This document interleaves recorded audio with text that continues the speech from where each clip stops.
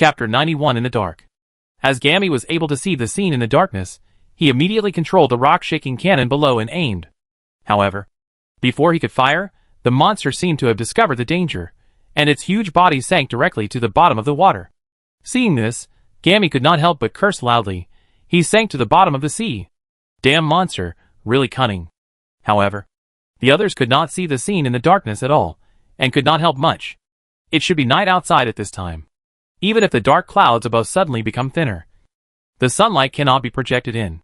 At this time, Alka suddenly reacted, and quickly disassembled the lanterns around him, took out the lighting stones inside, and then took out a few stored lighting stones from his ring.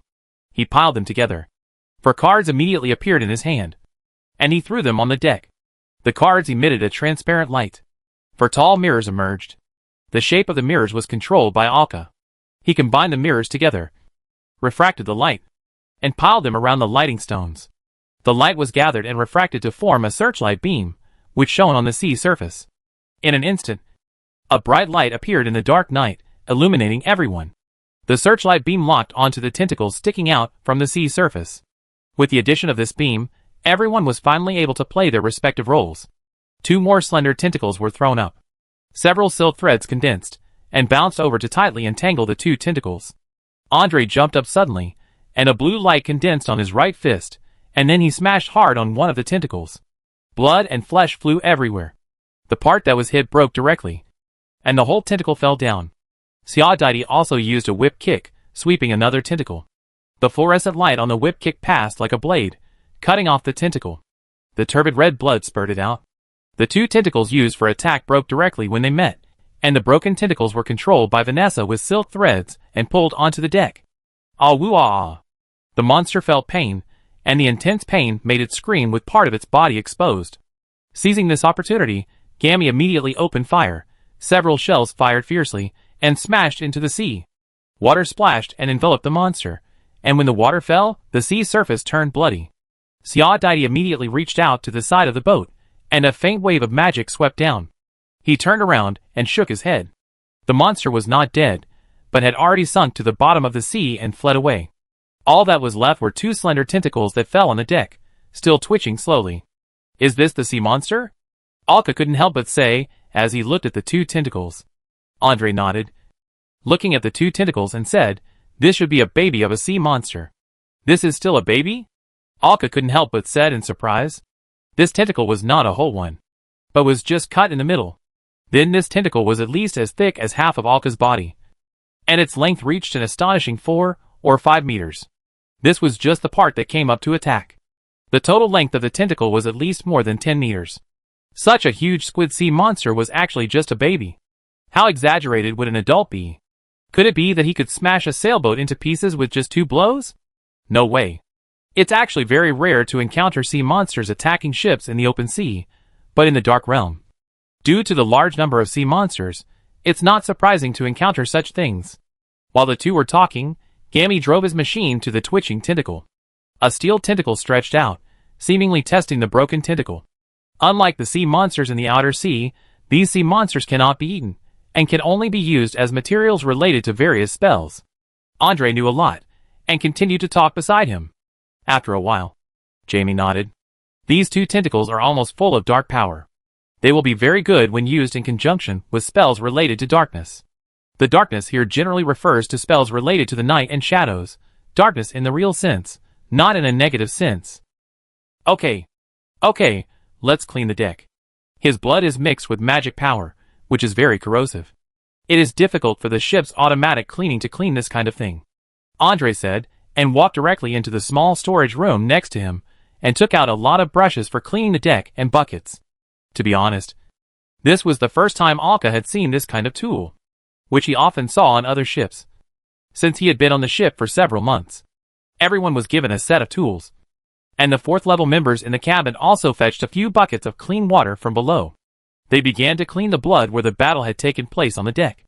At this time, Uncle Hamamart and other secondary members could only help on the side.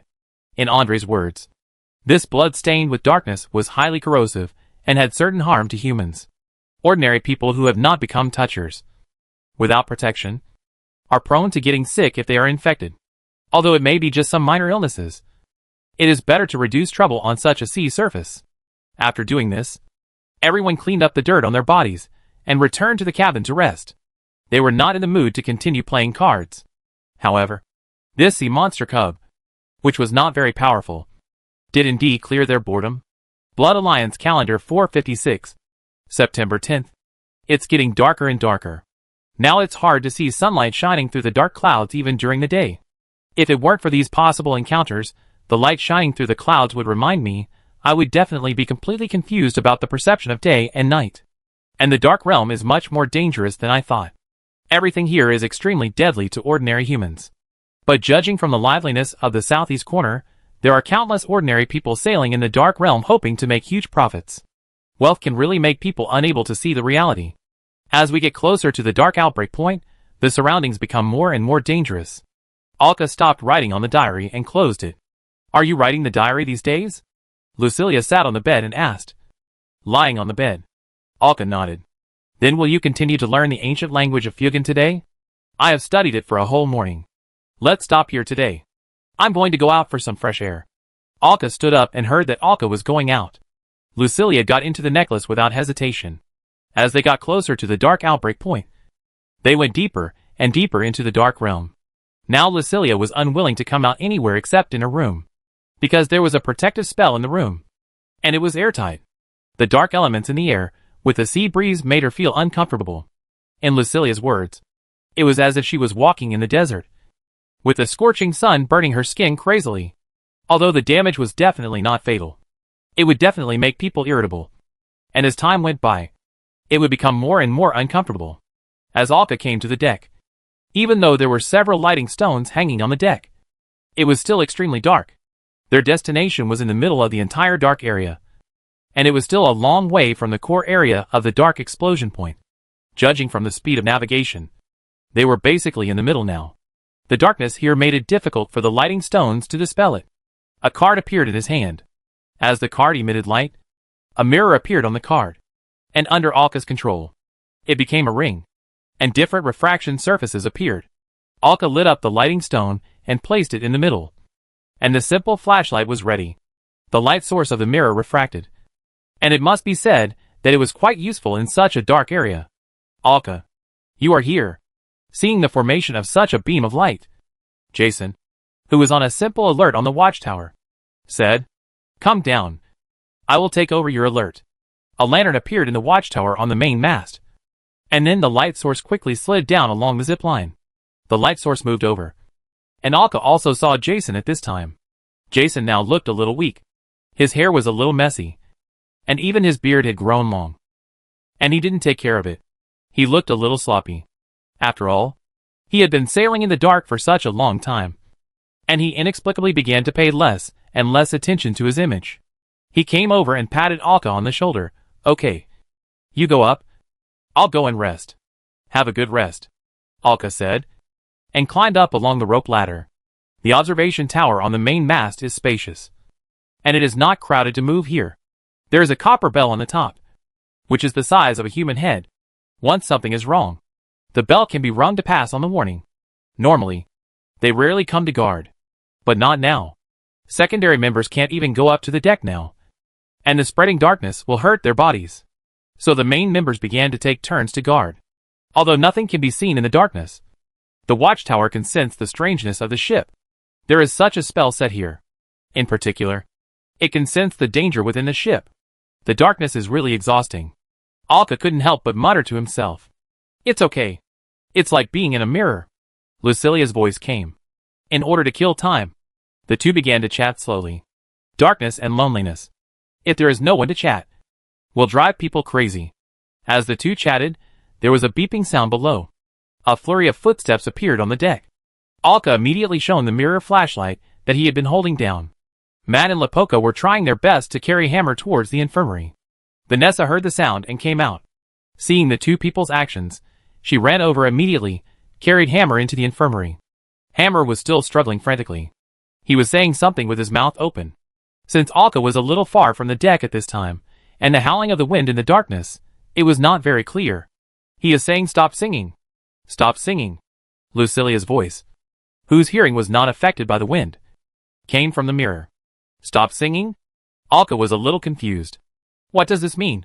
Didn't your captain say before that darkness would make people's minds abnormal? Maybe he is in this situation now. After hearing Lucilia's reminder, Alka remembered and nodded. Yes. It seems that they did say so. But isn't it safe on the ship? When we leave the island? This problem may arise. But on second thought, this warning is meant for those who touch it. Ordinary people with weaker constitutions, and no active magic to protect themselves may also be affected by this on the ship. But now Alka is on guard. So he can only calm his curiosity, and wait for someone to take over. Chapter 92, Soul Possession. Alka. Let me do it. You can go and rest. Alka sat on the watchtower. He didn't know how much time had passed. He was too lazy to look at his pocket watch. In the darkness, the perception of time was fast and slow, which was completely determined by what he was doing at the time. After hearing Xiaodai's voice, Alka stood up and looked down. Okay, I'll come down now. He slid down along the rope. After coming down, he couldn't help asking, what happened before? I saw Hamo being carried in from above. After saying that, he shook his head and looked at the door of the infirmary not far away. It was Hammer who was eroded by darkness, and his spirit was affected. He is much better now, and is resting. Hearing this, Alka, who wanted to go to the infirmary to take a look, stopped. It would be better not to disturb him. Thinking of this, Alka pushed open the door of the captain's room and walked in. The main members are here. Sankaka, Vanessa, and Janie are playing cards. And Andre and Jason are looking at something on the table. There is no more information for them to analyze. After all, they know only a limited amount. If they want to know more information, they can only continue to explore when they reach the destination. Seeing Alka coming in, Andre raised his head and rubbed his eyebrows, and said, it should be 2 days before we reach our destination. Remember to be prepared. Alka walked over, sat on the chair next to him, and nodded. He casually picked up a book from the bookshelf next to him, and flipped through it. There was no other sound in the captain's room except the sound of a few people playing cards. The people who were reading did not think their voices were noisy, but rather wanted to hear these noisy sounds. Sailing on the sea is boring. Sailing on the dark sea is not just boring. The darkness and silence can drive people crazy. Ding ding ding. At this time, the sound of bells rang from the deck outside. Hearing this sound, everyone immediately put down what they were doing and rushed out without hesitation. The moment Alka rushed out, he pulled out the locker on his thigh, and a card appeared in his other hand. He immediately took a fighting stance. Stop! The moment he came out, Andre keenly realized why the bell rang. Jamie, turn off the light. Hearing Andre's reminder, Jamie rushed out and did not notice anything unexpected, and he executed Andre's order without hesitation. The lighting stone on the ship went out instantly. In an instant, it merged into the darkness. But the darkness was not empty instead. It let everyone know what made Andre so alert. There was a faint light on the sea in the distance, moving slowly. It was a tattered ship. The whole ship was emitting a faint white light, and it was emitting mist during the voyage. The sails were full of holes, and even the rear stern pole was broken. You could see that there were pits and big holes on the wooden boards around the ship. This was an abandoned and shabby ship. This is a ghost ship. Wait quietly for it to leave. Don't alarm them. Hearing Andre's subtle voice, everyone held their breath and stared, trying not to make any sound. At this time, Xia Dai, who was on the watchtower, saw the behavior of the people below, and also shrank on the watchtower, revealing a head, and quietly observed. He quietly watched the ghost ship in the distance, heading to their right. Fortunately, the direction it was heading was not where they were, but it was passing by them. When it was closest to them, it was even less than 500 meters away. Sitting on the sea, it was no longer a safe distance. Not to mention that both sides were not ordinary ships. With their eyes, they could even see ghost-like objects walking around on the ship. Some monsters that looked like skeletons were clinging to the sails, pulling the locks like humans. What sound? Alka frowned, looking around, as if he was looking to see who was making the noise. However, the strange sound rang in his ears again. Who was singing? Alka heard the singing, softly singing in an unknown language, with a touch of moving and ethereal, and every sound was pleasing to the ear, as if it was going to penetrate into his soul. As the sound was transmitted, The singing became increasingly irritable, which made Alka frown. His spirit became exhausted. Darkness is gathering around you, Alka, wake up. Hearing Lucilia's voice, Alka shook his head hurriedly. The singing became weak in an instant. Alka instinctively opened his mouth to ask Lucilia a question, but immediately remembered that Andre and the others were around him, and closed his mouth immediately. The originally weak singing voice gradually became stronger. Close your eyes, and transfer the magic power to the mirror. Hearing Lucilia's voice, Alka slowly transferred the magic power into the mirror. Then he felt that Lucilia took this opportunity to fly out, and overlapped with his body in an instant. It was as if she had entered his body, and penetrated into his spirit. However, with the disappearance of Lucilia, Alka clearly felt the disappearance of the singing voice. The irritable murmur disappeared before Alka could react, and his slightly dazed mind returned to normal. Is this a boy's body? How strange. Lucilia's voice rang directly from his mind. Alka could feel that there was something extra in his body, as if it was in his flesh and blood, or in his soul.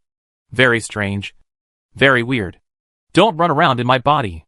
This sentence floated to the surface of his mind, and was immediately received by Lucilia. Hee. Sorry.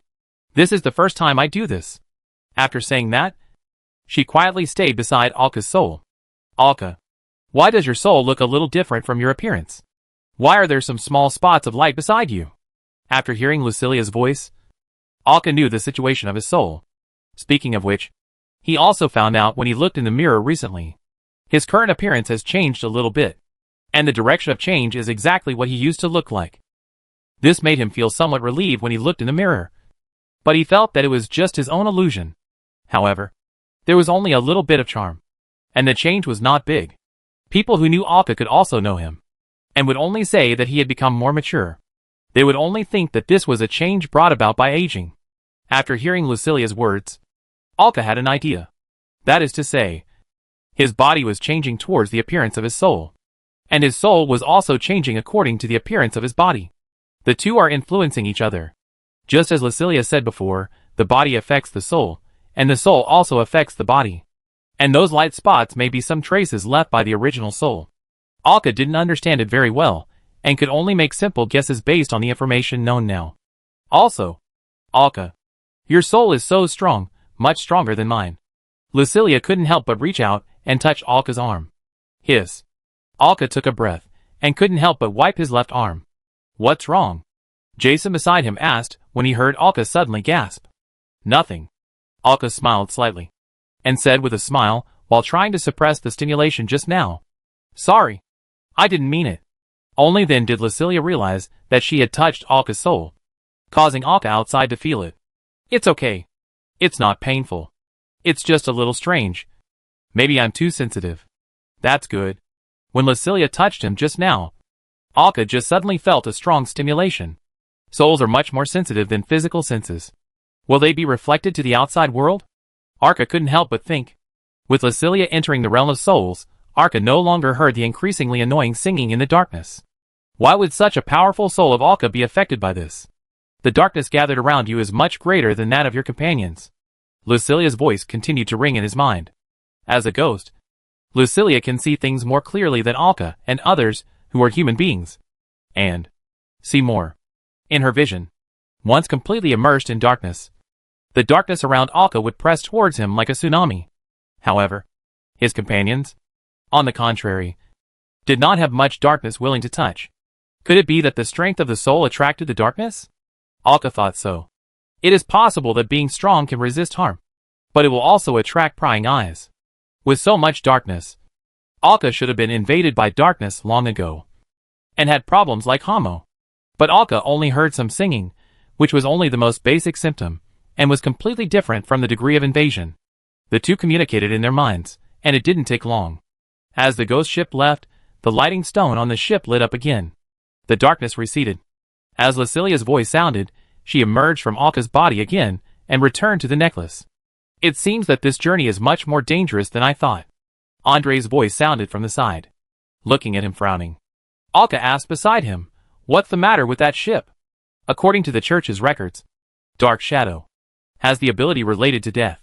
After its full outbreak, countless lives of the two countries died. All these dead souls have turned into spirits, floating in this sea area, becoming the most dangerous source in this sea area. But it is difficult to see them in the periphery. According to records, the death rate is the highest in the center of the outbreak and its surroundings, and there are almost no casualties as the further you go. This kind of ghost ship is a monster formed by the power and souls of the dead people who were washed away by the power in an instant under the outbreak. Hearing this, Gammy suddenly interrupted. Captain and his men cannot be called monsters. They are still human beings, but they are bound by power.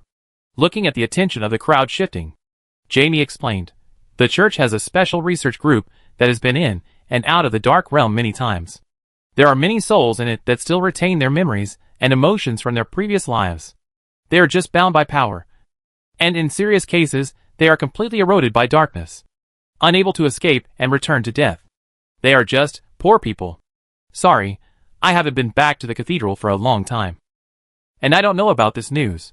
Everyone couldn't help but feel a little depressed. Looking in the direction where the ghost ship was going away. Don't be discouraged. There are many people in the church who are committed to finding ways to relieve the suffering of these souls. Jamie, who spent most of his time in the church, comforted them. As for the progress, it is unknown. After all, it is a scepter, level treasure that emits exaggerated power at the cost of special rituals and destruction. It is not so easy to relieve it. The ship shook again and sailed in the darkness. Chapter 93, Crawling Bones. The pitch-black area is not completely in darkness. The thick black clouds above occasionally break through one or two small holes, making the clouds slightly thinner. This thinness allows the sunlight from outside to shine in. However, as you go deeper and deeper into the center, such faint light becomes increasingly rare, and it takes a long time to see it once. Although these lights are weak, they are the only ones in the darkness. This is also the best time for the ship to identify the direction. Through this dim beam of light that may appear every once in a while, Arca, who was steering the ship, found a conspicuous sign. It was a giant statue standing next to the island. The height of the statue was at least 20 meters. In the dim light, one could vaguely see a warrior holding a sharp blade and slashing downward. Fight the statue, we are almost at our destination. Zadaiti, who was standing next to Arca and teaching him how to control the ship, also saw the statue and said. Then he directed Arca, turn left, and go forward for another half a day, and you should be able to reach the area circled on the map. Hearing this, Arca nodded and followed the instructions. Circling the rudder, the hole in the broken cloud disappeared, and it fell into darkness again. We're here. It should be within this range. As they were about to reach their destination, everyone came to the deck one after another. Nothing could be seen on the pitch-black sea. At this time, the clouds in the sky broke open again, allowing everyone to see a small island not far from them. Arca used a mirror to focus the beam of light and shone it towards the island. There is no suitable location. Go around and take a look.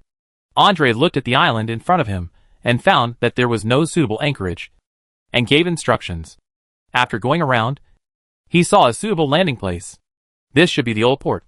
As he spoke, the ship slowly sailed in, and Andre turned his head to look at everyone. This island is the one with the map. The situation on it has been explored. It is not very dangerous. After saying that, Andre thought for a moment and said again, Arca, Jason, Gammy, the three of you form a team and explore this island first. The rest of you will follow me to the other two islands that have not been explored yet. Let Zadaiti record them first. No one had any objection to Andre's team. Andre also stuffed the map of the island into Arca's arms. The meaning was already very clear. This temporary team was headed by Arca. Arca stood by the boat and used a searchlight made of mirrors to simply check the situation on the island. The edge of the island was full of lush plants, which was quite different from the islands outside. However, some fluorescent plants could be seen in the darkness. The long-term darkness and the elements that permeated it had already changed the ecology of these plants. Maybe a lot of interesting magic materials could be found. In addition, some rubble that was obviously the result of the collapse of man-made buildings could be seen buried in it. Many of them have been buried by soil and plants. These things have long been integrated into the environment of the island. After a quick look, and confirming that there is no big problem, Arca turned around and nodded to the two people behind him. The three jumped off the boat directly. Well, Gammy glided down on the vehicle. Then Arca turned around and waved to the people on the boat. Andre nodded on the boat. Be careful. Don't let your guard down. Then the boat was under control, left the island, and immediately disappeared into the darkness. Only a few light spots could be seen going away. Jason and Jamie each took out a lighting stone to illuminate the environment around them. And Alka used a mirror to reflect the light to illuminate the way forward. Because it was dark all around, the three of them stayed close together, and always paid attention to different directions. They moved forward slowly together, alerting each other to the dangers around them. At this time, Jason's voice sounded, "Sometimes I wonder why there is no spell that can allow us to see the surroundings clearly in the dark." "Why not? Don't you read books?" Alka asked back. Jamie said directly, "There is such a spell, but neither the church nor anyone else has recorded the style of this spell. Maybe it has been lost or someone else knows it." Okay, Jason said helplessly, raising the searchlight in his hand and shaking it around to see if there is anything strange. As they moved forward, they had come to a place similar to an abandoned town. These buildings are almost all well preserved, with only some collapse and damage, but their original appearance can still be seen.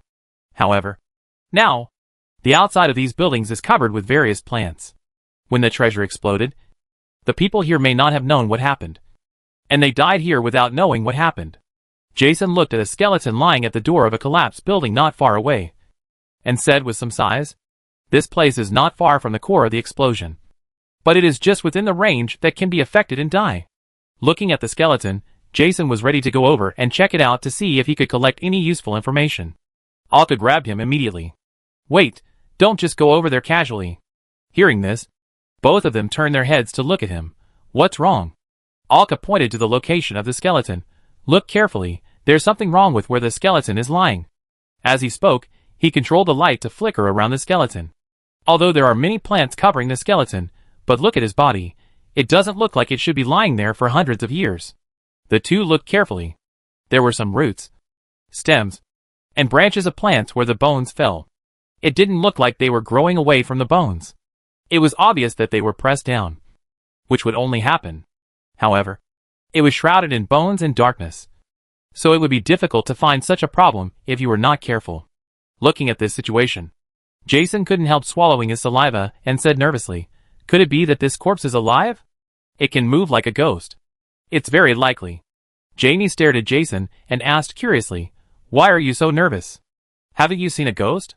Jason shook his head. He has only been in the treasure hunting group for 2 years, and he has been busy with the treasure house. Not to mention him, he was just an ordinary person not long ago. The dead are more like the images in stories and picture books to him. This may be the first time that a real living one appears in front of him. "Arka, aren't you nervous?" Jason couldn't help but turn around and asked. After all, he felt that Arka should be the same as him. Arka even officially stepped into the extraordinary world not long ago and began to know some secrets about this world. Arka shook his head. "It's okay. After all, he has some experience." After saying that, Arka reached out and pulled the locker out from his thigh. He took a look at it and made sure that the bullets inside were placed. Then he pulled out the pistol from his armpit, opened the magazine, and checked the bullets inside. The bullets in the pistol were obviously different from the ordinary bullets before. There were simple patterns engraved on the bullets, which meant that this bullet had a special effect. Jason also did the same thing. He also took out a pocket watch from his arms, opened the cover, moved the pointer on the dial with his hand, and then closed the cover. This pocket watch was the magic equipment he had obtained before. Alka had borrowed it to play with. To put it simply, it was something that could increase the user's acuity in a short period of time. But there was a prerequisite before using it. You had to spend magic power to move the pointer inside. After closing the cover, the pointer inside would rotate to provide gain after inputting magic power. Now Jason just closed the cover of the watch, and when he wanted to use it, he would infuse magic into it, and the pointer would start to move. Jamie was driving his own strange vehicle, standing on the spot, with 2 rifle-like rock barrels extending from the left and right. 4 tentacles popped out, providing long-range support for the two. The two slowly walked towards the corpse. The mirror used for lighting began to adjust its angle, spreading the light around, illuminating a large area. When the two approached the corpse within 10 meters, crack! With a sound, the corpse twitched. A faint green light appeared in the hollow skull. He slowly climbed up from the ground, and pulled out a rotten long knife from the place where he was pressed behind him. He opened his jaw, wanting to roar silently. His jaw fell directly to the ground, making a sound of kaba. The air became a little quiet for a while. Alka raised the locker in his hand, and as the magic power was infused into the gun from his hand, a large number of magic patterns emerged on the handle and the bronze decorations behind it. The trigger was pulled. Bang! With a dull sound, the marbles gathered and fired out. The gathered marbles were wrapped in a faint white flame. Like a fireball, they directly hit the skull of the skeleton in front of him, and the bones flew everywhere in an instant.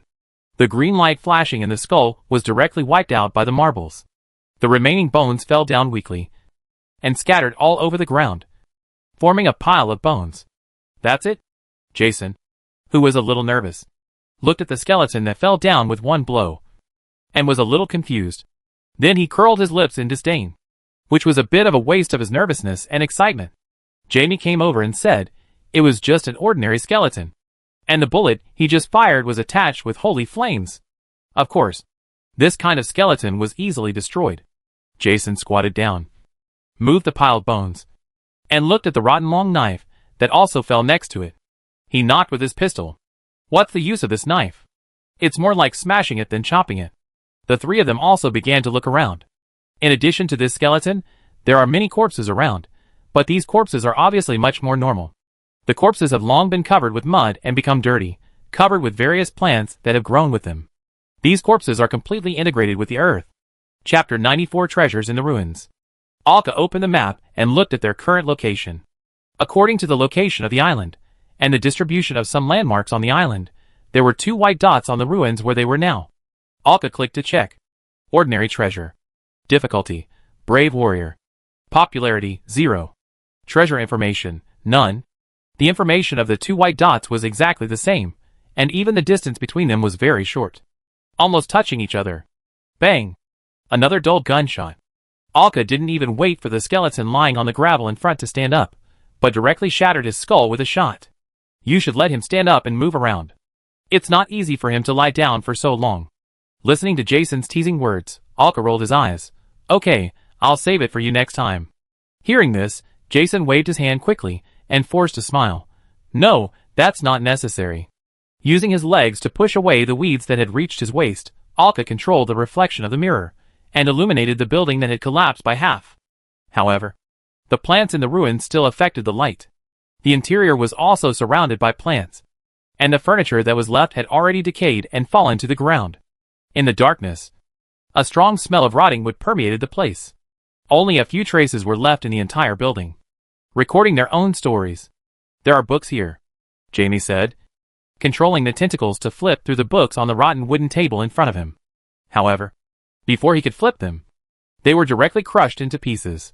Seeing this, he could only say helplessly, "It's completely rotten. Why are the drawers of the cabinets here open?" Jason asked in confusion. Hearing this, Alka turned around and looked, thought for a while, and said, "We are not the first group of people to go to the island. Since we even have a map, it means that someone must have been to this island before. In this case, it is normal for these cabinets and drawers to be searched." That's right.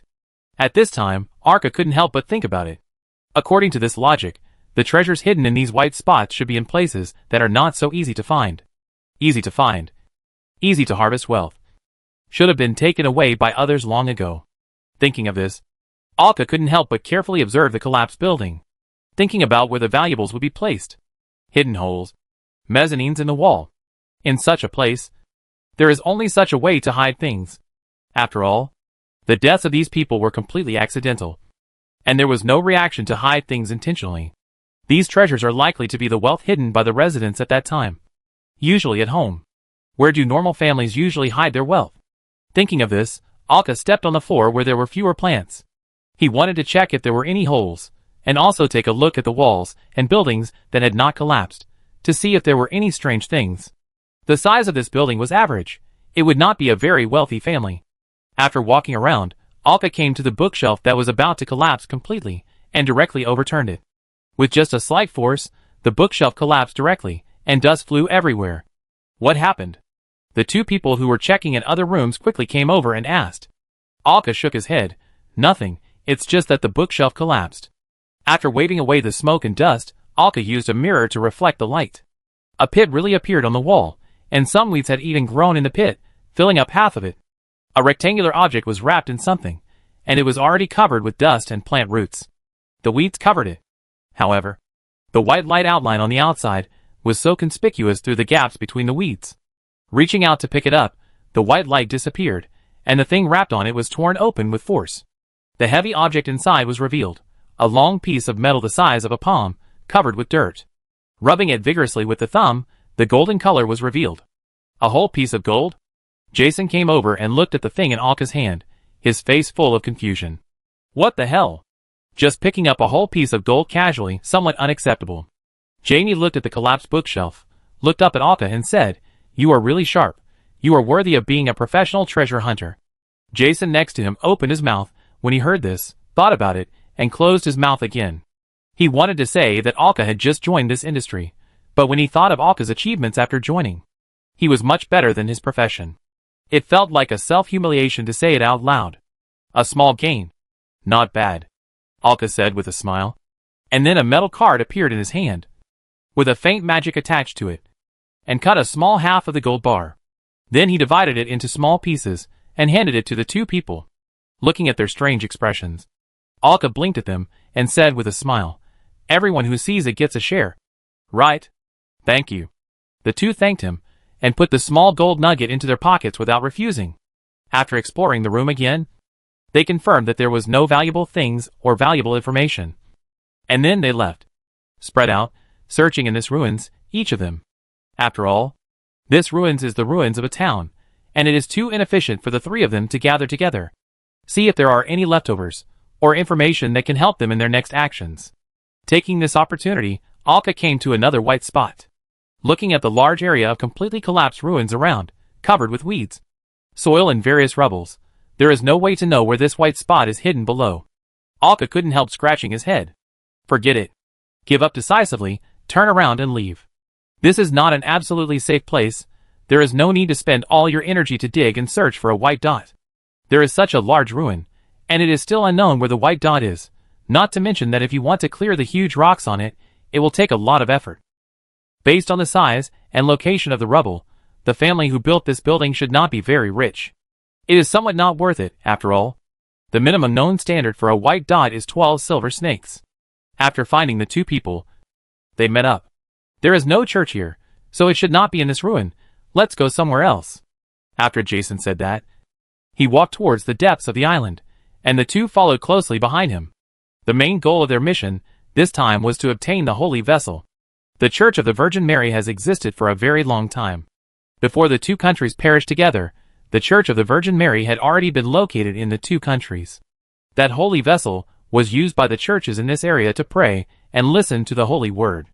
The aftermath of the mutual destruction was too sudden, causing all the church members around to die, and no one survived. In addition, the darkness, the death toll, and many news were buried.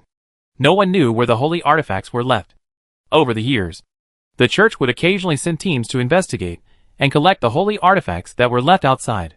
After the investigation, it has been determined that the last location of the holy artifacts is somewhere among these small islands. That's why they became the team to recover the holy artifact this time. During the journey, Alka passed a white spot again, but the white spot was located in a forest, with dense trees, and the ground covered with plants, so there was no way to know where the white spot was buried. So Alka had no intention of stopping to look for it, and just skipped it, along the stone road that had long been overgrown with weeds. He came to the outskirts of the town ruins deep in the island. This ruin is 1 or 2 times larger than the port town, and many buildings are still relatively intact. If compared with the port town, perhaps the surrounding trees and hillsides block the sea breeze. There is the first blue dot left here, and a white dot that is almost overlapping with the blue dot. With the help of the light, Alka kicked the pile of bones under his feet. The head of the corpse was smashed by something heavy. There is more than just this corpse. The few people walked forward for a while, and many corpses fell around, and the bones on their bodies were broken everywhere. Especially the skulls, none of them is intact. It should be the last wave of people who came. It's really violent. Jason couldn't help but say, as he looked at the situation around him. In the huge ruins of the town, not a single corpse stood up. It seems that the last wave of people cleaned it up very cleanly. This also shows that there are almost no valuable items in this town, and it is very likely that they have been collected. Alka looked into the distance with a concentrated beam of light, and nudged Jason next to him with his elbow. Look there, is that a church? He was not very familiar with the architectural style of the Church of Our Lady. Jason immediately turned his head and looked into the distance through the beam of light. Yes, that's the church. After saying that, the three of them walked over quickly and arrived at the door of the church in a moment. This church should be very solidly built. Except for some broken stones on the wall, the overall structure has no damage. A few people walked in. The wooden benches on both sides have been damaged, but the statue of the Virgin Mary in the front was very well preserved and was wrapped by various vines, revealing another strange sense of holiness. After walking around the church, Jason said, the last wave of people who came here must not be from the church. If they were from the church, wouldn't this island be ruled out? Alka couldn't help but complain after hearing this. Hearing this, Jason slapped his forehead. Yes.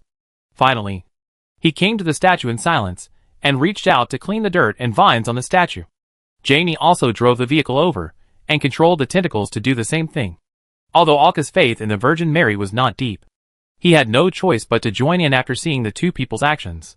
After cleaning up, Jamie said, since the last wave of people who came were not from the church, they should not have gone to the silent room. Then he came to the back of the statue, where there was a donation box that had been smashed open and emptied. He stretched out his tentacles, fumbled around the back and bottom of the donation box, and then pressed something. Click!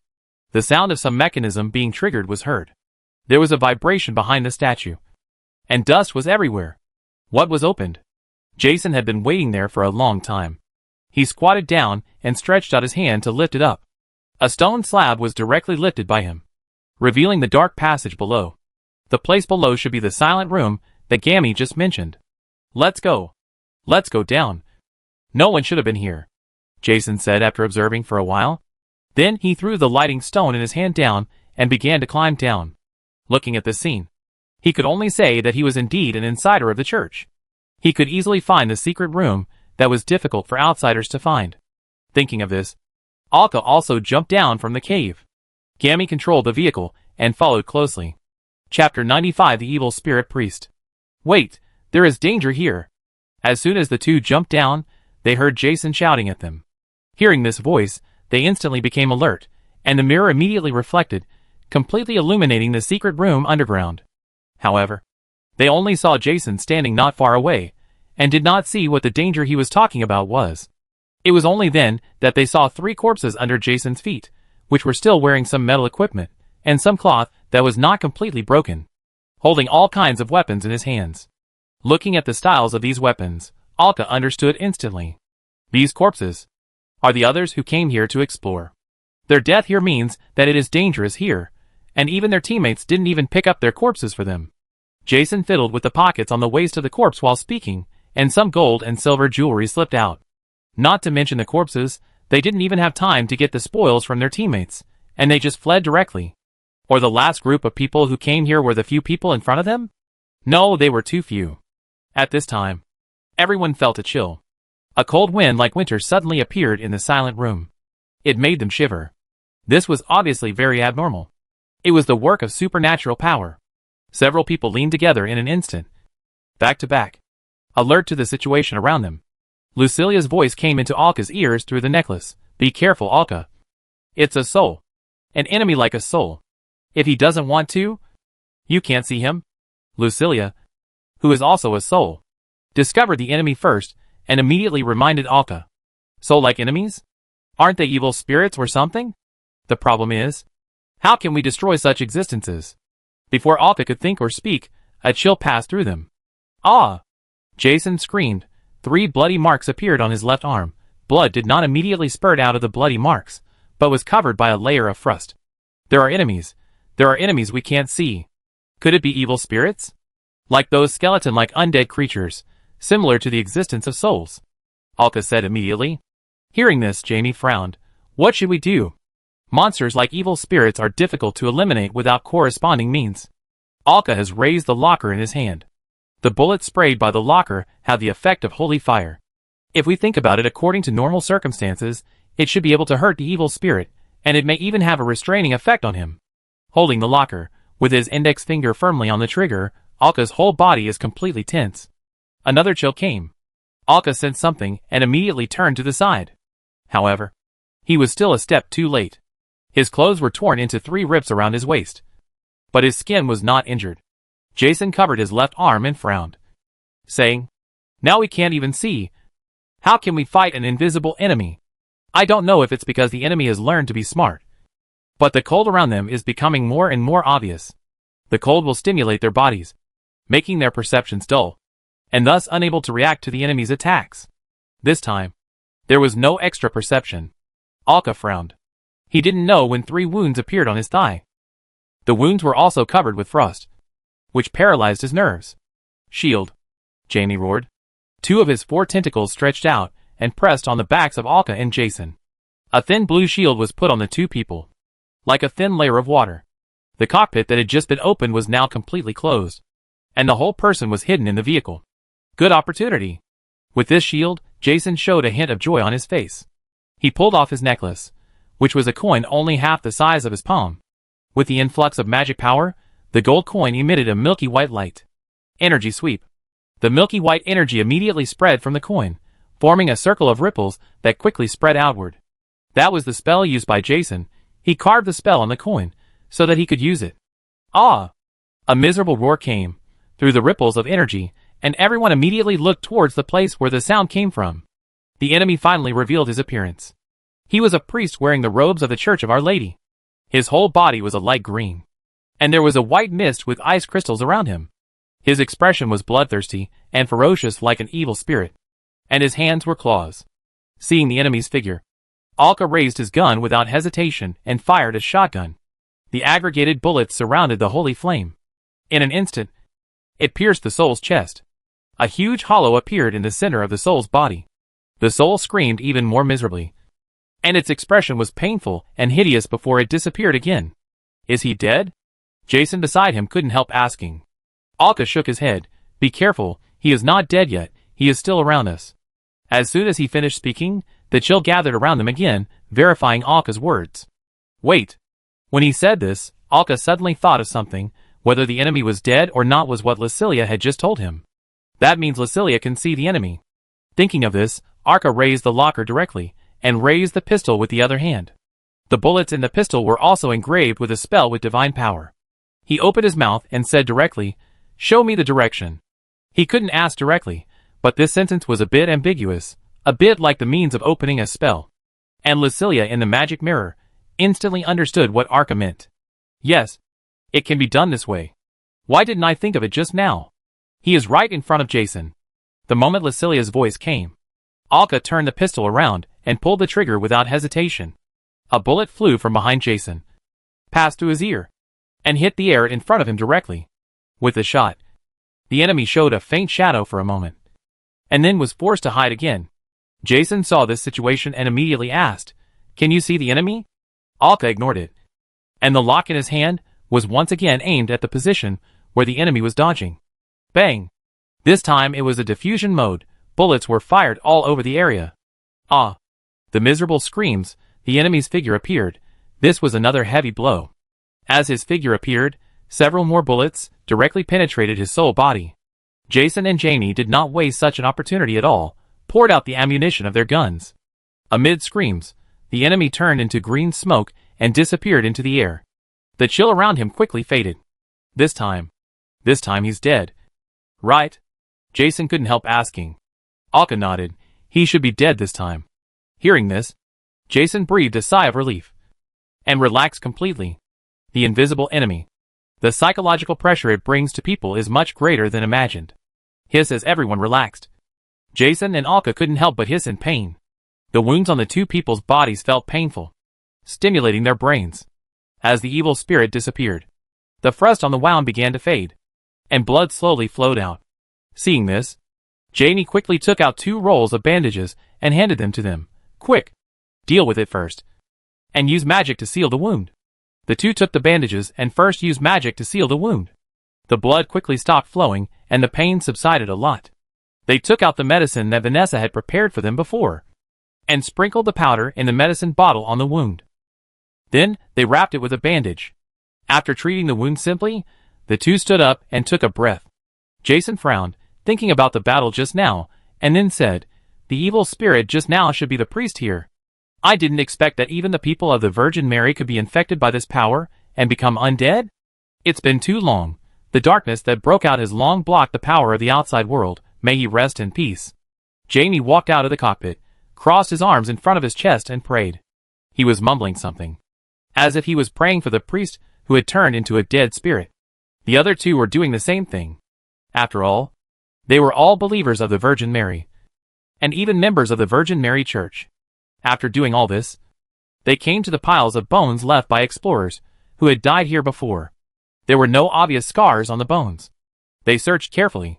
"These people have gained a lot," Alka said, looking at the pile of things in front of him. There were only 3 people, but they found various treasures weighing at least 10 kilograms. Jewelry, necklaces, ornaments that were broken from somewhere, and there were traces of breakage on them. This thing could be worth 2 or 3 gold sales if sold, but it seemed a bit disproportionate compared to the ghosts they were facing. Hearing this, Jason smiled with a hint of sarcasm and said, "If the harvest was not big, how could there be so many people who are not afraid of death and want to come in to harvest the wealth? Think about it. That is the wealth left behind by 2 countries. The darkness broke out so suddenly. People near the core area died suddenly without any resistance. People on the periphery could only try their best to escape as quickly as possible. Countless wealth was left in the sea shrouded in darkness." However, Alka did not care about these things. What he cared about was that there was no outline of the most important harvest on the pile of bones. When he saw the bones, he thought that someone who had touched them before might have left behind magical items. In the end, only a ring that looked very valuable had the outline of white light, which showed that it was what the white dot represented. What about the blue dot? Where would the blue dot be? That priest, oh, and the body of that priest has not been found. His soul has become an evil spirit here, so is it possible that his body is actually here? Is this priest a toucher? Alka turned around and asked the 2. Jason shook his head. "I don't know, who can know? It should be." Jamie thought for a while and said, "This island is not small. Looking at the ruins, there are many people living there. In churches and areas like this, the priests in charge are generally retired touchers." Hearing this, Alka nodded, and couldn't help but think of the Pakchi priest on the Golden Wheat Island. What about the body of this priest? It can become an evil spirit, which means his body should be somewhere. It's better to bury him. After hearing what Alka said, both of them nodded. "This is the silent room, so he is very likely here," Jamie said, stretching out a few tentacles to touch a stone wall next to him.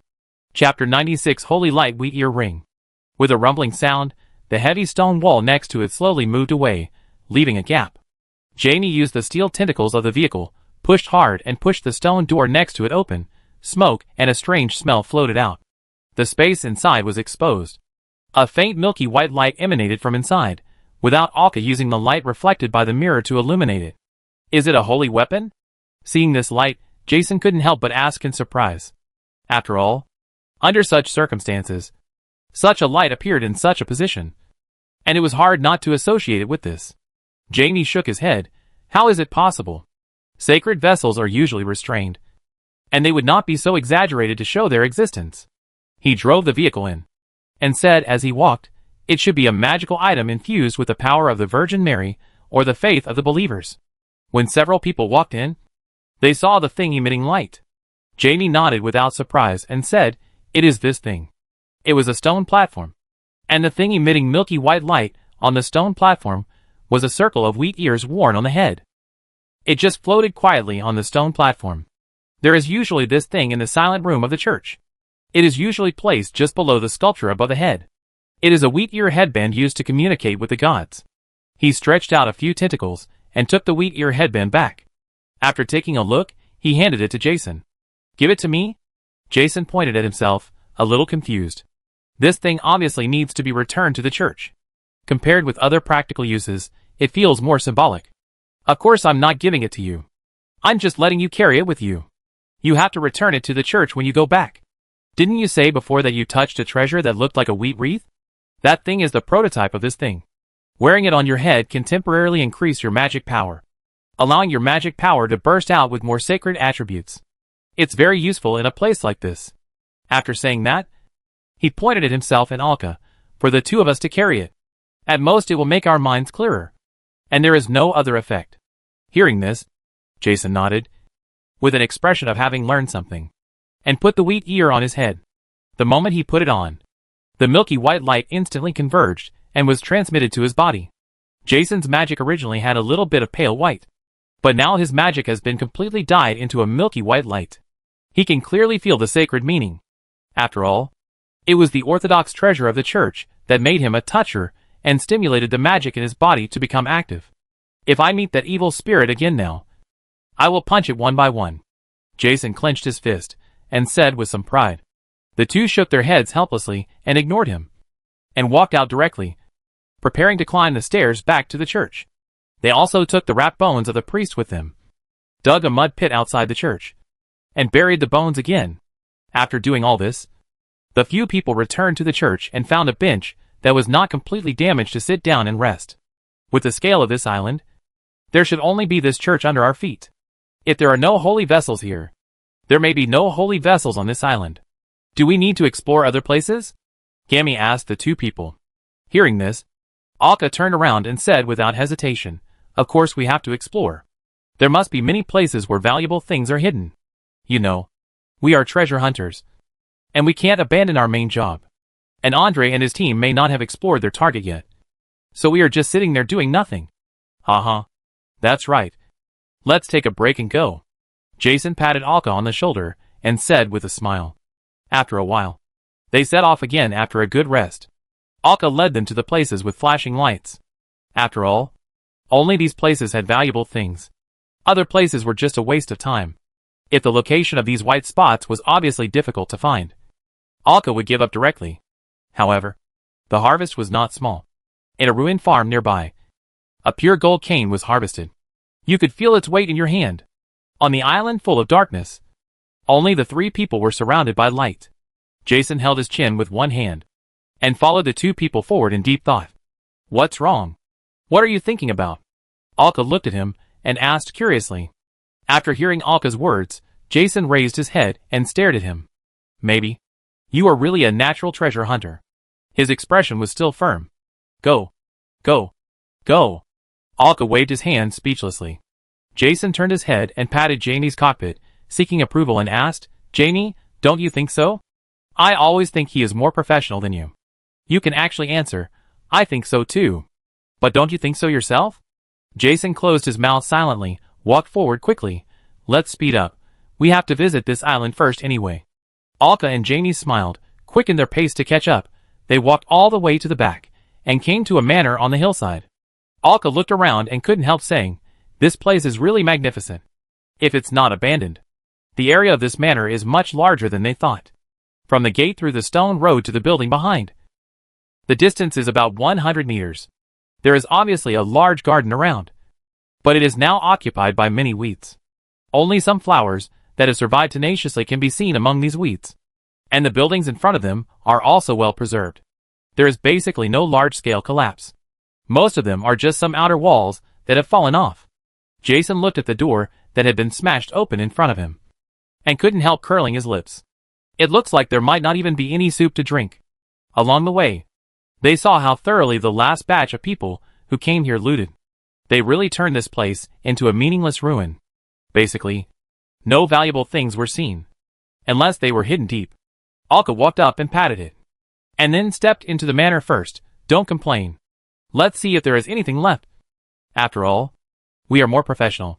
Aren't we? Not necessarily. Maybe it's because the last batch got too much, and they were afraid that they couldn't fit it all in. So they were too lazy to look for those hidden things. Jamie couldn't help but refute. The two walked in silently, ignoring what Jamie said. After walking in, Alka adjusted the refraction direction of the mirror, illuminating the interior of the entire building. Looking around, sure enough, it can be seen that the places where valuable things may have been placed before are already empty. The drawers of various cabinets were opened very roughly, and some rags were scattered everywhere. Alka also saw some broken chairs, and the empty space on the back of the chair, which should have been inlaid with something valuable. This is cleaner than a mouse lick. I don't know if they are professional treasure hunters, but the previous group of people must have strong looting skills. Jason looked at the dining table, where only some broken plates and even the tableware were gone, and couldn't help complaining. For such a wealthy person, the tableware is usually made of gold or silver. But Alka didn't care about these. The reason he came here was mainly because the remaining blue dot was located in this manner. According to the distance, it was in the building under their feet. Let's look around. Maybe there are some valuable things. After that, several people separated and searched all over the manor. They talked loudly from time to make sure they were safe. Fortunately, although this building occupies a large area, it is leaky inside and is extremely spacious, so it will not affect their communication. Alka walked and looked around, stamping his feet from time to time and knocking on the wall. For this era, the basement and the secret passages on the wall are the simplest and most direct places to hide things. This is common to both the rich and the poor. Arka, there is something under your feet that is emitting vibrations, and it has swept me. Arka stopped immediately after hearing Lucilia's voice suddenly coming into his ears. Emitting vibrations? What kind of vibrations? I don't know, but it's so obvious that I can feel it even in the magic mirror. Hearing this, Arka looked at his feet. That means there must be an underground space below, which can directly sweep Lucilia, and let her sense it so clearly, which means it's not too deep. Unless the vibrations emitted by the item are too strong. Then the question arises, where is the switch to turn on, or where is the passage leading to the bottom?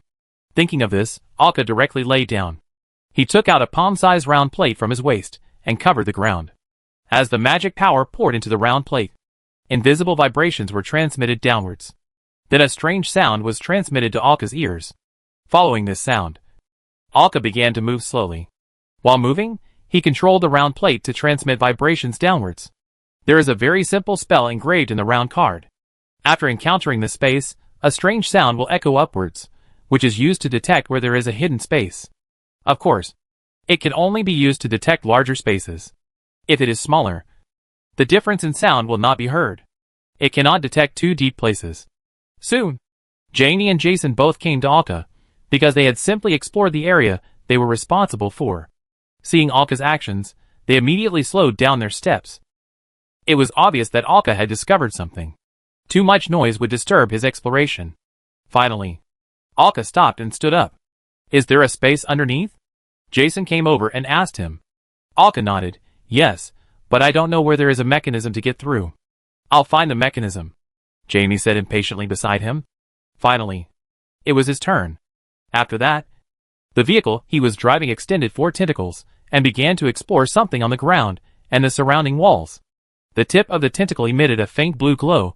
Obviously some strange spell was used. Then the tip of the tentacle was divided into 4 petals and attached to the wall, twisted a little. With a click. Not far away, the floor of 2 or 3 meters shook a little, and some dust bounced up. A stone slab slowly moved to the side, but it got stuck halfway. The mechanism is broken, but it doesn't matter, we have found the entrance.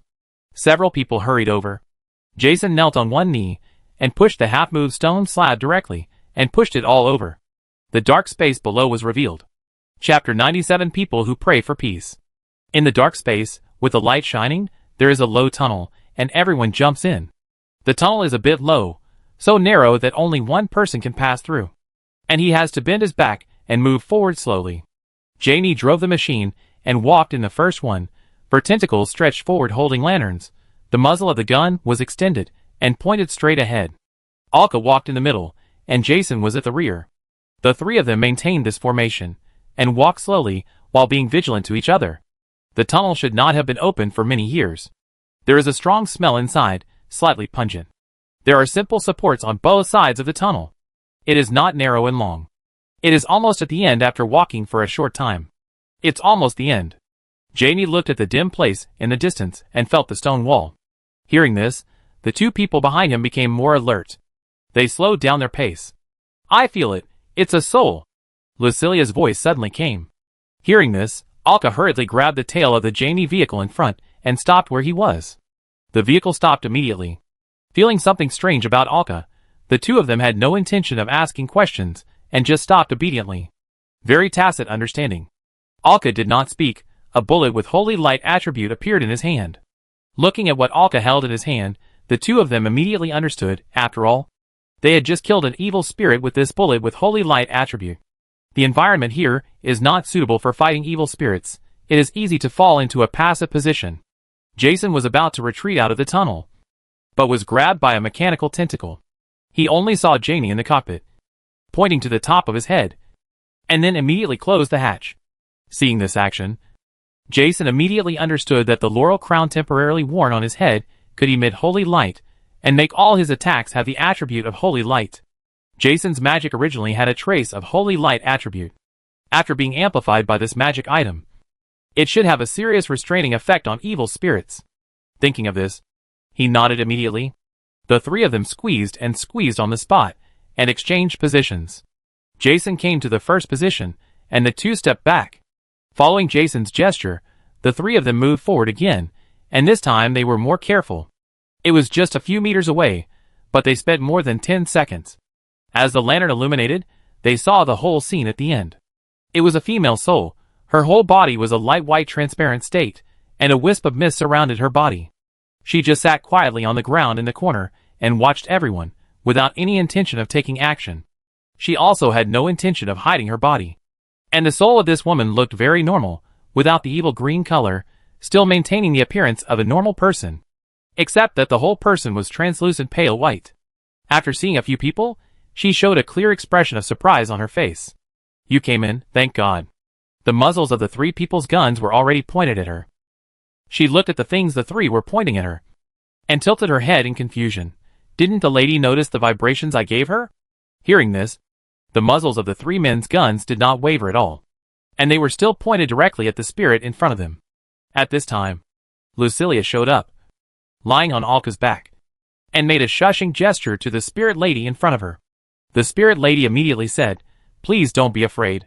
I am not one of those evil spirits outside. I am just a soul trapped here. I won't hurt you. I just hope to get your help." Seeing that they didn't want to talk, she continued, "I pray for eternal peace, not this kind of imprisonment." Hearing this, Alka asked first, "Who are you? Why are you here?" The three of them were still alert. The muzzles of the guns did not move at all, and their fingers were on the triggers ready to pull the trigger as soon as there was a problem. "My name is Jasmine. I was the former owner of this manor, and I was a toucher in my lifetime."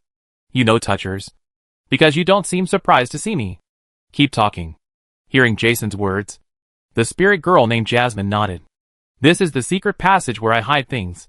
When I was putting things here that day, I was suddenly attacked by a powerful energy, and the life of my body was sucked dry.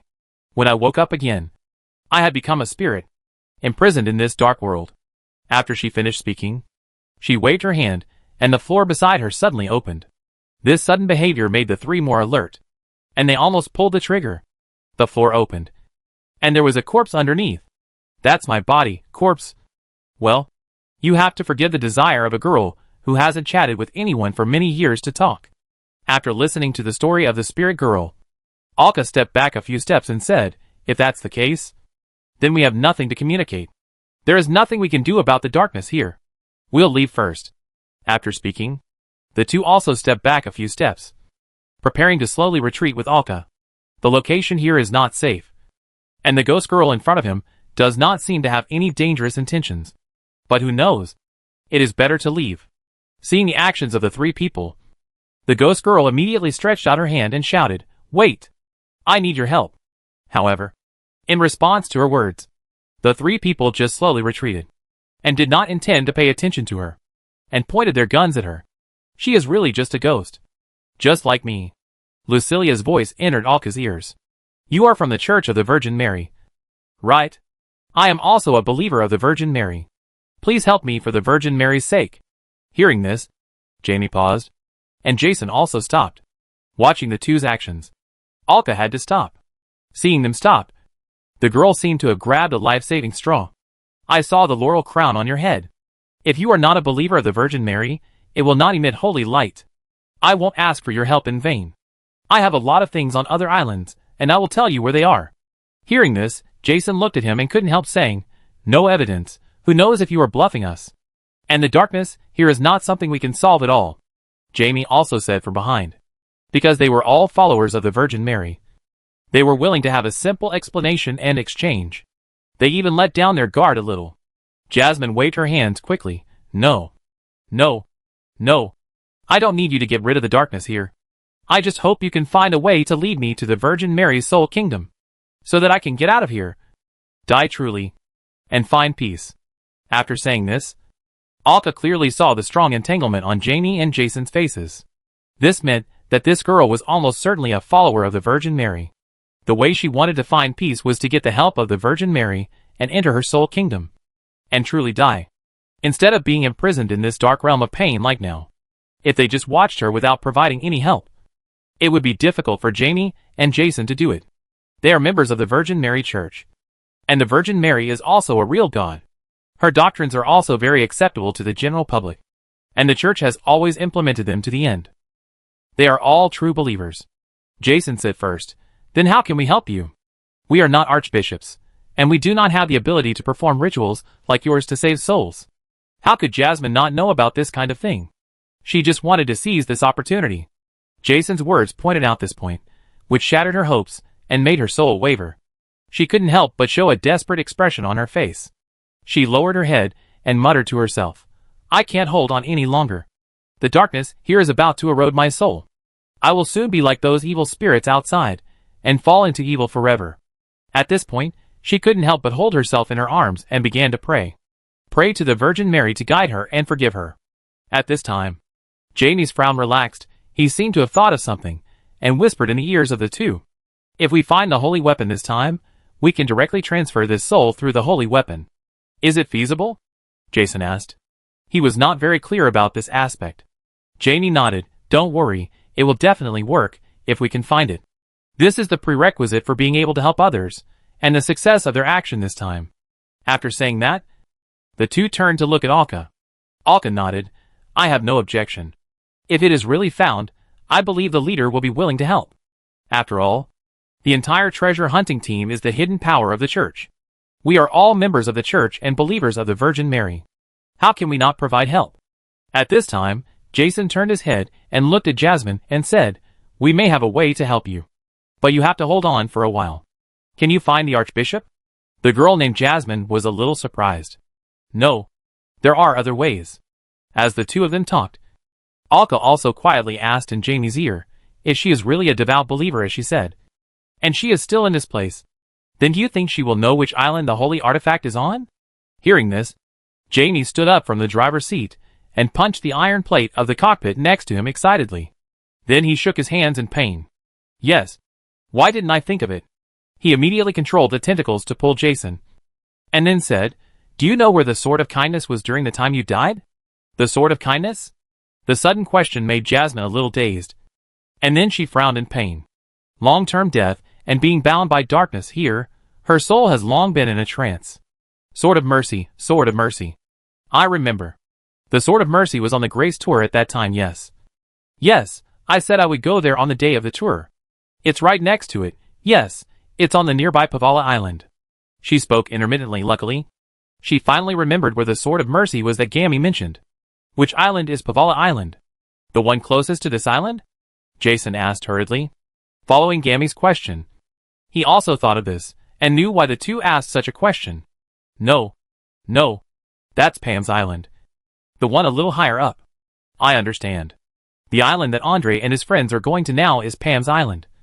And the last island they plan to go to, Pavala Island, is where the Sword of Mercy is actually stored. Now, they are basically sure that this girl is indeed a believer of the Virgin Mary. Don't worry. If it is really as you said, we find the Sword of Mercy, and we will use it to save the Virgin Mary's soul and let you enter the Virgin Mary's kingdom of God. And if you arrive early, you can be regarded as providing help to the Church. Maybe the Virgin Mary will give you more favors." Alka added beside him. Hearing this, Jasmine became even more excited, and her soul stabilized slightly. He said this because of some knowledge Lucilia taught him. Positive emotions can stabilize the soul, so that they will not slide into darkness in such an environment. After all, the female soul in front of her looked as if she was about to give up. Jasmine nodded vigorously to everyone's words. Then she suddenly thought of something and floated up. Under her was a box placed on the ground, and the whole box was embedded in the floor.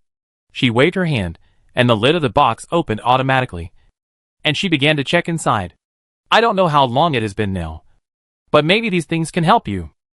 Chapter 98 Dark Invasion. as Jasmine said. A large pile of thick paper-like things floated up from the box, and there was a lot of dust on them. Floated in front of them. Alka realized that these were not papers, but pieces of leather similar to some animals. These leathers were made into something like paper canvas, with maps clearly drawn on them. These maps were stored in the box, and should have been preserved very well, except that they were a little old. The patterns on them were still clearly visible. Jasmine only said, "I used to be the president of the Chuck Chamber of Commerce of the Alliance. This is the sea map within the Alliance. And there are various safe routes.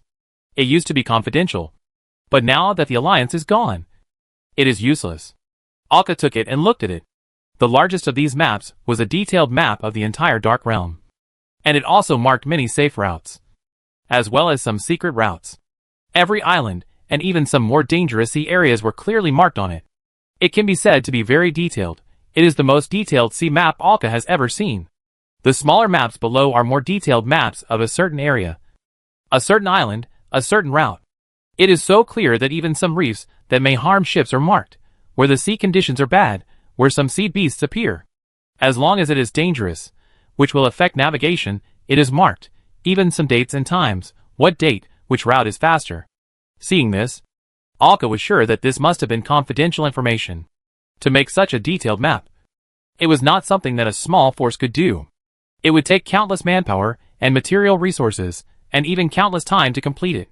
If this map was drawn of the Blood Gold Alliance, the pirates who mastered this map could even move freely in it. They could plunder everywhere, and it would be difficult to annihilate them. Alka blinked, and blue and white spots flashed. There was even a golden glow. Jasmine also looked at her box, then turned around and said, "If you really succeed, there are some magic items I used in the past, which are all given to you." Hearing this, Alka and Jason instantly became alert. "No problem. Wait for good news." After saying that, Jason nodded to Jasmine in front of him gentlemanly. "Then, we'll take our leave first." After saying that, the three of them retreated, still facing the spirit in front of them. Jasmine also smiled brightly, waved at them, and disappeared into the darkness. "Go slowly, Alka. She has something to tell me." Lucilia's voice came. And then she immediately turned into a cloud of smoke and flew into the darkness.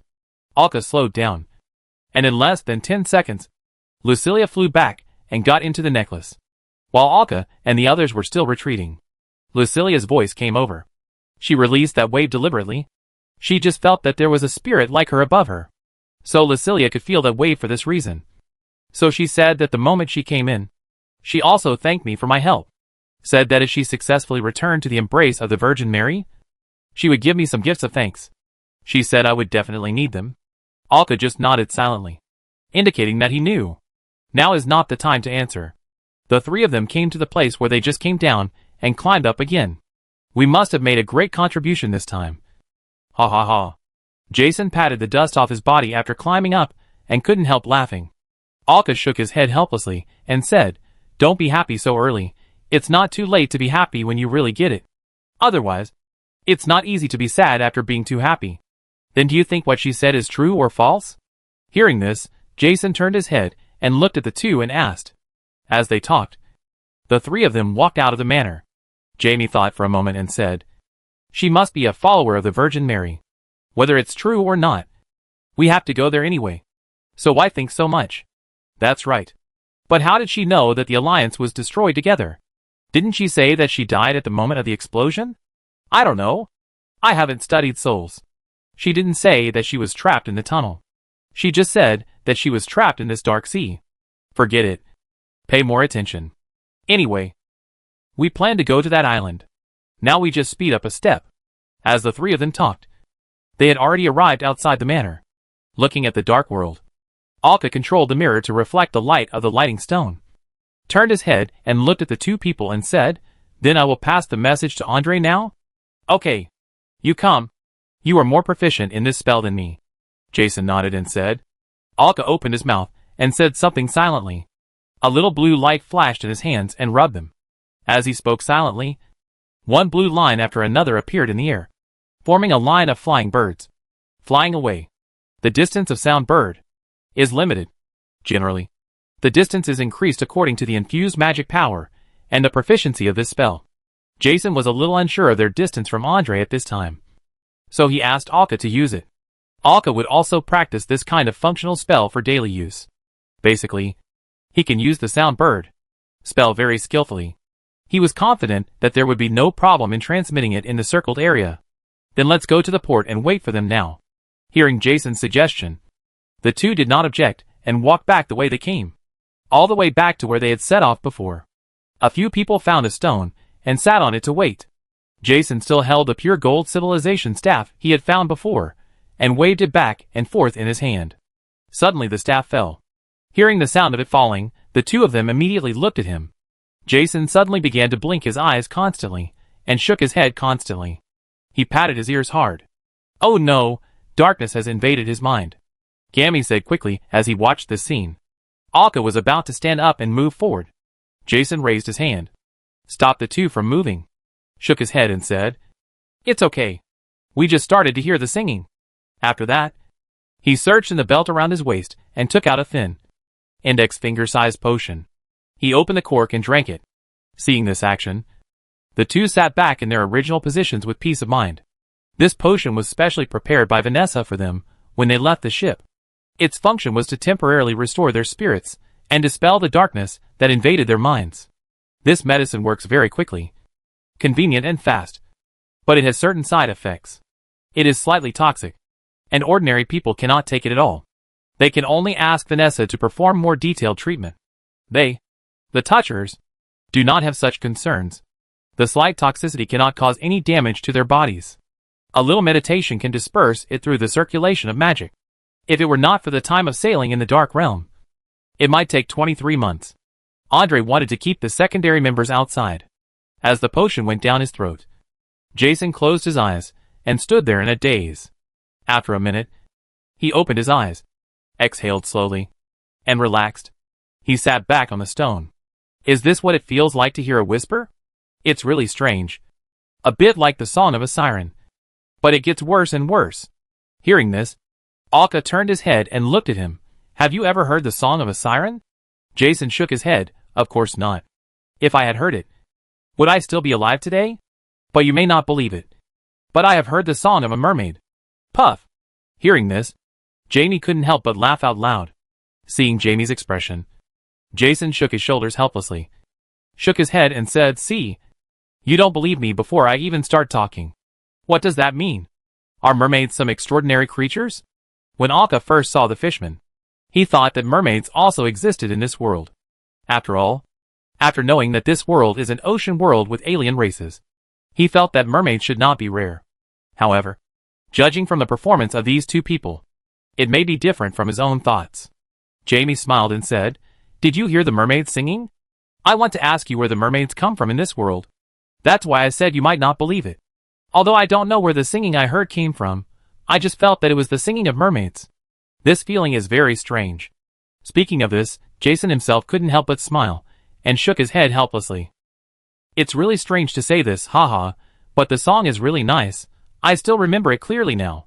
Then he waved his hand to change the subject. Turning his head to look at Gammy, "What position did you hold in the church before?" "Preparatory saint." "Preparatory saint? That's not bad. I also wanted to become a saint before I got on the ship." Saint Alka knew. Since he knew that the Stone Mother was the Virgin Mary, he deliberately learned about the situation of the Virgin Mary Church. Saints are probably some technical personnel in the church, whose status is roughly the same as that of regional bishops. The so-called technicians are people with their own specialties. For example, they are very strong in force. Even the armed personnel of the church, the Knights of the Temple, can be called saints. Andre is a saint. I heard that Sia Dedi was a saint in the past. Jason suddenly thought of something and said, "Sia Dedi is a saint in the future?" Alka was a little confused. This was the first time he knew about this. He had never heard Sia Dedi mention it. Jamie nodded, yes. She was, otherwise she would not have become a Toucher so early. The status of the saint in the church is comparable to that of the Archbishop, and has a special transcendent status. Isn't she now? Alka asked curiously. Jamie shook her head, no. That's why I came to Captain Andre's ship. Jason also asked curiously, why? Is there any reason for this? I heard that she took advantage of the Archbishop's unpreparedness and knocked out his teeth. The two were silent. Jamie continued with a lingering fear on his face. She came back angrily at that time. and wanted to vent her anger on us. And she said something like she didn't want to be a saint. She wanted to go to sea and so on. Later she really left. Don't mention how happy we were at that time. Was Xia Daidi so violent at that time? To be honest, Alka couldn't imagine what Xia Daidi looked like at that time. The contrast was a bit too exaggerated. In her impression, Xia Daidi was always cheerful, gentle, and very considerate. She was very caring for others. The only thing related to the word violent was her way of fighting. The ship is coming. Chapter 99 returned to the ship. After hearing Jason's words, the two turned their heads instantly, looking at the dark world in the distance. White dots of light were seen on the sea's surface following the sea breeze. Looking at the location of the dots of light and their distribution, it should be the sea fist. The three stood up, patted their buttocks, and moved towards the coast. After a while, with Alka controlling the reflection of the mirror, the searchlight condensed, illuminated the ship on the sea. It was the sea fist. The ship came slowly, and soon stopped in front of them. A few people jumped hard and jumped onto the deck.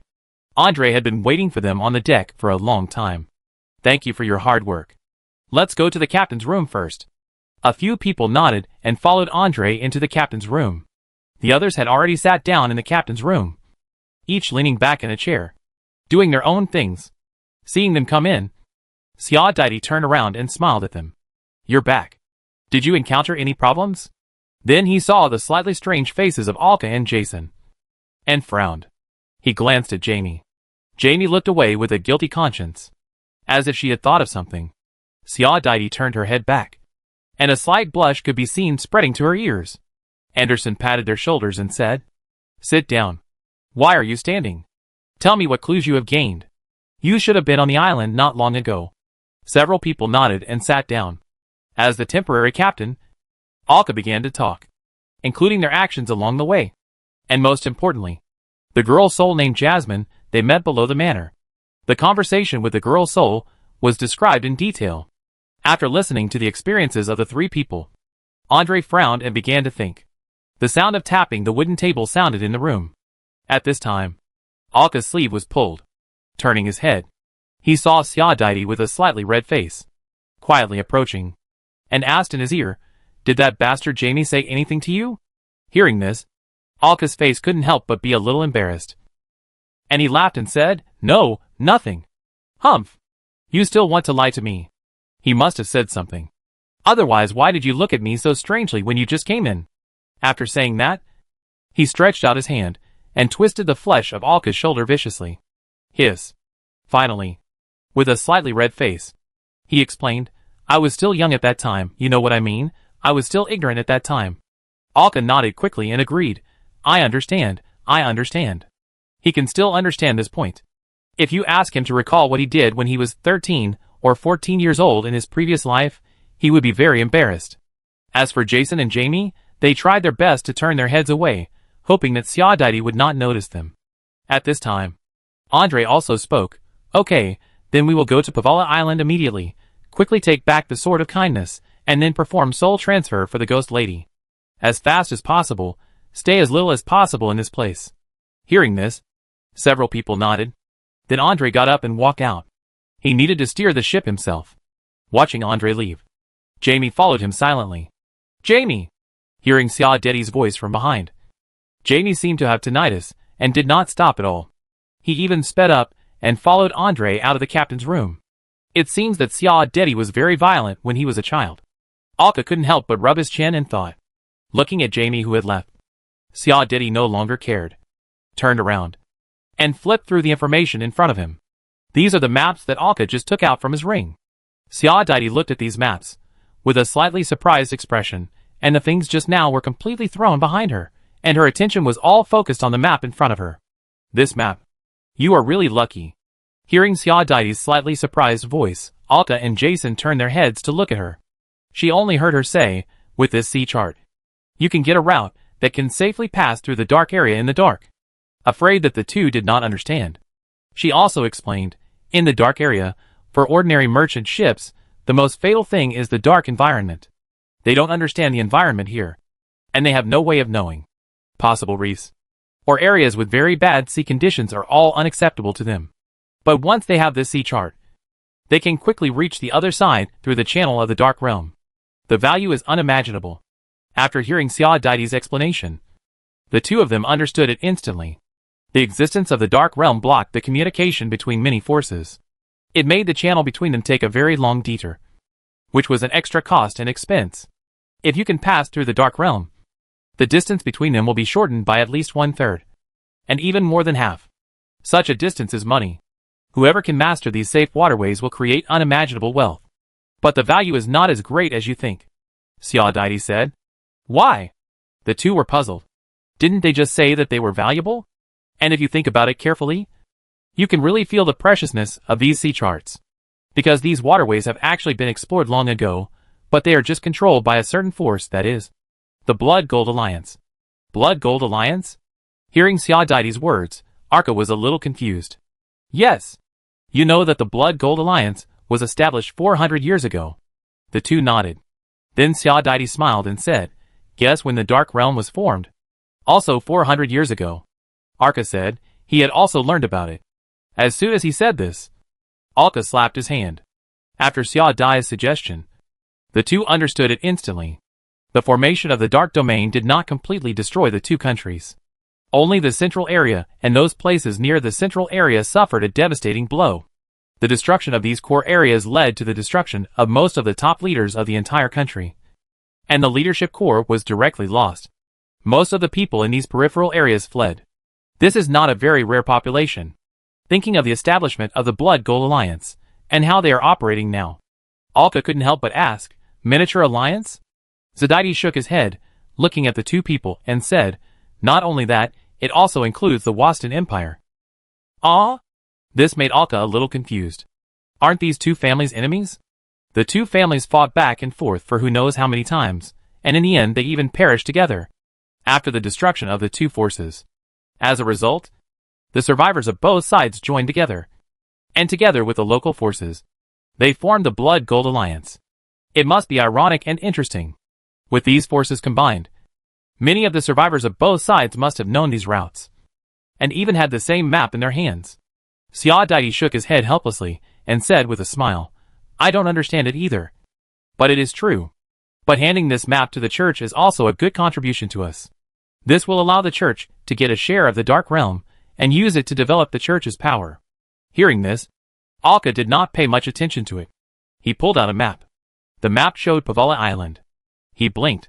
Dense dots of light appeared. There were at least 20 white dots, and 5 blue dots. No need to think too much.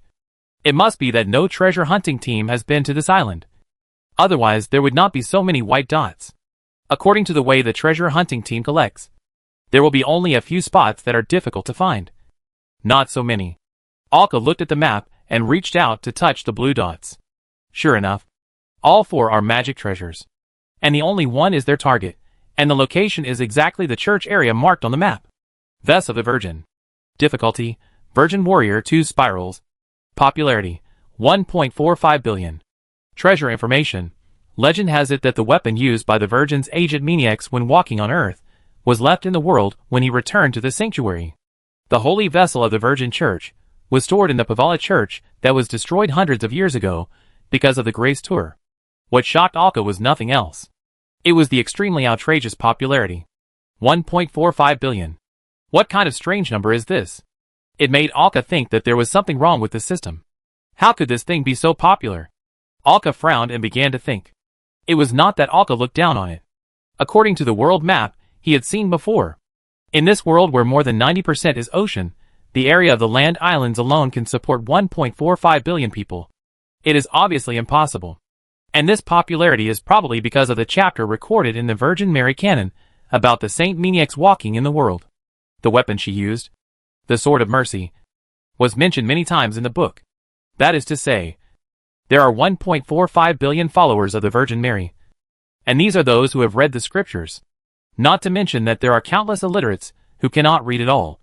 But this does not prevent them from believing in the Virgin Mary. There will be more true believers. Here comes the question. Where do so many believers come from?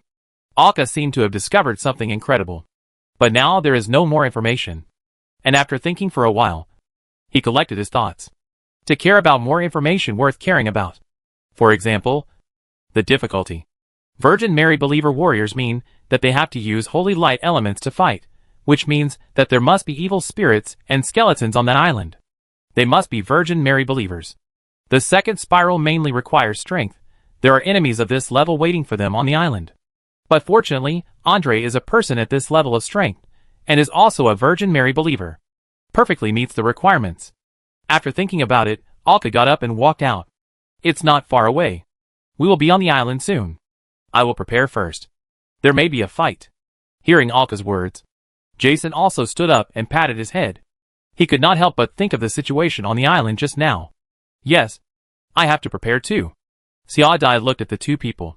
When they just arrived at the target island, they had just explored around the island and received Alka's letter.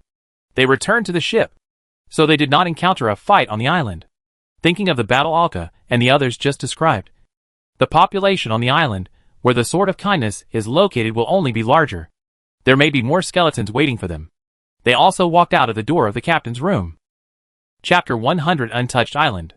Maniacs. The merciful agent, a devout believer of the Virgin Mary, holds a sharp blade in hand to protect the sacred faith of the Virgin Mary in the world.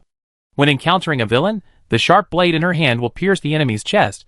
The holy light will burn the villain's heart, purify the enemy with the holy light of the Virgin Mary. She will use the sharp blade in her hand, send the enemy's sinful soul to the Virgin Mary's confession church. Sinful soul. There, the sin will be cleansed, until it returns to holiness. When helpless people meet, she thrusts the blade in her hand into the palm of the helpless person. The sick will be healthy. The suffering will be happy. The hungry will be full. Mothers and children will be blessed. Turning over the Holy Virgin Mary's scriptures in front of her, Alka is reading the chapter about the mercy of the mercy agent maniacs. The religious connotation is too strong.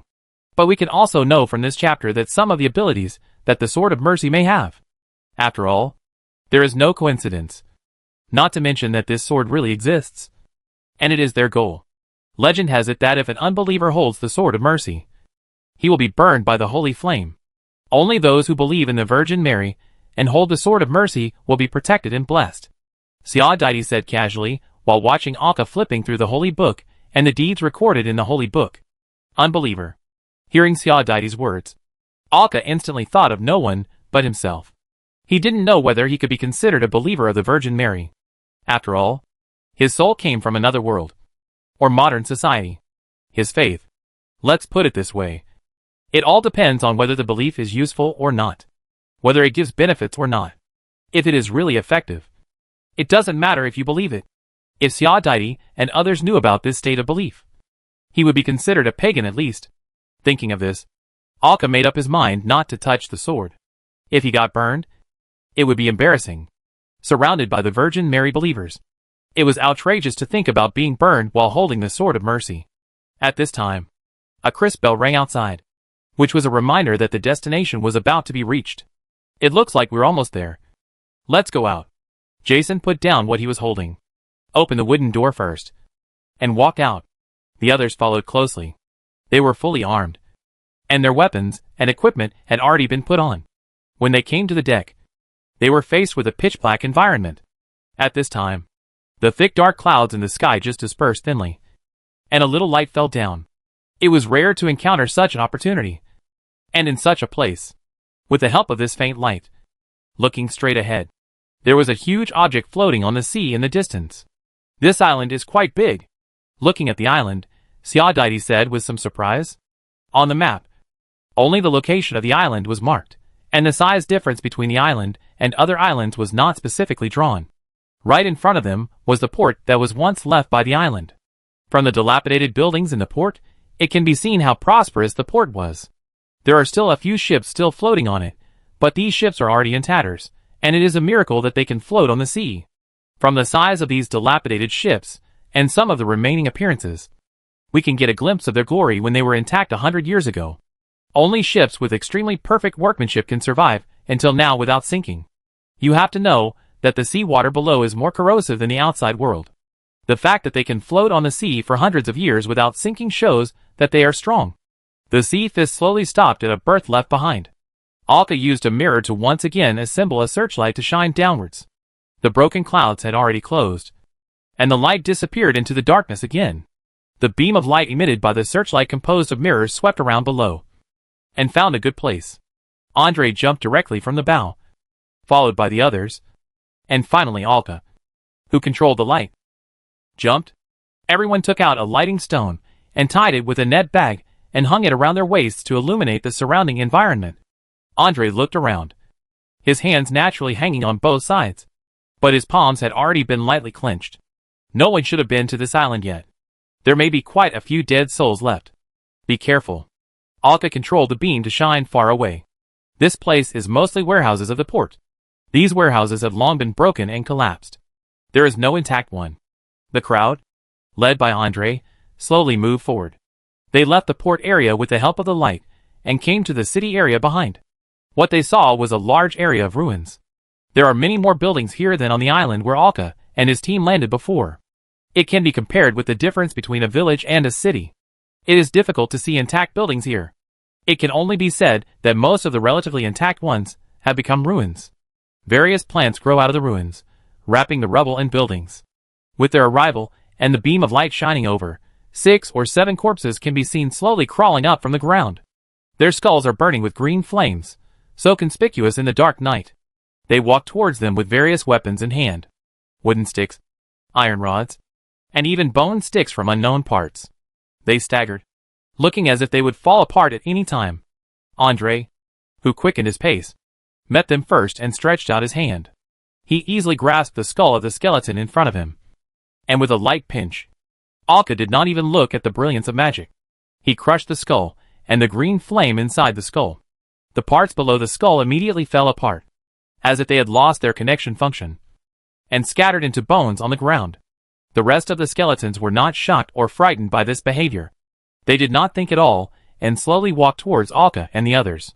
A few threads flew out directly. The threads passed through the eye sockets of the black hole, and directly hit the soul fire inside. The soul fire swayed, and then extinguished like the wind. These skeletons were also scattered all over the ground. The two of them deliberately left one for Xiaodaidi, so that she could try the strength of these skeletons, and have a better idea. After all, it seems that there are quite a few skeletons that can crawl up on this island. Knowing the strength of these skeletons can better exert their strength and save energy. As for Alka and the others, they had already met on the previous island. Xiaodaidi kicked the skeleton with a whip kick, smashing its entire body into pieces, which was extremely violent. As they continued to move forward, more and more skeletons crawled up from the ground. These skeletons were too intimidating in terms of weapons and appearance. Not to mention the touchers. Even an ordinary adult, or even some teenagers could easily knock them down as long as they overcame their fear. One by one, they began to crush the skeletons that surrounded them, like a ruthless bone-crushing machine. In less than a moment, they cleared out all the surrounding skeletons. I don't know if it was because of the light source on their bodies, but there were also skeletons coming from a distance. But not long after, with this wave of clearing, there were no more skeletons surrounding them. But as they moved forward, there were still skeletons lying everywhere, and they crawled up because of their actions. So annoying, it never ends. Jason casually slapped the skull of the skeleton in front of him, and sent it flying. Their progress was slowed down too much by these skeletons. No one must have been to this island before, otherwise there wouldn't be so many skeletons left on the island. I kind of missed the last island. After being cleaned up by others, there were very few skeletons. Listening to Jason's complaints, Alka smashed the skull of the skeleton in front of him with a punch, then squatted down, and pulled the thing stuck in the gap between the skeleton's arms. The reason why he took this thing was because he was surrounded by a white outline in Alka's eyes. This meant that he was a valuable item that could be called a treasure. This was a ring stuck in the bone gap. Perhaps because it was stuck in the bone gap, it was well protected. It was inlaid with a circle of strange crystals. Both the workmanship and the style were very beautiful. It was worth a lot of money at first glance. This ring is worth at least 1 gold sale, Xiaodaidi said, as he looked at Alka's harvest. Xiaodaidi had some experience in assessing the value of these things. Really? Then these skeletons are quite valuable, Alka said jokingly. And then he kicked the skeleton that was walking by to the ground, and then raised his leg to crush his skull. With the death of this skeleton, it was finally quiet for a while. Andre looked at the large area of city ruins. If he wanted to search for the target, it would be a waste of time and manpower if they acted together. After thinking for a while, he said, 2 people in a group, Everyone split up to find the church and signal if you encounter danger. Several people nodded, divided into 3 groups, and explored in different directions. Alka and Ziadite walked to the right together. On the map, this direction is where the target is, but he is in the middle and back of the island, and they may just be at the edge of the city now. There are 2 blue points in this direction, so Alka explored this place. If these blue dots were not hidden, he would not mind finding them along the way. After walking a few steps, Alka looked at the building in front of him and said, "This building looks very solid, and it occupies a large area. There must be a lot of valuable things inside." Ziadite looked up and said, "Write it down first. It won't be too late to collect it after completing the goal." Alka nodded and did not refute. "There is a white dot in this place, but the specific value is unknown. There is really no need to rush." They continued to move forward, and Alka also looked at the map. They were getting closer and closer to the location of a blue dot. Then Alka saw a blue outline flashing in a half-collapsed building not far away. It appeared in front of him in a bright and clear way, without any intention of disguising or hiding. Sure enough, in this suddenly destroyed city, wealth can be said to be everywhere. It can't be called treasure hunting, it can be described as plundering. Alka walked towards the ruins. The concentrated searchlight beam scanned around the outline. The outline object was an oil lamp, which was hung on the wall of the collapsed room. Due to the collapse of the outer wall, it was clearly revealed. Chapter 101 Blue Dot. Alka explored and took the oil lamp with a blue outline flashing from the wall. He asked, "Is this a magic item?" Hearing Alka's question, Ziadite took the oil lamp from Alka's hand and looked at it carefully. After checking it, he nodded and then looked at Alka with strange eyes. "You are really perceptive. This thing is really a magic item, but it has been too long, and the protective function is not well done. So it is quite damaged. And it is just a magic item that makes life easier." After saying that, Ziadite infused magic power into the oil lamp. The lampshade in the oil lamp lit up a white flame, which was extremely bright and very soft. Then it floated gently in the air. Ziadite took 2 steps to the side, and the oil lamp kept floating beside her, illuminating the surrounding environment for her. "Is this the function?" Alka looked at Ziadite's demonstration and could not help asking. "Yeah." Ziadite nodded. Alka was obviously frustrated. "I thought it was something incredible, but it turned out to be just this. If this thing is worth a gold sale, Alka will twist off the head and kick it like a ball." Looking at Alka's expression, Ziadite smiled and touched the oil lamp beside him. "Don't be depressed.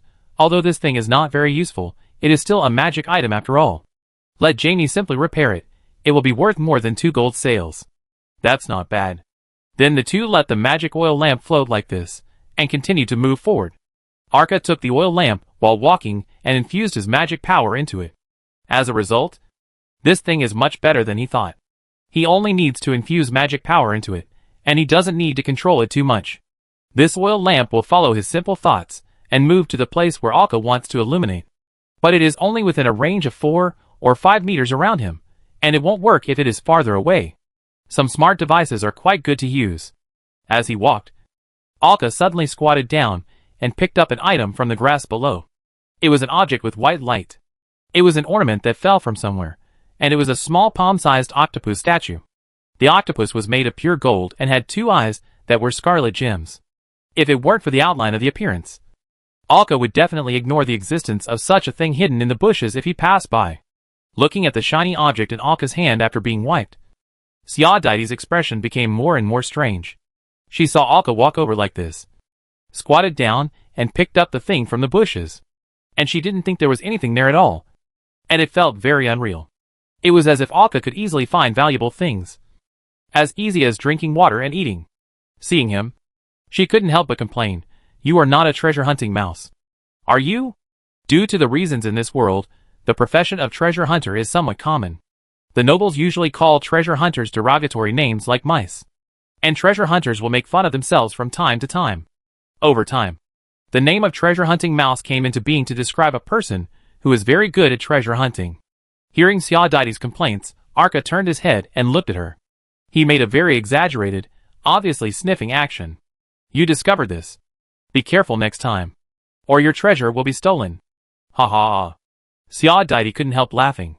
After calming down, he took the small octopus sculpture from Alka's hand. He checked it with a white light while walking. It should be some kind of custom-made decoration. Except for the expensive materials.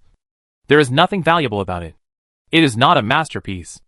After thinking for a while, he evaluated, it's about the same value as an oil lamp. Mainly because of its materials. That's not bad. Alka took the small sculpture back and put it in the ring. There were still many white spots along the way, under the completely collapsed ruins. Looking at the location of another blue spot that was about to arrive, Alka looked up. There was a faint light there, but it was not the blue outline that Alka was looking at. It was a faint green light. Alka frowned when he saw this color. The skulls of those skeletons would not have such bright soul fire. Seeing this color, Alka couldn't help but think of the evil spirit they met on the previous island. I couldn't help but stop and pull the locker out of my thigh. Xia Dai, who was walking behind Alka, clenched his fist directly after watching Alka's actions. That light is a bit like the light emitted by evil spirits. You must be careful. It can hide its body and attack. Don't worry, I'm prepared. As she said, Xia Dai spread her palms, and 2 white strips of cloth appeared in her palms. The strips of cloth were engraved with light golden lines, and she tied them to her fists instead of holding them. As the faint fluorescence poured in, the golden lines on the cloth strips emitted dots of golden glow. Xia Dai clenched his fist and shook it at Alka. The difficulty of this blue point was a spiral, which was most likely the evil spirit in front of them. It was within the range that the 2 of them could handle. Alka raised the locker, and the influx of magic made the bronze metal behind the gun flash blue lines. Then he flipped his left hand, and a red card appeared in his palm. He pinched it between his index and middle fingers and threw it forward with force. The red card drew a beautiful arc, flew diagonally into the collapsed hole, and landed accurately on the back of the wall, flashing green light. Snapped his fingers. Bang! A ball of fire came out, forming 2 pillars of fire.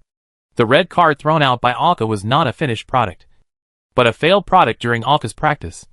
But some of the better ones were kept by him. Although it was a failed product, as the best among them, it could still cause considerable power. As the flames burst out, a hoarse roar came from inside. The piercing scream and pain in the voice were so clear. The green spirit flew out directly from the hole, at a very fast speed, dragging a green trail. The appearance of this evil spirit can only be seen as a humanoid creature before birth, but now his face can no longer be seen. The hands stretched out were sharp claws. Without legs, only tattered clothes were left dragging long. He did not hide his body like the one Alka encountered before, but was so bright. Seeing this situation, Alka didn't need Lucilia's location prompt, and pulled the trigger directly. A group of scattered marbles sprayed out from one of the barrels. Each bullet was wrapped with white holy flames. Ah! The painful scream came again, and the dark green spirit was directly hit with dense holes. The pain made him stay where he was. Xia Dai kicked her legs, and the silver light wrapped around her legs, making her extremely fast. Like a silver comet, the right hand stretched back, and as it came to the front of the spirit, the golden lines on the bandage in the hand shone more deeply, and a punch was thrown. It was as if a punch was thrown at the air, but it did cause serious damage to the evil spirit in front of it. This punch was like hitting a cloud of mist, and it directly smashed half of the evil spirit's body into pieces, and the green smoke drifted away. The other half of the body was still covered with bullet holes, but the left fist had already swung up from below. The remaining body was swept into green smoke and disappeared into the darkness. Looking at the disappearing evil spirit, Xia Dai clapped his hands. Turning his head to Alka, he raised his eyebrows. Seeing this, Alka smiled and gave a thumbs up. These 2 punches are really cool. As he said that, he walked over and looked at the building where the evil spirit rushed out. The flames from the explosion of the red card that had just been thrown over ignited something inside. The flames came out from inside. Alka hurriedly ran into the building, and said to Xia Dai while running, "There are evil spirits in there, and maybe there are some valuables stored there." Xia Dai also hurriedly followed, and the 2 of them jumped directly into the hole left by the collapse of the wall above. The fire inside was burning some dried branches and roots of plants. In the corner next to them, as the fire shone, they both saw a corpse. The corpse seemed to be sitting on something before death, and died in a sitting position. "Isn't this the body of the evil spirit just now?" Xia Dai couldn't help asking. Alka nodded. "It's very likely." Then he picked up a small branch next to him, and walked over to move it.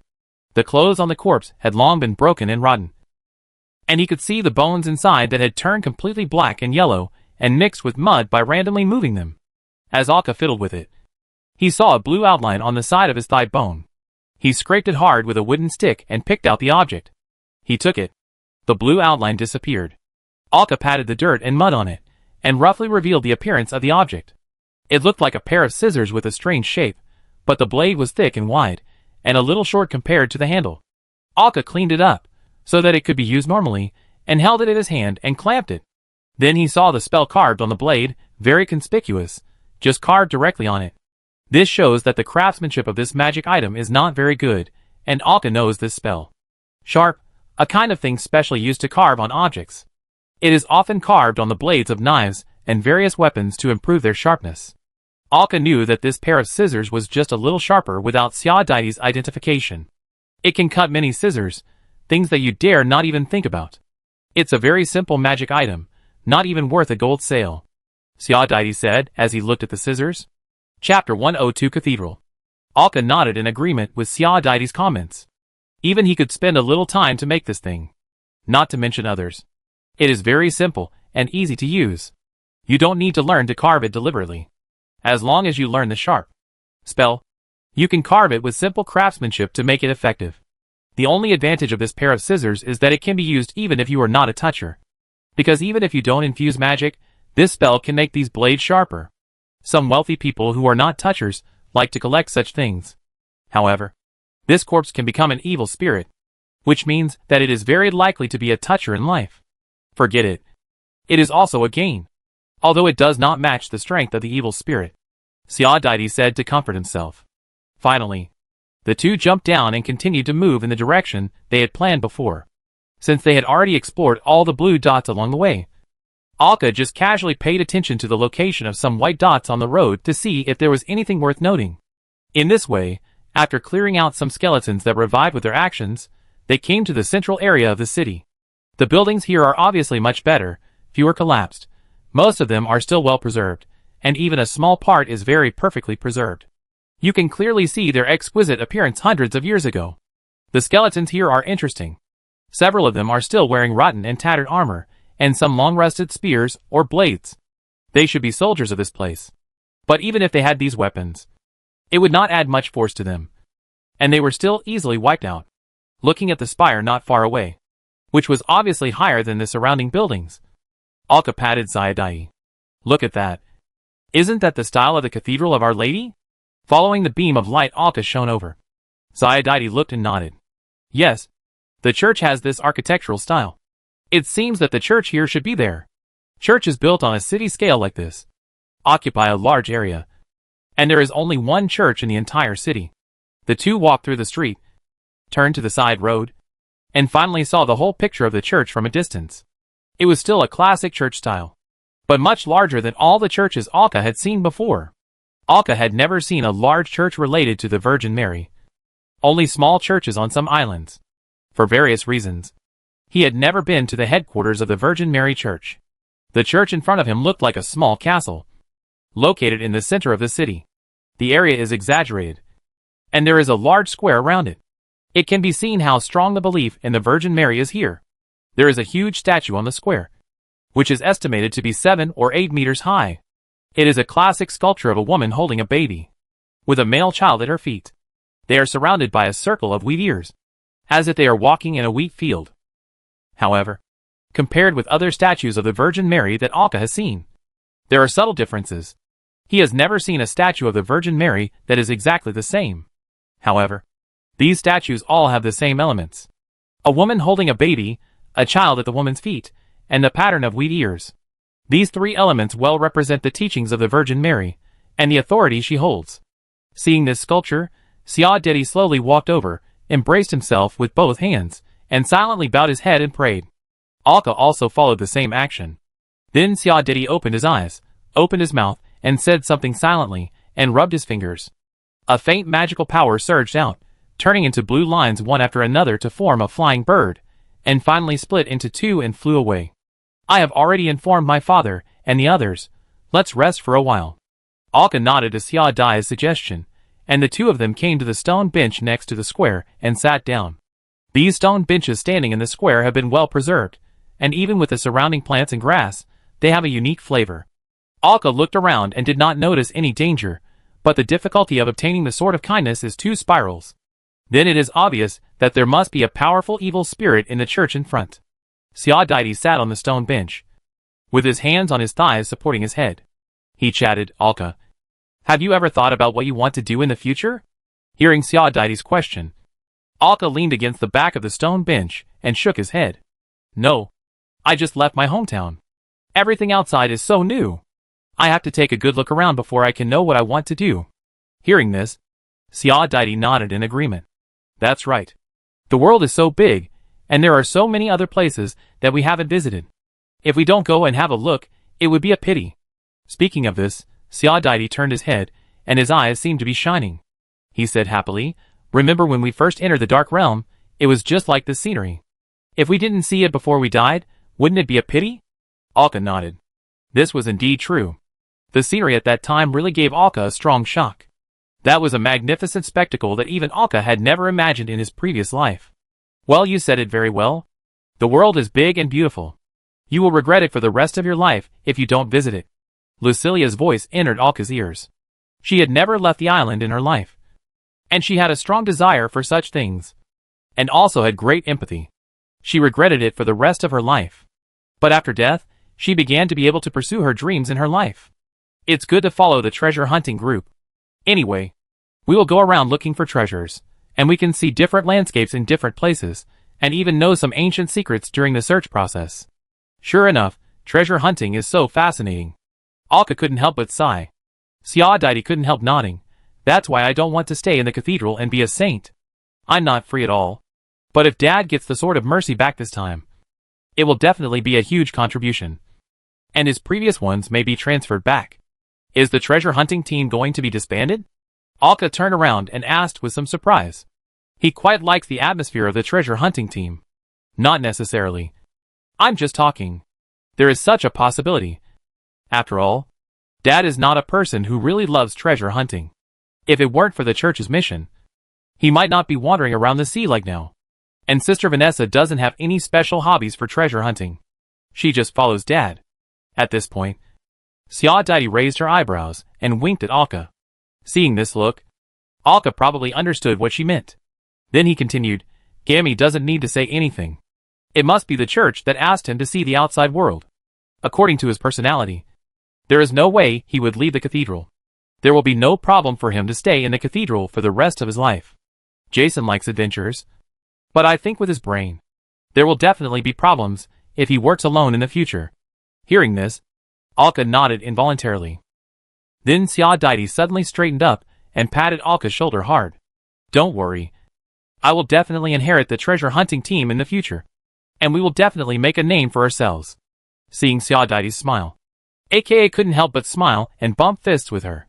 He joked, no problem. Future leader. Hee. Hearing this, Xiao couldn't help but raise his head and hummed proudly. And me. I want to be a member of the treasure hunting team too. Lucilia's voice entered AK's ears. Hearing this, Alka patted the mirror on his chest, indicating that there was no problem. It seems that in the future, Lucilia will have to meet everyone. It is always like this, and it is not good to hide. After all, Lucilia is eager to make friends with everyone. But perhaps because of her past life, she is a little shy by nature. She has never thought of showing her figure to anyone except Alka. What are you two talking about? Your face is about to break with laughter? Jason suddenly came out from behind and asked the two of them. We are saying that you are not smart enough. You will never be a treasure hunter alone in the future. Otherwise, you will be so poor that you can't even afford to eat. Alka said lightly. Hearing this, Jamie couldn't help but laugh out loud. Ha ha ha. I think so too. Jason looked at the others and said, Stop talking nonsense here. At this time, Andre and Vanessa also came over behind the two of them, looking at the cathedral in front. I can already vaguely feel the breath of the holy vessel. Inside the church, Andre's eyes flickered with a faint blue light, and said, turning his head, he looked at Alka and Xiao. Then he nodded to Alka. Get ready. Everyone. It will not be peaceful in the church after all this time. After saying that, he walked towards the church with his fists clenched. Alka saw at this time that Andre had a pair of brass knuckles on his hands. The brass knuckles were not round, but had a row of sharp blades on them, and were engraved with dense golden lines. No need to think too much. He must have prepared weapons that could cause holy light damage. Sia, Dedi, and Alka walked on both sides of Andre, and Jason and Gammy followed behind. Vanessa walked in the middle of the crowd. They formed a triangular formation and slowly moved forward. As the beam of light shone, they arrived in front of the church gate. The church gate was closed at this time. The heavy iron gate was 3 meters high. There were carvings of a girl holding a sword and an old woman holding an oil lamp on the 2 doors, surrounded by wheat ears and various elements symbolizing the Virgin Mary. Chapter 103: The Sword of Kindness. Andre turned his head and looked at everyone, nodded to them, and then took a deep breath and placed his hands on the iron gate. He closed his eyes, and a faint holy light appeared from his hands and was imprinted on the gate. The light followed the lines of the gate and slowly flowed around until the outlines of the statues on both sides were completely outlined. The statue of the girl holding a sword and the hand holding the sword swung down. The old woman holding the lantern slightly raised the lantern in her hand, and a faint golden light flashed in the lantern. Under the flow of holy light, the 2 statues actually moved slightly. Andre opened his eyes, exerted force with both hands, and with a creaking sound, a gap appeared in the middle of the tightly closed door, and it slowly opened to both sides as it was pushed. The empty darkness appeared in front of everyone, and a cold wind mixed with a dull smell drifted out. Wait a minute. This cold wind.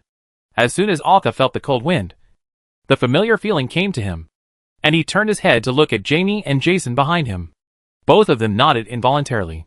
Andre looked at Alka and asked, "What's wrong? Is there anything wrong with this cold wind? When we won the wheat crown before, the priest who turned into an evil spirit gave people this kind of cold feeling. Although the dark realm is always shrouded in darkness, it feels a little cold at most, and there is no chill like the cold winter. This is a very obvious difference."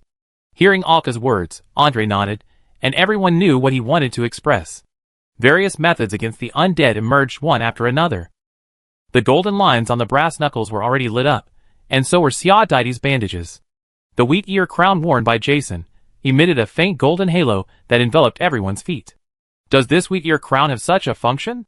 Alka didn't understand. Maybe it was Jason's own ability, but it was amplified by the wheat ear crown. The magic lantern that Alka had found before, under Alka's control, floated in front of him. Around the lantern, mirrors made by Alka appeared, which controlled the angle. They reflected the light, saving Alka's magic slightly and making it more convenient. Following Andre, he walked in slowly. Opposite the door was a wide corridor. The carpet on the corridor had turned black and damaged. Its original color could no longer be seen, as the lights illuminated the long chairs on both sides of the road. They were also revealed. The chairs were made of wood and some stones. There were also carved patterns representing the Virgin Mary on it, which was clearly a well-designed one.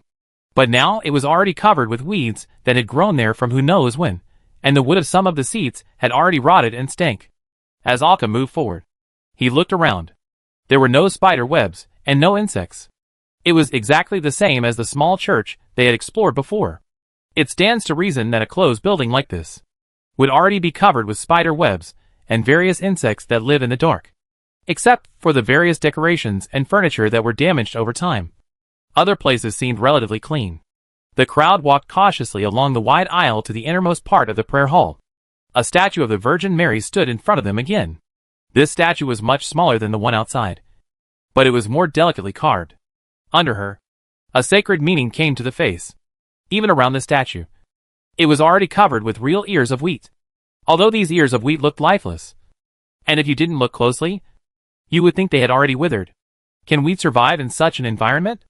Looking at the golden wheat, Alka couldn't help asking. This is too counterintuitive and unnatural. Even if these wheat ears look like they are about to wither, you have to know that this place has been closed for 400 years. Andre looked at these wheat ears, and then at the aisle they walked along. He also noticed something wrong inside the church, and frowned and said, "Be careful, something is alive and maintaining the church. The most powerful evidence is these wheat ears. This ear of wheat can survive and grow because someone is still providing faith in the church. In every cathedral, the ears of wheat under the statue of the Virgin Mary show the faith of the people." His explanation was mainly for Alka and Jason. Jason joined the church halfway, while Alka was born into the church. But he only knew a little about the church. It's very dangerous here in Alka. Something is watching us. Lucilia's voice penetrated Alka's ears. Hearing this, Alka turned around and looked around. At this time, Andre's voice was heard, "Be careful. I feel an unknown sight." Hearing this, everyone became alert, and Alka had raised the gun in his hand. The lens around the lantern also followed Alka's control, reflecting the light around, and carefully searching the surroundings. However, no trace of anything unusual was seen. However, although Andre said this, he only stayed there for a while, looked around vigilantly, and then waved his hand, signaling everyone to continue moving forward.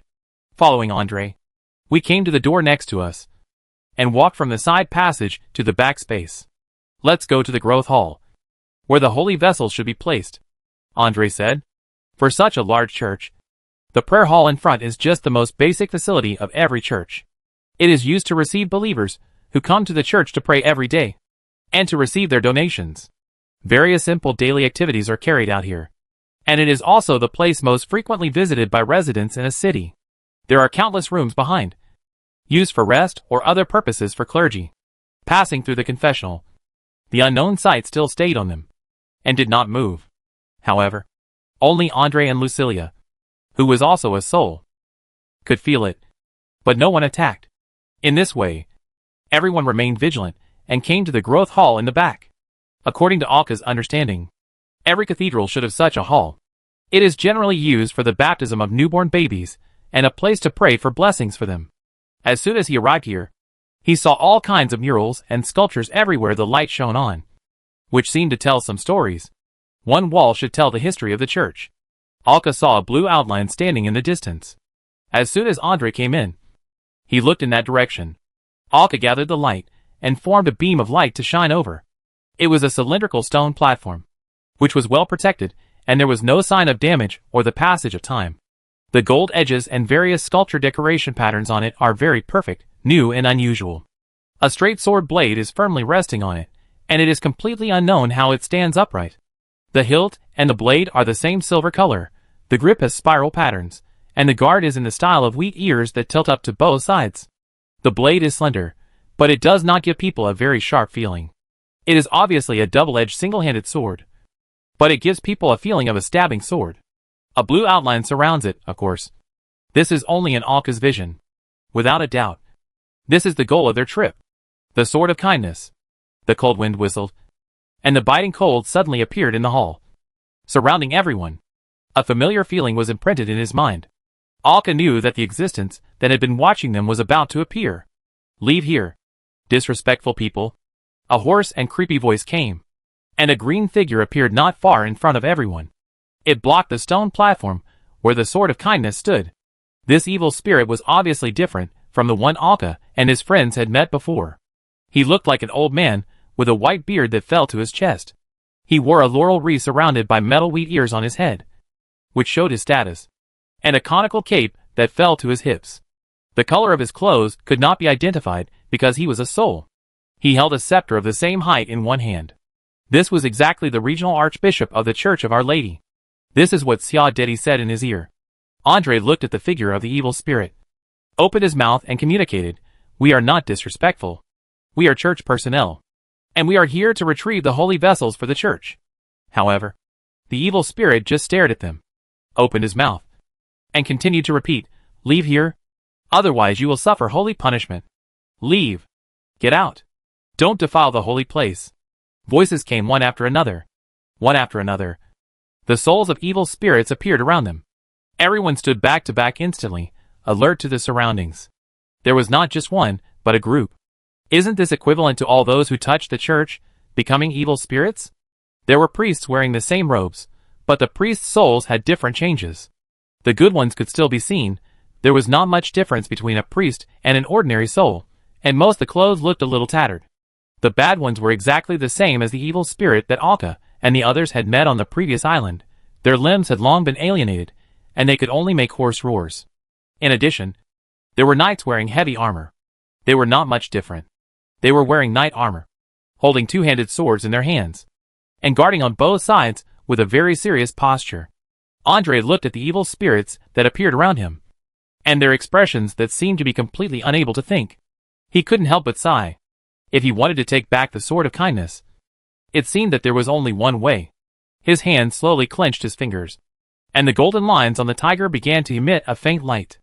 Everyone, let these followers of the Virgin Mary return to the soul realm. As soon as the words fell, the whole person flew out like a cannonball with a loud bang and hit the archbishop in front of him. Seeing Andre's action, the others immediately took action. The evil spirits immediately let out a terrifying scream, and a thick green mist emerged from their bodies, even mixed with a hint of red light. The sudden scream made Alka immediately dazed. These sounds were extremely harsh, with a hint of magic, stimulating his spirit. The lockers that were originally raised and aimed at the enemy began to shake. Silence! Vanessa stood in the middle and shouted, and stretched her fingers to the sky. A semicircular transparent wave swept to the side, and as the wave swept over Alka, the sound from the outside world disappeared in an instant. It was as if he had lost his hearing, and he could not hear any sound. Taking this opportunity to regain his clarity of mind, Alka pulled the trigger without hesitation. The bullets with holy flame spread out and flew forward. The bullets penetrated the evil spirits. Some bishops could not help but make painful expressions, but Alka could not hear their screams. Only the evil spirits, like knights, continued to rush towards them as if they ignored the pain, without being affected at all. And they disappeared in the middle of the attack, disappearing from their sight. Chapter 104. Holding a sharp blade. Suddenly the voice came back. The lonely world suddenly became noisy. Alka heard the voices of his teammates behind him. They disappeared. Be alert. It was Theodite's voice. Energy sweep. As Jason spoke, the wheat ear crown on his head flashed a dazzling golden light. A circle of light golden ripples swept by. Alka looked at the golden light burning on his body, and the evil spirits that were swept by the light and retreated to the back. Those evil spirits, who had disappeared halfway, revealed themselves under the golden wave. Just like before. The same trick, with the blessing of the wheat crown, was much more exaggerated than the last time. It eased the dangerous situation of the group, and all the enemies were farther away from them, giving them more opportunities to adjust. At the same time, a layer of water-like shield appeared on Alka's body. Coming from behind, facing his tentacles, another condensed ammunition penetrated the priest, who was screaming in pain before, and turned into green smoke under the sweep of golden energy and the penetration of ammunition. He disappeared. Lucilia's voice came, announcing the death of the priest. The knight Alka was facing accelerated again, and the soul blade in his hand flashed a scarlet light. Alka threw out one card after another. These cards turned into mirrors in the air, and one after another stood up to form a ring to surround Alka and the soul. However, the soul knight was not affected at all, and he passed through the mirror directly and rushed straight towards Alka. It's useless. Ordinary matter is not an obstacle to him at all. Wall penetration is his most basic ability, and he can accurately locate his position. Alka reacted immediately and poured out all the ammunition in his pistol. Then he turned around and shouted loudly, "Jason, light! The biggest one." "No problem, give me some time." After hearing Alka's words, Jason immediately replied. Theodite immediately took his place and pierced the soul of the enemy in front of him. The damaged water shield was put on Jason again, and Vanessa's spider silk was shot out like sharp needles. Several people were trying to buy Jason a short time. Jason retreated to the center of the crowd, opened his mouth slightly, and spoke in an incomprehensible language, muttering something. As he chanted, the wheat ear crown on his head became brighter and brighter, and his magic power kept pouring out. Here it comes! Energy burst. This time, the golden light directly became a column, and it dispersed into 3 sprays. While Alka was waiting, he had already placed mirrors all around. Mirrors appeared one after another around him, reflecting the light madly. This was something Alka and Jason had researched when they were free on the ship. The mirrors made by Alka had a high reflectivity, and could easily reflect the holy light. The premise was that the properties of the holy light had to meet certain requirements. For example, the holy light made by Jason was more like light than energy. The holy light, which focuses more on energy, can directly break the mirror. As the mirror reflects, the golden light spreads, and the entire growth hall is completely illuminated by the golden light. The sudden strong light breaks the window, and even illuminates the outside. At this moment, all the hidden evil spirits reveal their figures, and the green parts of their bodies even begin to emit smoke. Some completely crazy priest evil spirits are already screaming in pain. Under the strong holy light, let alone launching an attack. It is difficult for them to move even if they stand still. The agile knights also begin to move slowly, but they don't seem to be hurt too much by the holy light. Under Alka's intentional control of the mirror's refraction, these beams of light converged into energy bodies one after another, and accurately penetrated the priest evil spirits that stayed in place. These gathered holy light energies were just like flames lighting paper. Almost all the priest evil spirits disappeared, turning into green smoke. Alka quickly reloaded, pouring out his ammunition, and spraying bullets on all the night evil spirits. Xia Daidi's hands were completely wrapped in holy light, and he dragged a silver trail while waving. Punch after punch hit the evil knights. However, the effect was quite different from what they imagined. Bless the Mother of God. The Archbishop Evil Spirit, who was fighting with Andre, suddenly raised the scepter in his hand. The holy light around him was uncontrollably drilling into the bodies of the knights. What the hell? Jason, who had exploded with energy and was somewhat exhausted, sat in the middle and shook his head blankly. After being exploded and refracted by him, these energies were no longer under his control. Now it is controlled by the Archbishop. But why should it gather into the bodies of those evil spirits? What is the difference between this and throwing flames into a pile of cotton? However, it is completely different from what everyone imagines. These golden holy light energies are controlled by the Archbishop, and after being integrated into the knights, they may even become their armor, making the originally light green evil spirit knight wear golden armor. It also exudes a holy smell.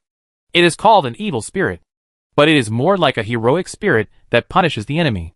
But the dark green blades in their hands, and the scarlet light flashing on them, this is out of place. No, these night evil spirits have not completely turned into evil spirits. They are the source of faith. Maybe it's will, maybe it's something else, they still have faith now. Found something wrong, Jamie said loudly, reminding everyone. No wonder. No wonder the previous beams did not cause much damage to them, and most they just slowed down their pace. The priest's miserable screams were completely different.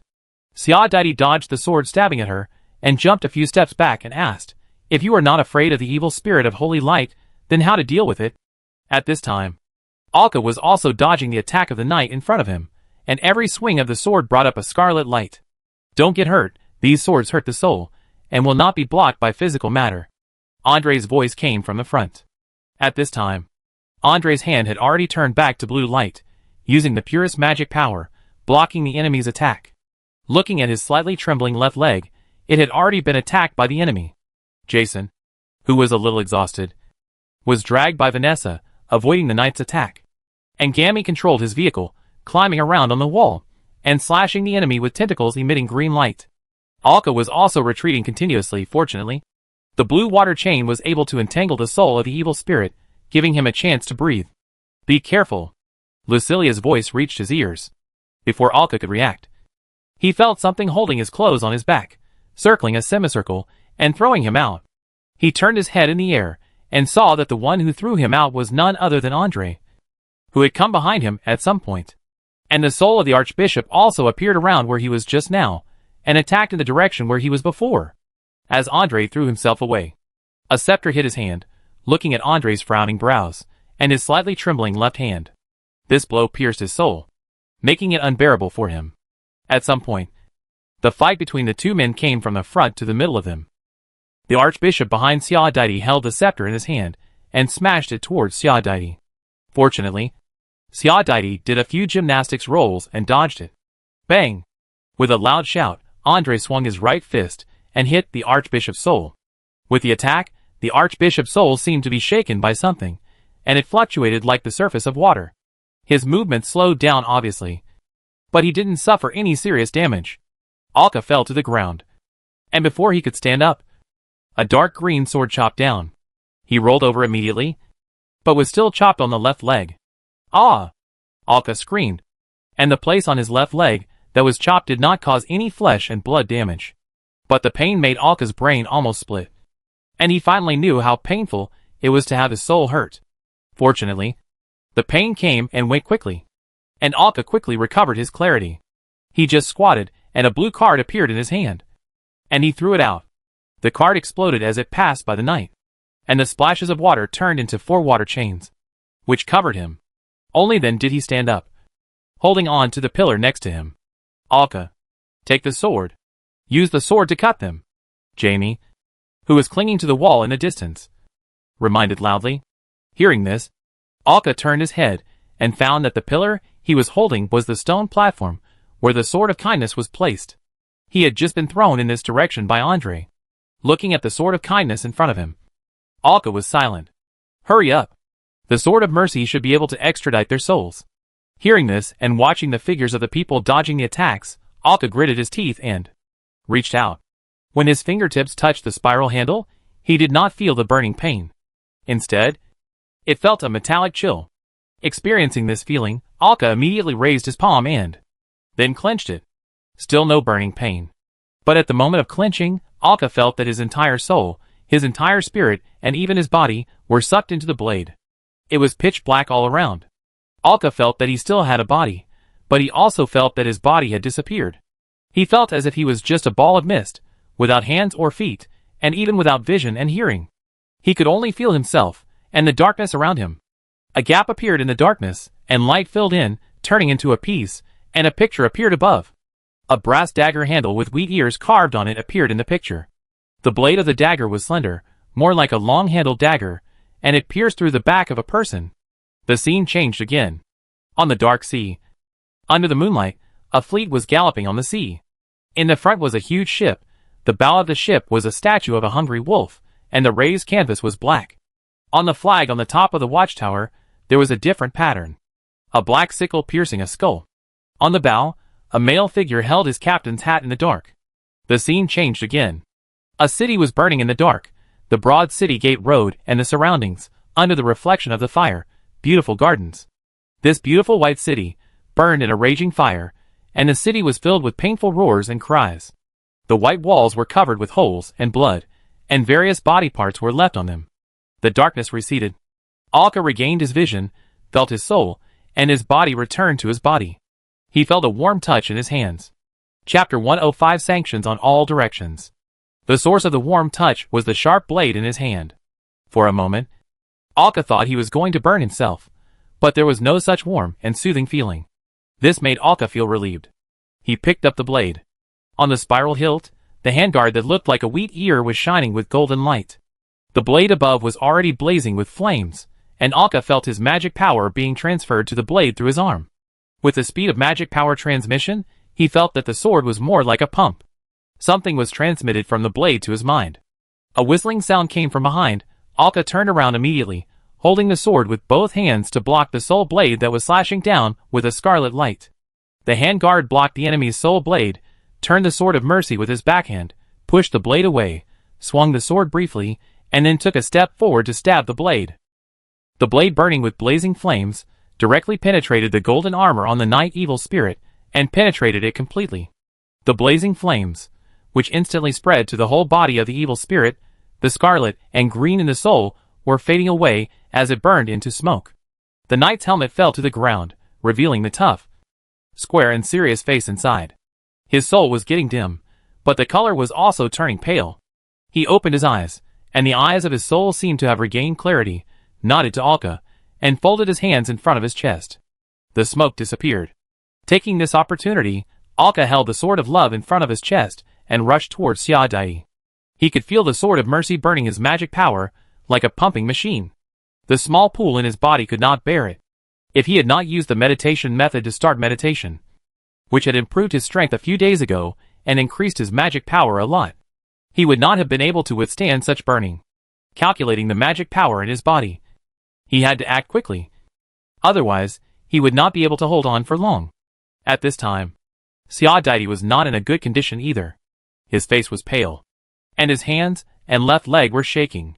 She held back 2 knights by herself, and had to be attacked. Sweat dripped down her face. She was enduring the pain of her soul.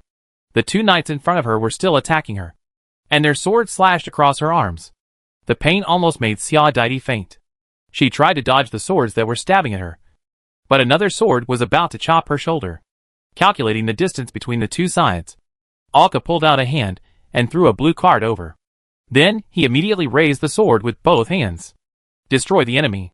The sword swung down, and a ball of fire flew out from the sword. The card that arrived first exploded in the air, 4 chains, 2 for each person, respectively. imprison the hands of the two knights. Save Xia Daidi. The sword energy, like a raging fire, flew over, and chopped on the body of the knight evil spirit on the side. The flames immediately spread and burned on his body, causing him to stand there in a daze. In just a second, the green smoke began to fade from his body. At this time, he reached out to his knight companion without hesitation, and the sword fell beside him. Xia Daidi, who had dodged the attack, rolled to the side without hesitation. The knight, who was burning with fire, also passed the flame on his body to his companion. The two of them burned together. Finally, the helmet fell off, revealing the face inside, which turned into white smoke and disappeared. Alka, who could not last long, could not hold on for long after this attack, and half knelt on the ground. He threw the sword with his last bit of strength. Vanessa. A thread flew over, wrapped around the sword, and threw it towards Andre, who was not far away. Andre resisted the attack, frowning and jumping up, and then caught the sword in his hand. The flames immediately burned fiercely, and the flames that shot up into the sky completely dispelled the darkness. The sword of love in Andre's hand, like a torch, was completely wrapped in flames. The gushing flames seemed to stretch the sword blade by half. If the sword of mercy in Alka's hand can be compared to a lighter, then the sword of mercy in Andre's hand can be compared to a flamethrower. Now you are still dying, he shouted, and slashed the sword at the archbishop in front of him. The attack caused little damage to the enemy, and he could only try his best to delay, making him uncomfortable for a long time, and now he can finally take revenge. The sword blade slashed directly on the archbishop's body, and the flames on the sword of mercy immediately spread to his body. Just touched by the burning flames, the archbishop immediately stood still. His eyes instantly regained clarity. I am really disqualified. I hope the Virgin Mary can forgive my mistakes. In the end, my will was not able to persist in resisting the invasion of darkness, he said with a sigh of regret. He looked at Andre in front of him, and the sword of mercy in his hand. He nodded to him, and then folded his hands in front of his chest. While the flames were burning on him, he picked up the scepter in his hand, and stomped hard on the floor under his feet. Most of the flames on his body spread along his scepter to the floor. In an instant, the flames formed several lines on the floor, and spread far away. The knight who was chasing Vanessa and Jason stood still. The knight who was slashing the mechanical tentacles also stopped. The same flames ignited on their bodies. The archbishop looked at his left hand. His arm was turning into smoke and dissipating. He looked up at Andre and said, "The damage to the soul can be repaired with the sword of love. I hope it can help." Before he finished speaking, he turned into smoke and completely dissipated into the air. The other two knights also disappeared, and the flames on the floor also gradually faded with their disappearance. Only the sword of mercy in Andre's hand was still burning with flames. The flames disappeared, revealing the original blade. This thing consumes a lot of energy, Andre couldn't help but say, as he looked at the blade in his hand. Then he looked at Alka sitting on the ground, and Xia Daidi, who was curled up and trembling on the ground. Alka was just a little exhausted, and with a large consumption of magic power. He couldn't stand up. Xia Daidi had suffered too many soul attacks, and the pain was stimulating her brain crazily. Andre hurried over. On the sword of mercy in his hand, a layer of golden green light was attached, and the blade became a translucent shape like a soul. Andre then held it, and stabbed it into Xia Daidi's palm.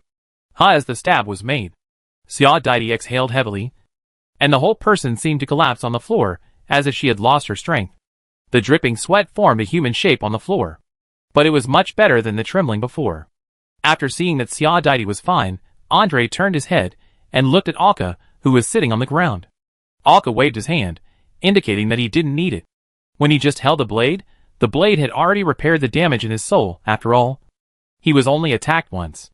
Then Andre looked at the others, and after making sure that no one had been hurt by the soul, he held the blade and stabbed himself.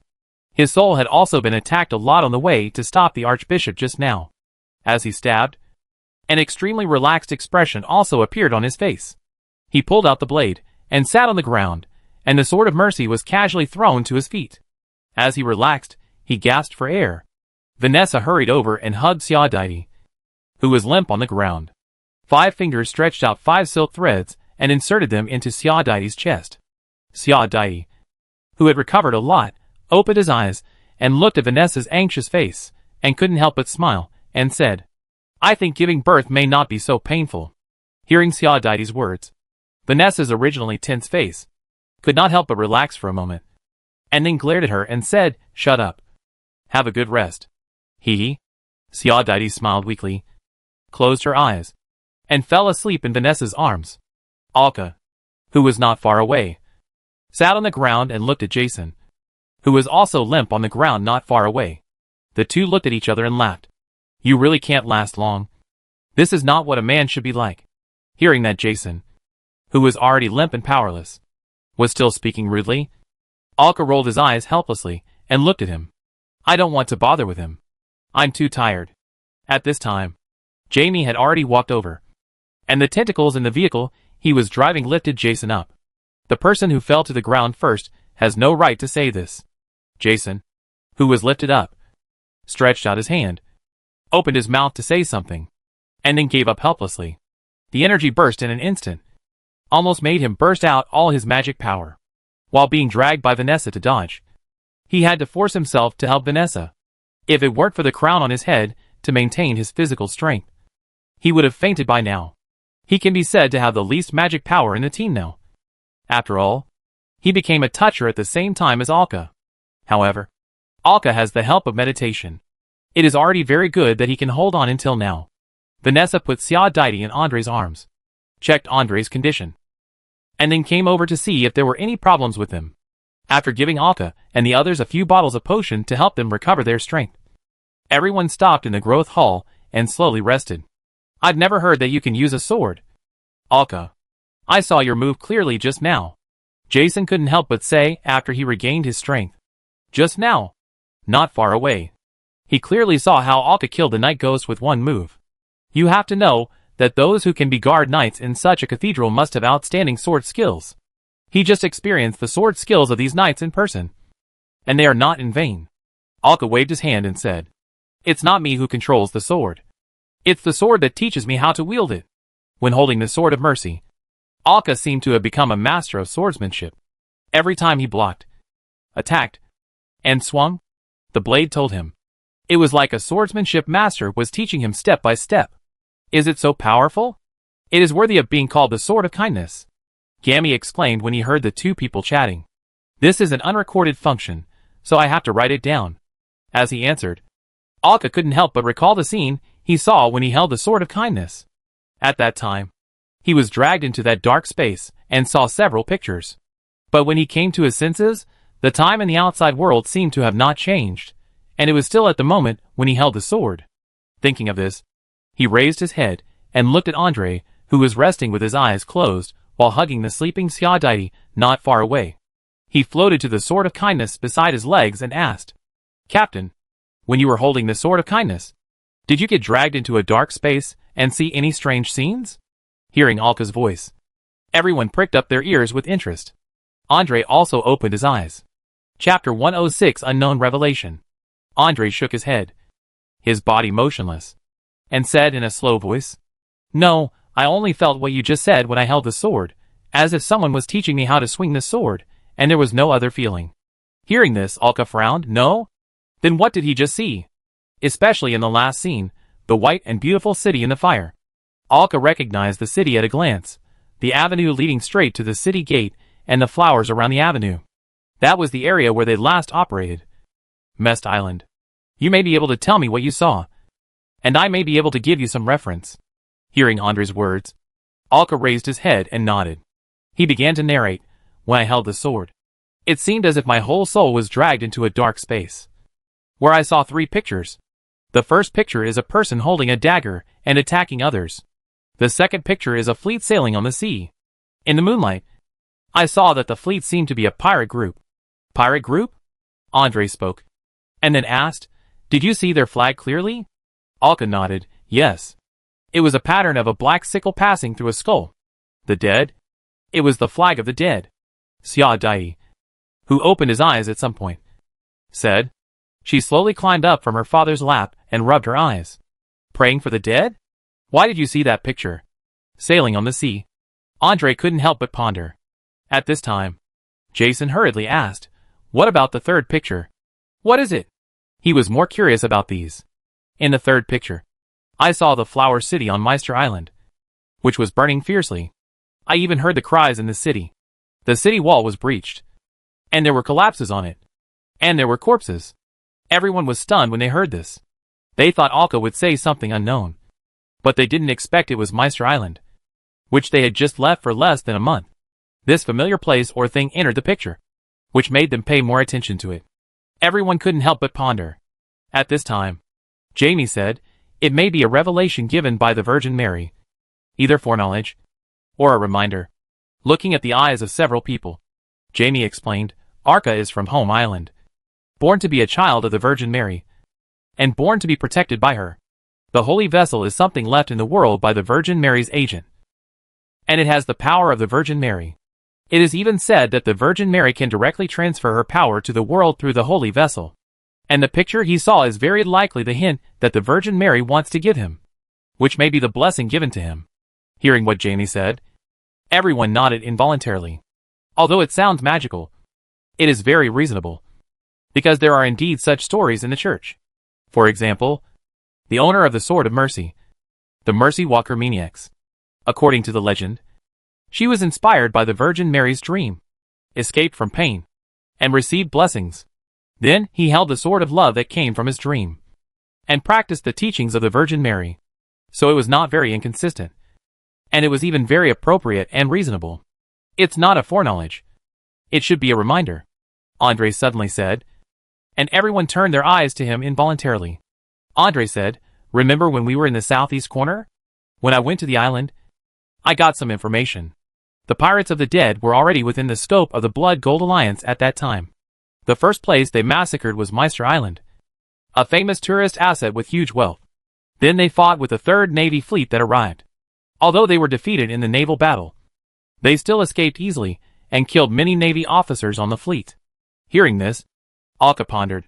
In other words, the scene he saw had actually happened. Is it some kind of reminder that the Virgin Mary wants to give him? But what kind of reminder is it? Alka couldn't understand it, because these things had already happened. What message did she want to convey? Okay. Andre stood up, patted the dust off his body, and said, things like this will never happen, and you will never know why. You seem to be saying something dangerous. Several people looked at Andre and couldn't help but complain in their hearts, doesn't this mean that the Virgin Mary's tips have never been useful? Ambiguous pictures and meaningless revelations will only make people feel irritated and think about things in all directions. On the contrary, it is more likely to put oneself in danger. Countless previous lessons are reminding. After speaking, Andre's hand suddenly appeared a metal box, which was engraved with religious patterns and patterns. 5 fingers opened and printed on the top of the box, as if it had undergone some kind of decryption process. Then the pattern on the box moved and moved to the side. After moving the layers, the box was opened and there was a dent inside. The shape of the dent was like a sword blade. It was self-evident what it was used to hold. He had prepared it. Andre picked up the sword of kindness beside his leg and put it in the box. As the sword of kindness was put in, the layers of patterns on the top moved and closed together again, and it returned to the metal box without any gaps, as if it was a complete metal box. When Andre lifted the box, Alka saw the back of the box, which had a metal chain like a shoulder strap. He watched Andre carry the box on his back. Why not put it in the storage? Alka asked curiously. It is not as convenient and safe as a storage tool to leave it like this. And Andrew has storage tools. Andre shook his head, steadied the box behind him, and said, I don't know, anyway. That's what the Archbishop said. The sword of kindness, or the device that holds the sword of kindness, cannot be put into the storage space, even if you force it. After hearing Andre's explanation, everyone nodded and didn't care. Lucilia's voice sounded, maybe it's because this sword of kindness is essentially a treasure. Treasures cannot be stored in storage space. These small portable spaces cannot hold these powerful items at all. After listening to Lucilia's explanation, Alka roughly understood. After all, the Sword of Mercy only needs to go through a simple ceremony to become a treasure. Like the current state, it is more like a means for the Holy Mother Church to protect valuables. That is to say, every treasure, its existence itself, is a powerful energy body. Look at the place where you are now, you will have a clear understanding. How can a small storage tool hold such a powerful item? How can they be worthy of it? Everyone, get ready to leave here. Just after he finished speaking, Andre seemed to have thought of something, patted his head and said, by the way, Before that, we have to find the remains of these people and bury them. After all, they were our former colleagues. The teachings of the Church of Our Lady emphasize that the dead should be buried in peace. Only by burying the remains of life and death in the land can one enter the kingdom of the Holy Mother. With the help of the Holy Mother's soul, one can safely and peacefully enter death and be reborn. Okay, everyone. Those who have recovered their strength can look for it in this church. Except for Xiao, who still needs to rest. The others began to wander around the cathedral, looking for the bodies that fell everywhere. However, Alka did not see any corpses thrown away randomly along the way. On the contrary, some places were cleaned up relatively cleanly. Finally, after Gami's exploration, neatly stacked corpses were found in a hall. These corpses should be those of church members, as can be seen from some of the relatively well-preserved clothes on their bodies. I don't know if they had to store the corpses here, because they could not leave here. Andre came to the corpses, clasped his hands, and closed his eyes. A faint golden light came out from the box behind him, and poured into the containers where the bones were stored. As the golden light poured into the bones in the containers, they were wrapped in the golden light, and then turned into powder. They each carried some powder to the outside of the church, and in a place similar to a cemetery, they dug holes one after another to bury the powder. Andre finished praying for the afterlife, and asked the Virgin Mary to take their souls. Although Alka wanted to say, their souls should have been taken away in the battle just now. But in this situation, it is somewhat disrespectful to say such things. Okay, the mission is finally completed. Let's go back to the ship. Everyone nodded. Alka took control of the lantern again, and floated it beside everyone, surrounding it with mirrors.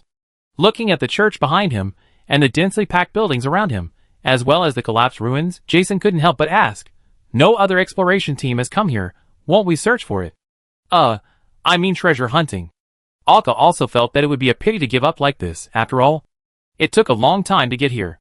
Looking at everyone's eyes, Andre shook his head seriously. No. We have been in this dark area for too long. Plus the time it takes to sail out. There is still at least 1 month left.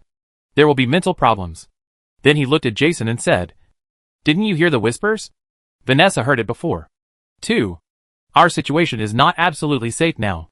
Just as Andre was speaking, Xiao, who was standing next to Alka, suddenly fell down and bumped into him. Xiao frowned, holding his head with both hands. Seeing this, Vanessa opened her hands without hesitation and inserted 5 silk threads into Xiao's chest. A bottle of medicine appeared in her hand, which was the same kind that Jason drank before. A toxic drug that could eliminate his mental problems. It flowed into Xiao's chest along the silk thread. After a while, Xiao opened his eyes, and his face, which had just regained some color, turned pale again. The weakness brought by the previous battle, plus entering the island, without the protection of the spells on the ship. The dark spirit invaded. Xiao became even more vulnerable. Seeing this scene, everyone stopped talking, and quickly walked towards the ship. As for the so-called stay and continued looting, forget it. The danger brought by the current environment may be more deadly than those skeleton evil spirits on the island. As they returned, some skeletons appeared from nowhere and attacked them. Andre punched the skeletons with all his might, and a blue glow swept forward. The skeletons fell in groups, and they were all cleared in less than 10 seconds. The crowd didn't even have time to stop. Soon they arrived at the port where the ship was parked. A smell of blood blew into their noses along with the gentle sea breeze. Something happened? Hurry up. Chapter 107 Soul Crossing. If you can smell the smell of blood in this place, it must be coming from their ship. There are no living creatures around except them. The dead will not bleed. As time goes by, there are no rotten corpses here. The people who were already a little impatient now became even more anxious. This is a very bad sign. Alka directly controlled the mirror, and once again took out the lighting and lit it up. Mixed with the lantern, condensed into a beam of light, and shone into the distance. It directly hit the Sea Fist, which was parked in the port. At this time, the position of the Sea Fist had obviously moved a little compared to where they were parked. What made them most anxious was the wooden boards that were still around them, and the sailboats that were still floating on the sea not far from them, which were sinking to the bottom of the sea, and only the broken tails of the ships were exposed. As the light shone, the color of the seawater around the Sea Fist was also wrong. It seemed that it was no longer the dark color. Seeing this situation, Andre stomped his feet directly, and a pit appeared in the mud under his feet. and the whole person flew away like a cannonball. Jason, Vanessa and the others followed closely behind, while Alka carried the weak Ziadite on his back and walked quickly. Andre jumped onto the boat first.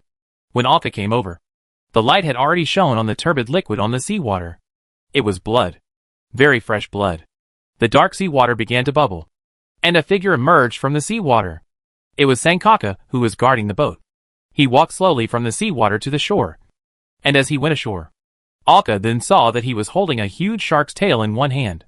The shark's tail was 2 meters wide, covered with wounds, and blood was constantly flowing out. As it was dragged, a shark that was 7 or 8 meters long was dragged ashore. Andre jumped off the boat again and walked over in a few steps. His expression had already returned to calm at this time. Sankaka was covered in blood, but he was like a normal person, opening his left hand, and with a flicker of light, a stream of clear water emerged and kept gushing out.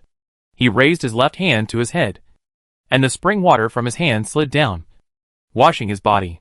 His raised left hand was like rain. The clear spring water took away the blood stains on his body, and also made Alka and the others feel relieved, because with the liquid washing, there were no scars on Sankaka's body. On the contrary, Andre didn't look worried at all, because he knew Sankaka's strength very well. When he jumped on the boat just now, he also checked the situation of Hamo and the others, and they were not in danger. Sankaka smiled brightly, and with his smile, his sharp teeth were also revealed. He reached out and touched the tip of his long, sharp nose. This damn sea beast. It really overestimates its own abilities. However, the meat of sea beasts living in the dark realm is stinking. It's a waste of effort. He seemed to be a little angry when he said this, and stretched out his leg to kick the shark next to him.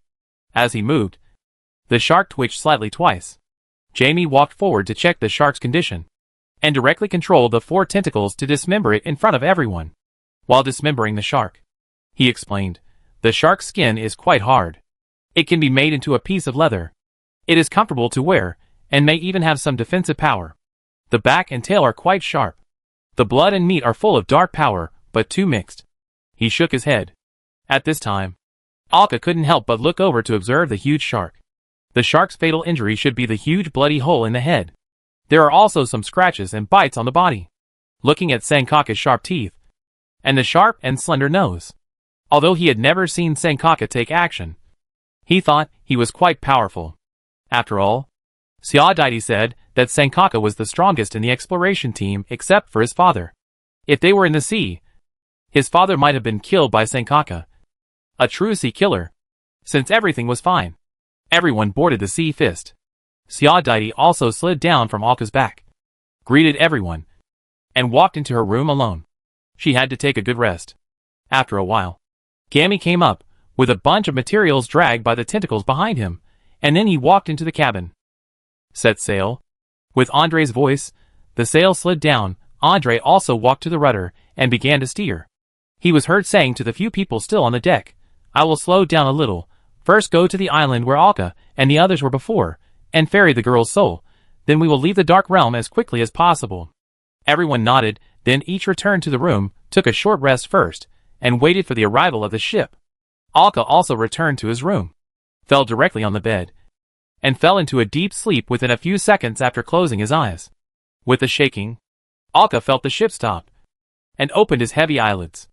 It was really uncomfortable to interrupt the sleep. Alka, we're here.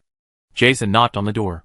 Alka got up immediately, and he didn't take off his shoes when he slept, and kept his legs hanging outside the bed.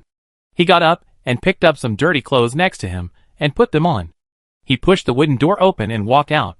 He saw that Ziadite's face had become much rosier. He was leaning against the side of the boat. When he saw Alka, he smiled and waved. Jamie was still beside Ziadite. He was covering his head with both hands, rubbing it constantly. His mouth was still making a hissing sound of pain. Seeing this scene, Alka just pretended not to see it, and greeted Ziadite with a smile. Andre came over. He still had the metal box on his back. It seemed that until the Sword of Mercy was sent to the church, he would always carry this box with him. But it is understandable. After all, this thing is as valuable as a treasure. It is safest for him, the most powerful person on the ship, to keep it. Let's go, everyone, Andre said, and jumped down with the box on his back. Everyone followed him. In fact, they didn't have to follow. They only needed to send one of the three people, Alka, to follow. But they had never seen the soul crossing ceremony, and they couldn't help but want to watch it from the side.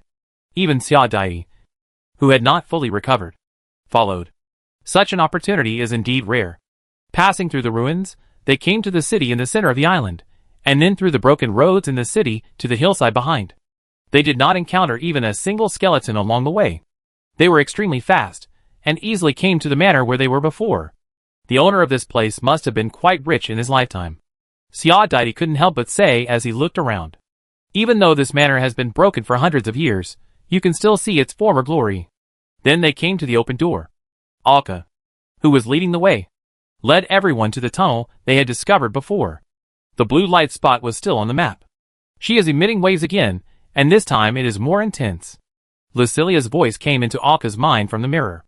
At this time, Alka had come to the top of the tunnel and said to the place where he was standing, "It's just below here. The tunnel inside is very narrow. Will it affect the ceremony?" However, his voice had just fallen. A faint wave came, and the sound of vibration came from under his feet. Alka immediately jumped back 2 steps. The others also became slightly alert. With the vibration, the floor above the tunnel was lifted up and curled up like a carpet, and smoke and dust flew. The tunnel below was exposed, and Jasmine's soul flew out directly, looking a little out of breath. At this time, the back of Jasmine's soul was already emitting a faint green smoke. However, the soul body itself was still within the normal pale white range. She looked at Alka, and then at the people who followed Alka and whom she had never seen before. She said anxiously, "Did the Archbishop bring it?" "No. No. The Sword of Mercy is the Sword of Mercy." Her expression was a little dazed and anxious. And then she forced herself to calm down and become a little more normal. "Quick! I feel like I'm about to be invaded by the darkness here. I can't hold on any longer. I don't want to fall into darkness. I don't want to become an evil spirit." As she spoke, her expression became dazed again, and even a hint of evil appeared on her face. The green mist behind him seemed to become more. "I still want a little bit of blood. Alka looked back at Andre after seeing this situation. At this time, Andre had put his hands behind his back. The metal boxes behind him opened layer by layer, and the hilt slowly extended. Andre pulled out the blade, and a layer of light flame immediately covered it. As Andre swung the blade, the flame surrounded him, and the green smoke behind Jasmine was directly dispersed and disappeared. This smoke did not burn the attached souls like it did when fighting the Archbishop's evil spirits before. Jasmine was in a trance, and her evil expression disappeared instantly, returning to normal. It was very obvious that she looked relieved. Thank you. I felt like the Virgin Mary was hugging me." "That was just your illusion. Now take out your bones and put them in front of me." Andre walked forward expressionlessly and said. Jasmine nodded at the Sword of Mercy in Andre's hand, and waved her hands. The soil in the tunnel below lifted up a skeleton dragged out by an invisible force, and then piled in front of her. Looking at the skeleton, Andre held the Sword of Mercy, and pointed the tip of the sword at the skeleton below. He raised his head, stared at Jasmine floating in front of him, and asked, "Anything else you want to say?" Hearing this, Jasmine looked at Alka and the other two, and nodded to them. "Thank you. There are some magic items I used in the treasure chest below. I hope it can help you." After saying that, her eyes stayed on Alka. "Thank you for discovering me. I prepared a gift. I hope you can accept it." Alka knew that this so-called gift should not be for him, and nodded in response. Jasmine folded her hands in front of her chest and closed her eyes. "May the Virgin Mary bless you." Looking at this scene, Andre knew that she had said what she wanted to say and was ready. He took a step forward, and the tip of the sword was completely against the corpse. Chapter 108 Thank You Gift. Messenger holding wheat ears, I pray that you open the gate to the Styx. Give me ships that can pass through the Styx, and a lamp that illuminates the darkness. An unheard prayer was being recited softly from Andre's mouth. As he recited, the Sword of Mercy also ignited a flame. This time the flame was milky white, with a holy and soft smell, burning along the blade toward the bones. As the bones were wrapped in the holy flame, the flame on the bones burned fiercely. A flame-like thread emerged from the flame and connected to the beautiful soul. Jasmine closed her eyes, embraced herself with both hands, looked more relaxed, and smiled faintly. The flames wrapped around her body, and Jasmine's soul emitted a soft light, but it was gradually fading, until it completely dissipated. It was like the sound of the sea rushing, and like the sound of a river flowing, which sounded in this quiet manner. But this place was far from the sea, and there were no rivers around, so where did this sound come from? Alka seemed to see a peaceful sea. A boat with a white lantern on it slowly approached. The scene was hazy and blurry, and it was hard to see clearly, as the flames on the bones disappeared. The sound and the scene disappeared. The bones also turned into a pile of ashes. After Andre finished chanting, he opened his eyes, and put the sword of love back into the metal box on his back. Then the box slowly closed, and Andre also embraced it with both hands. He bowed. Then he squatted down and carefully collected the ashes and put them into a prepared cloth bag. Then he turned around and shook his head at Alka and the other two, and said, "Go get your thank you gifts," and prepared to return. The three nodded and jumped down the tunnel. As the light came on, they saw a wooden box buried in the soil. They opened the wooden box and lit it with the light. There were a lot of things piled up inside. On the top was a small wooden box, and there were some manuals and various tools piled underneath. Jason reached in, picked up the wooden box, took a look, and handed it directly to Alka. "This is a gift for you." Alka took it and saw that there were indeed words engraved on it. Jamie looked at the remaining things in the box and said, "Let's move these things to the boat first and then divide them. There are quite a lot of things in it. It's a bit of a waste of time here." The two nodded, then they pulled the wooden box out of the ground with force, and reassembled it, and held it with Jamie's tentacles. "Okay, then let's go back," Andre said and walked outside. When he came to the outside of the manor, he found a place with more flowers, dug a mud pit, and buried the ashes in it. Then they returned along the same route, and boarded the ship in a short while. In the dark night, the Sea Fist left the berth. "Returning, you can go back and rest. Remember to always pay attention to your mental state. We have stayed in the Dark Realm for a little too long." After saying that, he returned to the captain's room. However, the others had no intention of returning, and followed them into the captain's room, because Alka and the others still had to divide things. Siadaiti and the others were also curious about what the girl had left behind. Move the wooden box onto the table. Take out the items one by one. A pamphlet, a few books, and a rough map of the Dark Realm. Then, there are the magic items. A monocular telescope, a clip that looks like it is used to tie hair, a lady's bracelet, and a dagger. There are quite a lot of things. Jason couldn't help but laugh. Jamie began to identify these magic items. This telescope is not much different from the captain's. Through the telescope, you can see farther than a normal telescope, and can penetrate darkness, fog, and strong light, provided that these things are not made of supernatural power. These 4 items were divided by Alka and the other 2, and they were their individual spoils. Gammy held the telescope and looked at the 2 people and asked, "Do you need this thing? If not, I will choose this one." He had used the telescope in Andre's hand before, and was very interested in this thing, and felt that it was very suitable for him. The 2 did not have too much obsession with this thing. Since Gammy wanted it, he would not fight for it. He shook his head. After accepting it, Gammy picked up the hairpin. Lady's hairpin. Wearing it on your head should be able to lift your spirits a little. It looks good, and the materials are relatively expensive. It can be worth 23 gold sales. The 3 looked at this thing, and had no desire to accept it. The hairpin was decorated with gems and butterfly-like carvings. It is difficult for normal men to accept this thing stuck in their hair. Not to mention that their hair is not strong enough for them to wear it firmly. At this time, Vanessa patted the table and said, "Don't you want it? If not, I'll buy it." She liked the appearance of this thing, and it also has magical effects, which is even better. Okay. The 3 of them had no objection and nodded. Vanessa walked out of the captain's room directly, and came in with 3 golden sails in just a short while, handing 1 to each of the 3 people. Then he took the hairpin away, put it on his head, and talked to Siadai. "As for this bracelet, let me take a look. It should be worn by ordinary people, and it can slightly improve their physical fitness." Hearing this, Jason's eyes lit up, and he couldn't help but say, "Then I'll take this one." Although Alka thought this item was not bad. Since Jason wanted it, he would not fight for it. He nodded in agreement. Although they were touchers, they all had relatives, and their relatives undoubtedly needed this thing.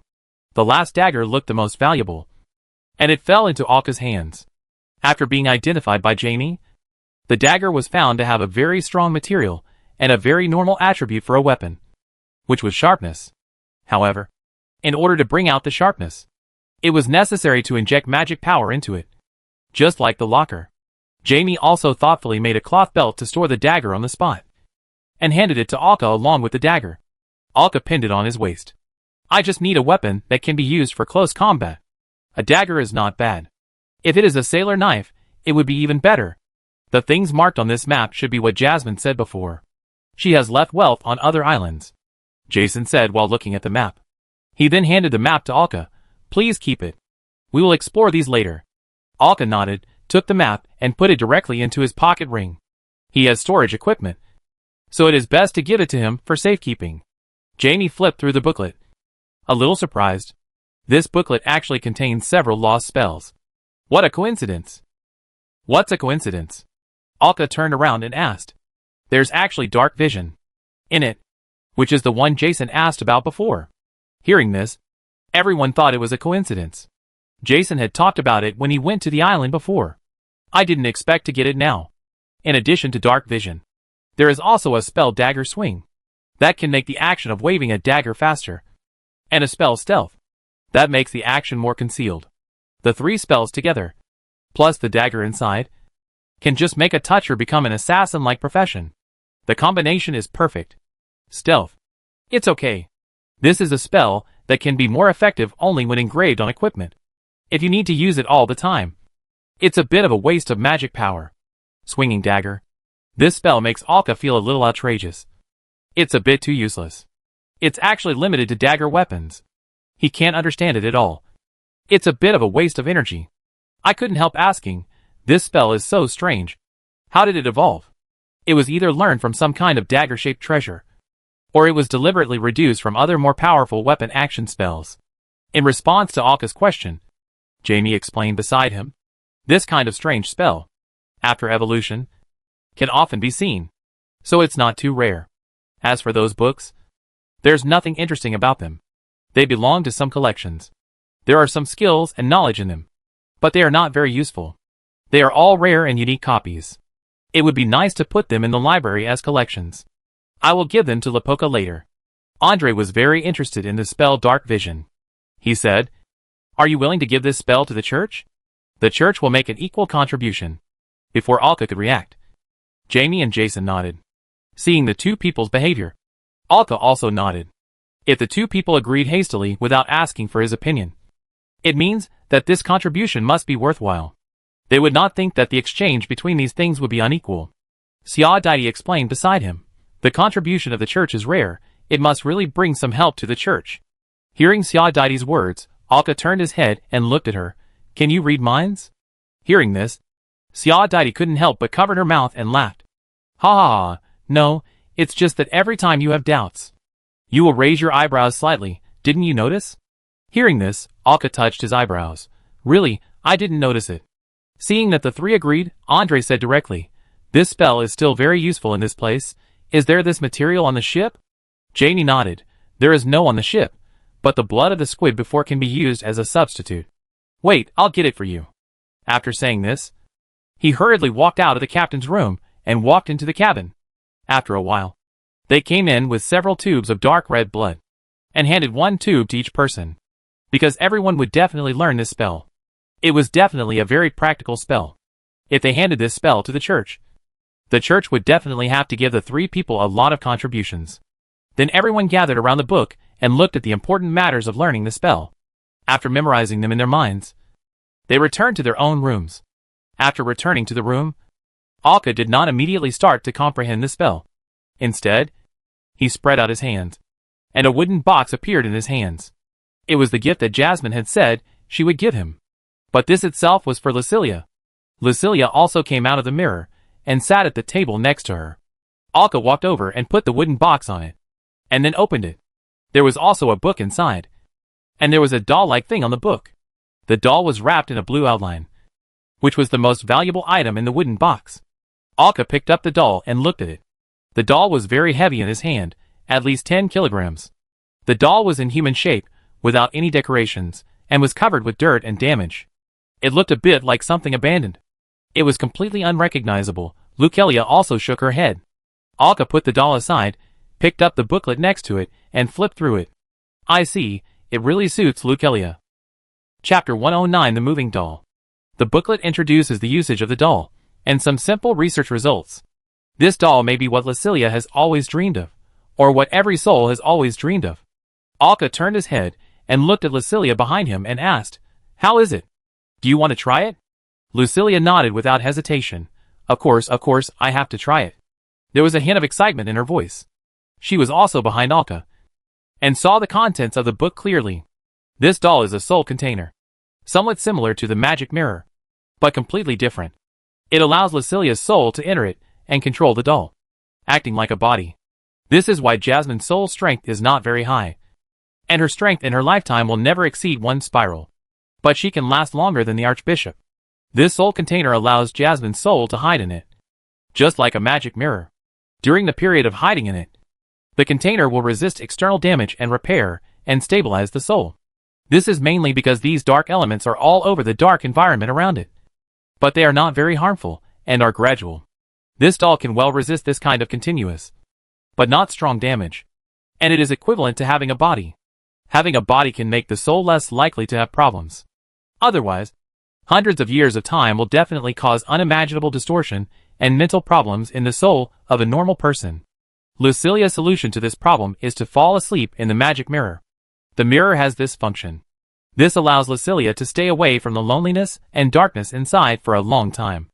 The only regret may be that falling asleep makes it difficult to tell the passage of time. But this doll has become tattered and dirty. It has been used for a long time. It will break if it is used again. This is why Jasmine kept it. She wanted to keep it until the end, letting herself perish in the doll. Perhaps it would prevent her from becoming an evil spirit. So the last time this doll could be used, it was her coffin for herself. In addition to the introduction of the doll, the booklet also contained the manufacturing process and materials, as well as the ideas behind the manufacturing of this doll. In short, it was a detailed manufacturing manual plus research experience. With this thing, as long as you are willing to spend time, you can make a doll yourself. What a pity. If Jasmine's soul was a little stronger, she might be able to wear the doll and walk out. Looking for materials, continue to make dolls for yourself to keep yourself alive safely. After all, even if you become a soul, you can still use some of the power you had when you were alive. Thinking of this, Alka couldn't help but think. That is to say, the circuit of magic power is not just something inside the body. Maybe the body and the soul each have a part. I don't quite understand. I will learn later. Alka took 2 palm-sized dolls in his hands, looking at Lucilia in front of him. Lucilia's soul took a deep breath, seemingly felt that this would calm her down. If she could really breathe. Then she entered the doll without hesitation. The soul entered the doll, and Alka also extracted the magic power in her body and infused it into the doll. Lucilia was not a toucher in her life, and the magic power in her body had never been active, so she could not enter the doll like Jasmine and control the doll's actions. At most, the doll can be compared to a magic mirror as a temporary container, which may not be as comfortable and safe as a magic mirror. This thing is a magical creation after all. But now with Alka's magic power infused into it, the surface of the doll has changed. The head, which originally had no decoration, grew green hair one after another, all the way down to the waist of the doll. Then a pair of pointed ears grew on the doll, indicating Lucilia's identity. Speaking of which, Alka always thought Lucilia was some alien race, but she always claimed to be a human. Pointed ears are just a feature of their branch of race. A well-made elegant dress appeared on the body. But when it was reduced to a doll, it looked more like a gothic outfit. A pair of green eyes like gemstones appeared on the face, as well as decorations like a nose and mouth. The eyes flickered slightly, as the limbs swayed and the big head turned left and right. The doll came to life. The doll turned into a classic 2-headed body. The doll rolled over twice in Alka's hands, and then its hands and feet began to move randomly, as if it was adapting to its own body. After rolling around like this for a while, I finally got used to it. I used my hands and feet to stand up, moving shakily like a baby. Gwawala. She seemed to be excited about herself, finally standing up. Looking at the sound made by the doll, Alka was silent. This doll didn't have the function of letting the soul speak, it could only make this kind of baby-like sound. Lucilia also found the problem, and covered her mouth with her round hands. Wah! Watching Lucilia's movements, Alka stared at the doll in front of him, and couldn't help but reach out and poke her face. Ah! With a gentle poke, Lucilia, who had just stood up, sat down on the ground immediately. The voice became excited. Gwa! Stretching out both hands and waving Alka's fingers, they whipped alternately. The soft touch hit Alka's hands. Then he used both hands to hold Alka's fingers and stood up. Just after taking 2 steps, he immediately fell on the table face first, making a slapping sound. Watching the movements of the Lucilia doll, Alka raised his eyes, took a deep breath, and relieved his strange mood. He stretched out 2 fingers, pinched the doll's back, slowly lifted her up, and placed her steadily on the table. He gently lifted the doll's back with one hand, protecting her, and let her walk slowly on the table. With Alka's help, the doll's speed finally returned to normal, and it was able to walk steadily without Alka letting go. Under Alka's gaze, the Lucilia doll walked around on the table, touching this and knocking that, as if she was curious about everything. But after playing for a while, she sat down on the ground, as if she was tired. A wisp of white mist came out, and then more of it emerged and turned into Lucilia's soul, sitting on the seat next to her. The doll also lost its various features, becoming the most ordinary appearance, and fell on the table. Seeing Lucilia's smiling face, Alka couldn't help but ask with a smile, "How does it feel?" Lucilia turned her head to look at Alka, and her face showed an increasingly bright smile. She could feel her excitement. "It's great. I feel the feeling of walking for the first time. Although it's a bit strange to use it in the doll's body. And it's very slow. But it's good. The only pity is that my soul is not strong enough. And I can't control how long the doll's body moves. And the doll can't speak." At this point, Lucilia showed a regretful expression on her face. She got into the doll's body and moved for less than an hour in total. This hour was too short for her. She didn't feel anything at all. It just passed. It was the first time she felt time passing so quickly. Moreover, this doll had been used for a long time. It would not be long before Lucilia broke it. "It's okay. Don't worry." Alka looked at the booklet in his hand and comforted him. "It contains the production method of this doll and some research experience. I will study it and learn. Maybe I can make a better one for you in the future." "Really?" Lucilia's emerald eyes seemed to be shining. Alka nodded and said affirmatively, "Of course. No problem. These materials are not extinct now, and they can still be bought. Don't worry." Lucilia nodded vigorously. "I will help you, too. If you need any help, be sure to tell me. Of course, there are still many places where you can help. You know, Lucilia's knowledge can be described as exaggerated." Alka has never specifically asked about Lucilia's age before her death. But judging from her current appearance, she should not have been very old before her death. But she had learned a lot from the library since she was a child. In Lucilia's words, in the magic world, besides sleeping, if she was bored, she would constantly recall the books she had read before to consolidate her knowledge and pass the time. This made the knowledge in Lucilia's mind firmly imprinted in her soul. Many of them were knowledge that Alka did not know. And even many people did not know. After all, it was an ancient time, and Lucilia's family was very powerful. The knowledge that this family treasured was certainly not useless information. Alka didn't know exactly what it involved. But now some of Alka's meditation methods, cultivation methods, and various identification knowledge and languages all came from Lucilia's teachings. There were even some spells that had long been lost, and even spells that had never been recorded. After a while, the excitement faded, and Lucilia's expression showed obvious fatigue. "I'm a little sleepy. I'm going to rest in the magic mirror for a while," she said, and went directly into the magic mirror. Watching Lucilia disappear, Alka looked at the booklet in his hand.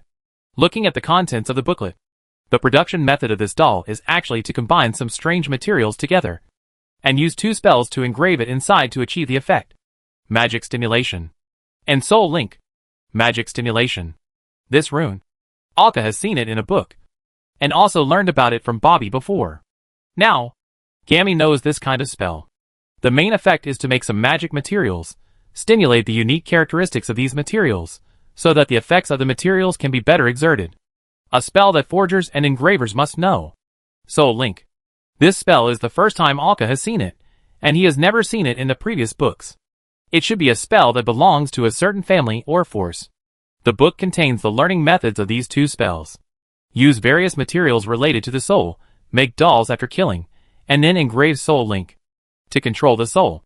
From the text in this book, we can see that the maker is actually not satisfied with the finished product. At the end, it also writes about his experience in research and improvement, and where to start the research next. However, it only stops here. I don't know whether the researcher died, or the book is incomplete. But it doesn't matter. They are all things from hundreds of years ago. Even if the researcher didn't die at that time, he would have turned into ashes now. It seems that there is another task at this stage. I have to go to Gammy to learn some methods of blacksmiths. It doesn't need much, as long as I can make a good doll product. The name of this doll is Soul Doll, which is quite appropriate. Put the book and the doll into the pocket ring. Alka lay on the bed and fell asleep soon. Chapter 110, Achieving a Spiral. As they began to return, they entered the most boring, but most inevitable part of sailing. Sailing in the dark sea. Alka hurriedly took Janie out of the cabin and quickly sent her to the infirmary next to the captain's room. Watching Vanessa treating Janie. Just now, Alka was still in the cabin with Janie to learn some forging methods, and worked with Janie to study and improve the soul doll. They had been studying together for a while. They had to find something to do during the boring time at sea. Then at this time, Janie heard the murmur, and his physical condition was not good, so he was carried to the infirmary by Alka. We have been in the dark realm for too long. Everyone has been affected to varying degrees. Jason also rushed over and said beside Alka. He heard the murmur for the second time yesterday. Luckily, Vanessa was next to him when he heard the murmur, so she treated him quickly. But this also means that they can no longer stay in the dark realm, and must get out as soon as possible. Alka nodded and said, but fortunately, we are already returning, and we will be able to get out soon. If Lucilia had not been able to get into his soul space and help him resist the erosion of darkness, and his soul was already strong. Otherwise, he would have been the first person to be mentally broken. We are lucky, according to normal standards. Based on the time we have stayed in the dark realm, we should have heard more than 3 whispers on average, Vanessa said while treating him. Really? Then we are lucky. Jason couldn't help but say thankfully. It's not because you are lucky, but because there is a target standing next to you. Alka thought helplessly. In Lucilia's words, the stronger the soul is, the more it attracts these dark elements to come close and want to invade the soul. He is a typical example. This will cause the surrounding dark elements to give priority to Alka instead of others. So the chance of others being invaded will become very low. Arka, as long as you break through to the second spiral, you don't have to be afraid of the mental invasion here. Hearing Lucilia's voice, Arka waved to a few people, left the infirmary, and walked towards his room. After returning to the room, he asked, why do you say that? Didn't Andre just suffer the first whisper a few days ago? There is a spell called Mental Shield that can strengthen the defense of the mind. According to written records, although you will be invaded by darkness after learning it, you will not suffer much damage. Hearing this, Arka understood, which means that Lucilia knows this spell. But he asked curiously, why must it be a double spiral? After all, he had never heard of any spell that required a certain level of strength to learn. Although there is no requirement for strength in spell learning, sometimes you need to have enough strength to exert the normal effects of some spells. With your current strength, if you learn this spell, it can only protect your spirit for a while, and it will also consume your magic power. But once you become a double spiral, this spell can become a standing effect, providing protection for your spirit at any time. Hearing this, Alka understood. He went to the bed and sat cross-legged. Runes appeared in his mind, and then fell into his body. The magic began to run rapidly. As the magic ran rapidly, the magic circuit seemed to be over-vibrated. The runes glowed slightly, and all the magic fell back as if there was a support. It supported the high-speed operation of the magic. As he meditated, beads of sweat began to fall from Alka's head. It quickly soaked his clothes. These were some simple problems that meditation brought about. Compared with other benefits, this disadvantage was not worth mentioning. The magic power formed a clear circular loop, which appeared in Alka's body, as if it was engraved in his body and soul.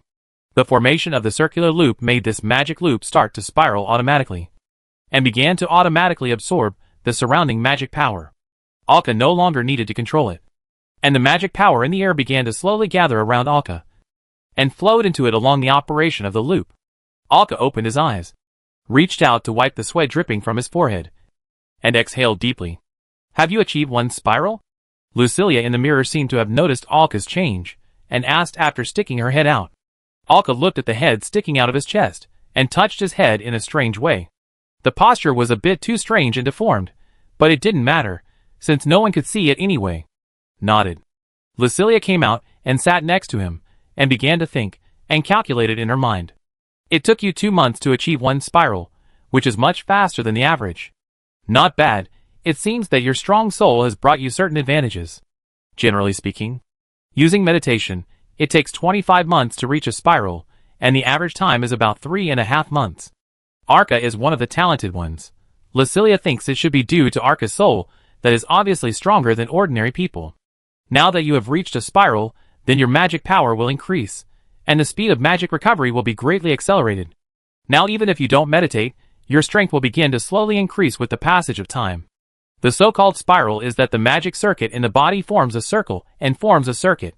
Such a circuit can operate on its own. In addition to what Lucilia said, it can also make some of Alka's spells more powerful. And with a circuit, the magic power is easier to control, and becomes more handy. Alka spread out his palm, and a vortex of magic power appeared in his palm. A palm-sized mirror emerged. Looking at the mirror in his hand, as his strength reached a spiral, Alka had a new understanding of the spell mirror. Do you have a new understanding of the spell you know? Lucilia asked curiously. Alka nodded, then turned around curiously, looked at Lucilia and asked, why do you think so? Spells like this that are learned from treasures generally begin to use their more powerful power gradually after the strength is improved. But this is a bit random, and it depends on whether the spell you learned is the core ability of the treasure. Hearing this, Alka showed curiosity on his face. He had never heard of it before. Tell me in detail. Lucilia nodded, and was not stingy about it. I don't know what treasure you touched, nor do I know what specific abilities the treasure you touched has.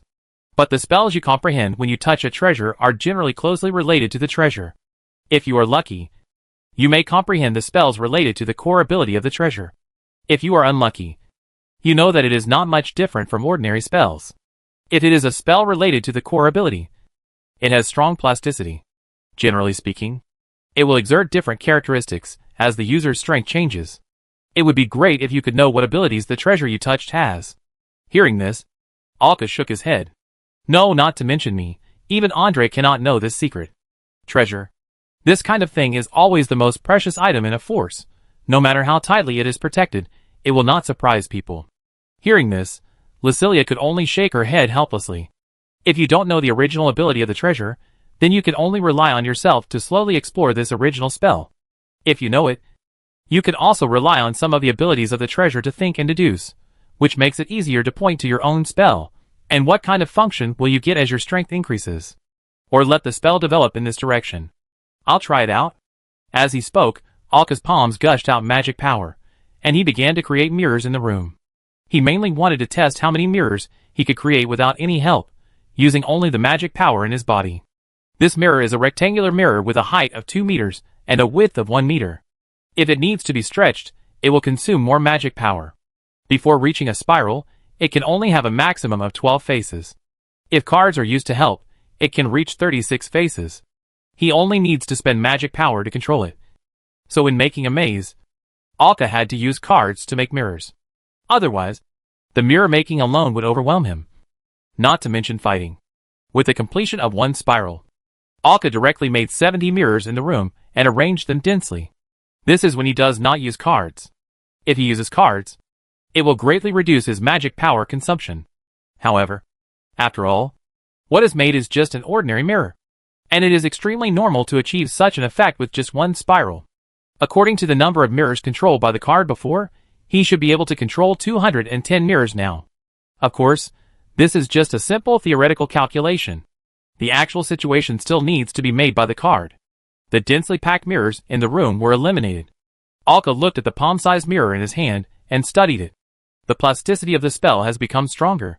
What kind of plasticity is it? The changes brought about by the increase in strength made Alka a little confused. He first controlled the mirror to change, turning the mirror into a circular structure composed of triangular lenses. The mirror was indeed easier to control, and the plastic shape became more and more exaggerated. But Alka felt that this was more like an improvement in his control ability, rather than a change in the spell. Carve other spells on the mirror? Thinking of this, Alka was ready to try. A hand emitted a trace of blue light, and began to carve on the mirror. Soon, the spell of Spiral Water Chain was carved on it. However, the mirror could not bear it at all. If you have to use it immediately after carving, wouldn't it be no different from painting in the air? It seems that this direction is not feasible. What could it be? Alka scratched his head and thought hard. It seems that he can only try one by one. Chapter 111 Changes in the spell. So that's how it is. So that's what plasticity means. Alka, who has always been obsessed with the changes in the mirror spell, finally found out where the spell has changed. Did you find out where your spell has become stronger? Lucilia came out of the mirror and asked. Alka nodded. I found it. I didn't think about it in this direction before. I really don't understand the spell well enough. The so-called strengthening of the plasticity of the mirror spell turned out to be the spell itself. The mirror spell is a rectangular block with an elongated eye inside. The eye inside can be taken out, and other spells can be engraved inside to make it merge. He had never thought that this spell could be changed in this way before. Can it be combined and merged? Direct modularization. After all, the style of the spell itself cannot be changed. Once it is changed, it will become another spell, and the effect will also change. For example, the one they are using now is more inclined to daily life, or ordinary spells. It is obtained by simplifying and weakening a higher level spell. Alka, who has not yet learned much about spells, does not have the ability to weaken and simplify the original spells. Naturally, he did not think about this. In the end, he had no choice but to think of this, but he was forced to do so because of his lack of ability. I learned from Gammy these days, and finally I was able to extract the Gong character from the mirror spell and carve a new spell into it. Alka tried it. The 3 very good spells used by Jack could not be carved in, nor could they be carried. Simple spells such as Sound Bird can be engraved in it. This is also the first spell that Alka successfully merged. However, the only regret is that the changed spell cannot be painted remotely, and must be printed on other materials to make it work. Painting remotely is like painting randomly, and the spell will fail, making it have no effect. As for the reason, Alka does not know. Looking at the pale white card in his hand, the back of the card is pale white, and the front is outlined with black lines, with a small square. The spell pattern hidden in it is a rectangular frame with 3 vertical lines of different lengths in the middle, but neatly arranged. Lucilia's eyes widened beside her, her face full of curiosity. Alka infused a trace of magic into the card to activate it. Release the card. The spiral card fell to the floor, and with a burst of transparent light, a mirror as tall as his height emerged from under his feet. This mirror was obviously different from the previous ones from the moment it appeared. An ordinary mirror is made, which is smooth, without any pattern decoration. Just a very ordinary and basic mirror. The edge of the mirror that appears now has blue rune lines that look like a flying bird, and there are vines painted underneath. This mirror no longer reflects Alka's appearance. A bird standing on a branch appears inside, and it is not just standing there, but moving in the mirror, like a living thing. It jumped twice on the branch, tilting its head and staring at Alka. Alka waved at the mirror, then smiled and said, "My name is Alka." Then he snapped his fingers. The mirror immediately twisted into a ball like a whirlwind, and turned into a strange glare. As the glare disappeared, a bird emerged. Then it spread its wings and flew directly to the table, looking at Lucilia. In front of Lucilia, it shattered like a mirror and turned into a card. What does this mean? Watching Alka's movement throughout, Lucilia asked, somewhat puzzled. Pour some magic into it. Hearing this, Lucilia nodded, reached out and tapped the card. Although she couldn't touch the card, the magic would flow out and go into the card. Of course, this magic was supported by Alka. With a little touch of magic, the card immediately turned into a mirror and floated in the air. The previous Alka's appearance appeared in the mirror. Alka in the mirror waved and said with a smile, "My name is Alka." Seeing this picture, Lucilia asked with a surprised expression, "Can the picture be transmitted as well?" Alka nodded.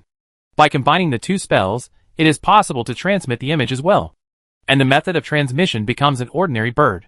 As for whether the bird made of lines is better, or the ordinary bird is better, it is unknown. It can only be said that each has its own advantages and disadvantages. And the transmission distance of this bird is the same as the distance that the sound bird spell can reach. So whether the combined spell is powerful depends on the degree of mastery of the spell that is integrated into the frame, rather than the degree of mastery of the mirror spell. This is a limitation. What else? What else? Lucilia asked curiously. She was curious about what other spells that could be fused would look like. Hearing this, Alka's expression became awkward. What's wrong? Haven't you had time to experiment yet? Seeing Alka's expression, Lucilia asked. She thought Alka had only experimented with this kind of fusion spell. Alka shook his head. That's not the case. Another card appeared in his hand, also a pale white card, but there was a water drop pattern in the black border of the card, no longer blank like the previous one. What spell is this combined with? Lucilia asked curiously. Spring water. It was the spell that could produce a spring. Alka learned it mainly because he was afraid that he would run into a water shortage. And this spell was simple and easy to learn, and there was no need to practice deliberately, as long as you learned and mastered it. After the magic power was integrated into it, another mirror appeared in front of the two people. And this time the mirror did not reflect their appearance. In the mirror, there appeared a scene of a spring in the mountains, with a spring in the middle, surrounded by mountain vegetation. The spring water continued to flow out, gurgling around. Can I drink the spring water here? Lucilia looked at this scene and couldn't help guessing. Alka shook his head, opened his mouth, and said awkwardly, That's it. What do you mean? You can only watch it like this. Lucilia was slightly silent. Then he asked cautiously, in other words, It's just a look at this scenery. There's nothing special about it? Alka nodded. Lucilia was completely silent. Isn't this a completely useless ability? Can it be fused like this? Ahem. Alka cleared his throat and explained beside him, After all, it's impossible to always fuse useful spells with so many ordinary spells. It's understandable that some useless spells are fused. The fusion of spells depends on the degree of compatibility. Lucilia nodded in agreement. That's right. You can try more other spells, just in case you fuse out a powerful one. But you have to think about it carefully. After all, learning too many spells is not a good thing. Alka nodded. Don't worry. I know the limit. After all, whether the fused ability is strong depends on Alka's mastery of the spell being fused. The more proficient he is in the spells in the mirror frame, the better the spells will be when they are combined. So he has to make some choices. And before combining, he has to think about whether such a combination is useful. It is best to find spells that are obviously well matched with the mirror. Of course, it is still based on luck, just like a lottery. It's just that such a lottery has certain rules. Maybe, thinking of this, Alka said, Let's go to the library and see if there are any interesting spells. No problem. I'll give you some reference. After that, the two opened the door and walked out. By the way, Lucilia, do you want to meet everyone? If you are only familiar with yourself, it will be too lonely. I need to prepare. It's too sudden. Let me prepare myself first. It's okay. Take your time. We have plenty of time. Yes, thank you. The ship moved slowly in the dark area. At this time, it has been more than half a month since they left the middle area. According to the characteristics of some islands and the distance, they are about to reach the edge of the dark area. When you reach the edge, you are basically out of the dark realm. At the edge, you don't have to worry about the invasion of darkness affecting your spirit. Although it is still dark here, the energy of darkness is minimal. Alka is steering the ship, learning under Andre's instruction. Andre looked at the sea chart in his hand. At this time, the clouds broke, and the faint moonlight fell, reflecting on the sea. This means that it is dark outside at this time, and the moon happens to be above them. They had reached the edge, and were approaching the boundary where day and night were clearly separated. The occasional light began to become more frequent. The sea chart in Andre's hand was the one they had obtained before, marking the safe route. They relied on the safe route on it to return faster than when they went there. They didn't even encounter sea monsters along the way. It seems that the route on it can still be used. It is indeed convenient and fast. Andre rolled up the sea chart and handed it to Alka, who put it directly into the ring. Alka, who was steering the ship, suddenly felt his left arm getting hot. He let go of the rudder and couldn't help shaking it. What's wrong? Andre asked, looking at Alka's strange behavior. Alka frowned and looked at his left arm. His left arm was getting hot at this time, which was a bit inexplicable. Ding! Ding! At this time, a bell suddenly rang on the observation deck, which meant that the members on alert had found something wrong. Xiaodai poked his head out and shouted loudly, "A fleet is approaching us. It's dark, and we can't see their flags. We don't know if they are enemies or friends." Hearing this, Andre immediately paced on the spot and flew up. Jumping onto the observation deck along the cable, a monocular telescope appeared in his hand. He opened the telescope and looked into the distance. As the bell rang, all the main members of the ship came to the deck. Hamo, who had been breathing fresh air on the deck, came to Alka's side. "What happened? It's too dark here, you can't see at all, and it's too unfriendly to ordinary people here." Alka shook his head while steering the rudder, indicating that he didn't know either. At this moment, the clouds in the sky broke. The faint moonlight sprinkled down. The light was shining just in front of the ship, just illuminating the fleet heading towards them. With the moonlight shining, several huge ships appeared, the black sails on the ships, and the pirate flags above. A sickle was inserted into the skull. Watching this scene, Alka's eyes widened. It was exactly the scene he saw when he held the sword of kindness. "Be careful! Get out of the way!" A sharp whistle came. Before Alka could react, he saw Hammer in front of him turned into a ball of blood mist. Chapter 112: The Attack of the Prayers. The blood-colored mist floated in the air with the help of the lighting stone on the mast, and drops of blood fell on the ground like raindrops. Some pieces of meat, bone fragments and skin flew everywhere like bullets, and stuck firmly on the deck. In an instant, the nose was filled with countless bloody smells, which kept attacking Alka's nose. Such a direct bloody scene made Alka stand still for a moment, with blood all over his face. He was not someone who had never seen bloody scenes. After traveling to this world, and knowing the situation in this world, he had already prepared himself mentally. During the time he was sailing on the sea, he had experienced many battles. Even when facing his own kind, he could still kill them, because he knew that this was a violent and cruel world. However, the death of strangers and enemies, and the turning of acquaintances and friends into blood mist residue in front of him were completely different concepts. Alka experienced this feeling for the first time. The blood and cruelty of the sea. It was only at this moment that the curtain officially opened in front of Alka. "Alka! Alka!" Lucilia's voice kept drilling into his ears, and the cold touch from the ring went straight to his brain. This woke Alka from his trance. "Alka, get down quickly, what are you doing?" Jason shouted from the back, and took the opportunity to shrink his body behind the main mast. Hearing this sound, Alka woke up from his dream. He didn't care about other situations, and rolled to the side. There was a staircase between the rudder and the deck. Alka hid under the staircase. Swish! The sharp sound of breaking through the air came again. The thing that turned Hammer into a bloody mist in an instant was a very fast cannonball. It flew again and hit the rear stern. In an instant, a huge gap was smashed in the upper right corner of the stern, and the wooden planks flew across. Andre on the watchtower was yelling, "Gammy, control the ship's turn quickly, turn the power to the maximum." I'm doing it. Gammy's voice came from somewhere, and there was also a sense of anxiety in his voice.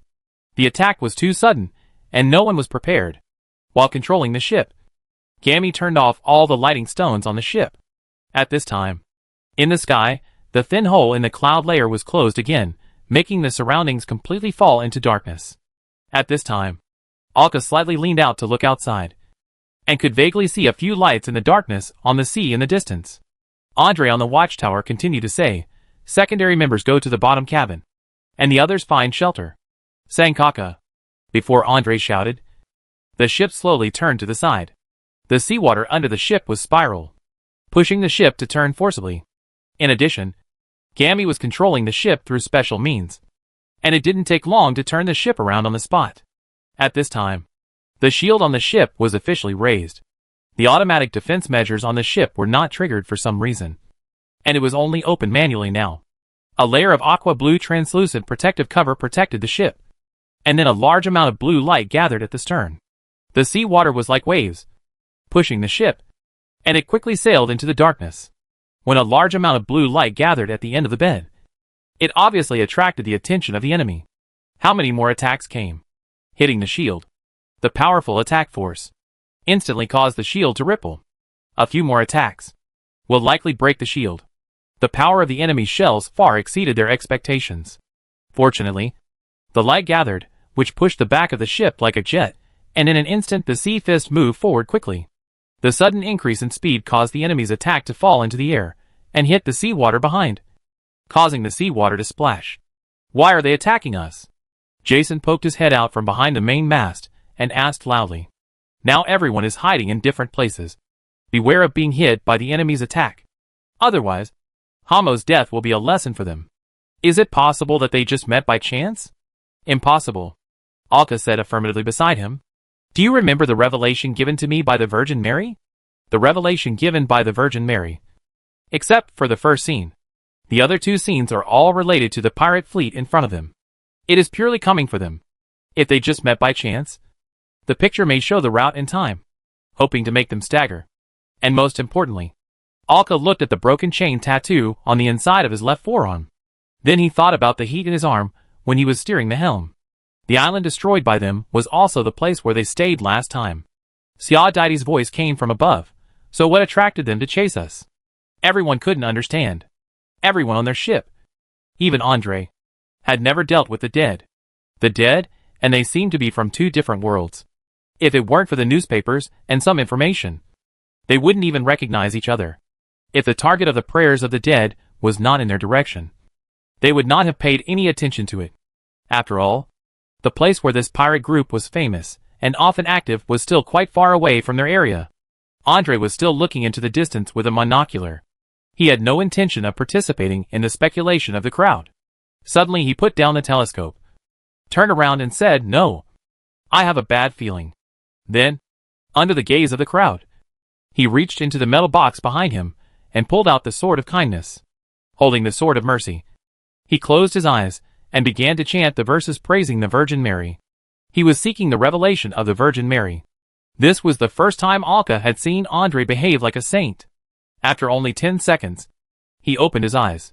He looked directly at Jamie and said, "Jamie, go back to the church and leave this." The whole ship suddenly stopped, standing on the sea, with no room to move forward. It was as if it was firmly grasped by an invisible big hand. Andre's eyes widened, and he immediately put the sword of kindness into the metal box behind him.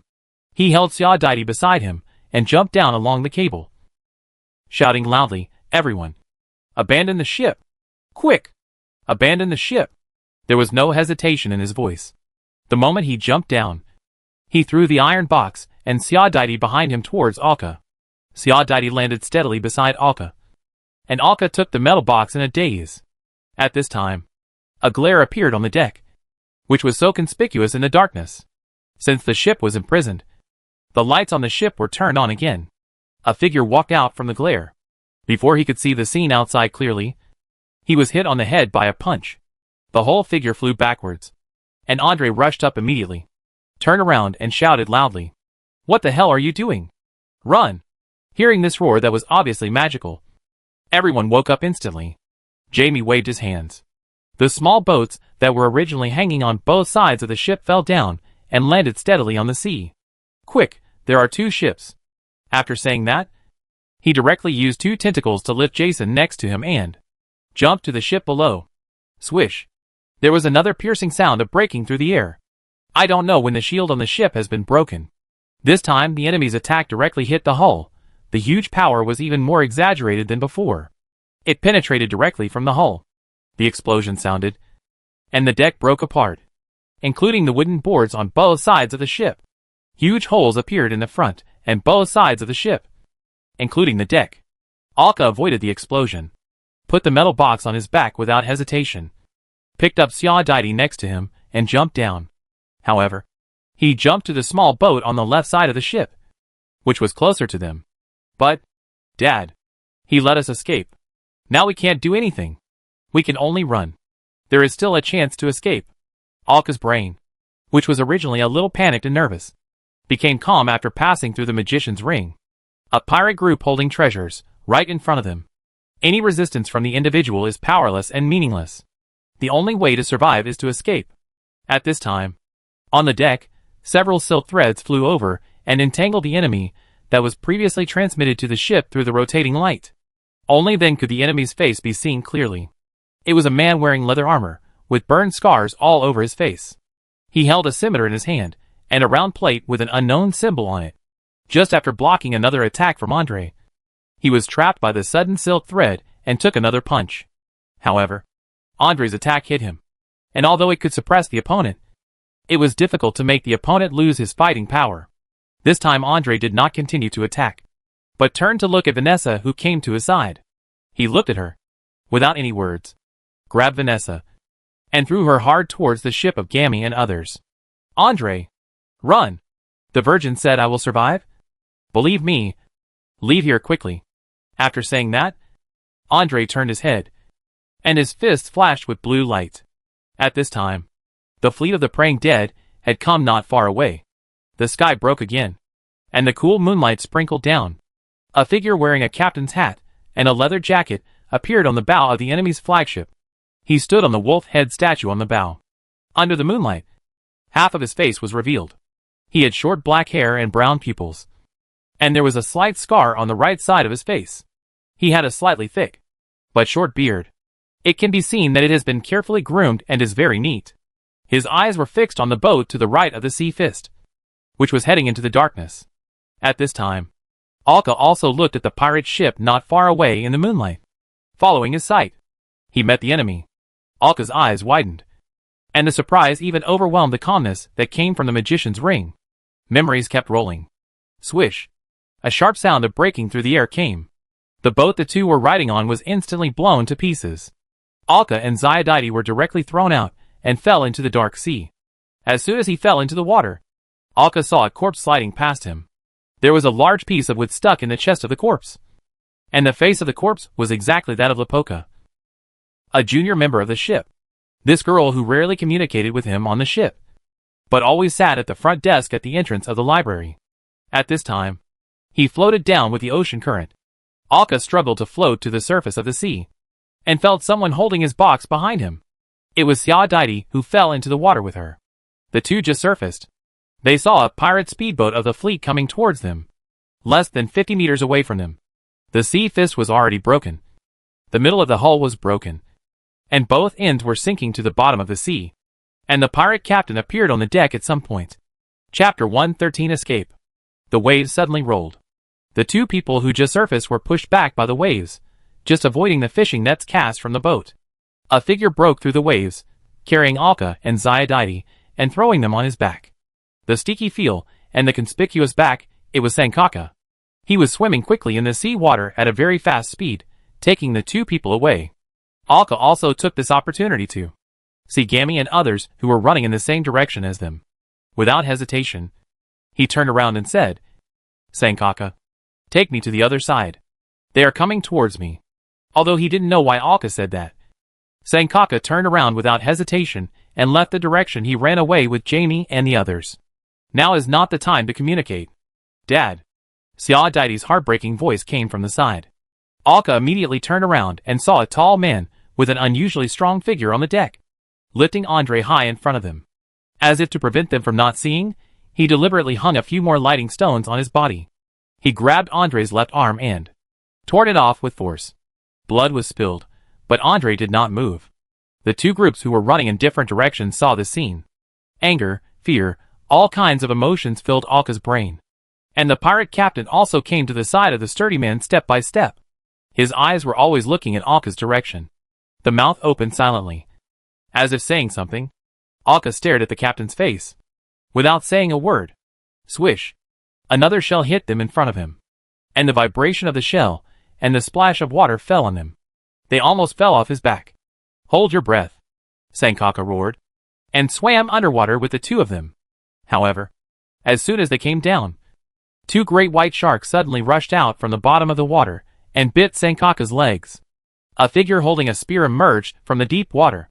It was vaguely seen that it was also a fishman, but it was a hammerhead shark head with a long mouth.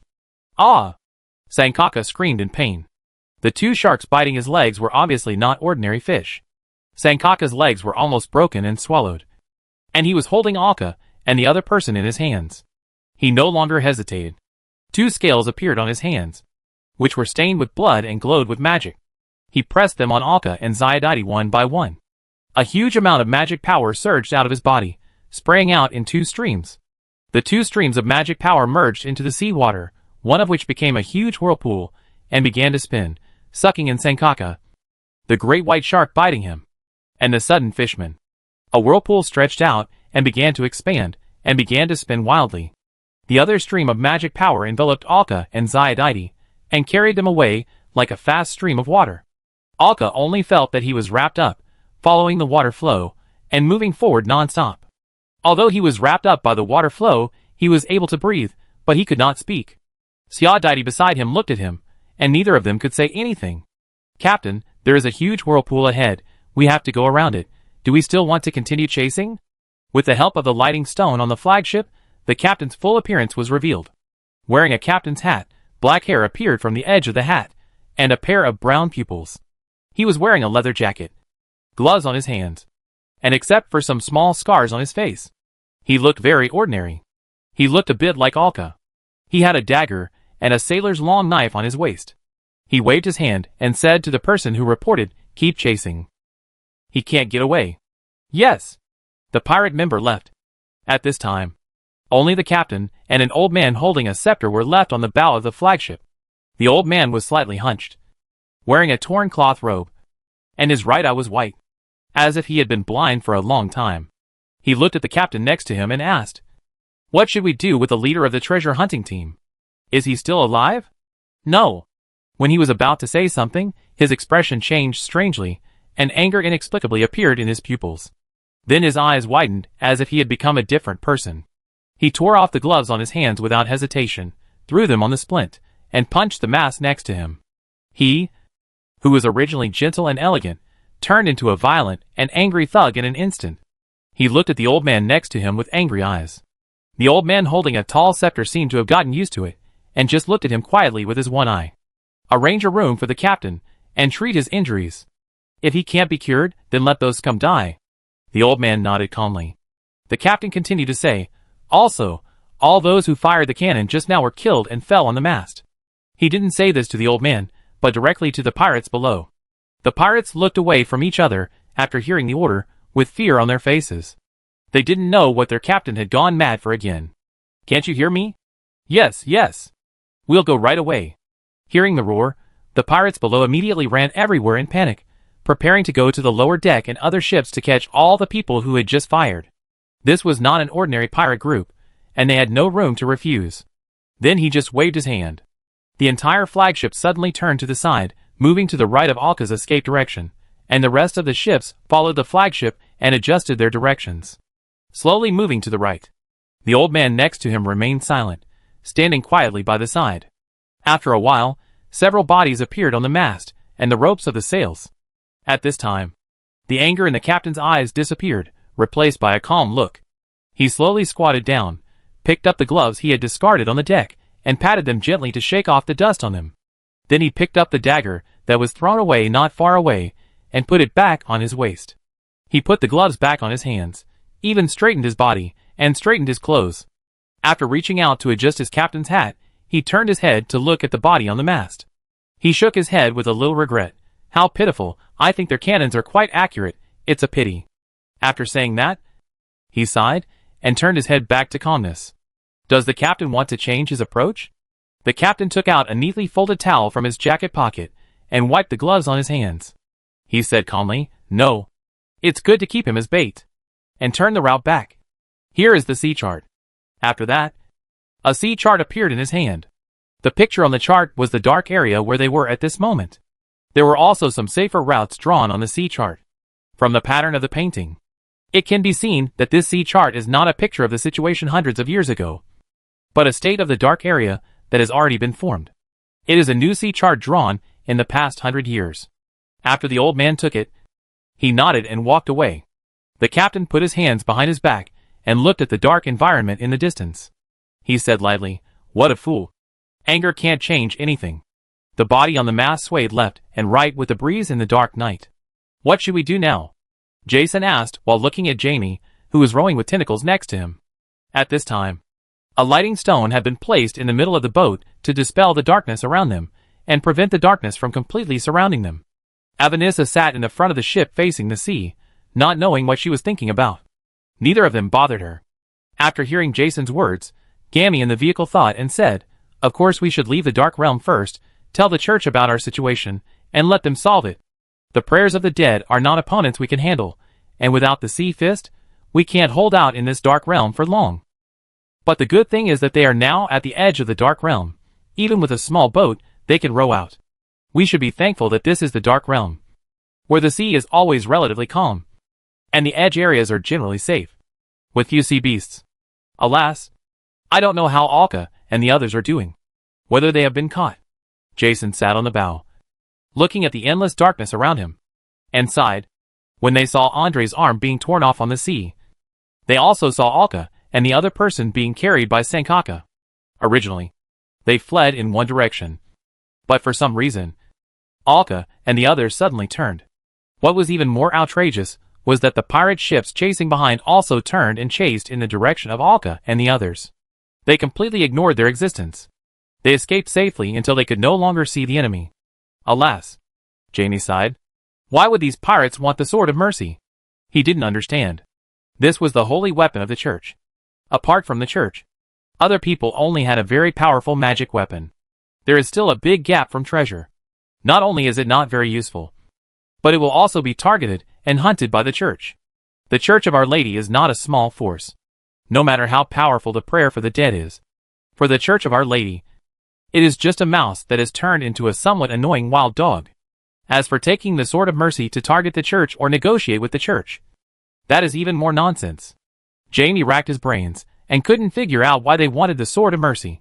But if you can't figure it out, you have to get out faster and report the situation to the church in full. Both of them deliberately avoided Andre's question. They didn't know whether Andre was alive or dead, and they were afraid of irritating Vanessa on the boat. Alas, a sigh was heard again on the boat. Jason held his head in some pain, and 2 faint tears fell down. Compared with Jamie, he has been on the boat for 3 years in total. It can be said that these 3 years are the most important 3 years in his life. The people on the boat can be described as friends and brothers. As a result, none of the secondary members survived, and Andre's life or death is unknown. aka, and the others don't know what happened. Chapter 114: The Resurrected Father. In the Dark World, there is an obviously abnormal current on the calm Black Sea. If there is light now, you will find that the color of this current is obviously different from the surrounding light black. This current is constantly moving forward, and the speed is very fast. And in the darkness ahead, there seems to be a small island. The current rushed straight towards the island, and then a current rushed directly to the beach, very fast, after he rushed to the shore. He immediately spread out like a pool of seawater, sinking into the sand, and being carried along by the current were Alka and Ziadite. Cough cough. Vomit. Alka coughed violently, vomiting a lot of seawater from his mouth. With a hoarse throat, he kept breathing in fresh air. Ziadite did the same. After vomiting, the two breathed hard, and then laid down on the beach weakly. Alka lay on the beach, soothing his breathing, recovering his strength. But his mind was blank. There were too many things that impacted his spirit today. He needed to take some time to sort out the current situation.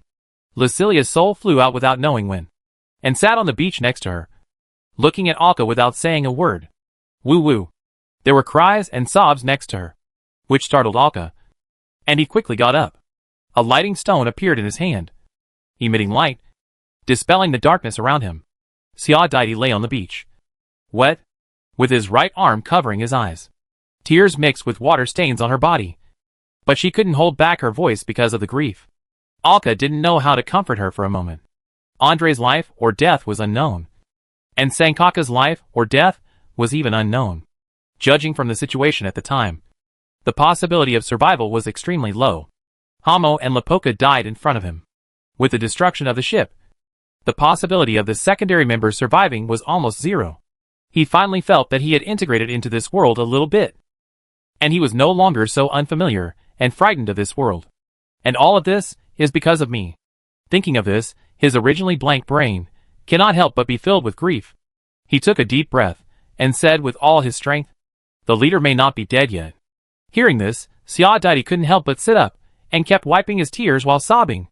He wiped the stains and various sand on his hands on his face. You said, really?" There was a hint of hope in his voice. Alka nodded, and once again calmed down his emotions and raised his head slightly. Then she lowered her voice and said, I saw clearly. The man dressed as a pirate captain. I saw his face clearly. Without waiting for Xiaodaidi to speak, Alka continued, he is none other than my father. Your father! Xiaodaidi, who had just calmed down, raised her voice. And one could even hear the anger in it. She couldn't help but grab Alka's arm. She squeezed it tightly. And there was even a hint of anger in her eyes. The sudden message made him unable to control his anger and grief. But even so, she still endured it, and did not take further action. She said, didn't you say that your parents died when you were in your teens? Alka nodded. Yes. I have always thought so. Do you know some of the peculiarities of the Golden Wheat Island? Without waiting for Xiaodaidi to answer, Alka said, all the islanders and children born on the island will be blessed by the Stone Mother. Their lives will be represented on a stone, placed in the huge stone of the island's mother stone. When the stone cracks, it represents the passing of life. When I was 10 years old, my mother's stone cracked. And my father was not an aboriginal on the island. He was an outsider. It is normal for some people on the island to marry or marry outsiders. It is not very rare. And there is no rule that prohibits it. Speaking of this, Alka turned his head and looked at Xiaodaidi. At this time, Xiaodaidi, who was originally a little excited, had let go of his hand and calmed down. His unwarranted anger could not solve any problems.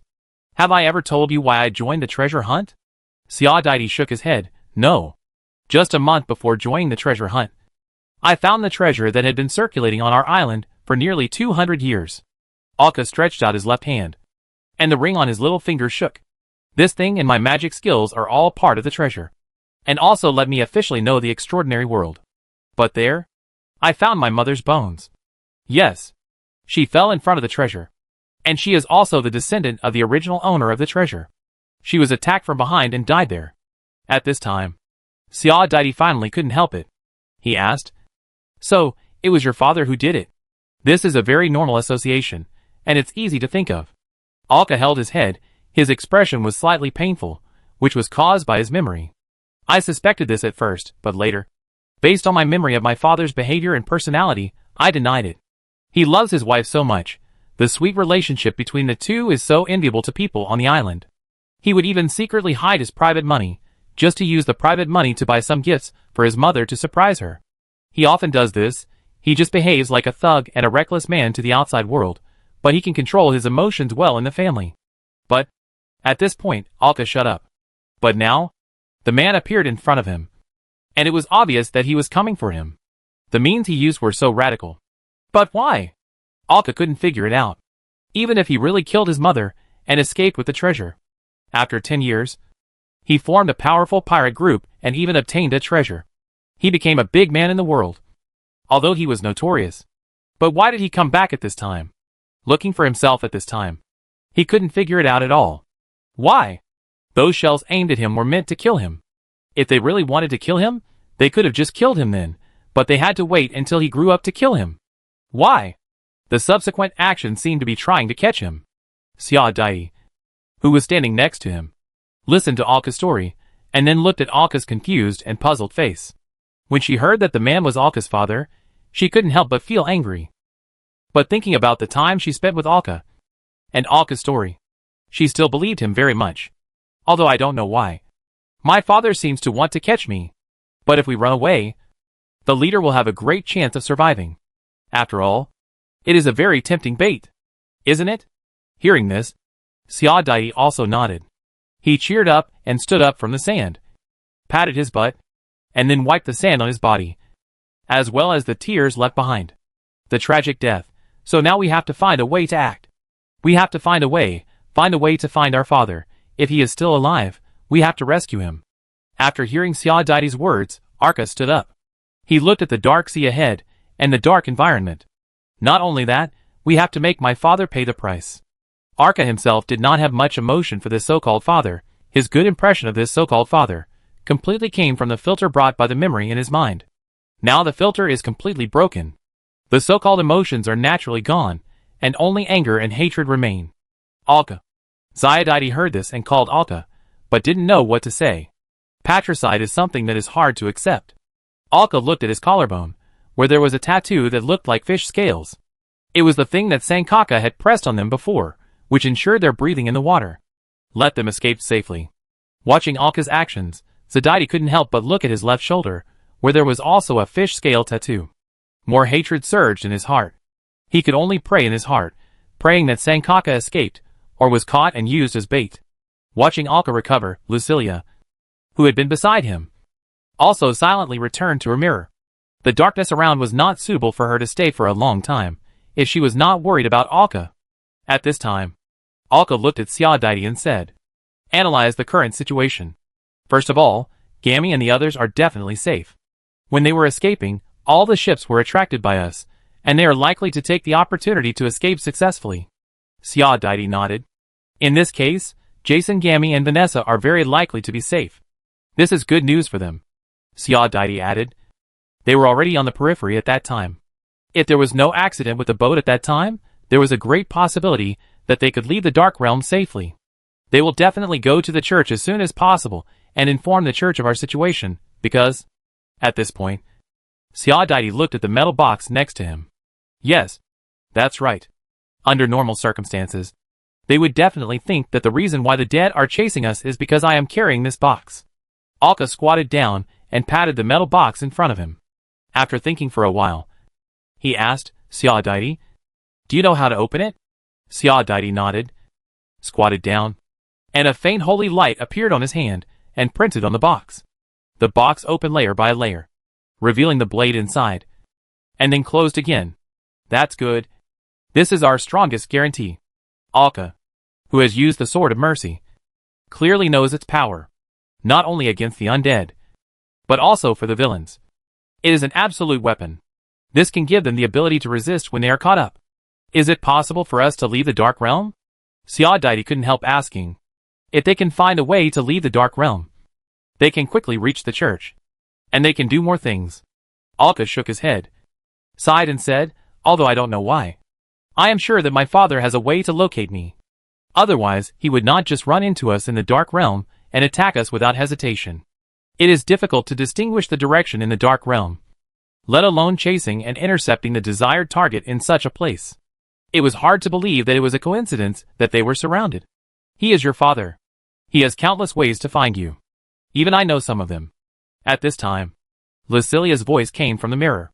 "What are the ways?" Alka couldn't help asking. As soon as he finished speaking, he felt a hand touching his head. "Are you okay? Who are you talking to?"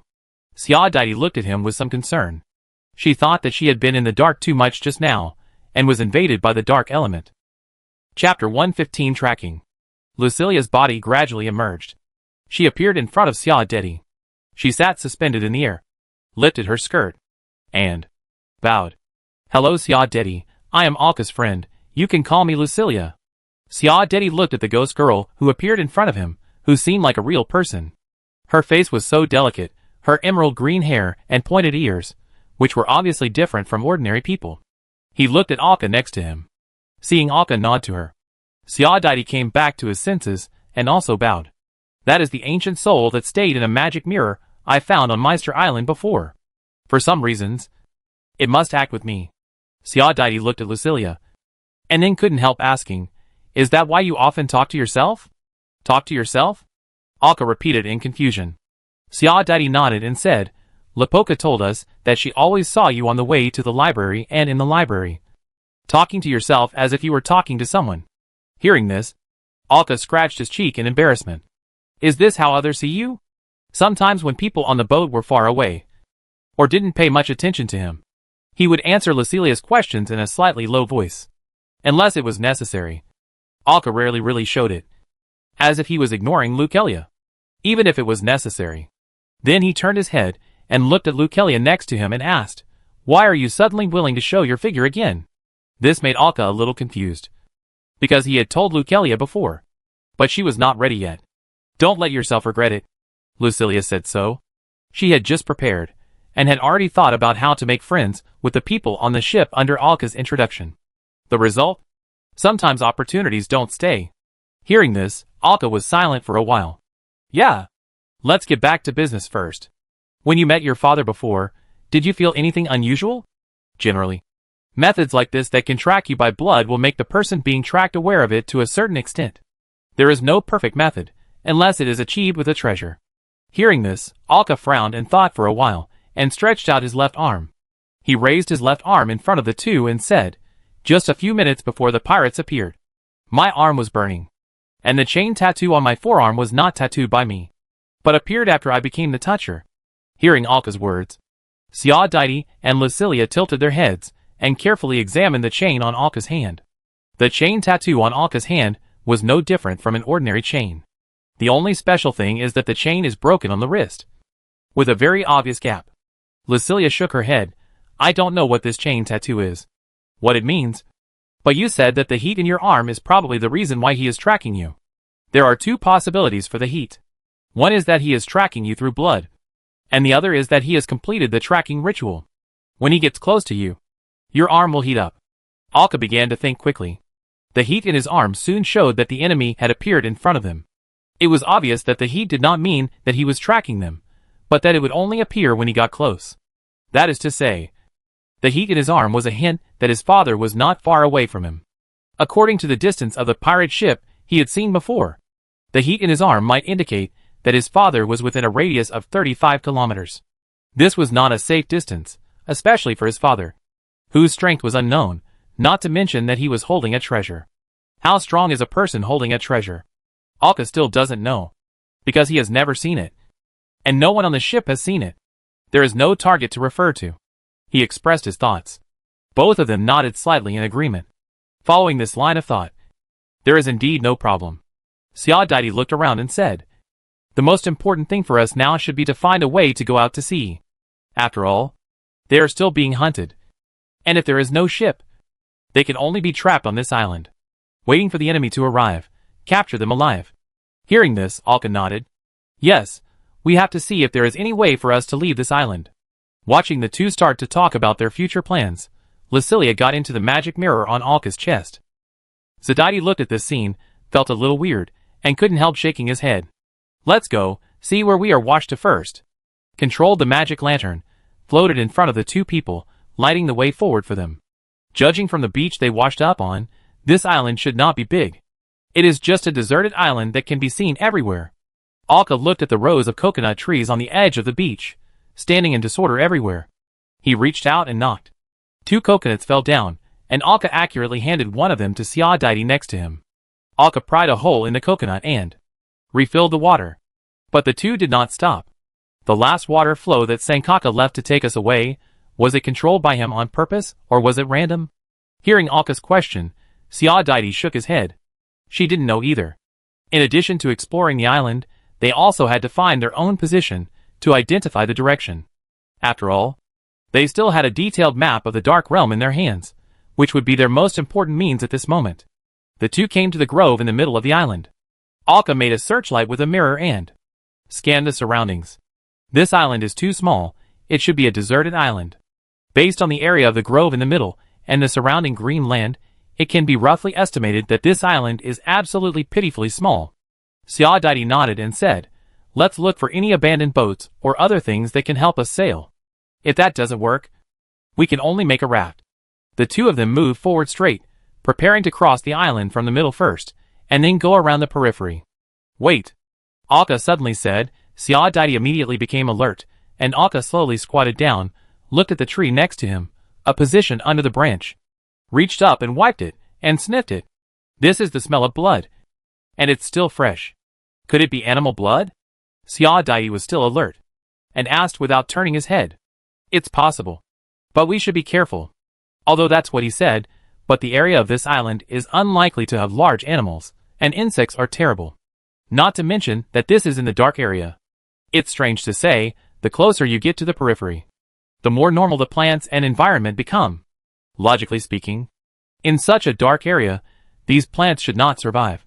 Alka expanded the range of the light, and took out 2 white cards. The back of the card was no longer pure white, but had faint black lines, and the front was a black eye pattern. Alka handed one of the cards to Xiao next to him. After Xiao took it, he looked at it with some doubts, and then asked, "What is this?" "I'll show you." As Alka said, he input a trace of magic power into the card in his hand, and the card in his hand immediately dissipated. It turned into a long curved mirror, and with Alka's control, it floated in front of his eyes. Watching Alka's movements, Xiao Daidi followed suit. A curved mirror also appeared. Xiao Daidi looked through the mirror. The mirror was transparent and did not reflect her appearance. After passing through the mirror, the darkness around her was completely dispelled. Although it did not look like daytime, she could see very clearly. Xiao Daidi could not help but lift the mirror up and looked around with her naked eyes again. Except for the distance around them, it was still dark. Dark vision? Xiao Daidi couldn't help but ask back. Alka nodded. This card is a product of the fusion of the mirror spell and the dark vision spell. If you use dark vision by yourself, you have to maintain it all the time, which consumes too much magic power. Once an accident occurs, it may be easy to fall into a disadvantage. If you use this card, the magic power consumed will be negligible. You only need to spend a little magic power to control the mirror in front of your eyes. Although the fused mirror is more troublesome than using the dark vision spell directly, but through the card method, the mirror created does not need its own magic to maintain. It only needs to spend magic to control, which will greatly reduce the consumption of magic and increase the endurance time, because the main consumption of magic is in manufacturing, and this consumption has been paid in advance when making the card. This can be regarded as a perfect fusion. Hearing Alka's explanation, Xiao Daidi nodded. That's really convenient. It seems that the mirror spell you have comprehended does have great potential. Like Alka, she also comprehended the exclusive spell when touching it, and it was easy to associate it with Alka's development of the mirror spell. The two of them began to observe the surrounding environment through the bright mirror. Alka adjusted the brightness of the magic lantern floating beside them to the lowest, just enough to illuminate their surroundings. It was mainly used to dispel the darkness, so as not to be eroded by darkness faster in complete darkness. Now they were trapped in the dark area, and they would definitely not be able to get out for a while, so they had to pay attention to this at all times. They walked through the woods and came to the place behind them, which was still the beach. The island was too small, and there was a beach all around. What is that? An abandoned ship? Alka saw it at a glance. There was an abandoned ship on the beach, but it was definitely unusable from the appearance. It was broken in half, with only the bow lying on the beach, and part of it was still submerged in the sea. Judging from the appearance of this ship, it should have sunk around this island a long time ago and was pushed here by the sea. The two hurried over. Before they arrived, Alka grabbed Xiao Daidi and took 2 steps back. There are people. Alka saw that. Where the boat was broken, there were fish bones. There were also some remaining pieces of meat on it, and traces similar to footprints were found in the corner. Alka pulled out the locker, and the two were ready to attack at any time, and slowly moved over. This time it was Xiao Daidi who pulled Alka. She tapped the ground lightly with her foot, and the faint color ripple sank into the ground and spread. Then she nodded. When the two came to the boat, they did not see anyone or life. But looking inside, they did see traces of life. There was an object like a bracket inside the broken boat, and it was full of cut fish meat. Chapter 116 Shark Fishman. There are people living here. This can be confirmed, because the fish hanging on it is still very fresh, definitely not more than a day old. And this is obviously something that only intelligent life would do. Xiao Daidi looked at the stern vigilantly, and couldn't help asking, where is he now? Looking for food? At this time, the sound of water splashing came from the sea behind, very slight, but in such a silent darkness. It immediately awakened the two vigilant people. The two turned their heads immediately, and Alka lifted the target directly. Thanks to the dark vision, they could see clearly immediately, about 10 meters above the sea, what object rose from the bottom of the sea. It was a fishman. A shark fishman with a shark head, and his body was even taller than Sankaka. It was mainly reflected in his body. Sankaka's body could be described as strong, covered with beautiful muscles. The fishman in front of him was round and fatter. He came over with a wooden spear. Seeing the fishman, the two men immediately became alert, and almost took action, but they held back. Human? Are you another treasure hunter, who came to the Dark Realm to search for treasure? Did your ship get wrecked? He didn't seem surprised that Alka and the others came. From the tone of his question, it seemed that this was not the first time that people came to the island. Looking at the two alert people, he didn't approach them rashly, but stood 5 meters away from Alka and the others. The fishermen seemed to be able to communicate. Our ship was wrecked, and we drifted to this island. Alka explained briefly. The fisherman in front of him nodded. Of course. Of course. Otherwise, why would you come to this deserted island? This island is so small that it makes people cry. And there is no value for people to come. Even staying next to the island is a waste of time. Alka inserted the locker in his hand into his thigh, and pulled Xiaodaidi back a few steps. First, express that you have no ill intentions. The fishman nodded, and with a little satisfaction, he stuck the wooden spear in his hand into the sand. He took 2 steps forward. As soon as he approached, he noticed something wrong. Are you Sankaka's friends? Wait! He seemed to have noticed something wrong, and rushed up in 2 or 3 steps, which immediately alerted the 2 people. They immediately jumped back twice, avoiding the shark man's actions, and once again pulled out the locker and pointed it at the other party. The fishman immediately raised his hands to show that he had no ill intentions and said, "Sorry. I got a little excited. Why do you have fish scale tattoos on your bodies? What happened to Sankaka?" Hearing this question, Xiaodaidi couldn't help but look at the scale tattoo on his shoulder. Alka also had this thing. Do you know Sankaka? Of course. Of course I know him. You were sent here by Sankaka's water boat. Although I don't know what the fisherman said, I can be sure that he should have no ill intentions for the time being. So Alka answered his question. This is what Sankaka left on us when we were hiding from the pursuit. It was this thing that helped us get to this island. The shark fishman nodded, then put his hand down and asked, So you are the Bluefish treasure hunting team? Okay. Relax. I am Sankaka's cousin. Alka thought for a while, then believed the fishman in front of him, and put his hand down again. Then this means that Sankaka deliberately sent them to this island, because he knew that his cousin was on this island. Who killed him? Hearing the words of the shark fishman, Xiaodaidi was a little excited, and immediately said, He may not be dead yet. The fishman looked at Xiaodaidi, and shook his head with a little regret. No, he is dead, the fish scale tattoo on your body told me. Although the 2 had a premonition, hearing the words of the fishman in front of them, they couldn't help but feel a little sad. Although they didn't know what the fish scale tattoo on their bodies meant, it was almost certain that this was a special skill of some fishermen that should be used to convey information. Sankaka printed fish scales on the 2 people, and while protecting them, he also used his special ability to send them to this island. The purpose was to let them meet the shark man in front of them. Alka opened his mouth and said, It's the dead man. The dead man? What is that? Hearing Alka's words, the fish man raised his hand and touched his head, and asked in confusion, A pirate group with treasures. I really offended a terrible guy. It's really a difficult thing to deal with. The fish man shook his head helplessly and said, and then walked up. But he didn't seem to be too scared, just felt a little troubled. He looked at the tattoo on Xiaodaidi's hand, then looked at Alka, and found the tattoo on his collarbone. I want to touch this tattoo to confirm some things. I don't mean to hurt you. After saying that, he raised his hands under the gaze of the 2, cut a finger on each other, and pressed it on the tattoo.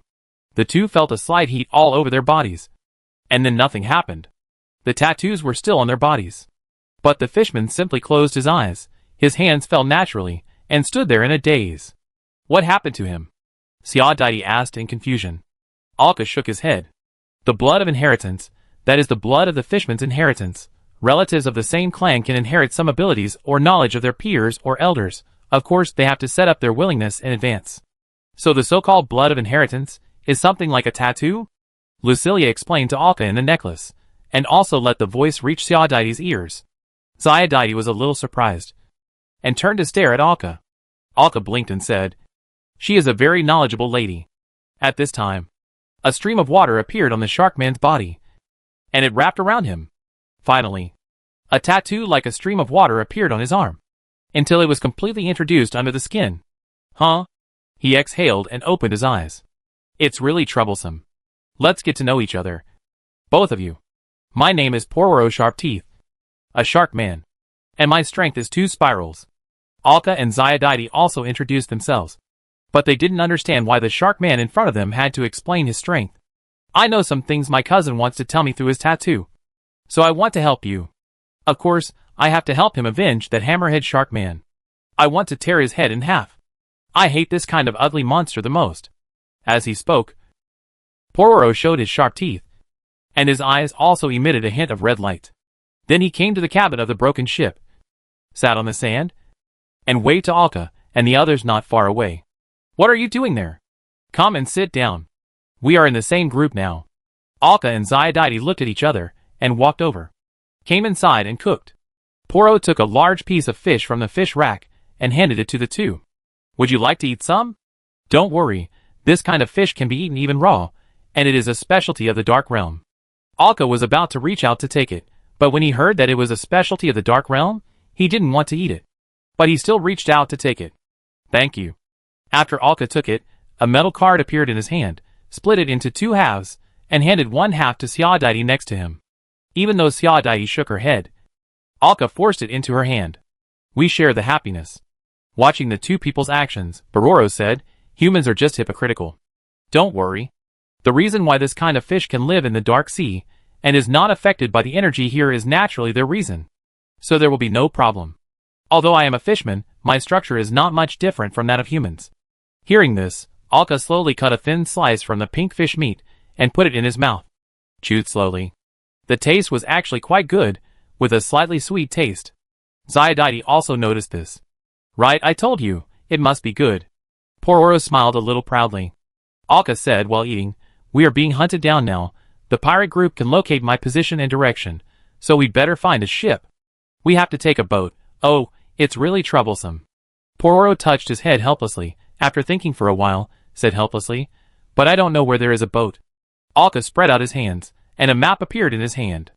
It was a detailed sea map of the Dark Realm. Do you know where we are now? Hearing Alka's question, Pororo took the map and looked at it. After a while, he pointed to the edge and said, we should be here now. Alka looked at the map. Are you sure? He couldn't help but be a little surprised. Because their current location was a little too far from the distance where they were attacked before. When they followed the water flow, they didn't feel that they had run such a long distance. If they were sailing by boat, this journey would take at least 2 days. But according to their perception, it might only take less than a day. Of course, although I have not been in the Dark Realm for long, I have been here for half a year. After determining their location, Alka began to look at the surrounding islands. This map was given to them by Jasmine, and it detailed the purpose of each island and its specific responsibilities. What are you looking for? Xiaodai moved over and asked. I'm looking for an island that might have relatively intact ships. Hearing what Alka said, Xiaodai looked at the map, then pointed to one of the islands and said, there might be a lot of ships here. Alka turned her head and looked at her. Why? Because I've studied it. As he said that, Xiaodai sighed, looking at the sea outside. He said, I was thinking of coming to the Dark Realm to search for treasure later. After all, it would be a pity to not have a map. Alka opened his mouth and didn't know what to say. He changed the subject and asked, is there anything on this island? Alka didn't find any special markings on this island. There are many shipyards here. One of them has very good technology. It was built 400 years ago. The Sea Fist was built by them. But of course, it was not built 400 years ago. It was because this shipyard was located in the periphery, so it was not affected. The ship workers and the boss inside fled. Later, they worked in the church on shipbuilding matters. After hearing Xiaodai's explanation, Alka nodded. So that's how it was. Grandpa High Blog often tells stories about his ancestors. It is said that they fled very urgently at that time and left most of their things on the island. He also told me something about this island. Alka listened to Xiaodai's words and calculated the distance. He turned his head and looked at Poro. Although they had only known each other for less than an hour, everyone was working towards the same goal. He said, from here to here, can you carry us and swim over? After hearing Alka's words, Poro looked at him in disbelief. Chapter 117 Going into the Sea. Looking at Pororo's eyes, Alka was a little embarrassed. Well, obviously not. Alka lowered his head to look at the map and began to replan. After replanning a route, he drew it for Pororo to see. Using these islands as resting points, can we swim over? It doesn't necessarily have to be pulled over. Pororo looked at it and sighed slightly. He must protect these two people so that they can leave the dark area. Okay. It should be fine. You can give it a try. Then he looked at the two and asked, are you full? The two nodded. Okay. Wait for me. After saying that, Poro stood up and walked to the fish rack next to him. He suddenly opened his mouth. He picked up a whole piece of fish meat, threw it directly into his mouth, chewed it quickly, and before he swallowed it, he picked up another piece and threw it in front of the two people. It took less than 5 minutes to eat all the fish meat on the fish rack. Alka compared the weight of the fish he had just taken. In just 5 minutes, the polo in front of him had eaten at least 70 kilograms of fish. He even said that our structures were similar. After finally finishing his meal, Polo burped. Such a delicacy cannot be wasted. Come on, let's hurry up. As he said that, the three of them went directly to the beach.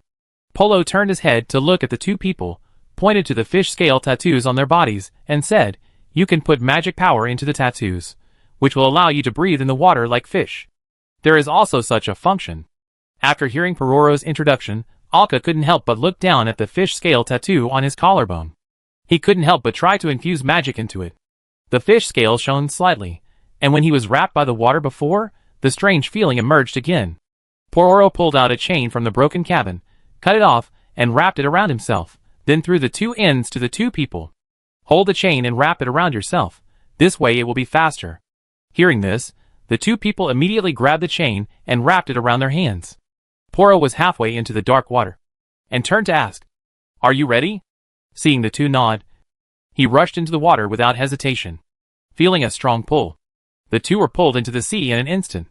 Like a sharp arrow in the water, Poro swam quickly in the water at a speed that was obviously inconsistent with his body size. The two were also dragged, with their eyes closed. Fortunately, they could breathe in the water, so it was not too uncomfortable. It was just swimming quickly, which made them unable to open their eyes in the sea. They could only close their eyes and move quickly. They were dragged and swam in the sea. After about half an hour, Alka felt a slight tingling on his skin.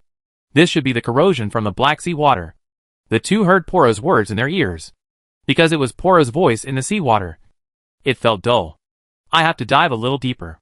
Can you bear it?" The two nodded. Then, they felt the pressure on their bodies become greater.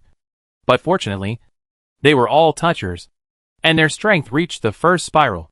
Such pressure is still bearable. And because they went deeper into the sea, the itching sensation on their skin disappeared. That is to say, the corrosion in the Black Sea water did not infect the entire ocean. It only infects part of the seawater. The deeper they go, the less they will be affected by the Black Sea water. Alka didn't know how long they swam, but they knew that the pressure of the seawater on them was getting greater and greater. Because in order to resist the dark energy in the seawater, Pororo had to dive deeper into the seawater. This forced Alka and the others to use their magic power to strengthen their physical fitness for resistance. Finally, when half of their magic power was used up, they felt Pororo leading them upstream. As soon as they rushed out of the sea, Alka couldn't help but breathe heavily, although he had a fish scale tattoo. This natural and familiar breathing made him feel more comfortable, not to mention that there was no pressure from the seawater. Following Pororo, he climbed up to the island next to him. This was still a deserted island, not much different from the island where Pororo had temporarily lived before. Alka and Zyadite were resting on the beach, recovering their magic power and lost physical strength. Pororo was also sitting next to them, resting quietly. He stretched out his left hand and touched his forehead. They saw the aqua blue ripples begin to spread from his head to his whole body, over and over again. He opened his eyes after a while of this cycle. He should be washing away the remnants of the dark elements on the surface of his body. Thinking of the scene when he met Pororo before, Alka couldn't help asking, "Aren't you afraid that the darkness here will invade your spirit?" Hearing Alka's question, Pororo turned his head to look at him, and then shook his head. "I am a warrior of the ocean. As long as I enter the sea, these weak dark invasions cannot deal with me at all." He even proudly tapped his left shoulder, where there was a strange mark. A flash of lightning passed through the tattoo icon that looked like a wave. Warrior of the Ocean. It was the first time that Alka had heard of such a title, and Zyadite next to him also didn't know it. It's the fishman blessed by the sea. Speaking of which, this blessing was given to me by my cousin, just because he believed in the Virgin Mary. It's strange that a fishman doesn't believe in the sea, but believes in the Virgin Mary. He shook his head at this point, fully expressing his incomprehension. Alka had never thought about this question, but it was meaningless to think about it now. "Why did you come to the Dark Realm?" "To train my abilities. To see if there are any interesting fish here. To face waves after waves. To fight against increasingly fierce tsunamis. To grow," Pororo said excitedly. In other words, This should be a training method similar to the Ocean Warriors, or a test to enhance strength. This is how Alka understood it. But he didn't know if it was right. They rested for about 3 hours. Alka and the others took a short nap and briefly recovered their strength, although they were still very tired. After all, they had hardly rested since they started escaping. But time waits for no one. Pororo stood up and said to the two of them, "Let's go. Let's continue on our journey. This time you sit on my back, and we will swim quickly from the sea." Although they didn't know why Pororo wanted to change the way of traveling, the two of them nodded. They sat on both sides of Pororo's back. Due to Pororo's tall stature and strong body, his back made it possible for two people to sit without feeling too crowded. And his back did not have the smooth feeling of Sankaka, but was very rough. As he jumped into the sea, circles of water ripples passed by both sides of his body. In an instant, his speed reached an exaggerated level, swam quickly forward. The waves were cut from both sides, forming two barriers. This swimming posture and the spell that just cut the water flow are exactly the same as Sankaka's. You should be familiar with this way of swimming and this spell, right? Pororo's voice came and both nodded at the same time. It is indeed very familiar. Sankaka uses this way of swimming. Is it a special skill of your family? No, this is unique to him. I just learned it through his fish scale inheritance. This fish scale inheritance not only allows me to learn some abilities and skills of my cousin, but also allows me to perfect the blessing of the Ocean Warrior. I owe him too much. His requirement in the inheritance is just to let me send you out safely, but I think you don't want to go out at all. Right? Of course, what we want is revenge. Xiao Daidi said quietly. That's right. Revenge is the most important thing to do. So no matter who of you meets the hammerhead shark, you must leave him to me. This is the only request I have for you. I believe you won't refuse. Hearing Pororo's words, Alka said affirmatively, "Of course. I will let you kill him with your own hands." Humph. The blood of revenge. I can't help but want to taste it. As he said that, Pororo's speed increased again. From a distance, it looked like a light spot, moving quickly on the sea. Finally, after several days of unremitting efforts, they arrived at their destination. The three landed at the port. They lay directly on the beach. Finally here, another challenge completed, Pororo said breathlessly. Alka and Xiaodaidi were speechless beside them, resting quietly. Their physical strength was still much different from Pororo's. Even though they didn't exert much effort at all, just adapting to Pororo's speed made them exhausted. Alka frowned, took out a bottle of potion from the ring, and poured it into his mouth. The drowsiness in his brain and the slightest whisper disappeared. Although Alka's soul was much stronger than that of an ordinary person. With the help of Lucilia, he was not very afraid of mental attacks. But there was no way. He had been soaking in the seawater for too long these days, and was forced to be infected by the dark elements in the seawater. Fortunately, each of them had several bottles of spare potions to remove mental attacks. Xiaodaidi, who was standing next to her, looked at Alka. She couldn't help but ask. Logically, I should have heard the whispers a long time ago. But I didn't. Is it because of you? Xiaodaidi was very perceptive. After soaking in the sea for such a long time, she was only attacked by the spirit once during the whole process. This was obviously abnormal. And she didn't think she was special. This was just different from the information she received, including the previous time on the ship. But she didn't doubt it too much at that time. Perhaps because she had been with these dark elements for too long, she could also feel the gathering and distribution of some dark elements. As long as she stayed with Alka, most of the dark elements would stay around Alka. Although it was very vague, but the excessive gathering made her feel it. Hearing this, Alka turned his head and looked at her, staring into her eyes, and then nodded. My soul is stronger than that of ordinary people, and it is more attractive to these dark elements. This also makes it easier for me to resist the mental invasion brought by these dark elements. Will it be a problem? Xiaodaidi asked with some concern. Alka smiled and shook his head. Don't worry, if it weren't for the long time I was in the water and encountered too many dark elements, it would take me a long time to be mentally invaded. Chapter 118 Escape Tool. They landed at the port, and with the help of the mirror in front of their eyes, they saw a large building on the distant coast at a glance, which looked like a warehouse. That should be the shipyard. Right? Buildings similar to shipyards are generally more conspicuous. Of course, it is also possible that it is really a warehouse. Xiaodaidi turned around and nodded. It should be that thing. Let's go and take a look. At the port where they landed, There was no ship left, and even no small boat was seen. Likewise, no corpses were seen along the way. After all the residents here evacuated when the magic power exploded, and there were no casualties. And this place was on the periphery. Correspondingly, it was difficult to find valuable things in such a place, because the previous things were taken away when people left. At most, you could only earn hard-earned money, and take some large items that you didn't have time to move when you escaped. This is the source of money for ordinary people who have been in the Dark Realm for many years. Those with a little ability, or those with a larger team, usually explore inside. Over the years, most of the outer islands have been explored. Thinking of this, Alka slapped his head and turned around to ask, "This island is on the periphery. Are there really any usable ships left in the shipyard?"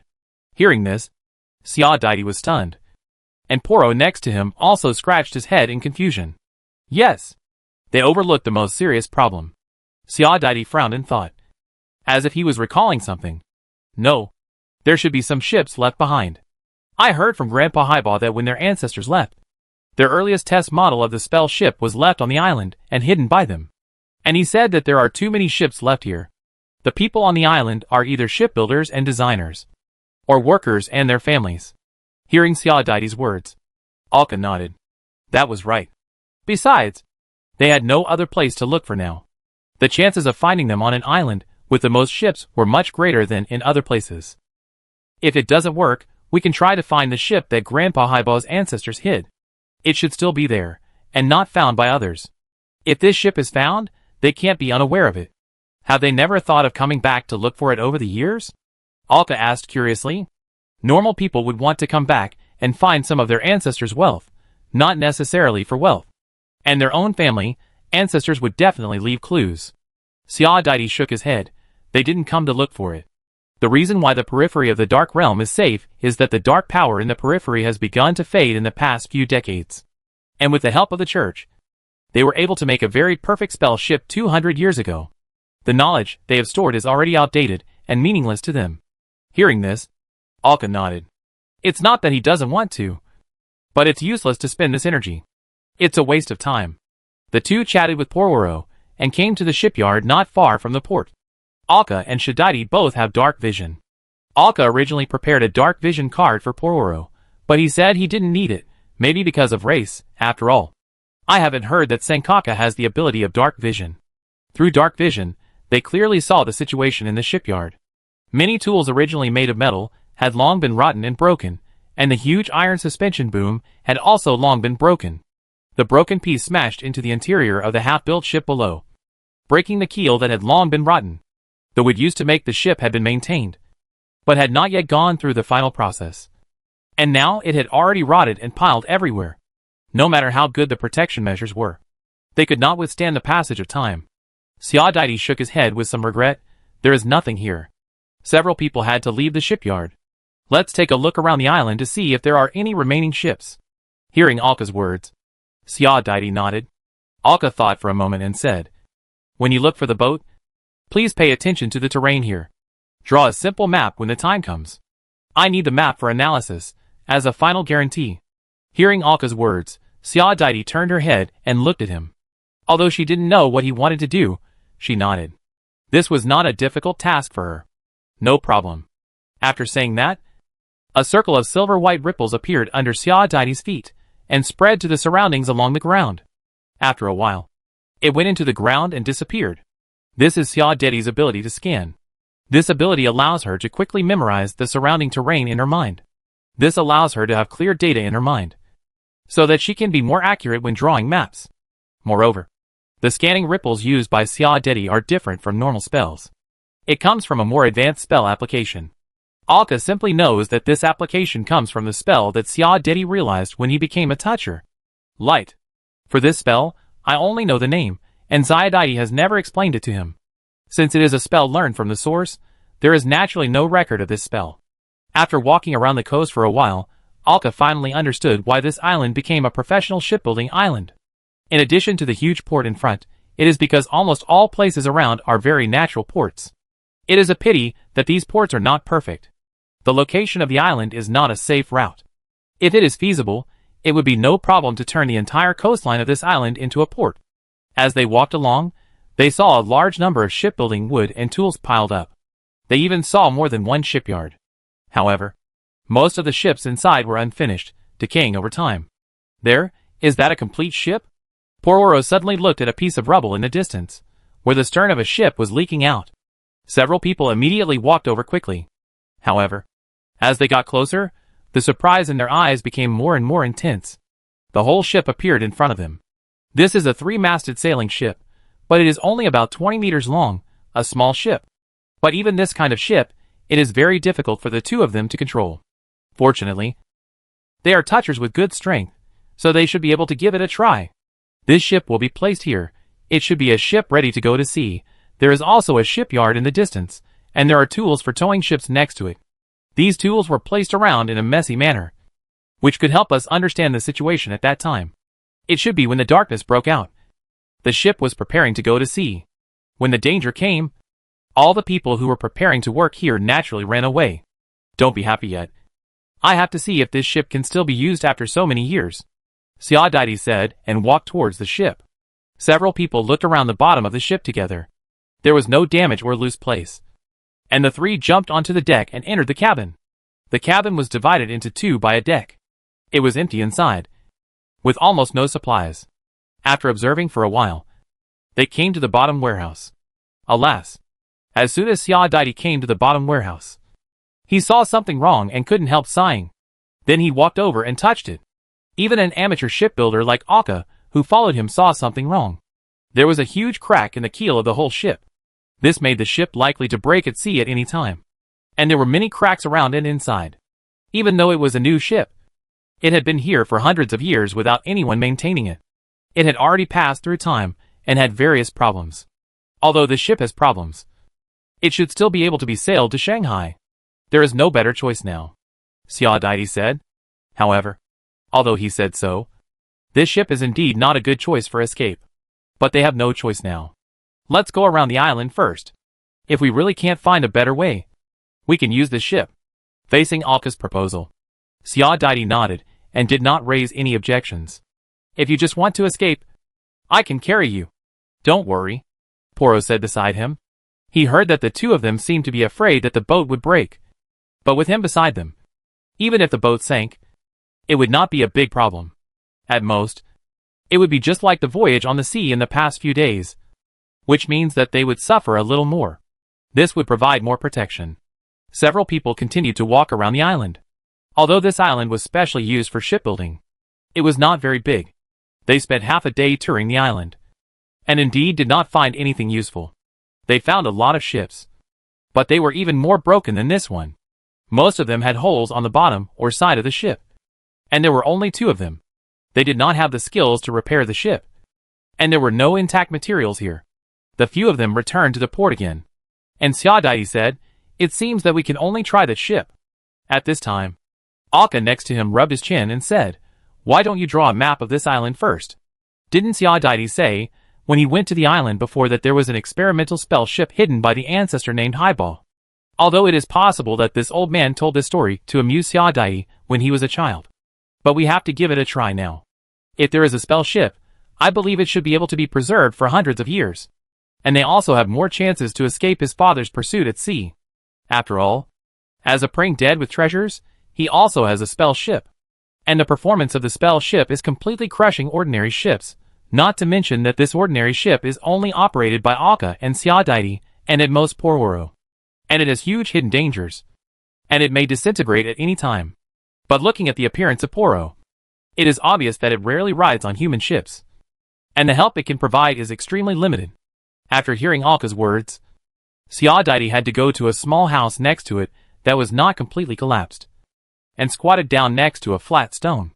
Simple painting tools appeared in her hands, and she always had these things in her ring. "Why do you have to be obsessed with the map?" Xiaodaidi asked with her mouth. But her hands did not stop. "Is it okay to make it simple?" After hearing what Xiaodaidi said, Arka nodded. "It's okay to make it simple. You only need to draw some places, and you don't need to go into too much detail. Of course, it can be detailed, as long as it doesn't take up too much of your time and energy." After hearing what Arka said, Xiaodaidi said nothing more and began to draw seriously. Arka sat beside him, and waited quietly. From time to time, he looked at the map in Xiaodai's hand and blinked. He wanted to see at what stage a map could be recognized as a map, providing him with convenience. Chapter 119: The Hidden Ship. A bird made of blue lines is flying in the dark night. It is flying very fast, like a ray of light, and with the slightly bright lines. Even if you notice it in this pure black sea, you will only see it flash by. Originally flying parallel in the sky, suddenly it dives downwards. At this time, on the dark sea below, an extremely slender ship is riding the waves, and the calm sea water beside it splashes to both sides as if it was cut by a blade. The speed of the whole ship was extremely fast, obviously faster than those ordinary sailboats on the sea. It might be related to the appearance of the ship. This slender pirate ship was only more than 20 meters in length, and its width was only a few meters. The length-to-width ratio was obviously not in the normal range. The slender hull had 3 tall masts and full cross sails. The canvas was black, indicating their identity, and there was a small flag flying on the top, with a sickle piercing a skull painted on it. This ship belonged to the dead. The bird made of blue lines flew straight down and landed on the shoulder of one of the men. This was a relatively sturdy man, with a scar that spanned from the upper left forehead to the lower right chin. It divided his entire face into 2, making him look extremely hideous and terrifying. But it was very worthy of his identity. Looking at the bird on his shoulder, he seemed to be listening to something. As the bird disappeared, he spread out the map he had been holding in his hand. Using the lighting stone next to him, he calculated the distance and his current location. After some calculations, he came to the helmsman and said, "Go in this direction. There may be someone the captain needs here." Hearing this, the young-looking pirate at the helm nodded and turned the rudder to the left. Holding the rudder with both hands, he couldn't help but say, "Why change the direction again? We have been sailing in this dark place for several days. Don't complain. If you don't want to die, just catch the target well." Hearing the scarred man's words, the pirate shook his head disdainfully, and then said with a little sarcasm, "Who knows even if the target is caught? What will happen? Maybe the captain will still hang him on the mast." Hearing the pirate's disdainful tone, the scarred man did not refute, but sighed instead. Of course he knew. But what could he do? They were just weak pirates. The strong prey on the weak, and the strong are respected. I wish I could be a toucher like you, big brother. Being an ordinary pirate could be executed by the captain at any time. He is like a madman. Hearing his brother's words, the scarred man recalled his life and shook his head helplessly. No. Even if you become a toucher, there won't be much change. It was obviously him who gave the order to fire last time. But later he hanged all the people who fired the cannon. He is getting crazier now. Hearing his brother still talking, and seeing the pirates in the distance, who were manipulating the canvas, he couldn't help but slap his brother on the back of the head. "Okay. Shut up. It's fine if you say it in front of me. But if you say it elsewhere, I can't protect you." After severely reprimanding his brother, he sighed helplessly, which made him look a little less scary.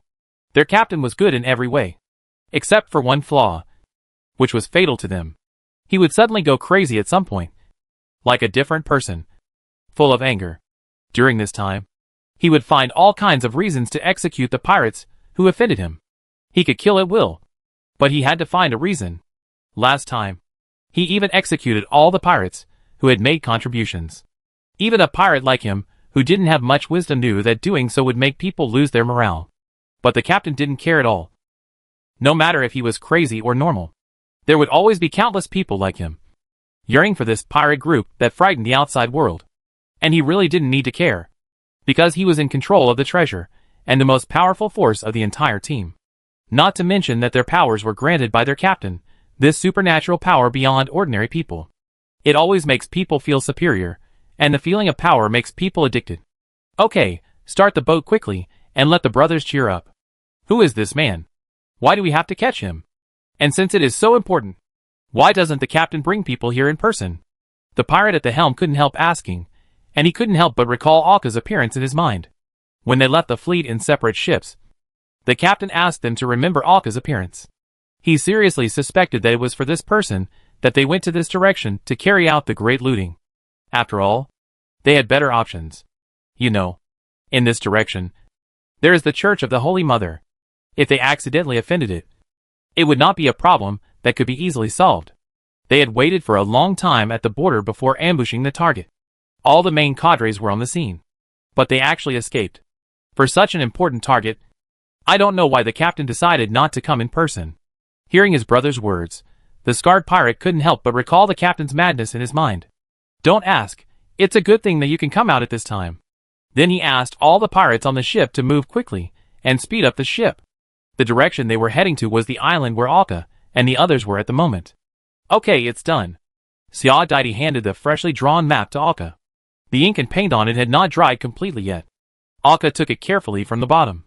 The map was actually usable even before Sia Daidi finished drawing it. Alka also roughly understood the standard usable map. First, the shape of the island must be accurate enough, and then the locations of the various landmarks and places inside must be accurate. When Sia Daidi actually finished the general outline, and the rough painting of some places on the island, this was already usable for Alka. Alka blinked. 2 spots of light appeared on the map. Both spots were blue, and there were no other spots of light. It seemed that when they left, the residents of this island did take away all the valuables they could. Over the years, even if there were any left, they were looted by treasure hunters. And it is very likely that one of these 2 spots of light is where the spell ship is. Alka reached out and touched the map, and carefully examined the map. Shipbuilding secrets. Difficulty, adult. Popularity, 25. Treasure information. The Ratmangan family has been engaged in shipbuilding for generations. The above can be traced back to 600 years ago, and it has never been interrupted. 400 years ago, they began to work on the manufacture of ghost ships. Isn't it a ship? Looking at the name and introduction of this treasure information, it is obvious that it has nothing to do with ships. And this Ratmangan family is the family mentioned in Sia Daidi's Zhonghai blog. They have been specialized in shipbuilding for more than 600 years. They are indeed a shipbuilding family. And 400 years ago, they actually started to manufacture ghost ships. It seems that they are now more powerful than what Sia Daidi said. But Alka remembered that Lucilia said that to build a ghost ship, there must be a treasure. Looking at another blue dot, it must be a ship. Flying Swallow of the Blue Sea. Difficulty, Strongman. Popularity, 25. Treasure information. The Ratmagan family obtained the manufacturing information of the ghost ship 400 years ago, but due to the conditions, they could only use the manufacturing information to build the spell ship. It's settled. When seeing the treasure information, Arka couldn't help but smile. It seems that this blue dot should be the ship that was hidden at that time. However, looking at the location of the blue dot, Arka couldn't help but smile awkwardly. The place where the ship was hidden was almost parallel to another blue dot in the center of the island, and even half of them overlapped. This means that the 2 locations are the same. Move your eyes away from the map. Looking at Sia Daidi beside him. Where is Pororo? Arka leaned out of the door, but did not see the huge figure. He said he was hungry, and was going to go fishing, and he didn't know if there were any fish around that had not been attacked by darkness. After saying that, Sia Daidi looked at Alka and asked, "How is it? Did you find anything with the map?" Arka nodded, and said, "I roughly found the place where the family you mentioned might have hidden the spell ship." Hearing Alka's words, Sia Daidi tilted his head and stared at him, his face full of confusion. "What are you talking about?" She couldn't help but walk forward and looked at the map she had just drawn. Well, the drawing was not bad, but the tools were not fully prepared, the environment was not good, and the exploration was not detailed, so it was not perfect. Then the question came.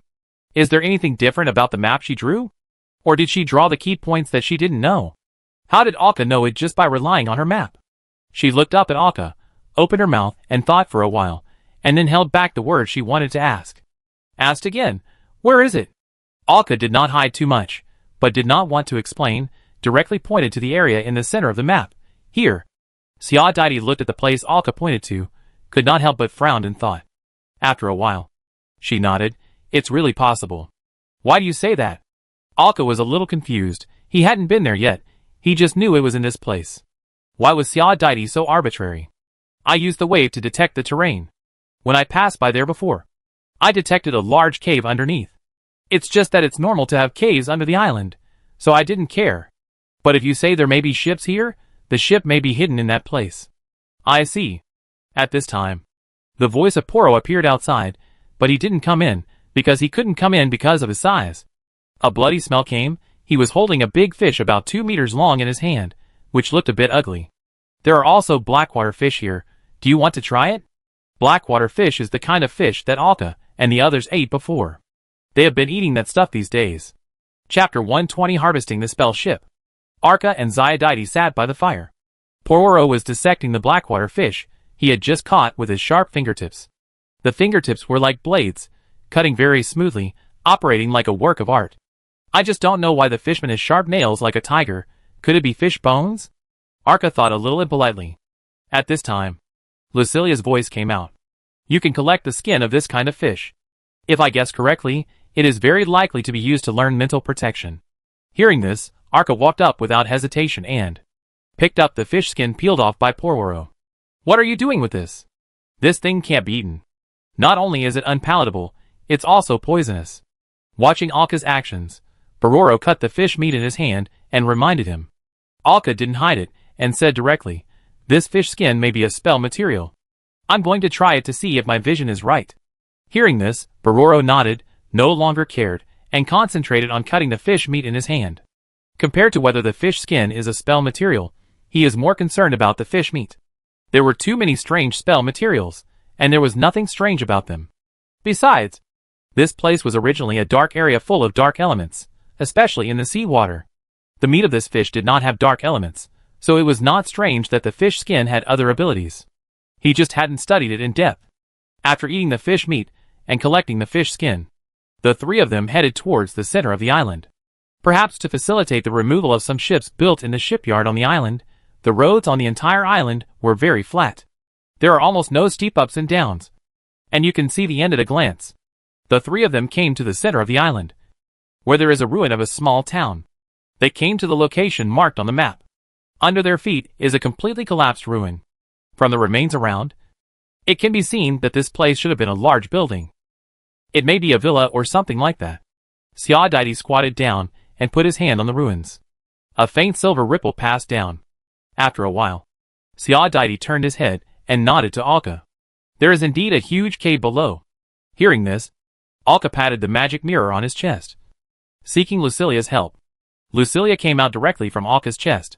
The sudden action startled Ziadite, who was squatting in front of Alka, and he sat down on the ground. He reacted instantly, and his face turned slightly red. Ahem. He cleared his throat and stood up calmly. What's wrong with you? Females are fragile. Pororo stood by and saw Ziadite's actions, and couldn't help saying. She could even sit on the ground while squatting. Seeing that her appearance scared Ziadite, Lucilia couldn't help but smile, and said after a salute, Sorry, I scared you. Since Lucilia and Ziadite met, she had always let Ziadite see her figure. But obviously, Ziadite was not used to it.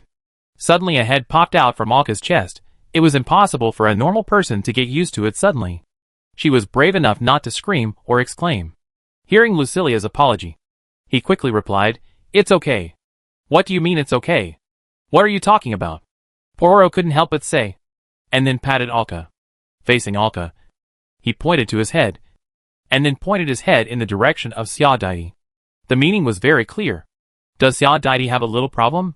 When there are other people around, you don't have to answer me. They can't see me.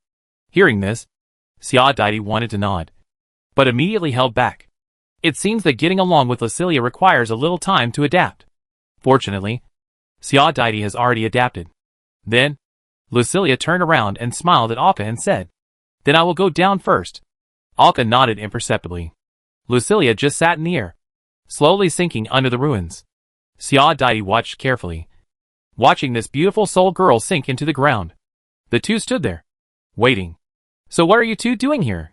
Aren't we here to look for a ship? Pororo was dumbfounded. He felt that something was wrong with the two men after they came here. Have you been invaded by the darkness here? This was the most likely problem, he thought. After hearing Pororo's words, Arka remembered that there was another person next to them. He couldn't help but turn his head and looked at the tall Pororo. Can you sneak? Why are you so conspicuous, and right next to us? I always ignore you sometimes. Arka felt that he should be right. He really ignored Pororo next to him for a moment, so he and Ziadite, who could see Lucilia, waited there, without trying to cover up. With outsiders around, he usually wouldn't make such a mistake. He was used to it when he was on the Sea Fist. Hearing Alka's words, Pororo showed a smug expression, opened his huge mouth, and revealed his shining sharp teeth. He smiled and said, Haha. I am a warrior of the ocean. A hunter in the deep sea. And covert action is of course my best way of action. I understand. Although I don't know when Pororo got the title of a hunter in the deep sea. But he admitted that his so-called sea warrior should have given him the ability to act in secret. But would it be inappropriate to give this ability to act in secret to a fishman who was extremely conspicuous just by standing there? Looking at Alka's eyes staring at him, Pororo said with some disdain, I know from your eyes that you must think that the blessing of concealment is not suitable for a body of my size. Right? Many people think so. But in the end I used my strength to severely fight back against them. Alka waved his hand and said, no need. You are so big next to me. I can ignore you in an instant. I already believe in your strength. Alka thought he was quite sharp. Which also indirectly proved the hidden power of the shark fishman in front of him. Hearing Alka's words, he nodded happily. While they were talking, Lucilia rose from the ground. She came to Alka's side and said, there is indeed a large cave below. And there is a very long and thin ship inside. I saw a cave and a ladder hanging down from that place. Hearing Lucilia's words, Alka looked in the direction she pointed. And just a dozen meters away from them, there was also the ruins under their feet. It's just that there aren't many rocks there. Xiaodaidi walked over and felt a faint ripple under her feet. She nodded and said, there is indeed a pit that is drooping downwards. What are you waiting for? Move it quickly. Alka squatted down and began to move the rubble on top. Pororo and Xiaodaidi also took action immediately. Since the three of them were touchers with much greater power than ordinary people, and there was also a two-helix strongman like Pororo. It only took a few minutes to move all the boulders pressing on the top of the pit away, and clear the entrance. As the cleaning was completed, the lid on the top of the pit was also exposed. It was a round iron lid made of metal, and was 3 meters wide. Alka moved it away with great effort. Due to the long time or rust, it took a lot of effort to open the lid. The dark hole below was exposed, and a faint sound of water flow could be heard from the hole. Alka looked down through the dark vision. But the field of vision was limited, and he could not see anything. This rope ladder is too old. It may not be strong, Xiaodaidi said. And he broke the rope of the rope ladder with a force. Looks like we need to find some ropes. Or some vines to wrap around them, Alka said as he looked down at the pit. The pit was at least 14 or 15 meters above the ground. Even if the two were explorers of the spiral, jumping from this height would likely injure their feet. It's not worth it. Getting injured now would hold them back. It's not that high. Why are you hesitating? Pororo looked over and said. Then, without waiting for the two to react, he grabbed them and jumped down. There was a loud bang. Pororo landed steadily on the ground of the cave below, and then put Alka and Xiaodaidi in his hands on the ground. Alka straightened his clothes, and almost forgot that Pororo was a toucher of the two spirals. This height would not be a problem for him. He looked into the cave with the dark vision. The whole cave was a little damp, and the feet and walls were already covered with vines, mosses and some plants. However, it can be vaguely seen that this place should have been used for construction and work. There were all kinds of incomprehensible tools, and some raw materials everywhere. Although most of these materials were now rotten and broken. Some workbenches and wooden tables could also be seen. The most conspicuous thing was the long ship parked in the center of the cave in front of them. The edges of the entire ship were glowing with a blue outline. The two sides of the ship were fixed with guardrails. The length of the entire ship was only about 13 meters.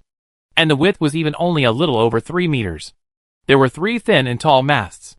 Judging from the structure of the masts, they should be equipped with cross sails. Alka looked at the structure of the sailboat, which was a bit similar to the structure of modern fast sailboats in the past world. It was a bit like a clipper, but a smaller version. Looking at the ship, Xiaodaidi walked up quickly and began to check around the sailboat. She was afraid that it would be damaged like the sailboat she found before. After checking it, she looked at Alka and said with a smile, "No problem. It is perfectly preserved. And it is indeed a spell ship." Hearing this, Alka also smiled, walked forward, and reached out to touch the edge of the ship. The blue outline disappeared immediately, indicating that he was captured by Alka. But how can this ship be transported out? It should be here. It is sealed by humans. Pororo was at the front of the cave. He knocked on the stone wall in front of him and said, this stone wall was obviously not something that existed in the cave, but was built by humans. The surface was very smooth and flat. Without waiting for Alka and the others to say anything, Poirot stretched out his hand and clenched his fist, and hammered heavily on the stone wall. With a loud bang, the stone wall broke and revealed the scene behind. There was an extension of the cave. As the stone wall was opened, a slight breeze blew in. This showed that the cave was connected to the edge of the island and could directly transport the ship to the sea. It seemed that the ship was built here long ago. Even the size and height of the ship were built according to the cave. Alka began to check around the cave. There was also a dot in it. Now that we were here, we had to harvest the treasure together. Chapter 121: The Speedy Swallow. The Sea of the Virgin Mary Church. The core island of the entire sea, the place of faith of the Virgin Mary in the mortal world. This place is called the Cathedral. The entire island is occupied by a building complex. Silver-grade buildings are stacked from the outside to the inside, located on the island. As you go deeper into the interior, the height of the buildings will become higher and higher, and the whole island looks like a spire. And in the middle of the island is a huge exaggerated statue carved from a boulder at least 100 meters high. The tall Virgin Mary held a baby in her arms. She lowered her head with a loving look, looking at the child in her arms. There was a child beside her legs, who stretched out his right hand and pulled the Virgin Mary's free arm. The child had a pure and happy smile on his face, and held a wheat ear in his other hand. When the scorching sun in the sky shone its light on the island, silver-grade buildings were scattered all over the island. The materials of these buildings made them not reflect dazzling light even under such a dazzling sun. People will not worship it, nor will they feel it is so sacred, but will be willing to be impressed by the magnificent building complex itself. It is neither magnificent nor glorious, so it will not make some people with low self-esteem feel terrified. The 3 people who successfully escaped from the Sea Fist returned safely to the church headquarters. They were protected by a group of church knights, and brought to the church building at the foot of the huge statue. A sturdy old man, with a square face and a serious face, wearing silver-gray armor, sat in front of several people. There was no tenderness on his serious face. He stared at Vanessa in front of him and asked, "What happened? Tell me in detail?" What he asked was, of course, the incident that the Blue Fist treasure hunting team led by Andre encountered. Vanessa forced herself to be alert and told the knight in front of her everything from the time they met the dead praying at the edge of the dark domain to the time they successfully escaped. Hearing the answers and supplements of several people, the powerful knight frowned, and it was unknown what he was thinking about. But he said with a slightly dissatisfied tone, "The wild dogs on the sea dared to touch the holy relics of the Virgin Mary. Damn it." While thinking, he stood up and prepared to leave the room. After thinking for a while, he said, "I will take care of this matter. Thank you for your hard work. Have a good rest." At this time, Vanessa reached out and grabbed his arm. Not only Vanessa, but the other 2 also looked up at him. "If it is an action against those pirates, can you take us with you?"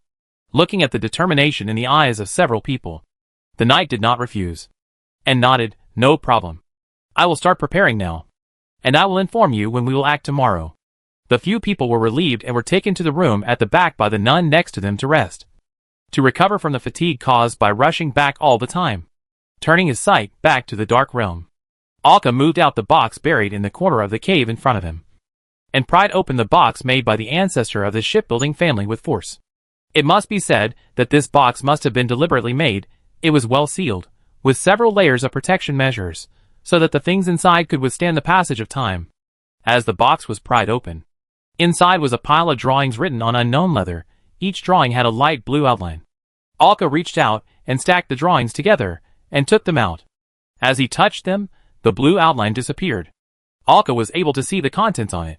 Even an amateur like him could tell from the patterns drawn on these drawings that they should be the manufacturing drawings of some kind of ship. And it can be seen that some extraordinary means were used. And the description of the spell can be seen above. Xia Dai, can you tell what kind of ship these drawings are used to build? Hearing Alka's question, Xia Dai simply flipped through it, and then shook his head. I only know some of the general knowledge of shipbuilding, and I don't know about things that are obviously deeper. At this time, Lucilia suddenly drilled out of Alka's chest. Xia Dai, who was in front of Alka, trembled for a moment, and then immediately forced himself to stabilize. As if nothing had happened, she looked at Lucilia sticking her head out, looking at the drawings in Alka's hand. As Alka turned them over one by one for her to see, Lucilia said directly, "Although I can't fully understand these drawings, I have seen many similar ones before. It should be a drawing for building a prototype ghost ship. From this core drawing, this ghost ship doesn't have too many tendencies. It should be mainly used to adapt to the treasures it has. Alka heard Lucilia say. The so-called ghost ship is a magical ship with self-awareness and countless incredible functions. Compared with the spell ship, it is more rare and powerful. If you want to own a ghost ship, you must have a treasure. This is a necessary condition. But this condition can kill 99.99% of people. In the previous strange travelogue, the ship the author took was a ghost ship. In the book, this ghost ship brought great convenience to their sea travel. Through Lucilia's brief introduction, the so-called prototype ghost ship is not much different from the spell ship. It is just a special customization, adding many spells that seem to have no effect. But it can make it easier to become a ghost ship when there is a treasure. This is a ship that will be specially customized only when there is a treasure. After a general understanding, Alka nodded, then put the drawings away and stored them in the pocket ring. Although this thing is very precious, it has nothing to do with them for now. As for whether it will be relevant in the future, how long will it take? Alka suddenly looked at Xia Dai and asked.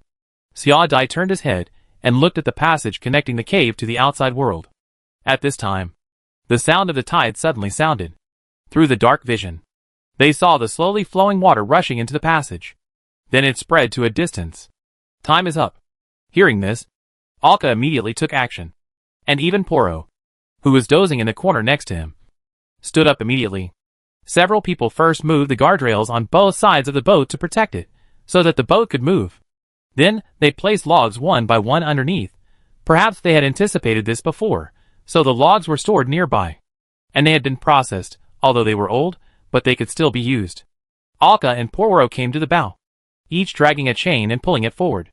Xiaodaidi kept placing the logs at the back to the front, so that the boat could move forward more easily.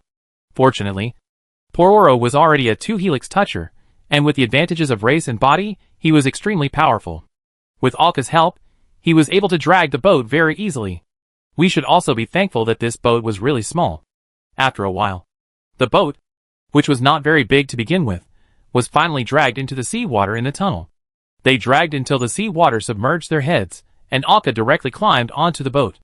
The width of this boat was only 3 meters less than 4 meters, which seemed a bit narrow, with a slender hull and a bottom as sharp as a blade.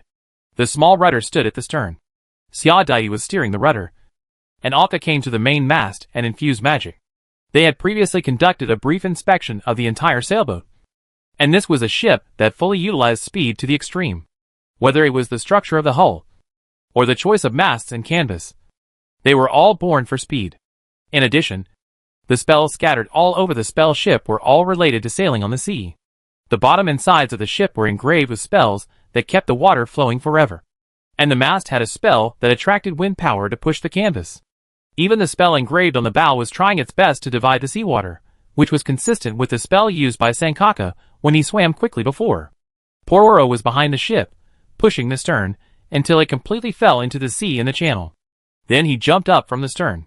As the entire ship completely floated in the seawater, the sails had not fallen yet, but with the use of spells on both sides, the water flow on both sides began to push automatically, and the ship began to slowly move out of the cave. Now the most important ship has been obtained, and it is much better than they thought. Now it is time to consider the following matters. With our strength, it is obviously a pipe dream to deal with the dead. With this ship, we can think about whether we can break through their ambush at the edge, rush out of the dark area when our location can be sensed, and return to the sea area of the church. After hearing Alka's words, neither of them raised any objections. They had communicated before. With their current strength, they would be courting death if they tried to deal with the prayers of the dead. You have to know that this is a pirate group that possesses a treasure. After mastering the treasure, Alka's father would definitely have triple helix strength. This is the improvement that mastering the treasure will definitely bring. And the one who masters the treasure triple helix toucher is simply not comparable to the ordinary triple helix. They are not creatures of the same dimension at all, no matter what treasure they possess. Alka's father is now one of the top strengths in this place. Compared to revenge, it is more realistic to think about how to break through their pursuit and join the church, and then follow the church to fight. The question now is, Alka wants to go out from the edge of the sea. Will his father let him do it? I didn't dare to think about it before. But now I have this ship that relies on speed. Maybe I can give it a try. You can give it a try. The action target was determined. And the ship had already sailed out of the cave and arrived at the edge of the island. The sail fell. In an instant, the surrounding wind was attracted by the spell on the mast, blowing the sails. The entire ship immediately reached full speed and cut through the waves directly, splashing water from both sides to form a barrier. The bow was slightly raised, and it quickly sailed forward, leaving a white trail. So fast! Xia Dai, who was steering the helm, couldn't help but marvel at the ship that suddenly ran at full speed. As it sailed, two characters appeared on the hull. Flying Swallow, that was its name. Alka took out the map and began to look for a safe route based on their current location, so that they could quickly break through and return to the outside sea. According to the time calculation, if Jamie and the others were safe, they should have reached the cathedral. However, they did not know how efficient the cathedral was, how long it would take to take action, and whether Andre, who might still be alive, could hold on. Alka had no idea about this. With the help of the sea chart given by magic, Alka chose a route that was closest to them and the easiest to use the Dark Realm. They began their first attempt. When their ship could no longer see the island, the dark clouds in the sky began to break through holes from time to time. The sunlight outside was temporarily poured in.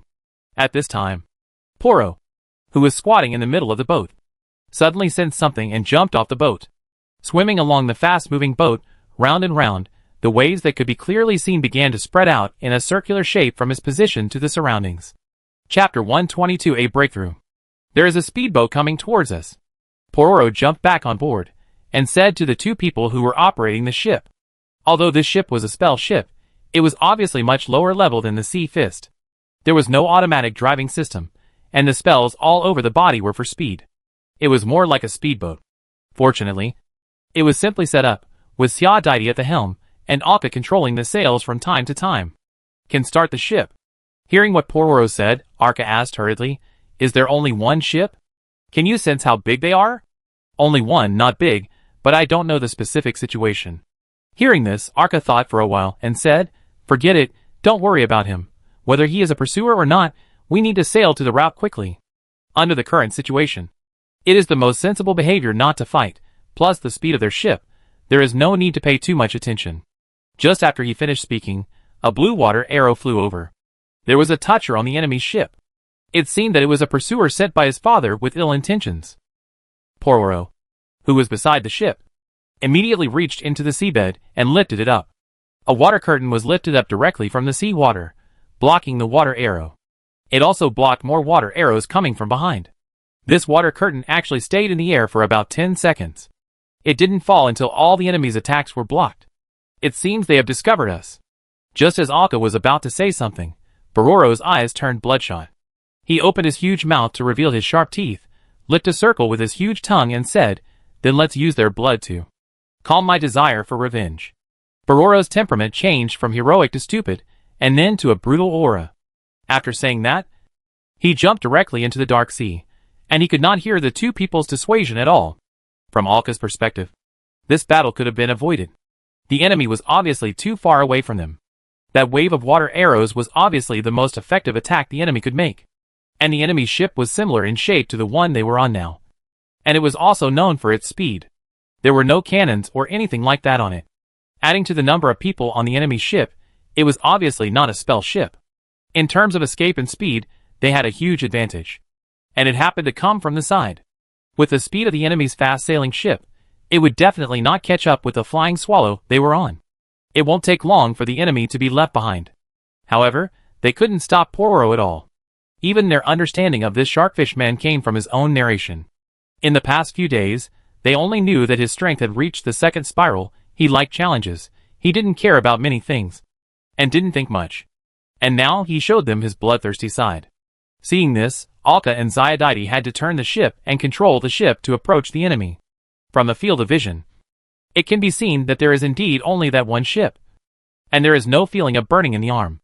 It is very likely that this ship is just a vanguard for exploration.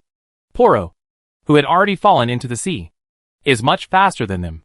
When the two of them could just see the specific situation of the enemy ship with their naked eyes, Poro had already broken out of the sea and jumped onto the enemy ship. At this time, Poro's eyes were scarlet and glowing red. and the aquamarine light was wrapped around his arms and back like a tattoo. The huge body smashed directly into the enemy's ship, and in an instant, it broke the main mast of the already narrow, fast-sailing ship. The huge force almost caused the slender speedboat to capsize. Two pirates, who were obviously touchers, jumped out from the pirates on the ship. But before they could attack, they were grabbed by Pororo one by one, and one was crushed by the hand. The other was bitten off by Pororo in front of the two people, and the broken upper body was smashed into the crowd of pirates. Then he spat violently, including the lower body in his mouth, and some blood, and knocked all the pirates over.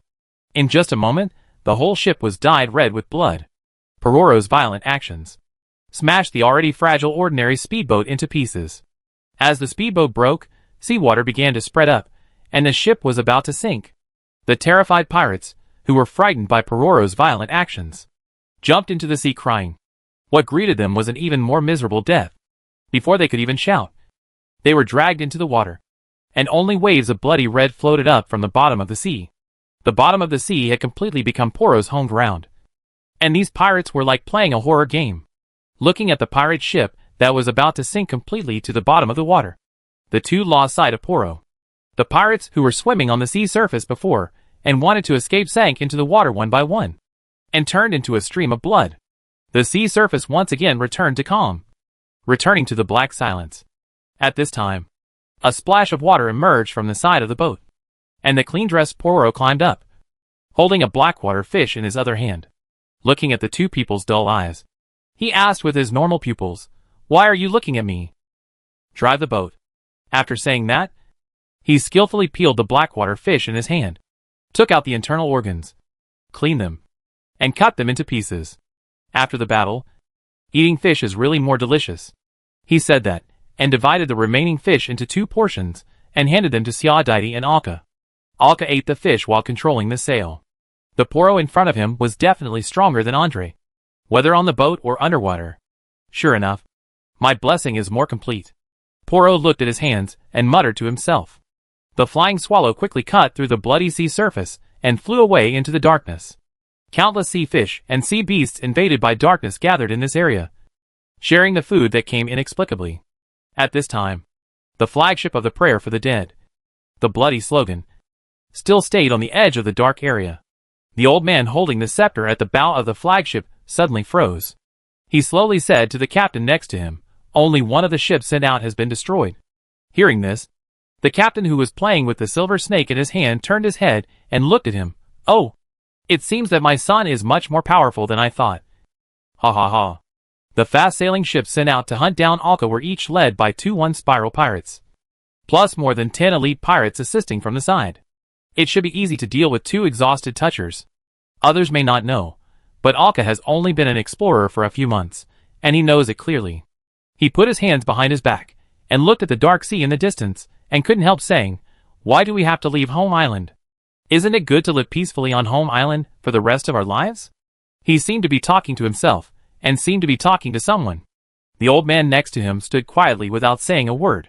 "What's going on?" "That's the fleet of the Church of the Virgin Mary. Why did it come out?"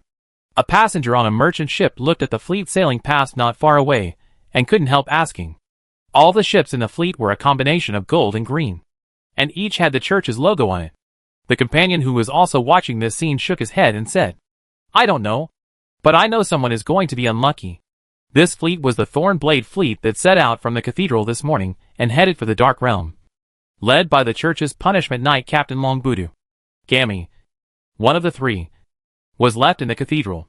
At this time, the fleet arrived in the Dark Realm, and directly took over the control of the southeast corner temporarily, and directly began to offer a reward for all the information of the prayer for the dead and the heads of the pirates. 3 ships carrying elite teams sailed into the Dark Realm. They will enter and check the current situation of the Dark Realm. The remaining ships will join forces with some members of the church to block or monitor all possible exits around the Dark Realm. Of course, they are not the only ones responsible for such a large border line of the Dark Realm. All forces around the Dark Realm are willing to do a favor for the church and help patrol. At this time, the prayer for the dead pirates were directly blocked inside the Dark Realm. After less than 2 days of sailing, the Flying Swallow approached the edge of the Dark Domain at a very fast speed. At this time, the people on the ship were on full alert. Alka looked at his left hand, and was ready to feel the burning sensation at any time. When the ship had sailed out of the route, and was about to reach the edge, he immediately felt a burning sensation on his arm. And through the dark vision, he could see the end of the front field of vision, and the ship coming towards them. Poro, turn the ship quickly. Hearing Alka's words, Poro jumped into the sea, forcefully controlling the ship, turning it quickly. The flying swallow drew a small arc, returned from the route it came from, with an exaggerated speed, and soon left the black spot behind it out of sight. Huh? Alka couldn't help but exhale. No, we met him as soon as we came out. He must be paying attention to our movements at all times. How did he accurately determine our position? Xiaodai couldn't help but ask. At this time, Lucilia emerged from Alka's chest and said directly, I roughly understand how your father locates you. It is still bloodline positioning. The positioning method he uses is likely to be affected by energy. Except for the edge. There is dark energy gathering everywhere in this place, which must have interfered with his positioning. If you are on the periphery or even further inside, he can only know your approximate direction. And once you appear on the edge, he can accurately determine your position. Of course, this is just Lucilia's guess. After hearing Lucilia's explanation, Alka frowned and thought. That is to say, their movement in the periphery was actually controlled by his father. He could guess where he might want to slip out from based on the movement of his position. He only needed to wait in that area in advance. Once he slipped out of the periphery and came to the edge, he could accurately locate his position. It was like a sheep entering a tiger's mouth. Thinking of this, he could not help but support his forehead helplessly. It seems that it is a bit difficult to leave the dark realm. He must be waiting for us to give up. To give up the invasion of darkness. Xiaodai added beside him. Alka's father only needs to stop Alka, who wants to leave at the edge, then Alka must wander around the periphery. The darkness outside will constantly attack Alka until he is driven crazy. Either die madly in the dark realm, or take a gamble and rush out from the edge. The only thing his father didn't expect is that Alka has a very high resistance to darkness. The strength of his soul is different from that of ordinary people, and with the help of Lucilia, he can persist in the periphery for a long time. It can even attract the darkness besides Xiaodai, helping her stay safely in the dark realm. Chapter 123 Target Treasure. Simmons Laga stood on the bow, feeling his connection with his son, from precise to vague. What a sharp boy, I wonder how long you can stay in there. At this time, the old man standing next to him said, Captain, there is no gain from ambushing the surrounding ships, their ships are too fast. Simmons nodded, indicating that he understood. I don't know how his son got such a spell ship designed for speed in such a short time. Send these scum out, let them search outside, don't let him hide in there peacefully, the constant pursuit will make him nervous, which will expose his flaws, and make him more vulnerable to the darkness inside. Hearing his captain's order, the old man nodded. And Simmons's eyes still stayed in the direction where Alka left. There are so many ambushes. Luckily we escaped quickly. Looking at the ships that were surrounding them, and had completely disappeared from their sight, Alka couldn't help but say. They had just turned to flee when they encountered ships surrounding them from all directions. Fortunately, the enemy had never thought that they had such a fast ship, and they escaped without any reaction. The enemy's encirclement had no effect on Alka and his men. Their ship was too fast, and was getting farther and farther away from them. Without the pursuers, Alka began to sit on the boat and seriously think about the next action plan. This test laid the tone for his future actions. Now my father may still be very patient, and wait for me to become unable to bear the darkness here, waiting outside for me to fall into his trap. But it won't be long before he finds out that I am not that afraid of the darkness here. When that happens, he will definitely change his plan and find other ways to hunt us down. Hearing Alka's words, Xiaodai stared at him and said, But you have to know that you can only stay longer than others. And you can't really ignore the darkness here completely. Hearing Xiaodai's reminder, he nodded. Although his soul is stronger than ordinary people, and he could also let Lucilia enter his soul space to assist him in mental resistance. But this is just a delaying tactic. If you want to completely ignore the darkness here, this method is simply not feasible. As the time goes by, the corrosion of darkness will slowly leave traces. At that time, even if Alka has a soul stronger than ordinary people, it will be useless. However, his father may have to wait longer than he expected. And it is not impossible that it may be 5 or 6 times longer. But this will eventually make him fall into the hands of the enemy. Not to mention that there is Xiaodai beside him. Even if he can attract firepower, there will still be a lot of darkness, which will choose to attack Sia Dedi. Sia Dedi will be the first one among the three of them to be attacked by darkness and go crazy. And Alka can't just watch. As for Pororo, he is not afraid of darkness at all, not to mention that his strength is stronger than the two. Thinking of this, Alka closed his eyes. He began to talk to Lucilia from the heart. Can Sia Dedi learn the meditation method you taught me? This way, she can quickly reach the second spiral, so that she can learn the mental protection you mentioned. His meditation method was also taught by Lucilia, so he had to ask Lucilia's opinion. Regarding Alka's question, Lucilia nodded without hesitation, indicating her agreement. Of course. No problem. This will also allow her to quickly become stronger, so that she can help you in possible battles later. Hearing Lucilia's words. Thank you. After opening his eyes, Alka did not immediately start teaching Xiaodai. But while waiting for Poro to get off the boat to fish, the fewer people who knew about this meditation method, the better. As he learned more and more about the extraordinary world, Alka knew clearly how tempting meditation was for these ordinary touchers. They were only temporarily cooperating with Poro, and they were seeking revenge together. The mutual understanding was too rare, so Alka did not dare to reveal the meditation method to him rashly. Not to mention that Poro is stronger than the two of them. Xiaodai, I have something important to tell you. You must remember it in your heart. Don't tell anyone without my consent. In the name of the Virgin Mary, make a vow. Xiaodai, who was steering the helm, heard Alka's words and looked suspicious. When she heard Alka ask her to swear in the name of the Virgin Mary, she became more serious. This shows that what Alka is about to say is very important, and it is not an ordinary thing. Xiaodai couldn't help but frown, and nodded after a little thought. I swear in the name of the Virgin Mary. I will keep what Alka said next in my heart forever. As a subject of the Virgin Mary, in this world where gods do exist, if Xiaodai breaks the oath he made, he will be abandoned by the Virgin Mary, or even cursed. After hearing Xiaodai's oath, Alka nodded and began to teach her some information about the meditation method and the spell of the meditation method. Have you reached the first spiral? Xiaodai's voice was a little surprised. Alka has never taken action since she was promoted to the first spiral, so she has never exposed her strength. You know, Alka has only been a toucher for a few months, and she has been working with them during this period. As a result, she was promoted to the first spiral in such a short time. You know, it took her 2 years to be promoted to the first spiral. After listening to Alka's meditation method, she couldn't help but exclaimed, Is there such a thing? Is it really okay to teach it to me like this?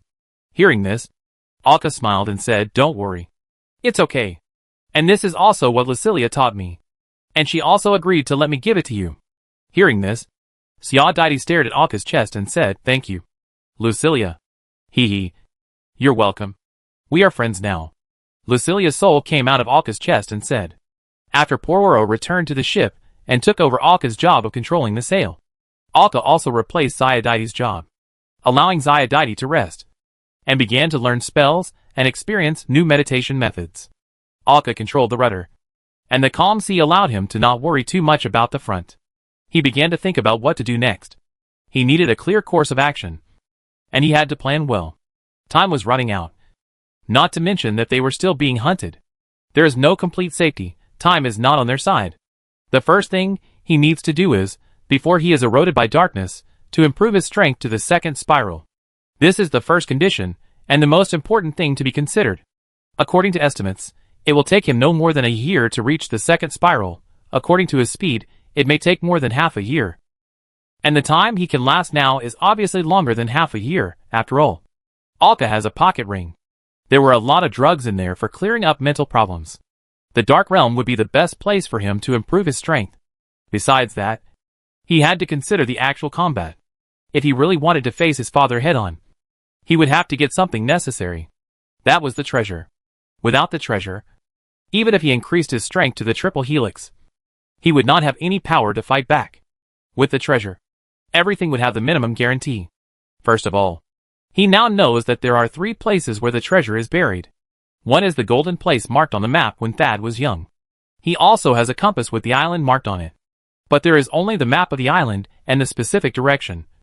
And he does not know where the island was at that time. So it is very likely outside the Dark Realm. So this method is not feasible. And in the detailed sea map of the Dark Realm in Alka's hand, There are a total of 2 golden punctuation marks. This means that there are 2 treasures buried in this dark area, waiting for him to dig. However, some detailed sea maps attached do not include maps of these 2 areas, which means that he must first go to the island with the golden mark. Let Xiaodaidi draw a detailed map so that he can understand the information of these treasures. At least, you need to know the difficulty of obtaining treasures. This way, you can make the final preparations and explore more blue treasures during this period. Just choose the one that is easy to obtain to improve your strength. After all, the entire Dark Realm was destroyed suddenly, and many treasures were placed in plain sight, without being deliberately hidden. Therefore, many blue treasures are not difficult to obtain. It would be great if the golden treasures were also like this. But of course, this is impossible in reality. Any treasure is precious, no matter what era it is. Even in the era when Lucilia lived, even in normal times, they are kept in the safest areas, or carried by powerful people. There is no possibility that it can be easily obtained by being thrown somewhere at random. Thinking of this, Alka spread out the sea chart in his hand, placed it on the rudder, and carefully examined it. The 2 light spots were located in 2 former countries, but there is no doubt that one of them is in the area close to the center of the core area, and the other is next to the core area. First of all, it must be certain that there are undead in such an area. Where there are treasures, there must be touchers, and it is likely that there are a large number of touchers. Those who touch it will become evil spirits after death. The evil spirits encountered on the way to find the Sword of Mercy have fully proved this point. Then it can be confirmed that there are a large number of evil spirits around the treasure, and there may even be existences that are comparable to or stronger than the Archbishop. This probability is not low. This will be the first difficult problem that must be faced. If you want to draw a detailed map of these islands, you will definitely encounter attacks from evil spirits on the islands. But in the end, all the problems can be integrated into one. That is strength. It seems that it is impossible to get the treasure within half a year. You can only wait until you upgrade to the 2nd spiral, and then try. If Pololo is added at that time, they will have 3 second spiral masters, and will have greater strength. And he still has the last trump card. Thinking of this, Alka couldn't help shaking his shoulders, and lifted the metal box on his back. Chapter 124 action begins. A huge merchant ship with a length of about 40 meters, and a wide body stopped at the edge of the dark area. On the entire ship, there was no gun port for protection. 3 tall masts were hung with black sails, with the flag of the dead on top. In addition to this ship, there were 2 pirate assault ships with a length of only about 20 meters, but they were armed to the teeth.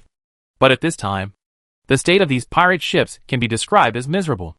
These pirate ships were surrounded in the middle, surrounded by 4 warships from the Church of the Virgin Mary. The rock-shaking cannons on the Holy Mother Church warships had already stopped attacking, because the enemy ships had already been paralyzed. The masts and lower decks of the 2 pirate assault ships used for attack had already been destroyed. These pirate ships had been controlled by them. A knight wearing soft armor and holding a long sword came to the deck of the pirate ship. Looking at the miserable situation around him, he couldn't help but frown. Countless silk threads penetrated the surrounding pirates, hanging them everywhere. These silk threads penetrated and tied them up, and even strangled them. The scene on the ship was a bit like the bloody slaughter in a spider's nest. Many pirates had not died yet. They kept wailing. Their blood flowed down the silk thread with their breath. Many people no longer had the strength to scream. Although he also hated the pirates, the appearance of these pirates made him frown. Looking at Vanessa, who was wiping the blood off her hands on the deck at this time, he couldn't help but sigh, shook his head, and still closed his mouth that wanted to teach her a lesson. After all, he knew the truth that one should not advise others to be kind unless they have experienced their suffering. Not to mention that he also knew some of Vanessa's situation. If these scumbags on the sea could make their friends and colleagues feel more at ease, it would be considered as fulfilling their duties. As a doctor, you should stay on the ship. It is not your job to charge in the front. Vanessa turned her head and stared at him. Before she could wipe the blood off her face, she said in a flat voice, "It is because I am a doctor that I need to treat myself.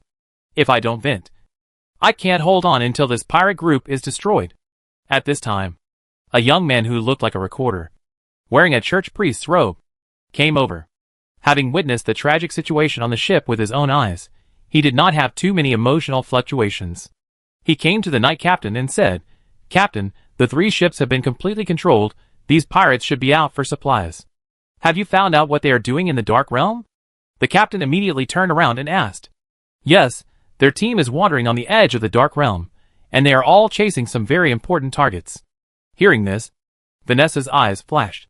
The enemy's action showed that they had not caught Alka and his men yet, and they were still on the run.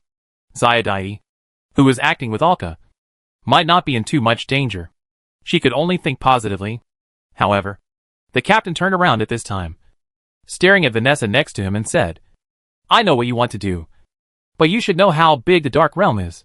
If you rush in to find them, it will undoubtedly be like looking for a needle in a haystack. I hope you know what you are doing. Hearing this, Vanessa turned around and walked away. Of course I know. The captain turned around, looking at the pirate ships, and couldn't help thinking.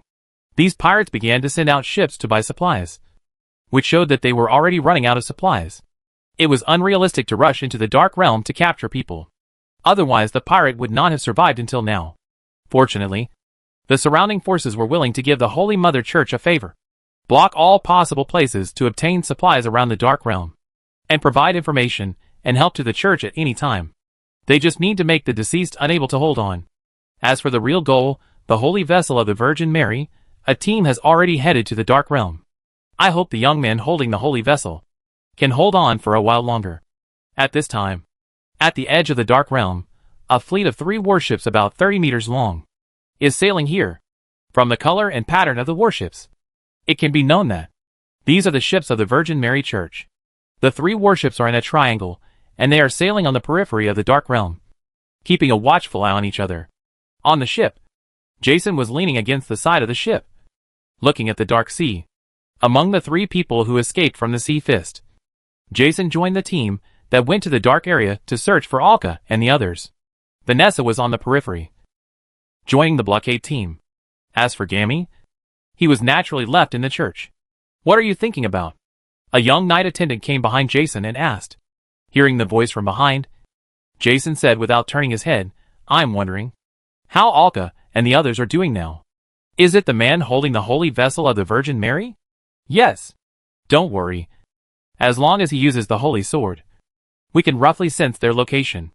Hearing this, Jason nodded. In this ghost place, Alka and the others should be able to use the holy sword to fight easily. The bishop on the ship can sense the location by using the holy sword, so that they can find Alka, protect him, and take back the holy weapon. At this time, Alka, Siadaiti and Pororo were staying on an island. The Fian stopped on the beach, and the 3 of them lit a fire not far from the beach and rested quietly. Pororo was cutting fish meat and roasting it with a wooden stick he made. At this time, Alka was telling the 2 about his future plans. If you want to stay hidden in the Dark Realm and avoid my father's pursuit, you must first improve your strength to the 2nd spiral. Siadaiti, how long do you expect it to take? After hearing Alka's words, Siadaiti, who was slightly stunned, came back to his senses and thought for a while before saying, based on the current speed, it will not take more than half a year at most. After all, Siadaiti has been promoted to the 1st spiral for a year, and at this stage, he has already consolidated his strength. Now with the help of the meditation spell, her strength will naturally improve by leaps and bounds. She is also a genius, who can comprehend the spell when she first touches the treasure. There is no need to worry too much about the speed of strength improvement. After hearing Siadaiti's words, Bo Luluo, who was grilling fish, turned his head and looked at her. Then your strength is not bad, you are so young. After all, the age of the girl in front of him seems to be no more than 20 years old. Siadaiti nodded politely, thanking Bo Luluo for the compliment. Then Alka counted the potions in Siadaiti's ring and his own pocket ring. Then he calculated the intensity of the dark attack in the central area, and the number of potions that might be consumed. They can definitely hold on until their strength reaches the 2nd helix. The dark elements in the periphery cannot resist those in the central area. In the periphery, my father may be able to sense our direction through his ability. If we are in the central area, it will be difficult for them to find our traces. This is Lucilia's speculation, which may not be completely accurate, but it is highly credible. As he said that, Alka looked at Pororo. Zayadaiti would definitely have no objection. It all depends on what this fishman, who had just met them, had. Pororo listened to Alka's words, and shook his head casually when he saw him turn his gaze. I don't care. We can go anywhere. Sankaka's dying wish was for me to protect you too and leave the Dark Realm safely. But it is obvious that your father does not want you to leave here like this. And I don't have the strength to forcibly lead you two to break through their encirclement. So you just need to take care of your future actions. I will do my best to protect you. If we can get a chance to kill the Shark Man during this period, it would be great. Pororo directly expressed his thoughts and wishes, so that the two of them don't need to pay too much attention to his opinions, and they can do whatever they want. Anyway, the most essential reason for him to come to the Dark Realm is just because he wants to challenge himself. The gift given by his cousin, he must abide by the requirements that must be borne by accepting this gift. It doesn't matter whether it's the periphery, the center, or the core area. Hearing what Pororo said, Arca nodded. He spread his hands directly, and a large map appeared in his hands. It was a detailed map of the Dark Realm. Arca blinked his eyes, and let the light spots on it appear. Then a stack of islands appeared in his hand, or detailed maps of certain areas. First, select some islands on the periphery. There are almost no treasures on these islands. Even if there are some left, they are mostly white spots. Now, the white dots have no meaning to Alka and his friends. It is a complete waste of time. Even if the white dots are incredible treasures, with huge wealth, they have no means to transport them out, and they can hardly protect themselves. Only by exploring the blue dots can they find things that can increase their strength. Not to mention that there are not many materials in Alka's pocket ring. He needs to get some spell materials to make cards. This is his means of fighting. The more cards he has, the greater his advantage in fighting. He picked up the map and began to screen it one by one, clicking on the blue dots to analyze them, to see if they are useful to him. Xia Daidi next to him also closed his eyes and began to meditate. In the end, Alka chose the detailed maps of 3 islands as the first places to explore. These 3 islands will become his targets, mainly because there are enough blue dots on them. The island with the most blue dots has a total of 8, and 6 of them are densely arranged together. This is the island with the most blue dots that Alka has seen so far. The other 2 islands have information revealed by the blue dots on them before Alka entered the Dark Realm. And during the period before he met his father, he had been looking at various materials on the ship. The information provided by the church at that time was very large and complicated, and many of them were expanded. This also led to Alka knowing some information that he didn't know where it came from and whether it was meaningful or not. Who knows if there are any insignificant pieces of information related to some blue treasures? As long as Alka knows, then he can naturally expand and supplement the information and know some additional information about the blue treasure points. However, Alka did not choose the island with 8 points as the first target. Instead, he chose an island with only 2 blue points and several white points, because one of the 2 blue points revealed the information he wanted. Carver's Residence. Difficulty, Holy Light Warrior 1 Spiral. Popularity 0. Treasure information. The famous Carver Hockett died when the darkness broke out, and all the things in the room were left inside. The name Hockett was just a name that Alka had randomly scanned in some information before. I didn't expect there would be a treasure about him. And this person was a Carver, and he died suddenly, so there must be a lot of well-preserved spell materials left in his room. This is exactly what he is scarce now. Chapter 125 The Sculptor's Treasure. After determining the target, the Fian has been sailing in the sea for a long time, but with the sea chart obtained from Jasmine before, and the extremely fast-moving speed of their spell ship, they followed the safe route and quickly arrived at the central area. Compared to the first time they came to the Dark Realm, which took nearly dozens of days, it was about half faster. Following the route, they quickly moved towards the island. However, since there were only 3 people on the ship, and the function of this spell ship was limited, they always took turns to steer the ship. It's not as relaxing as on the Sea Fist. We're almost there, Xia Daidi said, looking at the sea chart in her hand. Although she didn't know why Alka wanted to go to this island, she didn't ask too much. The process of obtaining the spell ship under her feet has made her know some of Alka's magical features. Some things are known in the heart, and can be tacitly understood. If you say it out loud, it will easily cause problems. Xia Daidi also understands this truth. Alka's indifference means that he trusts her, and he has to do it in this situation. Just keep it in your heart and shut your mouth. As for Pororo, he didn't care what Alka and Xia Daidi were going to do, or what they were going to do. He was just protecting the safety of the two. In layman's terms, this fishman has a single-threaded mind, and can only focus on one thing at a time. With the illumination of the searchlight, The black outline of an island appeared in front of them. The area of this island is not too big or too small. It is a normal island that can be lived in. The boat they were driving came to the port, where there was a small port, which was already full of ships. Several large ships were still floating quietly on the sea, and many small boats had been broken, and some had been washed up on the shore, blocking the surroundings. As a last resort, they drove the Fian to the beach nearby, and several people pushed the Fian ashore together, thanks to the long shape of the Fian and its narrow width. Pushing it onto the beach for storage was the most suitable method for them. They took some vegetation and vines to cover the boat. There were only 3 of them. If one person was left to guard the boat, their combat power would be greatly reduced. Is this the center of the Dark Realm?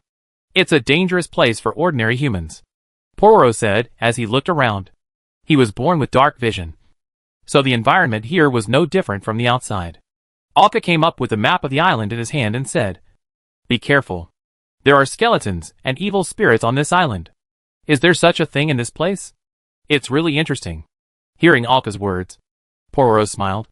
He had been in the Dark Realm for half a year, but he had been outside most of the time, and had never been to the central area, so he didn't know the situation here. Alka and the others knew much more than him. Alka looked at the map and compared it with the port they were in. He waved to the 2 of them and walked in front to lead the way. At this time, Alka and Xiaodaidi had no lenses in front of their eyes. Due to the lack of materials, Alka had already avoided deliberately using the card inventory he had made before. When it is possible to save, mana is usually used to cast spells. After all, mana can be restored, and cards without materials cannot be used. So the 2 of them are now using the Dark Vision spell itself to provide themselves with vision in the dark. Fortunately, this spell does not consume much mana. Although it is constantly being consumed, it is acceptable. As they stepped into the ruins of the town in front of the port, skeletons began to appear continuously. Seeing this situation, Pororo could not wait to take a few steps forward. With just a light movement, the skeleton in front of him was smashed to pieces. He looked at his hand, and then at the skeleton. Pororo shook his head with some disdain. "I thought it would be a little stronger, but it feels like it can't even compare to a child." The child that Pororo mentioned was obviously not a human child. Looking at the group of skeletons that began to surround him, he just stretched out his hand and clenched his fist, and then swung it forward fiercely. The water-blue ripples quickly expanded, cutting the necks and heads of these skeletons like a blade. The skeletons were harvested like wheat ears. After these 2 actions, he knew the strength of these skeletons completely, and his expression could not help but be a little boring. He also lost his expectations for the so-called evil spirits. It was too weak, and could not even warm up. He followed the ruins to a building at the end of the town, which looked like a factory building. This building was obviously much better than the surrounding town buildings, and it was still very well preserved. Even the outer wall didn't collapse. At most it just peeled off a little. Several people came to the gate of the building. Xiaodaidi tapped the ground lightly with her leg, and silver ripples spread out like water waves and sank into the ground. Then she shook her head, indicating that there was no danger inside. This kind of detection ripple can only detect living things, but has no effect on evil spirits, so they still remain vigilant. Alka then reached out and used the metal card in his hand to cut off the lock in front of him that had long been rotten and broken. He opened the 2 ironclad wooden doors. As soon as they were opened, a smell of smoke and decay hit him. With dark vision, the few people could see the environment inside clearly at a glance. Then a dark green evil spirit came out of the wall and appeared in front of him. The evil spirit was no longer in its original shape.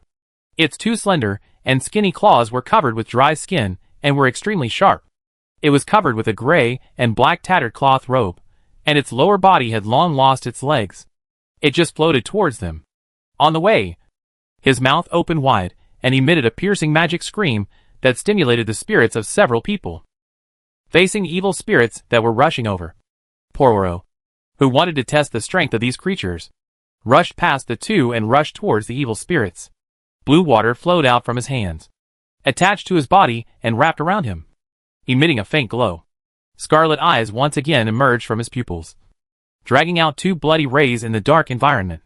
The hand wrapped in water blue pierced through the chest of the evil spirit with a slap, and the other hand grabbed the arm of the evil spirit that wanted to cut his body, and twisted it with force, and actually tore it off directly. The torn arm turned into green smoke and scattered. A big hole also appeared in the evil spirit's chest, and the water blue energy exploded in its body. The ghost was directly blown into pieces, and turned into wisps of dark green smoke and disappeared into the darkness. Looking at the disappearing evil spirit, Pororo turned around and asked, "Is it eliminated like this?" Alka nodded. The water flow on Pororo's body was obviously different from ordinary water. There should be strange elemental power in it. Otherwise, it would be impossible to capture the evil spirit so easily. And it has a certain restraining effect. Then this evil spirit is quite powerful. It has a spiral, but it seems to have no brain. Hearing this, Alka agreed somewhat. The more deformed the evil spirits are, the less rational they are left. This is a rule that Alka came up with when he was acting with Andre before. The closer the image is to the appearance before life, the more strength it retains before life, and the more rational it is, and vice versa. The Archbishop and the Knights were the best proof. In contrast, the completely distorted priests were brainless and could be easily eliminated. This completely mutated and crazy evil spirit did not even turn on its invisibility and rushed over. It was not just a brain problem. With the death of the evil spirit, the building returned to silence. Arka came to the inside and saw a dead skeleton lying next to a workbench. The clothes that the skeleton had worn had long disappeared. Some vines that had grown out of the cracks in the floor or the walls had already covered the skeleton.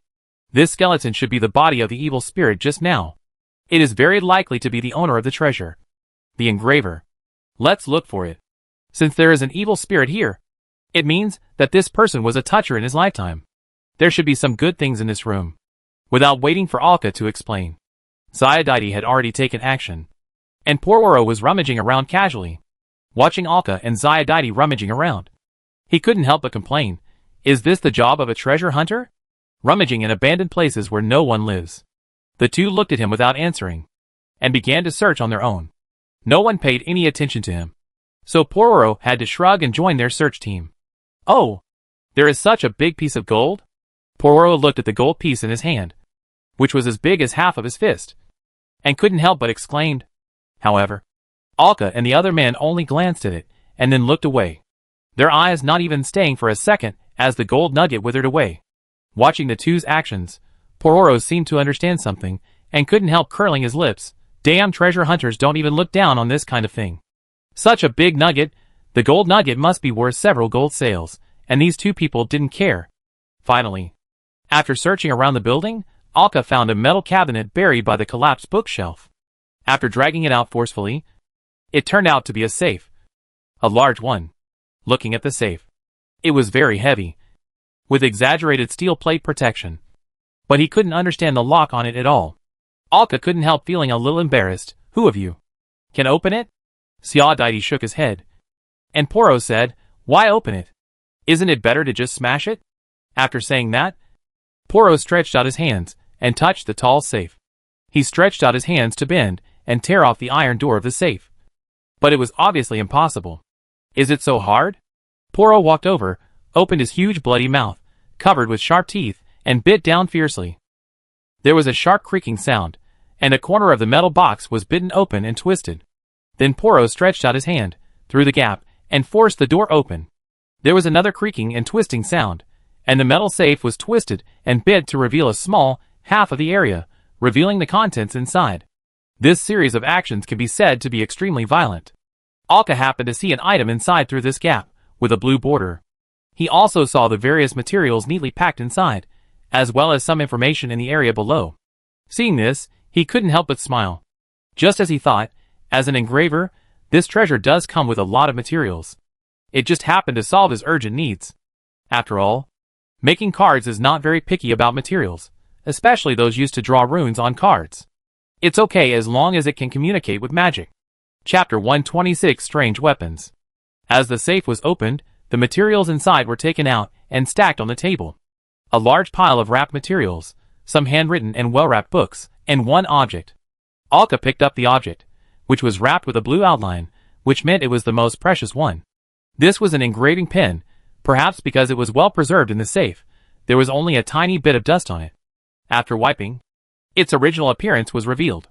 The whole body is silver gray, and light blue lines are all over it, all the way to the tip of the pen. I know this, a blue silk and silver engraving pen. Old Bobby has one similar to this one. The engraver's tool, this thing should be specially made. It can better help the engraver complete the spell engraving. Looking at the pen, Alka smiled and said, it just happens to be useful. When Alka engraved the spell on the card, he drew it directly by hand. With this thing it would be more efficient, and the engraving quality would be better. At this time, Alka began to carefully distinguish and classify these accumulated materials. They were all quite mixed, but they were also quite comprehensive. At least he had the materials to make the cross card of the normal fire, and the materials for the water chain. Finally, his dry material inventory was relieved, and the subsequent battles were guaranteed to a certain extent. As for those books, they were completely used to train carvers, and there were some special spells for him, as well as some carver's experience. If these books were given to a toucher who wanted to become a carver, he could completely rely on these books to teach himself to become a reliable carver. There are a few spells on it that Alka has never seen before. The harvest is good, and it is quite satisfactory. These things need to be distributed. We have all contributed. Do you want any? Alka said and looked at the two people. Both shook their heads. These materials and precious engraving pens are not useful to them, but the books can be used for reading. In this case, I need them, and I will give them to you in equal amounts. Xiaodaidi had no objection to this. She had long been accustomed to this way of distribution. Pororo took the 3 gold sails from Alka.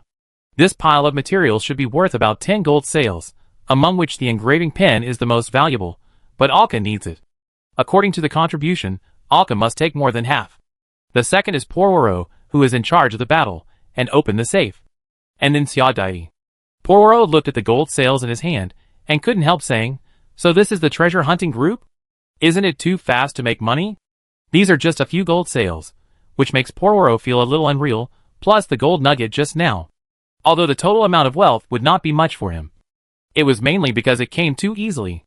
It felt like he had picked up money while walking. Xiaodaidi, who was standing next to him, heard this and looked at Pororo. He couldn't help but complain in his heart. It's impossible to be so easy in normal times. Only the Dark Realm would have such a situation. Which is why so many people flock to this place. Don't worry about it. Alka smiled and walked out with the two of them, looking at another blue dot not far from them on the map. Since we are here, we must find it together. Looking at the map, Alka led the two to the other side of the town. And soon they arrived at a small manor outside the town. Looking at this small manor, it looks a bit like an ordinary single-family villa. But half of the building in the manor has collapsed. Some rooms and rotten furniture inside are exposed. This blue dot has no information except its popularity and difficulty. This shows that Alka knows nothing about this treasure. The difficulty is still a spiral. I don't know if it's because they came over without deliberately concealing it. A ray of green light appeared from the broken villa. Then the appearance of the evil spirit appeared in front of everyone. He floated on the second floor of the villa.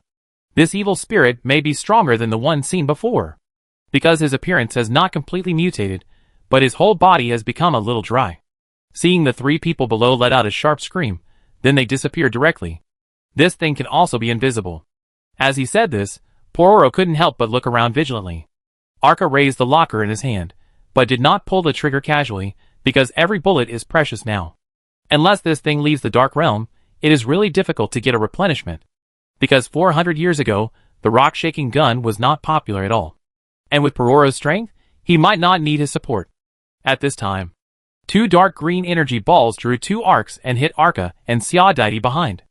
Obviously, this evil spirit seemed to have discovered that the 2 men were weaker. It picked the weakest ones. 3 o'clock. Alka heard Lucilia's hint and told Pororo directly. Then he rolled to avoid the green energy bomb. And Xiaodaidi smashed the energy bomb with a punch. Pororo, who had heard Alka's hint, condensed a ball of water in his hand and threw it out directly. The water did not leave his hand directly, but turned into something like a water whip to whip it over. In an instant, the evil spirit was whipped out, and the 2 dark green energy bands in his hands were just broken by the whip. The burst of energy blew him away, but the tail of the long whip of water that whipped him automatically wrapped him up, and then pulled him over with force. Pororo opened his sharp mouth and bit the soul. This blow directly turned the evil spirit into smoke and drifted away. Ugh! Pororo spat out a mouthful of saliva and vomited in disgust. This is too smelly. Too disgusting. Apparently, the smoke that the evil spirits turned into after they were shattered did not seem to be pleasant. It seemed that Poro would not bite the evil spirits with his mouth anymore. As the evil spirits were destroyed, Alka climbed up directly from the gap in the collapsed building and saw the corpses on the second floor. He also found a very conspicuous blue outline on the corpses and picked it up. This was a weapon like a stick, but it was obviously different in head and tail. There was a round sphere on the top of the stick. Spring water gushed out of Alka's hands, and he carefully cleaned the weapon. The overall color was brown-gray, and the color ball on the top was bright silver with slight scratches on it. It felt very frosted in the hand, and was very heavy. Xiaodaidi looked at it from the side, and after checking it, he said, "This should be a weapon. But it looks a bit strange. It should be a hammer. As for its specific function, I can't tell. You can try to infuse magic into it." Hearing this, Alka infused magic into the long handle, and the magic directly flowed into the ball head above. The ball head separated and floated up, but it still floated on the top of the stick, and did not move randomly. Alka could not control the ball head from flying randomly, and the only instruction was to let the ball head come back. After studying it for a while, Alka thought about the stick held by both hands and hit it with one stick. The round ball head turned into a stream of light with a knock and flew out. It hit the wall, which was not very solid to begin with, and it happened to hit the pillar. It smashed it instantly, and the whole sphere was embedded in it, and the villa began to shake slightly. "It's going to collapse," Alka said and jumped down, and the two followed closely behind him. After jumping down, they took a few steps forward. With a loud noise, the villa collapsed completely, and smoke and dust filled the air. After the smoke and dust dispersed, the villa also became a ruin. Alka next to him smiled awkwardly. "I didn't expect this villa to be so fragile." Alka waved the stick in his hand, and the ball in the ruins immediately broke out of the ground and flew back. With Alka's action just now, Xiaodaidi also roughly knew how to use this weapon. Looking at the ball floating on the top of the stick, I couldn't help but complain, "This weapon is really weird." Hearing this, Alka nodded, agreeing. But he said helplessly, "There is no other weapon at hand now. Let's use this thing first." Alka's attack methods are cards and guns. Although the cards have been replenished with materials, they must not be squandered at will, and they must be distributed well. As for guns, let alone, there is not much ammunition in the ring, and they must not be fired as casually as before. The only cold weapon Alka had was the dagger he had obtained before. The strange stick in his hand came at the right time. Although Alka wanted to use a sailor's scimitar, it was better to have it than not to have it. As the control ball was reunited with the stick, Alka carried it on his shoulder. He said to the two of them, "That's it. Let's go back to the shore and take a rest." Hearing this, Poro didn't care and walked forward with big strides. Xiaodaidi just glanced at Alka, and then walked forward. Alka had no intention of explaining, and now everyone had a certain tacit understanding. However, it must be said that the Dark Realm was really suitable for him, especially the central area. The islands here were originally important areas for the two forces before, and many important islands and some people were in this area. However, with the outbreak of darkness, almost no one in this area got out alive. This has led to a lot of wealth being casually discarded in the ruins of these islands. It's called treasure hunting, but it's more like finding the location and then taking it. The only obstacles are the dark environment and the dark elements that affect the spirit and the souls of those who touch it and become evil spirits. As long as these difficulties can be overcome, those treasures can be described as being within easy reach. And Alka can accurately locate those precious treasures, so it's really easy. Compared to the Dark Realm, the treasures outside, no matter what color they are, must be hidden as long as they are lit up. Otherwise, they would have been found long ago. The same thing outside may take more effort to find and decipher. This is not necessary in the Dark Realm. The treasure hunt here is so simple, as long as you have enough strength to resist the invasion of darkness. Chapter 127. Half a year. Dense dark clouds covered this vast sea, preventing all sunlight from shining down. Dark energy was also spreading in this sea, making it not only dark, but also lurking with invisible dangers. It was like a huge hand, grasping this place firmly in its hand. This was an island in the center of the Dark Realm, but there were no living creatures on the island. The only ones left were the skeletons and undead who had died and resurrected in the outbreak of darkness. A young man was leaning against the wall of a house that had not yet completely collapsed. Panting, he had a head of black hair, hidden in a small flat hat on his head. and was wearing a slightly old brown leather jacket. The cotton lining of the collar could be seen from his neck, in addition to a ring on each thumb of his left and right hands. The most conspicuous element was the metal box on his back. The silver box was covered with religious patterns. At this time, 2 cards suddenly appeared in the man's hand, and he held them between his fingers and threw them out. 2 cards flew out at the same time, but they slid to different places, with different trajectories. They quickly disappeared into the endless darkness around them. Alka calmed his breath and moved, walking in the darkness as if it were flat ground, and walking through it casually as if it were daytime. He carried a heavy metal box while walking, but did not make any sound. It was as if all the sounds that could be made were absorbed and merged into the darkness. After walking about 100 meters forward, he once again leaned against a complete house. A big mirror appeared in front of him. The image in the mirror was not Alka in front of him. It was another scene. The mirror showed a broken street corner, surrounded by many ruins of buildings, some of which had not yet collapsed completely. Such street corners, images can be seen everywhere in this ruined town. Alka stared at the picture, until a piece of rubble on the ground in the picture, for some reason, suddenly rolled twice. Instantly a blue light flashed. A card with a gradient blue back exploded, like a water ball exploding. The splashing water condensed into 5 water chains in the air. 5 water chains flew out, binding up the transparent objects in the air, and an invisible evil spirit appeared. This sudden water chain caught the evil spirit off guard. The limbs and waist were tied up, and it was struggling constantly. Seeing this scene, Alka smiled, but before the smile disappeared, he immediately frowned, and squatted on the ground and couldn't help holding his head. Whispering and singing with a stinging feeling began to appear in the brain. It came at a really bad time. A white mist flew out from the magic mirror on his chest and entered his brain.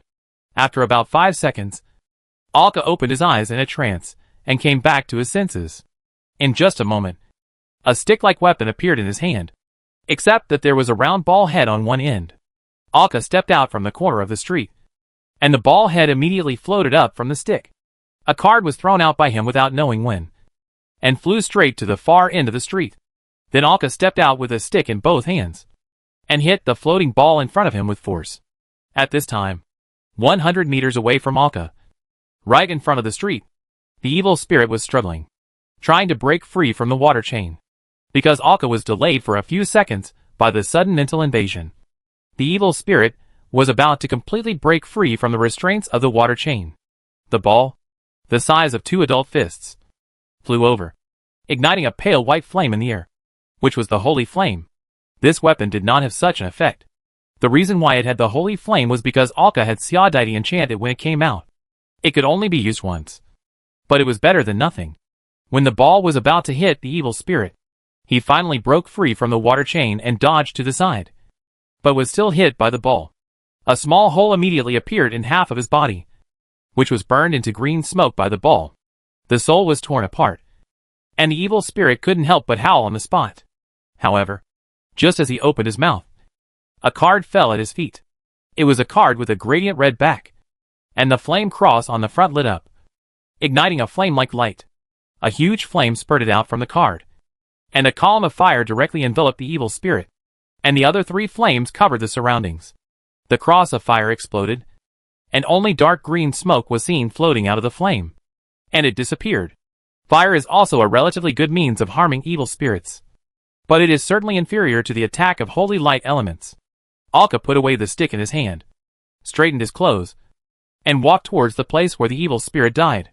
The mirror that appeared in front of him before, which could see the distant scene, disappeared and turned into a card. The card was still ordinary white, with an eye with the number 1 logo in the black line frame on the front. He took the card and put it directly into the ring. Alka did not go directly to the place where the ghost died, but came to the wall at the corner, took the eye card with the number 2 logo from it, and put it into the ring. These 2 are a pair, and the number 2 is one of the 2 cards Alka just threw out. The other one is the water chain that imprisons the evil spirit. This kind of eye card with a number is used for real-time transmission of short-distance images. It is made by combining the replica spell with the mirror copy. The original function of this spell is to copy some digital text or simple line drawings immediately onto another piece of paper. It is usually used for quick copying of books, but when combined, it produces a completely incomprehensible effect. But no matter what, it is indeed very useful. Looking at the burning flame gradually extinguished, Alka couldn't help but sigh. I wasted a red card, what a loss. Alka, your resistance to darkness is getting weaker and weaker now. It has been less than a week since the last mental invasion. The soft and pleasant voice entered Alka's ears. It was Lucilia in the magic mirror. As the battle ended, she also emerged from Alka's soul space. A bottle of potion appeared in Alka's hand. He took a look, shook his head, sighed, and poured it into his mouth. Feeling the darkness in his mind being cleared, Alka said, "It's okay. I'm about to advance to the second spiral." At this time, it had been almost half a year since Alka and his team entered the Central Sea area. They had been active in this place for half a year, and their food depended on Palola going to the sea to find fish that could resist the dark element. And from time to time, they killed the pursuers and harvested supplies from their ships to fill their stomachs.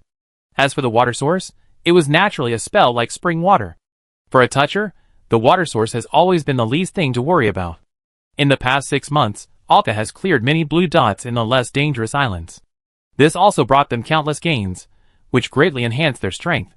Correspondingly, after staying in such an area for such a long time, they were naturally invaded more and more by darkness. This was completely inevitable, even though Alka had various reasons, which made him somewhat resistant.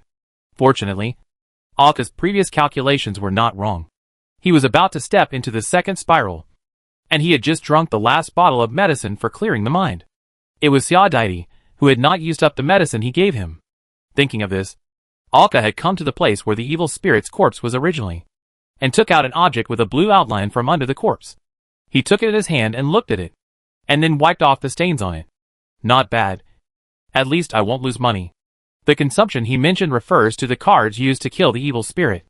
As for the thing in his hand, it is a natural magic core, just like the stone fragment that activated the magic card when Alka used it for the first time a long time ago.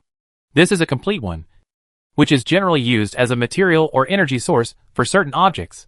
It is worth a lot of money. The magic crystal disappeared in Alka's hand, and he walked out of the ruins of the city, all the way to the port. In a relatively intact port building, there was a flickering light, and a lantern was floating above Alka's head, illuminating the surroundings. At this time, a figure emerged from the sea, carrying 2 huge fishes and walking towards the room. "Just met Alka. You are back, are you done?" Looking at Pororo in front of him, Alka nodded. "Don't worry, it's done." Then he and Pororo walked into the building. This is a small warehouse. Otherwise, it would not be able to accommodate Pororo's tall and strong body. The light came from a small stove made of unknown metal in the room. Xiao was next to the stove, carefully drawing something. It was an unfinished map. Hearing the sound behind her, she put down the tools in her hand and turned around. The brush for drawing the map was still floating, automatically outlining something. "Have you harvested everything on the island?" Xiao asked Alka, who was walking over with a smile. Alka nodded, shrugged and said, "They are all useless things. How is the map drawing?" Hearing this, Xiao turned his head, touched the floating painting brush with his finger and said, "It's almost done. The final finishing work is already in progress." This automatic painting brush is a magic tool they found. When infused with magic power, it can help Xiao draw maps automatically. Of course, the premise is that the user can really draw maps and has his own ideas in mind. They didn't know how many things like this they had collected in the past 6 months. Most of the blue dots came from these things that were somewhat useful, but not very useful. However, even so, it still facilitated their activities. For example, the small metal stove in front of them was such a thing, and the chef's knives that Poro was using to cut the fish were 2 magic kitchen knives. Alka didn't know the specific functions, but in Poro's words, they were very useful for processing fish. 2 kitchen knives, one long and one short, were like small table knives in Poro's hands. He quickly cut and sorted the 2 fish he caught. On the rotten wooden table next to him was a large silver dinner plate with exaggerated patterns. He put the cut fish on the dinner plate, which automatically floated in the air and came to Alka and the others. While chatting, the 2 put the fish next to the stove, where there was a place specifically for grilling and heating various foods. This kind of magic tool that is convenient for life is always very considerate in strange places. As for Pororo, he likes to eat raw food. The 2 sat by the stove and roasted the fish, chatting with each other. Pororo was a certain distance away from the stove, eating sashimi. As a fisherman, He didn't like the overly hot flames. Pororo threw a large piece of raw fish into his mouth and said, "Just now on the sea, I found a pirate search ship." Hearing this, neither Alka nor Xiaodide panicked. "Have you found me yet?" "No hurry, I'm about to reach the second helix, I'll stay here for a few days." Hearing Alka's words, Xiaodide suddenly felt relieved. "That's good, I can finally be free from the invasion of darkness."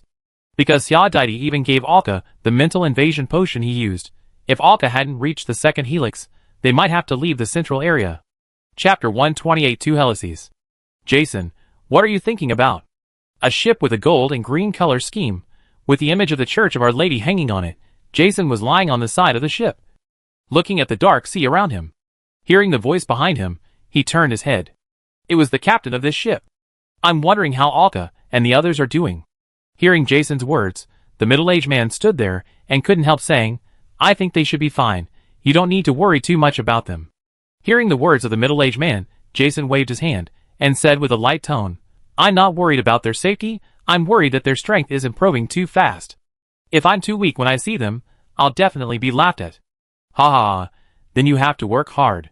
Jason smiled, then said helplessly, "Why don't Alka and the others use the Sword of Mercy?" Hearing this, the middle-aged church knight could only shrug helplessly, indicating that he couldn't understand it either. He had been floating in this hellhole for half a year, and he hadn't waited for Alka to use the holy sword to let them locate accurately. It had also been nearly half a year since they attacked and captured the prey for the dead pirates. In the first few months, they really completely blocked the pirate group in the Dark Realm, and almost starved the pirates to death. After all, the prey for the dead pirates were not a small pirate group, but a fleet consisting of several large ships and many escort ships. Some small countries' naval forces may not be as numerous as theirs. The total number of pirates reached more than 3,000, and the supplies consumed every day were not few. In addition, they deliberately ambushed and set traps, and almost destroyed the flagship of the Prayer for the Dead. In the end, they slipped away, but at least 2 large ships of the pirate group were destroyed, and at least 600 pirates were killed. Since then, the activities of the Prayer for the Dead have been dispersed, and they rely on sound bird to communicate with each other. This communication method is sometimes intercepted by the church's ships. The flagship is said to have penetrated deep into the central area, and half of the pirates are active in the central area. The remaining pirates are scattered around the periphery, attracting the church's attention. In addition, in order to muddy the waters, the pirates spread rumors. They said they found traces of treasures in the dark area, which is why the Prayer Pirates and the Holy Mother Church are fighting each other. The topic was originally a topic with a hint of possibility. After that, the credibility of the fight between the two parties became higher. This attracted countless people heading towards the Dark Realm. There were countless pirates and treasure-hunting groups who dreamed of making a fortune. On the contrary, those large forces knew the reason, so they did not end up. But it must be said that it was precisely because of the arrival of these mixed people that the church had to slow down the encirclement and annihilation of the Prayer for the Dead pirates. But after all, it was a huge force. Even so, the Prayer for the Dead pirates also had most of their ships and crews cleared out during their escape from the Dark Realm. Even if they escaped successfully and returned to their former pirate lair, they would still have to spend a lot of time to recover. There was no other way. As long as the pirate captain who held the treasure was not dead, the pirate group would always be able to revive. From these crew members, they also learned a lot about Alka and others, including the death of Sankaka. Andre was captured and imprisoned on the flagship. There were a total of 3 people on Alka's side, fighting with them in the Dark Realm. And they also knew that their target was not the Holy Sword at all, but Alka himself. This also led to a change in the church's course of action. From sending out numerous ships to surround and explore with a small team, it changed to sending out several elite teams, going deep into the center of the Dark Realm. While fighting the pirates, they searched for Alka and his men's traces, and reduced the number of troops chasing Alka and his men. From various fragmented information, they also learned how strong the resilience of these 2 young men in the treasure-hunting group and the fishmen who came from nowhere was. This also led to a number of treasure-hunting groups and pirates, who also began to move around in the center of the Dark Realm. It seemed that they believed there were treasures here. Of course, from Alka's perspective, there were indeed treasures here. After eating and drinking, Alka quietly began to meditate on the floor in the corner. striving to break through to the second spiral within 2 days. Xiaodaidi became an explorer earlier than Alka, and had been in the first spiral for a year. With the help of meditation, he had entered the second spiral a month ago.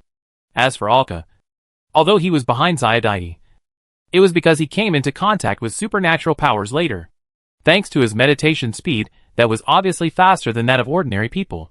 He quickly caught up.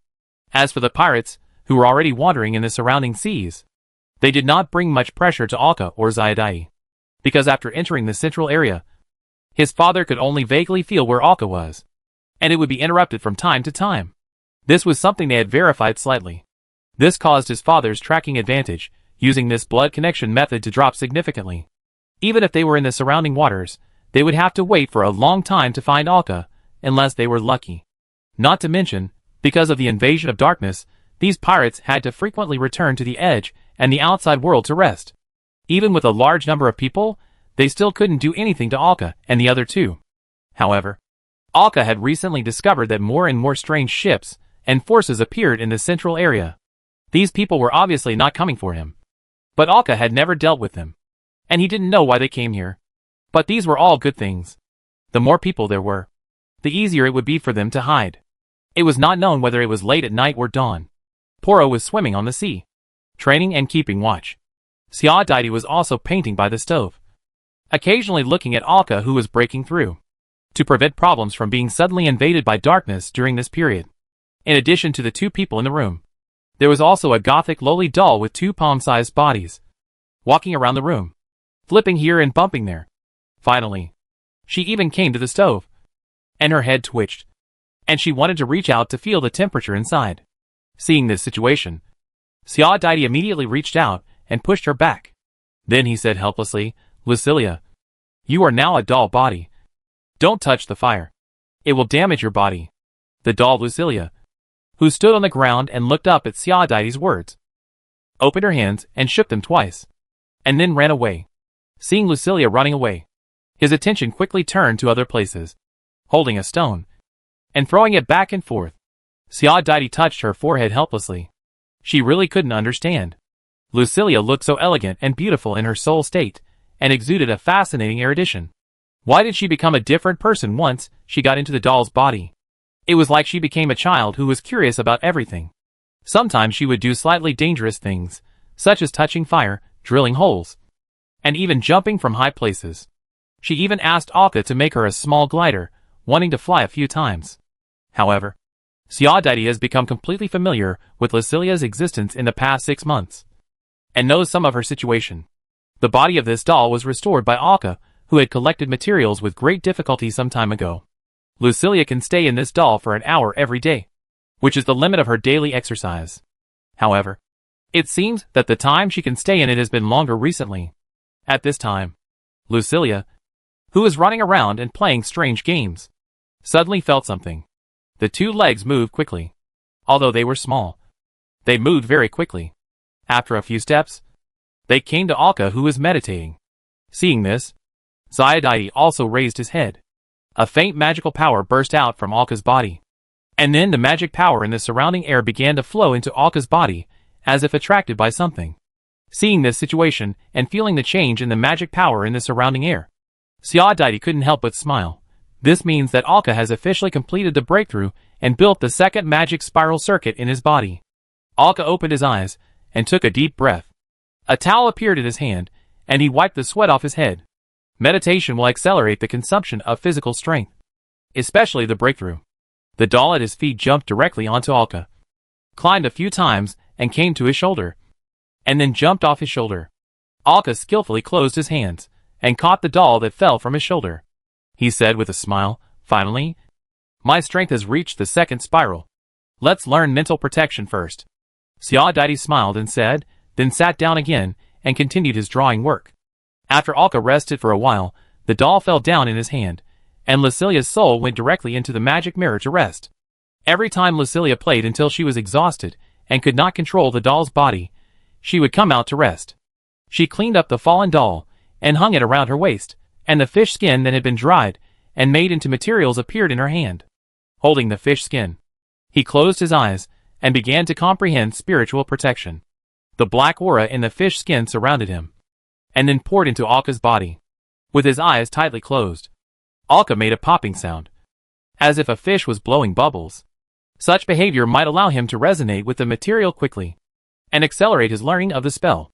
In Lucilia's words, the resonance method of spell materials such as fish skin or fish bones is used to imitate some behaviors of fish. Lucilia didn't know this kind of material either, so she could only try this stupid method. The method Xiao used before was to imagine himself as a fish in his mind. But it didn't work. Imitation of blowing bubbles also didn't work. Alka had to follow the procedure and use the spell materials in the most normal and common way. As time passed, Alka successfully learned the mental protection spell, and the original fish skin became translucent and was crushed into pieces by Alka. After becoming proficient in the simple mental protection spell, he directly opened it and hung it next to a circuit in his body. When this spell is hung next to one of the circuits, it will absorb the magic power in the circuit. Even if Alka does not deliberately open it, it will automatically start to use it. In this way, this spell becomes a permanent state, protecting his mind at any time. Since there are 2 spirals in his body, Alka also hangs dark vision next to the circuit. In this way, he no longer needs to use it deliberately and spend more magic power to maintain dark vision. The eyes can naturally see the situation in the dark. Of course, not all spells can be permanent in this way. It requires meeting various conditions. There are also certain requirements for the spell itself and personal strength. Chapter 129 Huge numerical differences between stages. As his strength reached the second helix, Arca discovered that in addition to the faster recovery of his magic power also grew stronger. With the addition of one more magic circuit, he absorbed and diffused more magic power, making his body even stronger. Arca could clearly feel the improvement of his physical fitness, and as the magic circuit kept turning, his physical fitness continued to grow, until it reached a limit in a short period of time. He had to start adapting to the rapid growth of his power again. He had to spend time first to adapt to the changes in his body. The power out of his control would make him vulnerable in battle. However, Alka was more concerned about the special spell mirror he learned when he touched the treasure. He didn't know if this breakthrough in strength would change it and make it more powerful. However, to his disappointment, as his strength reached the second spiral, the mirror spell did not change significantly, as it did when his strength was raised to the first spiral.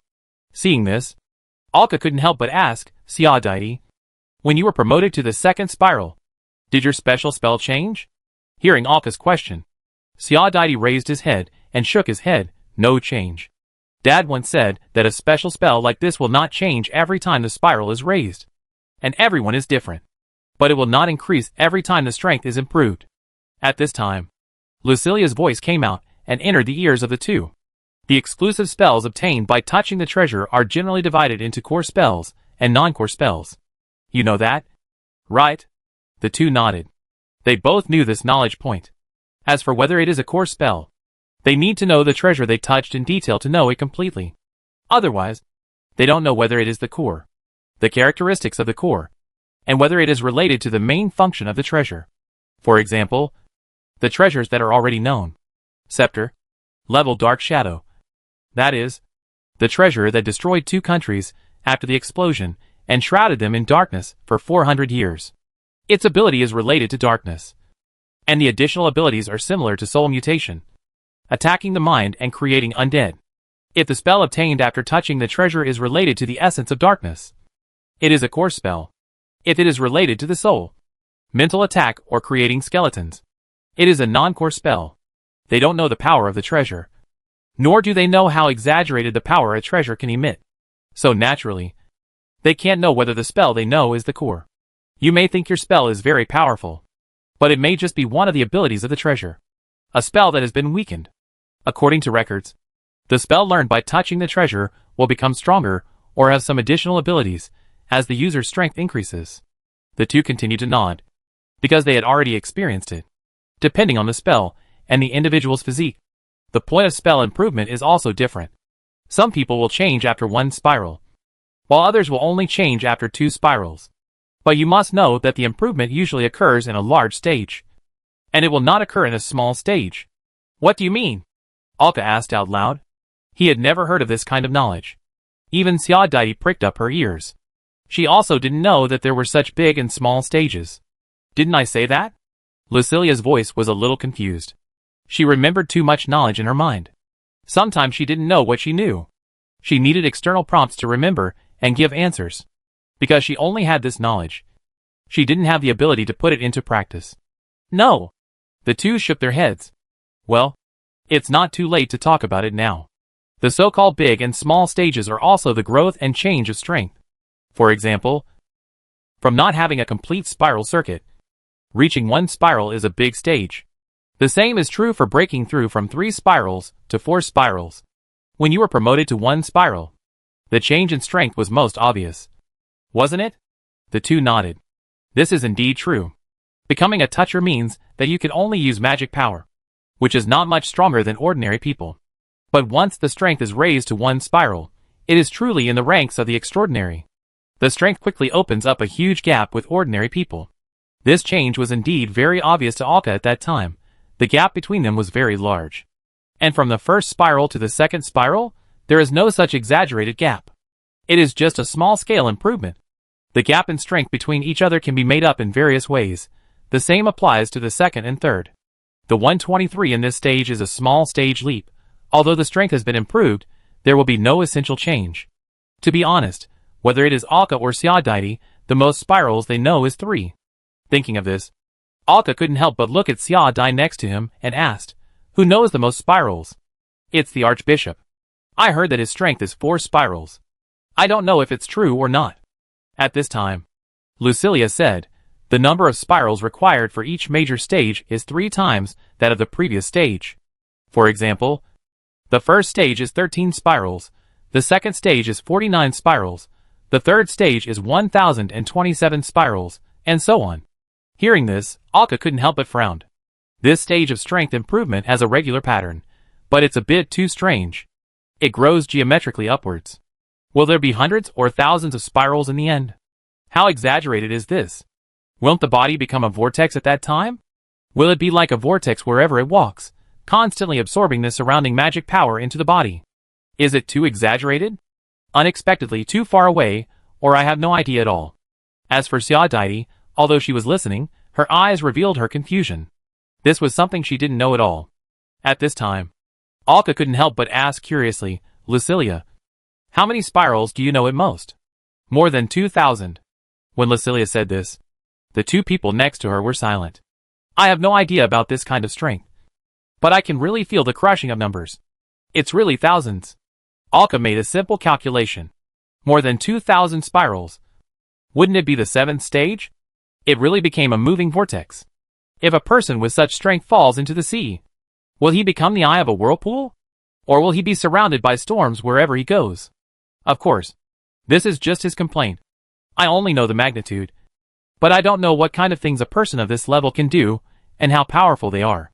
Although she is in such an exaggeratedly powerful family, due to her innate problems, she is just a marginal figure. No one cares about her. And accordingly, no one will deliberately bully her. She just needs to live a normal and quiet life in the family until the end of her life. Alka shook his head and skipped the topic. He turned his head and asked Xiaodai, "Have you drawn the map?" Xiaodai nodded and handed the map to Alka. The reason why Xiaodai was asked to draw the map was that among the maps given by Jasmine, all the detailed maps that could accurately locate the treasure had already been explored by them. As long as it was a blue dot, they were cleared one by one. But even so, they still obtained a terrifying treasure worth at least 1,000 gold sales. Because some blue dots are really hidden, the reason is that there are 1 or 2 hidden magic items in a pile of treasures. Just because they are magic items, the dots they bring are also blue, but it does not prevent these magic items from being the least valuable among the treasures. The most typical example is the drawing pen in Xiaodaidi's hand, which is buried under a pile of jewels and gold nuggets. So when Alka found that the blue border was this thing, compared with the mountains of treasures around it, he was a little speechless. However, these huge wealth have nothing to do with them now. They have no ability, and no strength to transport these treasures. Thinking of this, Alka shook his head, looked at the map in his hand, and blinked. The location of this island is right next to the island they're on now. It is a large island. Look at the ruins of the building, and the markings on the sea map. It used to be an island that occupied an important position in the miniature alliance. As he blinked, dense white spots appeared on the map. There was no need to count them. There were at least 30 white spots. Suddenly, so many dazzling light spots appeared. Alka couldn't help but blink and rub his eyes. This was the first time that the light spots on the map pierced his eyes. It was really outrageous. However, what was even more outrageous was that among so many white spots, there were only 2 blue spots. Seeing this, Alka was silent. This was a bit too mismatched. One of the blue spots was on the coast, where the port was marked on the map. One of them was in the center of the entire island, the governor's palace in the city. Click on the blue dot on the coast. No information is provided except that the difficulty is adult. And the blue dot in the governor's mansion, Alka saw the name again after a long time. Love of Zarkaber. Difficulty, Holy Light Knight Squad 2 Helix. Popularity, 0. Treasure information, the deep secret hidden by the great merchant and Governor Zarkaber. Looking at the information of the treasure, Alka couldn't help but narrow his eyes slightly. No matter the difficulty name or the information, all told him that this treasure might contain something important. The gap between each light spot can be described as a chasm. They are all white dots, but some may be worth a few silver coins, while others may be worth thousands of gold sails. The gap between them is so outrageous. After all, they are just ordinary wealth. The same is true for blue dots. Lanterns that can emit light automatically can be considered magic items, and holy swords that are so powerful that they can be directly transformed into treasures after a ritual are also blue dots. If you want to say what these two have in common, then we can only force them to be classified as magic items.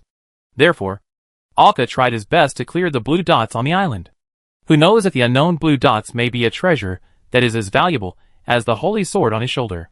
After reading it, Alka could not help but focus his eyes on the map of the dark land on his legs, looking at the 2 golden dots on it. Perhaps it is time to start exploring the treasure. If you want to defeat your father yourself, this thing is indispensable. Although it may not be obtained, the initial exploration can be started. Their strength has reached the 2nd spiral. But if they want to improve further, there is no specific time. Correspondingly, his father cannot give him so much time to develop. According to the recent pirate movements, his patience is running out. Chapter 130, The Summoner's Harmonica. In the pitch-black environment, the Fium was parked alone at the port of this island. There were a lot of abandoned shipwrecks on the beach next to the port. This is the central area, a feature of the island where no one survived the dark outbreak. At this time, no one was on guard around the Fium, so they left it here with confidence. After a while, footsteps were heard in the darkness. Several figures walked out of the darkness with the help of dim light. A bronze lantern floated above the heads of several people, casting a faint light, so that the surroundings of several people would not be completely immersed in darkness. Although Alka and Zyadite had reached the 2nd spiral ability, they could maintain normal mental protection. However, when mental protection is really attacked and defended, it will accelerate the consumption of magic power, which is inevitable. The magic power used to block the invasion of these elements in the darkness is much more than that spent on maintaining these lanterns. How to choose is naturally clear. Alka came to the side of the flying swallow, stepped directly into the boat, and came to the main mast to take down a bell tied to it. This was a magic item he had obtained in the past 6 months. This bell could help them to guard the ship. Once other life tried to approach the ship, it would trigger an alarm. Alka would receive it immediately and respond. Of course, the degree of life can be set by oneself, so it is not necessary for any small animal to set off an alarm. Poro and Zyadite also came to the ship, raised the anchor, and pulled open the canvas. As the spell on the side of the ship lighted up slightly, the flying swallow slowly sailed out of the berth, and within a few seconds, it increased its speed to the limit, cutting through the sea and galloping towards the island next to it. Under the fast sailing, it didn't take long. It took less than half a day for the ship to reach the vicinity of the target island. Looking at the island in the distance through the dark vision, Alka drove the flying swallow towards the location of the port. When the port was clearly visible, Alka immediately controlled the lantern and turned it off. The ship was plunged into darkness. The moment the light disappeared, Zyadite and Poro immediately became alert. This meant that Alka had discovered something wrong and needed to turn off the light to conceal their whereabouts. They had encountered such situations many times in the past 6 months, and had already formed a tacit understanding. As they got closer and closer to the port, the reason why Alka was alert was revealed to several people. It was a 3-masted sailing warship with black sails, and the symbol on it was their enemy, the prayer for the dead. Alka did not drive the ship to the berth in the port, but headed towards the seashore next to it. There were some reefs there, which might cause damage to the ship. But the ship under their feet was a slender speedboat. These reefs floating on the water surface would hardly cause damage to their ship, and the sturdiness of the spell ship was guaranteed. This allowed their ship to hide in the reefs and not be discovered by the enemy. By the way, Alka also took a walk around and observed the ship docked at the port. There was a faint light from the lighting stone on the ship, and Alka saw the guards on the deck and the watchtower. Judging from some of the performances on the ship, this should be an ordinary ship, not a spell ship. This ship over 30 meters long may carry more than 100 pirates. Alka has been dealing with these pirates for quite some time, and he has some understanding of them. Ships like this are usually led by 3 touchers, but according to the current situation, there may be more than 6 touchers, because there are other people targeting the prayers of the dead. According to the information Alka learned from these pirates before, in the periphery of the Dark Realm, the warships of the Holy Mother Church caused great damage to them. Many touchers died, and more than half of the ships were destroyed. As a result, there are more touchers on the remaining warships. After stopping the ship at the reef, Alka's hand appeared a small boat statue that was only the size of an index finger, like an ornament. Input magic power into the statue, and throw it directly on the sea. A small boat of about 4 or 5 meters in size emerged. Under the push of Pororo, Alka and Xiaodai quickly came to the coast. After landing, Alka touched the bow of the boat, and the boat immediately turned into a statue the size of an index finger, which was put into Alka's ring. Finger boats are Alka's favorite magic items, and are also the more precious ones among magic items. They usually come from some powerful and well-known blacksmiths, and most of them are customized. Because normal touchers won't do such fancy things, only the rich, who have too much money to do anything else, will customize such things. After inputting magic power, it can be transformed back and forth between normal size and reduced size, which can be said to be very convenient. This control method can be replaced by the magic device connected to the magic crystal. How are you going to deal with them? Xiaodai asked beside him. While speaking, her eyes were still looking at the pirate ship in the port not far away. First, get on the boat. Control the people on the boat, and then we will destroy the boat and the people together, Alka said skillfully. And then 2 cards appeared in his hand. The back of this card is still white, but there is a cloak-like symbol in the black box on the front. Alka's cards are generally divided into 3 types. One type has a pure color on the back and a card that represents its ability on the front. From Jack's manual, Alka's craftsmanship is enough to make these cards perfectly, and even improve them. But now, he is trying to follow this idea and make more powerful cards. The second type is the card with the mirror rune. The back of this card is pure white, and the front of the card will have different graphics according to the changes in the spell. Most of these cards are functional, with various card functions that are convenient for combat, life, or other aspects. But it is obviously not possible to let them play the ability of attack or defense in frontal combat. The spells that can be fused are all weak functional spells, which may not necessarily produce useful effects. The third type is metal cards, which are often used by Alka, or as a means of attack by surprise. Just treat them as flying knives. In most cases, there is no gun. Alka directly handed one of them to Xiaodai next to him, and then printed the remaining one in his hand on his chest. The card turned into a mirror, and then immediately shattered. These broken mirror fragments did not disappear as usual, but floated beside Alka. Xiaodai also used it, and the effect was exactly the same as Alka's. Then the 2 of them hid in the darkness. Unless you have a keen sense of perception, and keep looking for the place where the 2 of them stayed, it would be difficult to find their traces. It was the fusion of the mirror, spell and stealth.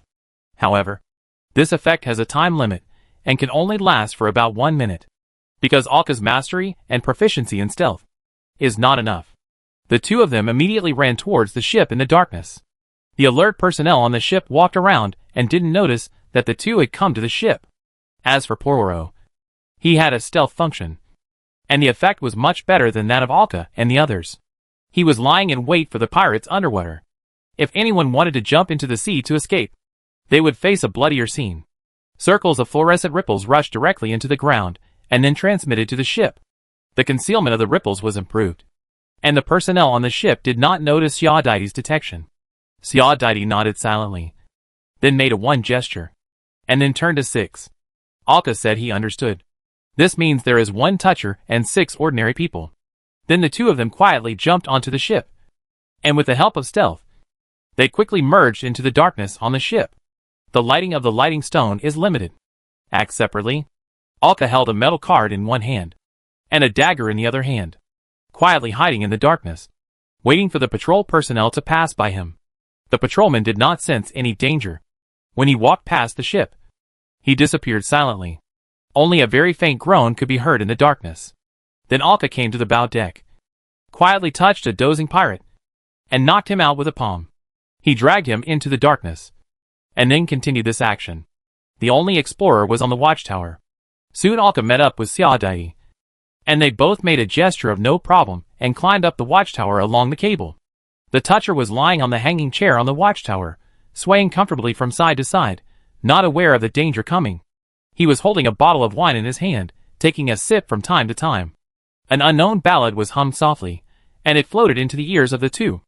Alka and Xiaodai were one in front and one behind. Alka rushed forward fiercely, and directly covered the enemy's mouth and head.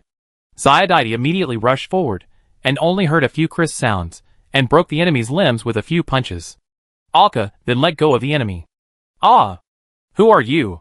Let me go!" He just finished speaking in pain, and saw Alka's appearance following the light on the watchtower. It was the target they had been chasing for the past 6 months, the culprit who put them in this situation. The pirate opened his mouth, his eyes widened, and he was about to say something, but suddenly he groaned and blood flowed from his eyes, nose and mouth. He died in front of the 2 in an instant. Alka and Xiaodai were not surprised at the death of the explorer in front of them. The touchers on the prayer for the dead ship obviously have no so-called freedom, and their lives are controlled by his father. I don't know how his father judged it. Anyway, as long as they really captured these important pirate cadres, they wanted to force some information from them. These pirates who have become touchers, regardless of their strength, will die immediately. And looking at the appearance of these pirates, they don't want to die at all. But they have to die. This also limited the information Alka knew, and most of it was learned from those ordinary pirates. The information these ordinary pirates knew was even more limited. Most of it was what they heard on the ship, or what they saw, and what they half understood. Some of them didn't know whether to believe it or not, because it was really not credible. Throwing the body on the ground casually, Alka looked at him. There was almost nothing valuable on him. What a poor guy. The 2 of them left the watchtower and slid onto the deck. At this time, there were 2 ordinary pirates on the deck tied with ropes, and they trembled at the tall shark fisherman in front of them. Looking at the 2 pirates, Alka pulled out a small round stool and sat beside them and asked, "Tell me what you are doing here, and what is your situation now?" Hearing Alka's question, the 2 pirates were slightly silent, out of the desire to live. The 2 pirates certainly wanted to return to Alka's question immediately. Thinking of the rumors about Alka, the 2 did not know what to do. So far, no pirate has survived from Alka's hands, which means that even if Alka knows the information, he will not let them leave. One of the pirates thought for a moment, opened his mouth, and was about to bargain with Alka. Seeing the 2 men, Alka was too lazy to interrogate them. He picked up a dagger and stabbed one of the pirates in the chest. The pirate struggled like this, and died quickly, which shocked the person next to him. Then Alka pulled out the dagger, and blood spurted out, staining the cheek of the pirate next to him. Alka put the bloody dagger on the face of the pirate next to him, and asked calmly, "Will you tell me now?" The pirate nodded frantically, and said quickly, "The reason we came to this island is mainly to find your trace." And the captain speculated that the target might be found on the island in this direction. "So how are you now?" Hearing this, the pirate shook his head. Even though his own safety was in the hands of others, he didn't know what to say. "Our pirate group may be disbanded. The captain didn't care about our lives in order to chase you. Most of our brothers died at the hands of the church knights. Many of them have gone crazy here. The captain won't allow us to leave the dark sea and take a break." Hearing the pirate's words, Alka nodded, showing obvious happiness on his face. Then he casually slashed the pirate's neck with the dagger, and no longer paid attention to his struggling figure with his hands covering his neck. Looking at Xiaodai, who had just jumped off the boat and landed on the beach. At this time, Xiaodai was pressing her hands on the sand, and circles of semicircular silver ripples were expanding outward from in front of her. She was investigating the entire island. As her strength grew stronger, her exploration naturally went further, but such exploration only expanded the scope to the maximum. As for accuracy, it can only be said that it is better than nothing.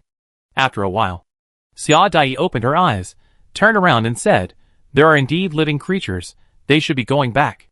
Going back? Okay, we will hide immediately. When Alka killed the remaining personnel on the ship, he had already collected the slightly valuable things on the ship. Before getting off the ship, he casually threw the 3 cards in the air and scattered them in different places on the ship. Pororo was still hiding in the sea, while Alka and Xiaodaidi had already hidden behind the wreckage of the ship next to them. They were waiting there quietly, waiting for the pirates to board their ship. When the time comes, they will be ready to welcome the big gift Alka prepared for them. Under Alka's special operation, the bloody smell from the bodies on the ship began to blow into the island with the breeze from the seaside. The pirate captain, who was leading a group of pirates back to the ship, was still talking and laughing. But suddenly he smelled the bloody smell coming from the sea breeze. He immediately frowned, stood still, and raised his right hand to stop the pirates following behind him. "What's wrong, Captain?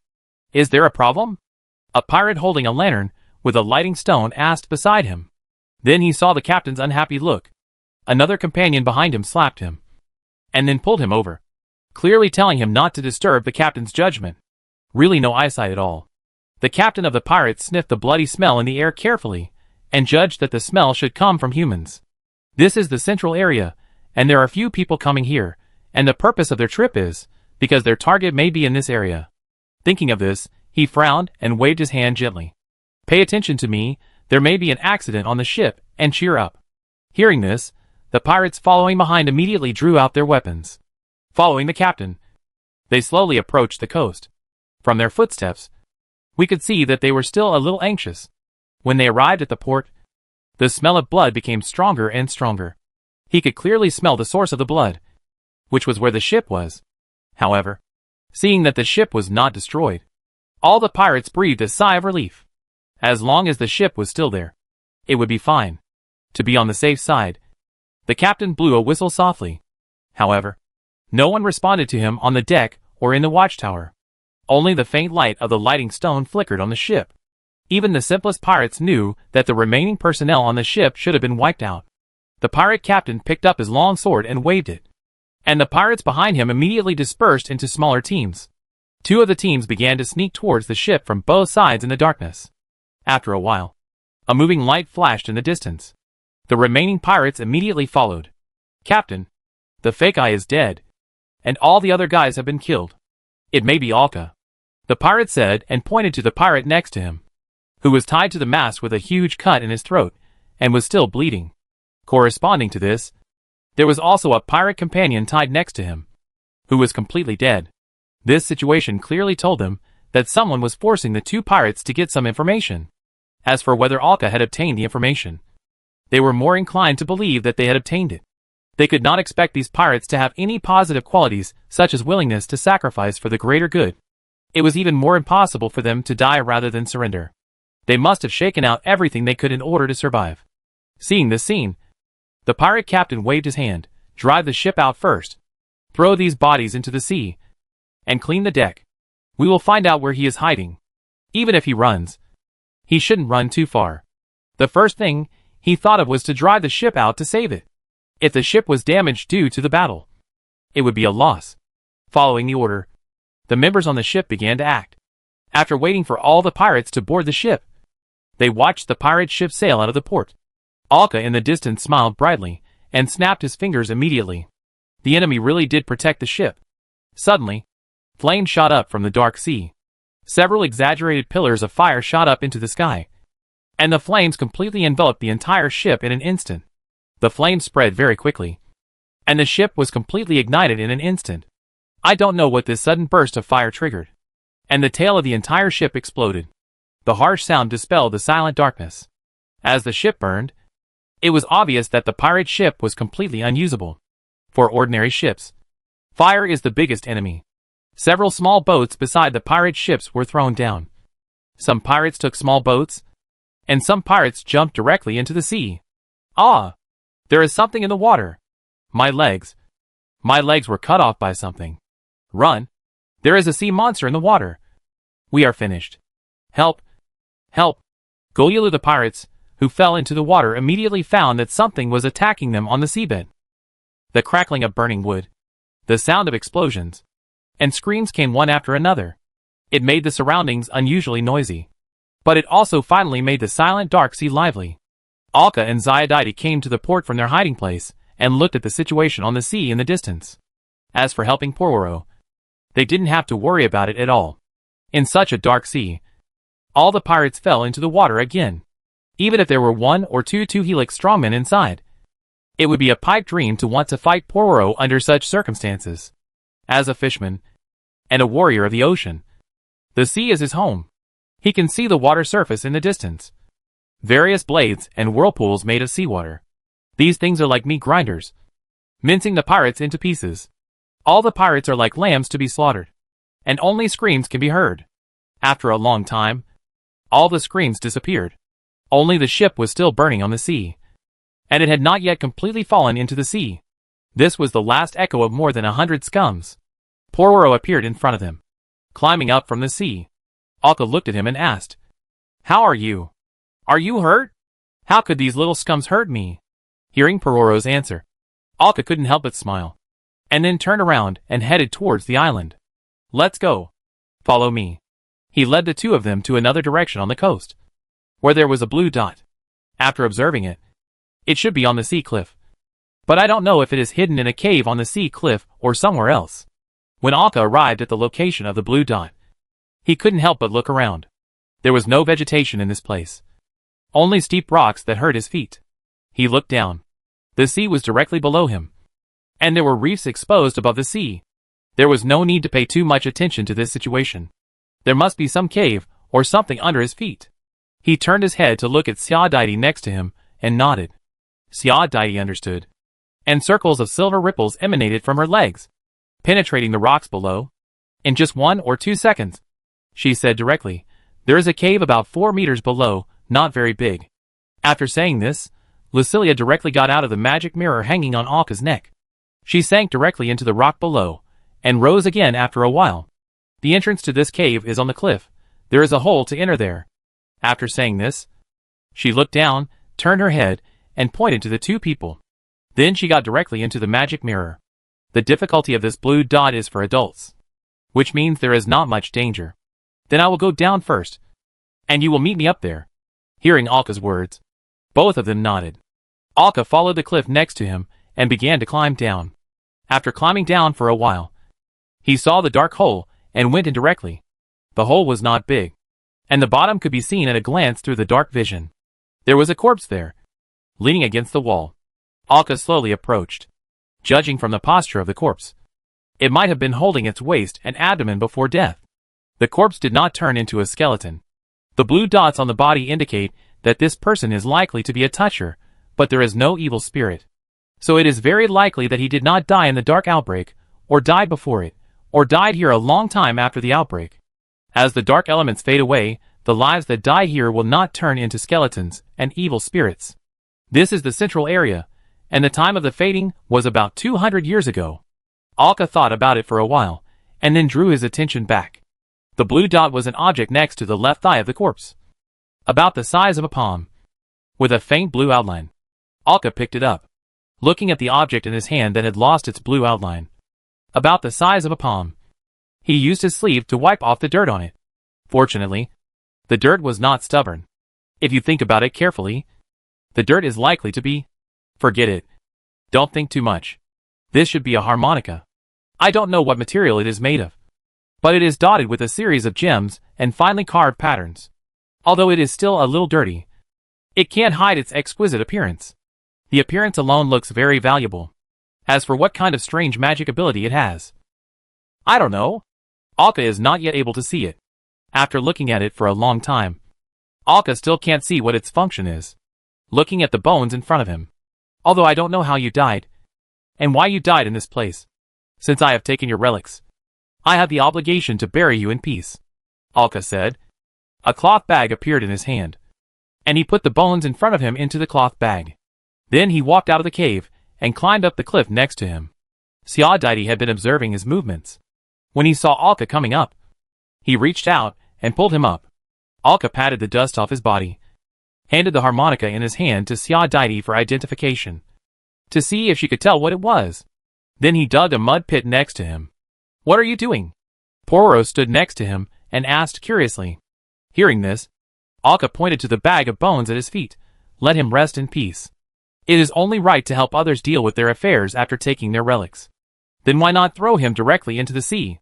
According to the customs and beliefs of the fish people, the dead should be allowed to return to the sea." Hearing this, Alka continued his actions, and explained without turning his head, "He is a human, and he died in this place. Most of the people in the surrounding sea area are believers of the Virgin Mary, and they emphasize burying the dead in peace. Therefore, the custom of the corpse in front of him during his lifetime was probably to bury the dead in peace. Even if it was not. So what? He couldn't speak. It was already very good to help him clean up the corpse. Alka buried the corpse in the mud pit and filled it with soil. Xia Daidi, who was standing next to her, was still carefully looking at the harmonica in her hand, and then shook his head helplessly. "No, I don't know what special abilities this harmonica has." She looked at it for a long time, but couldn't see any spell-related abilities of this harmonica. The spells carved inside were very well hidden, although I don't know what this is. But according to the production method and the level of detail, it must be very valuable. Hearing this, Alka took it, thought for a while and said, "Then do you want to try to play it?" Hearing this, Xia Daidi shook his head. "Let's not do it. What if it's some kind of offensive weapon? For example, the sound it makes will invade the mind and pierce the brain." Looking at the harmonica in his hand, it seems that he can only use the stupid method. A map of the island appeared in Alka's hand. His finger brushed across the map and tapped on the blue dot that had dimmed. Harmonica of the Summoner. Harvest, difficulty, adult. Popularity, 1. Treasure information. An unknown captain died in a place where no one cared about him. He once had a good musical ship. Treasure harvest. Magic harmonica summoner. This is the stupid method. Even if there is no information about the treasure, once it is harvested, some information can be obtained based on some environmental information at the time of harvesting the treasure. In addition to the treasure, the name of the magic item will be told to you. You can roughly guess what the magic item does through this information, or at least judge whether it is harmful. Of course, the premise is that the name is not misleading. For example, the soul-trapping magic mirror, which is a name that seriously affects people's judgment. But this treasure is actually well known? In the past 6 months, thanks to the fact that many treasure points have not been hidden at all, but are displayed in the open. So Alka has found at least dozens of treasures. But only a handful of them are well known. Most of them are still preserved in the world by their descendants. And some information has been passed on. Now this treasure is actually well known, which is a bit strange. However, Alka focused on the name of this treasure, as well as the information and harvest of the treasure. From this information and name, it can be concluded that this thing may not be very aggressive. You can give it a try. After thinking for a while, a handkerchief appeared in Alka's hand and put it on the harmonica. Seeing that Alka was really going to blow it twice, Daidi and Pororo immediately stepped back, prepared for unexpected events. Dumima. A slightly dull tone sounded, and Alka immediately took down the harmonica. When he was blowing the harmonica just now, he let his magic power infuse it, which is a necessary procedure for using a magic item. The surroundings became quiet. However, nothing happened. Alka blew it twice again without believing in evil. This time, the harmonica was played a few times, and it sounded slightly pleasant. However, nothing happened. The harmonica did not bring any special effects. You can only say that it has a good tone. Xia Daidi smiled and said, "The tone of this harmonica is not bad. It has been so good for so long." Looking at the harmonica in his hand, Alka reluctantly threw it into his pocket ring. "Forget it. Don't worry about it. Let's go to the center of the island first." Then he led the two to the center of the island. The treasure there was the main goal this time. The things hidden by the governor of a major island in the Alliance cannot be too bad no matter how you think about it. Following the wide road covered with weeds, they came to the center of the island. It can only be said that it is worthy of being a large island. The town at the port was already good. The building complex in front of them spreads directly to the end of the field of vision, but the only pity is that many of them have completely collapsed. This place has long been turned into ruins. There are still many skeleton remains around. The wounds are still fresh, which should be killed by the pirates, who came to explore just now. Several people walked towards the city. There were traces of searches in many places on the periphery, and many footprints were still fresh. As they walked further in, skeletons began to crawl up from everywhere and attack them. However, these should be skeletons transformed from ordinary people after death, and it was really difficult to cause even the slightest harm to them. They cleaned them up casually, and their pace did not even slow down. They came to the largest building in the center, the governor's mansion of the island. It is composed of several exquisite buildings of different sizes. Until now, these buildings are still perfectly preserved. Even the wall paint has not peeled off. Except for some weeds and dust, it really doesn't look like there are any major problems. Looking at the surrounding walls, several people climbed in. This place is really luxurious and exaggerated. After Xiao walked in, he looked at the surrounding gardens, various artificial courtyard streams and statues, and the wide disc square in the middle, and the fountain sculpture in the center. All of them showed the status and wealth of the original owner of this building. This made Xiao look forward to it. Poro shook his head and said with some disdain, "Too fancy, really troublesome." Several corpses crawled out from the grass nearby. These corpses were completely different from the skeletons they had seen before. The corpses were wrapped in a dark green mist, and the aura they exuded was much stronger. The bones seemed to be close together, and seemed to be suspended. They stood up from the spot, holding a 2-meter-high spear in their hands. An enemy I've never seen before. Looking at the skeleton in front of him, Bororo seemed a little excited. A stream of water emitting a faint light appeared and wrapped around his body, and rushed directly to the skeleton closest to him. Alka's weapon also appeared in his hand. Alka called it a batting stick. The ball on the stick was directly suspended, and was hit hard by Alka's two-handed stick and shot towards another skeleton. The ball flew out in an instant, and hit the skeleton's body, and directly smashed its sternum, and the other bones instantly fell to the ground. However, these broken bones were reassembled under the entanglement of the green object, and moved towards Alka. "Xiao, come and light the fire." Hearing Alka's words, Xiao rolled her eyes helplessly. She waved her arm, and a milky white holy flame shot out from her hand, directly entangled with the flying ball. Alka hit the ball again, this time the ball burning with milky white flames, smashed on the enemy. The flames and the green mist intertwined with each other, and began to offset each other. But obviously, the flame of holy light has a restraining effect. Which is better. Until all the green gas was burned. The skeleton immediately fell apart and turned into a pile of bones, piling up on the ground. And Poro next to him also successfully smashed the skeleton in front of him into pieces.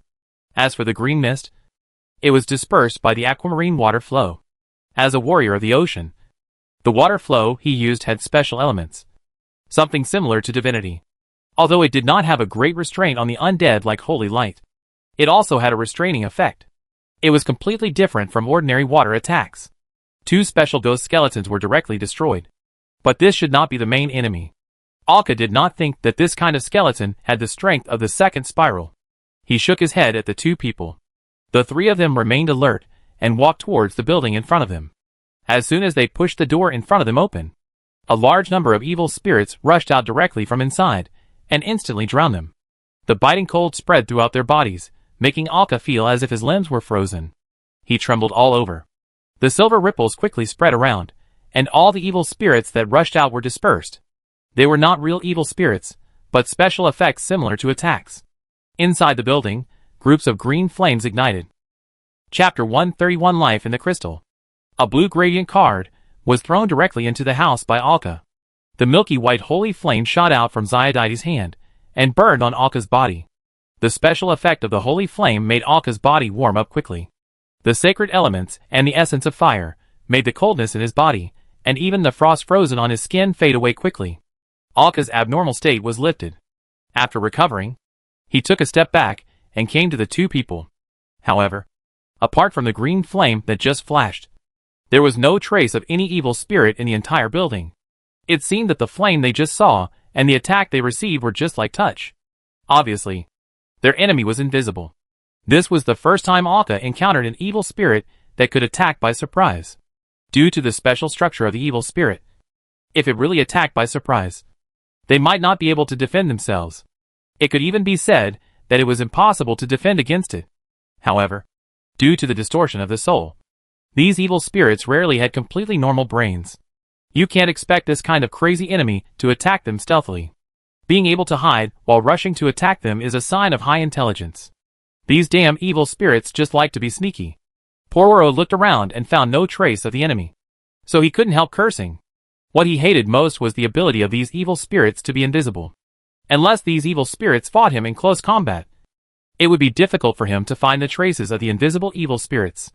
Each time, the enemy had already approached him, or even attacked him, before he could detect and react. This caused him to take several hits each time before he could catch the enemy, which made him very unhappy. It's at the stairs. Alka listened to Lucilia's words and immediately told the two people where the evil spirit was. Another aquamarine cart flew out, and along with it came the blue water blade thrown by Pororo. The blue cart flew out, drew an arc and arrived at the target location and immediately exploded. And one aquamarine chain after another was ejected, binding the invisible evil spirit. As the binding was completed, the figure of the evil spirit was immediately revealed. And then the water blade passed through his body. It cut off his oblique blade. The water blade also cut off two of the chains. The evil spirit that was cut off screamed in pain, but was not destroyed. It showed great tenacity. The evil spirits encountered before were almost dead under such an attack. This evil spirit broke free from the water chain and disappeared into the air.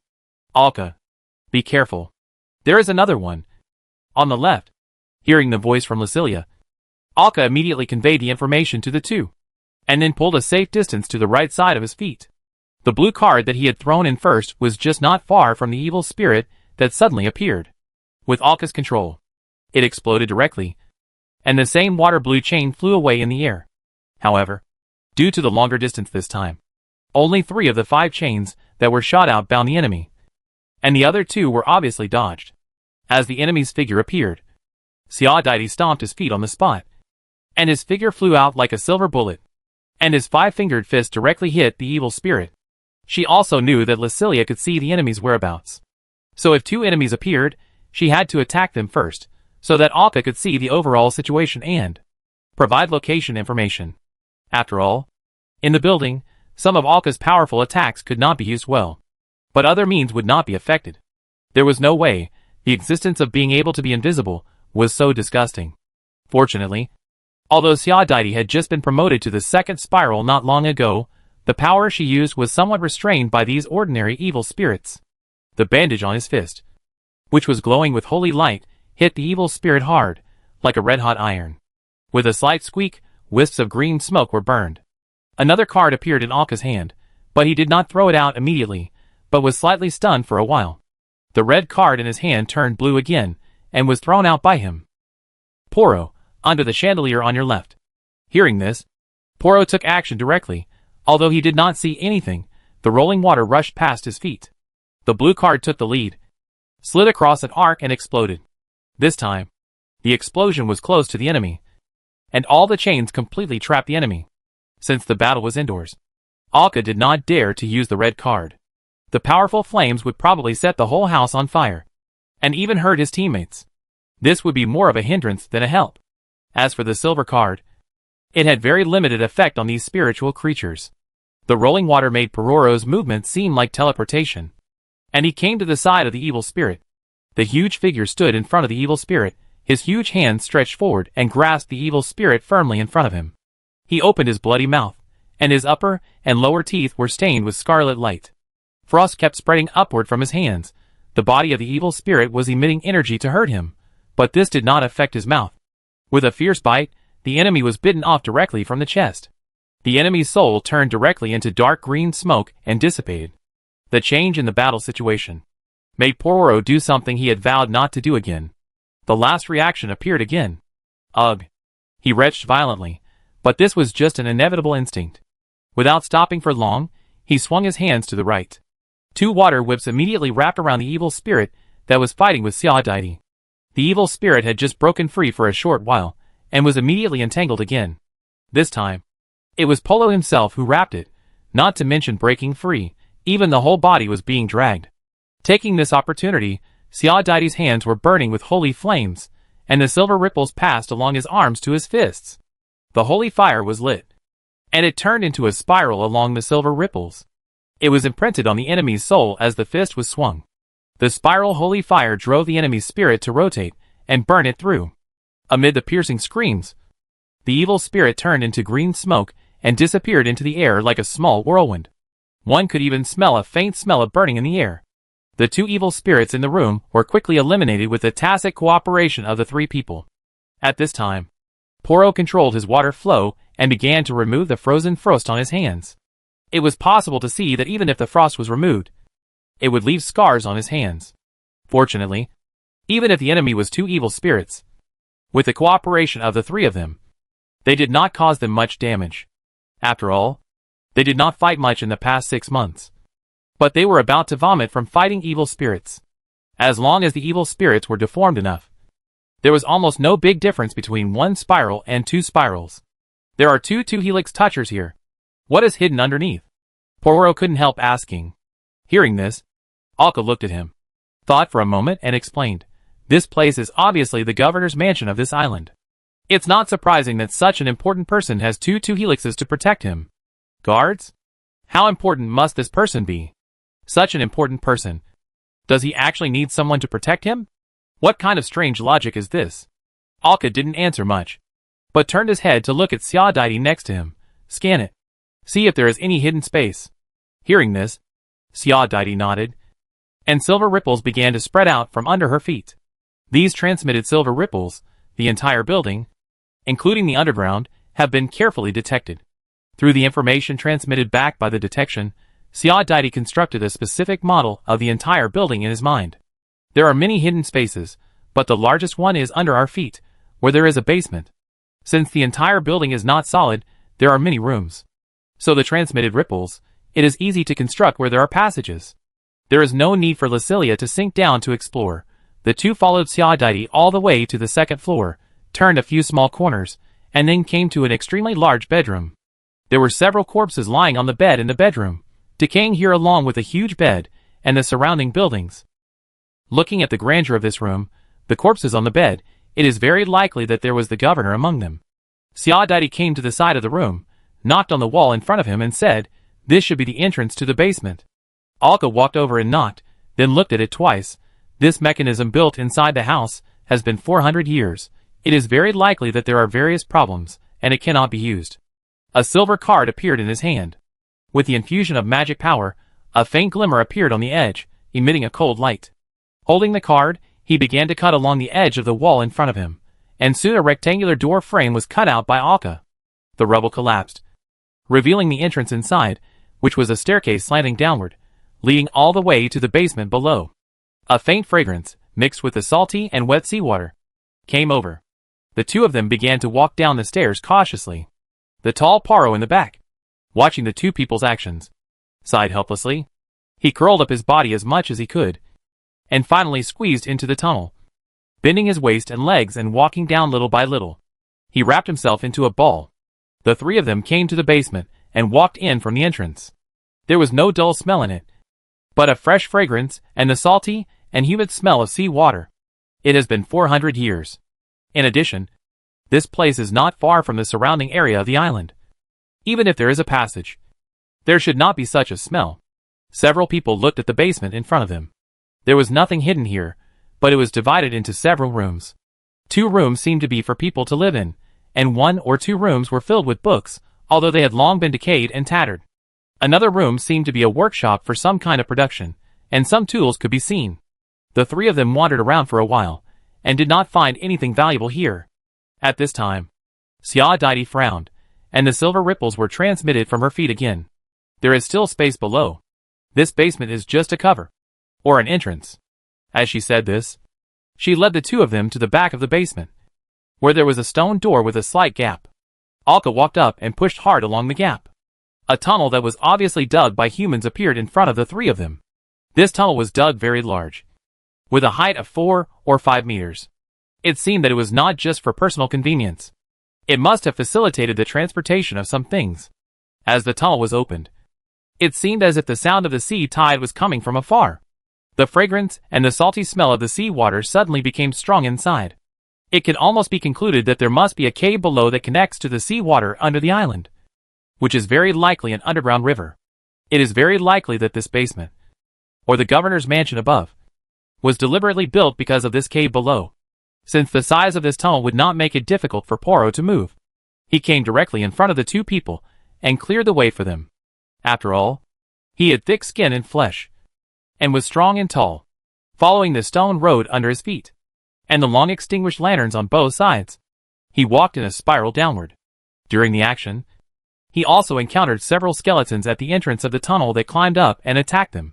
There were quite a few people living underground, but no evil spirits or skeletons were seen in the basement to stop them. When the three of them came to the end of the passage, they could enter the outside at a corner, and a faint light shone in from the outside, reflecting on the stone wall at the end. Looking at the faintly flickering light, the three of them looked at each other. This light was obviously not naturally generated. It had been hundreds of years. The governor spent so much effort on this thing. What did he hide? The three of them went from being alert to being ready to attack at any time. They kept their formation and slowly moved forward. Then, they suddenly drilled out of the hole at the corner. What greeted them was not some powerful character, but a few withered bones that were slowly crawling up from the ground. Poirot walked up and kicked the corpses one by one, and smashed them into pieces. Then the three of them saw what the glowing thing in front of them was. For a moment, they could not help but stand there in a daze. This was a huge karst cave. It can be seen that although there are traces of man-made things around, it must have been natural. An underground river passed through, and the sound of flowing water could be heard. The source was a huge pool of water, which occupied more than half of the area of the entire cave. The glowing thing was the huge transparent blue crystal floating on the pond. What shocked them was not the transparent crystal, but the thing inside it. It was a beautiful woman with a delicate, mature and charming face, and an extremely attractive and curvy figure. She was wearing unusually cool clothes, and there were two beautiful shells covering her chest. A necklace made of pearls passed through her neck, and it was hanging a simple key. The long aqua blue hair also covered her body, which made her look even more attractive. Her hands were holding her slightly curled lower body. It was a fish-like tail. One could even see the crystal through the crystal, and see the crystal clear scales on the fish tail, which looked like diamonds cut and pasted on it. Yes, this was a mermaid that only appeared in stories and legends. She was sealed in this crystal quietly and motionlessly. Alka came back to his senses and turned to look at Poirot next to him. Even Ziadide made the same move. It is hard not to associate fishmen and mermaids together. Perhaps there is a certain connection between the two races. Poirot watched the two people's movements. Damn. I don't know either. I am just like you. I have only heard of such existence in the legendary stories. There is no special connection between fishmen and mermaids. Even we think that mermaids are fictional. Seeing that Poirot had not recovered from the shock, the two nodded in belief and turned their heads again. So is this thing real or fake? Poirot asked, looking at the two of them. He really didn't know anything about this kind of thing. After all, this mermaid was sealed in the crystal. Who knew if she was real or fake? What if it was some kind of magic item? In the past 6 months, he had seen all kinds of weird things in humans.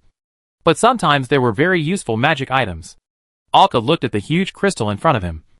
And the mermaid sealed inside? Who seemed to be sleeping. It was this crystal that was marked as a treasure. There was a blue border around the crystal. A semicircular platform, built from the shore, extended all the way to the bottom of the crystal, but it was a wooden structure, so it had long been rotten and covered with cracks. It would collapse easily if you walked on it. The other half of the land in the cave was filled with various rotten utensils, covered with vines and mosses. But for Poirot's words, Alka just shook his head. He didn't know whether this thing was real or fake. After thinking for a while, he said, "Let's go over and take a look. Will there be any problems?" Ziadide couldn't help but say, "It's better to put safety first now." "It's okay. Do you see the platform below? It's specially built. It seems to be a place dedicated to studying this thing. They must have touched this crystal. There shouldn't be any big problems. The main thing is that Alka wants to touch it. Only in this way can the blue dot mark on the map show that he has gained something. With the information gained, there will be more expansion. He can also know the specific name of this thing. Maybe he can get some information speculation." After saying that, Alka walked towards the platform. Although the platform was a little rotten and cracked, it seemed to have no big problem carrying him. Stepping on the platform, Alka stretched out a finger and gently touched the crystal floating in the air. This sealed crystal is only half a meter away from the water surface. Chapter 132 Mermaid. As he touched it, Arca felt the magic power flowing in the crystal, and the cold touch. The blue border disappeared. Arca did not feel anything strange. Slowly retreated, returned to the shore. A map appeared in his hand, checking their current location. The 2 blue dots on it had already dimmed. Love of Zarkabur. Harvest, difficulty, Holy Light Knight Squad 2 spirals. Popularity, 0. Treasure information. The deep secret hidden by the great merchant and Governor Zarkabur. This is a huge sealed crystal he salvaged from the sea when he was traveling with his private boat. When he saw the mermaid who sealed the crystal, he was deeply fascinated and vowed to break the crystal and get the life inside. Only when it is safe. The crystal will be broken and the life protected inside will be released. Treasure harvest, blessed crystal. The map had already been put back into the ring by Alka. He was staring at the crystal in front of him, savoring the information. In other words, this thing was completely obtained by the governor by accident, because he was confused by the mermaid inside. After all, he is just an ordinary person. Alka could feel that the slightly charming face of the mermaid must have extraordinary effects. Thinking about some legends about mermaids at sea, it seems that charm and temptation have always been the companion words of mermaids. And the treasure harvest refers to this crystal, not the life in the crystal. While thinking, the crystal in front of him changed. Back off! Alka yelled, and immediately jumped back a few steps. The 2 people who were alerted by the roar instantly became alert. The mermaid who had her eyes closed in the crystal in front of them, opened her eyes. The deep blue pupils were as deep as a black hole, and seemed to have a strong suction force to absorb their souls. The charm on her face was exerted to the limit, and kept impacting their spirits. However, the 3 people remained motionless, and were not affected at all. How to say this power? It is only slightly stronger than the darkness in the central area, which is roughly equivalent to being surrounded in the darkness of the central area for half an hour without any light source. For those who touch it, such a dark wrapping is enough to affect their spirit. However, all 3 of them have a similar mental resistance, and they are very resistant to such attacks and influences on the mental level. Alka and Siadaiti are of course good, and Pororo is a warrior of the ocean. So the charm that the mermaid in front of her usually uses has no effect. Seeing that the 3 people in front of her are not affected by her charm, she blinked her eyes, and her fishtail swayed gently, and she slid out of the crystal. With a splash, water splashed and fell directly into the pool below. The crystal seemed to have lost its effect, although it still emitted a faint blue light. It fell directly into the pool from midair. Following the splash, they saw the mermaid, swinging her tail to the edge of the other side of the pool, and leaving a short distance from them. The mermaid emerged with her upper body, looked at them and said, ####, what is she saying?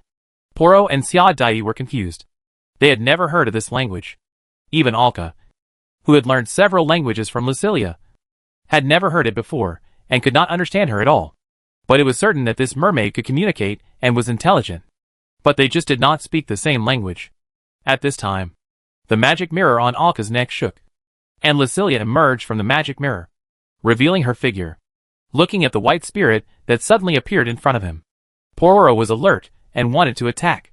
Siadaiti next to him grabbed him and said, "This is one of us." Hearing this, Pororo looked at the 2 people with disbelief on their faces. These 2 people actually kept the evil spirit hidden from me, and didn't even tell me. I was actually isolated. Seeing Lucilia's figure, the mermaid showed obvious surprise on her face, and swam over with her tail shaking. Lucilia also spoke the same language as the mermaid, and they communicated with each other. Looking at the situation in front of them, the 3 of them did not disturb them, and waited quietly by the side. Only Poro patted the shoulders of the 2 heavily with his big hands, with an expression that said he would give me an explanation later, and he looked unhappy. This made the 2 of them a little embarrassed. Pororo was a reckless man with a single-threaded brain. He didn't care about many things and wouldn't think about them. For example, during the 6 months of getting along with them, he treated the 2 of them as good friends, or even comrades in arms. Although the 2 of them knew it, they were forced to do so because Pororo was obviously stronger than them, and they had a secret. Naturally, they couldn't rashly expose Lucilia's existence to him, otherwise he would attack, and the 2 of them wouldn't be able to fight back. So they had no choice. But now that both of them have been promoted to the 2nd spiral, they will not be restrained by Pororo if they act together. This is also the reason why Lucilia showed up. First, she had to show up to communicate with the mermaid. It is also because of the current situation. Alka and the others will not be absolutely passive. But Alka is thinking about the mermaid in front of him. According to the current state of communication between the two, it should not be that they knew each other in life, but because of Lucilia's special hair color and ears. This is obviously different from the appearance of a normal person, which is the key to the mermaid's lowering of her guard. In other words, this mermaid knows Lucelia, a human with characteristics. Although Alka always thinks that Lucelia should be called an elf, Lucelia can speak the language of mermaids, which is not surprising to Alka. After all, as a scholar, it is normal to know some unknown knowledge. However, she showed her body to communicate with the mermaid, which is obviously because she is very sure that her appearance can make the mermaid lower her guard. This is indeed the case. That is to say, in Lucilia's worldview, mermaids are not a legendary existence at all. The reason why the legend of mermaids spreads in the sea is that mermaids existed in ancient times. This makes sense, why there are legends of mermaids in the sea, but there is no mermaid race. Some things always have traces.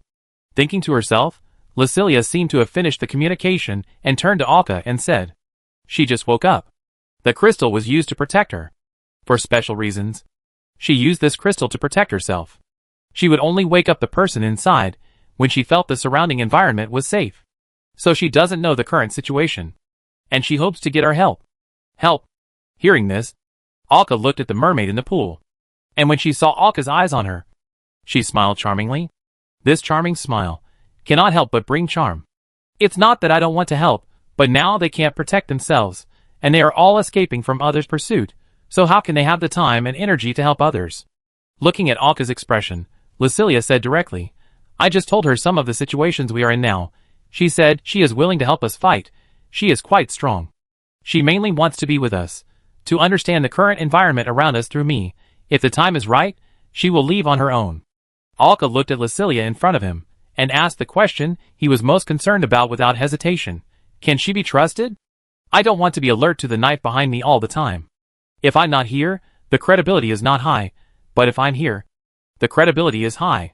Hearing this, Alka's expression was a little strange, and he couldn't help asking out of curiosity. Do you have any exchanges between your races? I guess so. Generally speaking, there are mermaids around where we live, and we live together, so can we say that we have been friends for generations?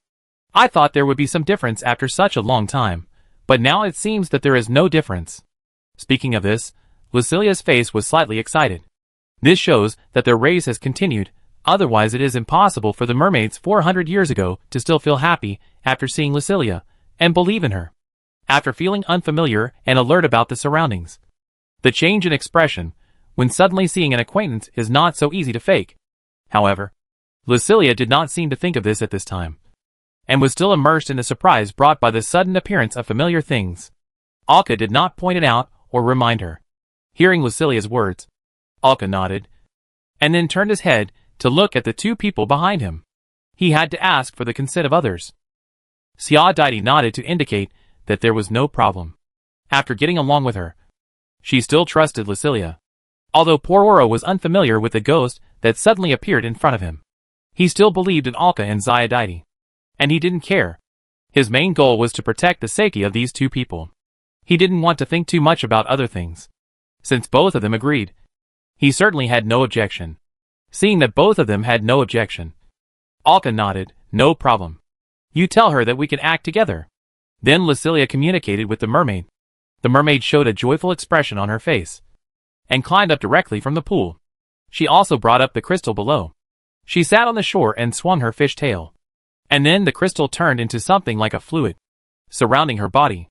The fishtail also disappeared like a splash in the eyes of everyone, and turned into bubbles floating in the air.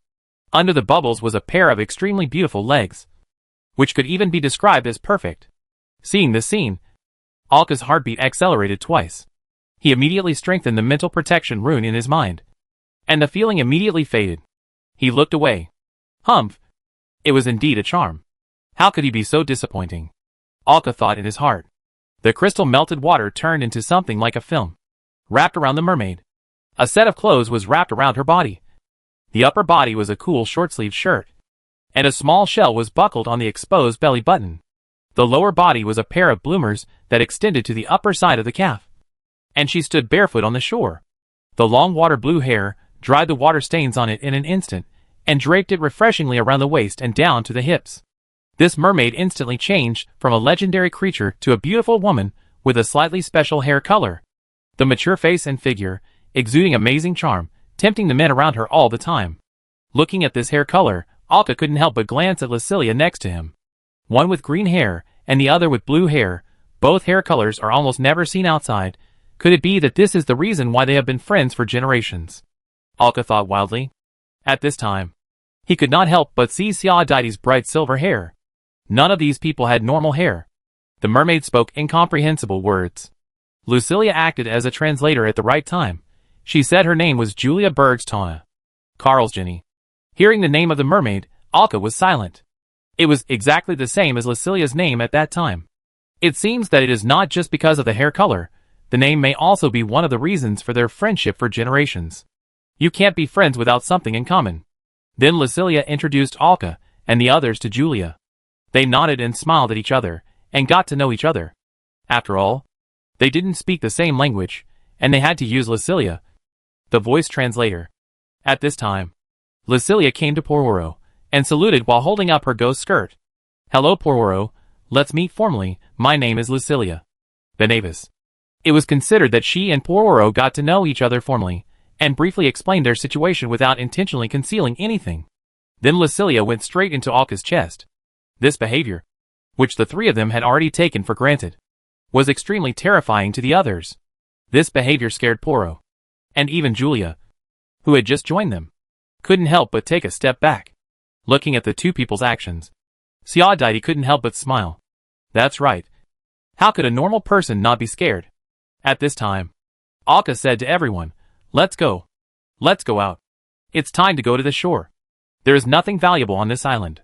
Hearing this, Xiaodaidi and the others nodded. Then Xiaodaidi turned around, looked at Julia who couldn't speak the same language as them, and reached out to hold her arm, and took her to follow. Julia didn't refuse. They went back to the building through the tunnel, and then walked out of the huge manor. They followed the way they came, and returned to the shore. Julia kept looking around, observing the surrounding situation. After arriving at the seaside, Alka threw the boat in his hand into the sea, and it turned into a small boat to drag them to the Fian hidden in the reef. Let's leave the sea area and find a safe island to rest.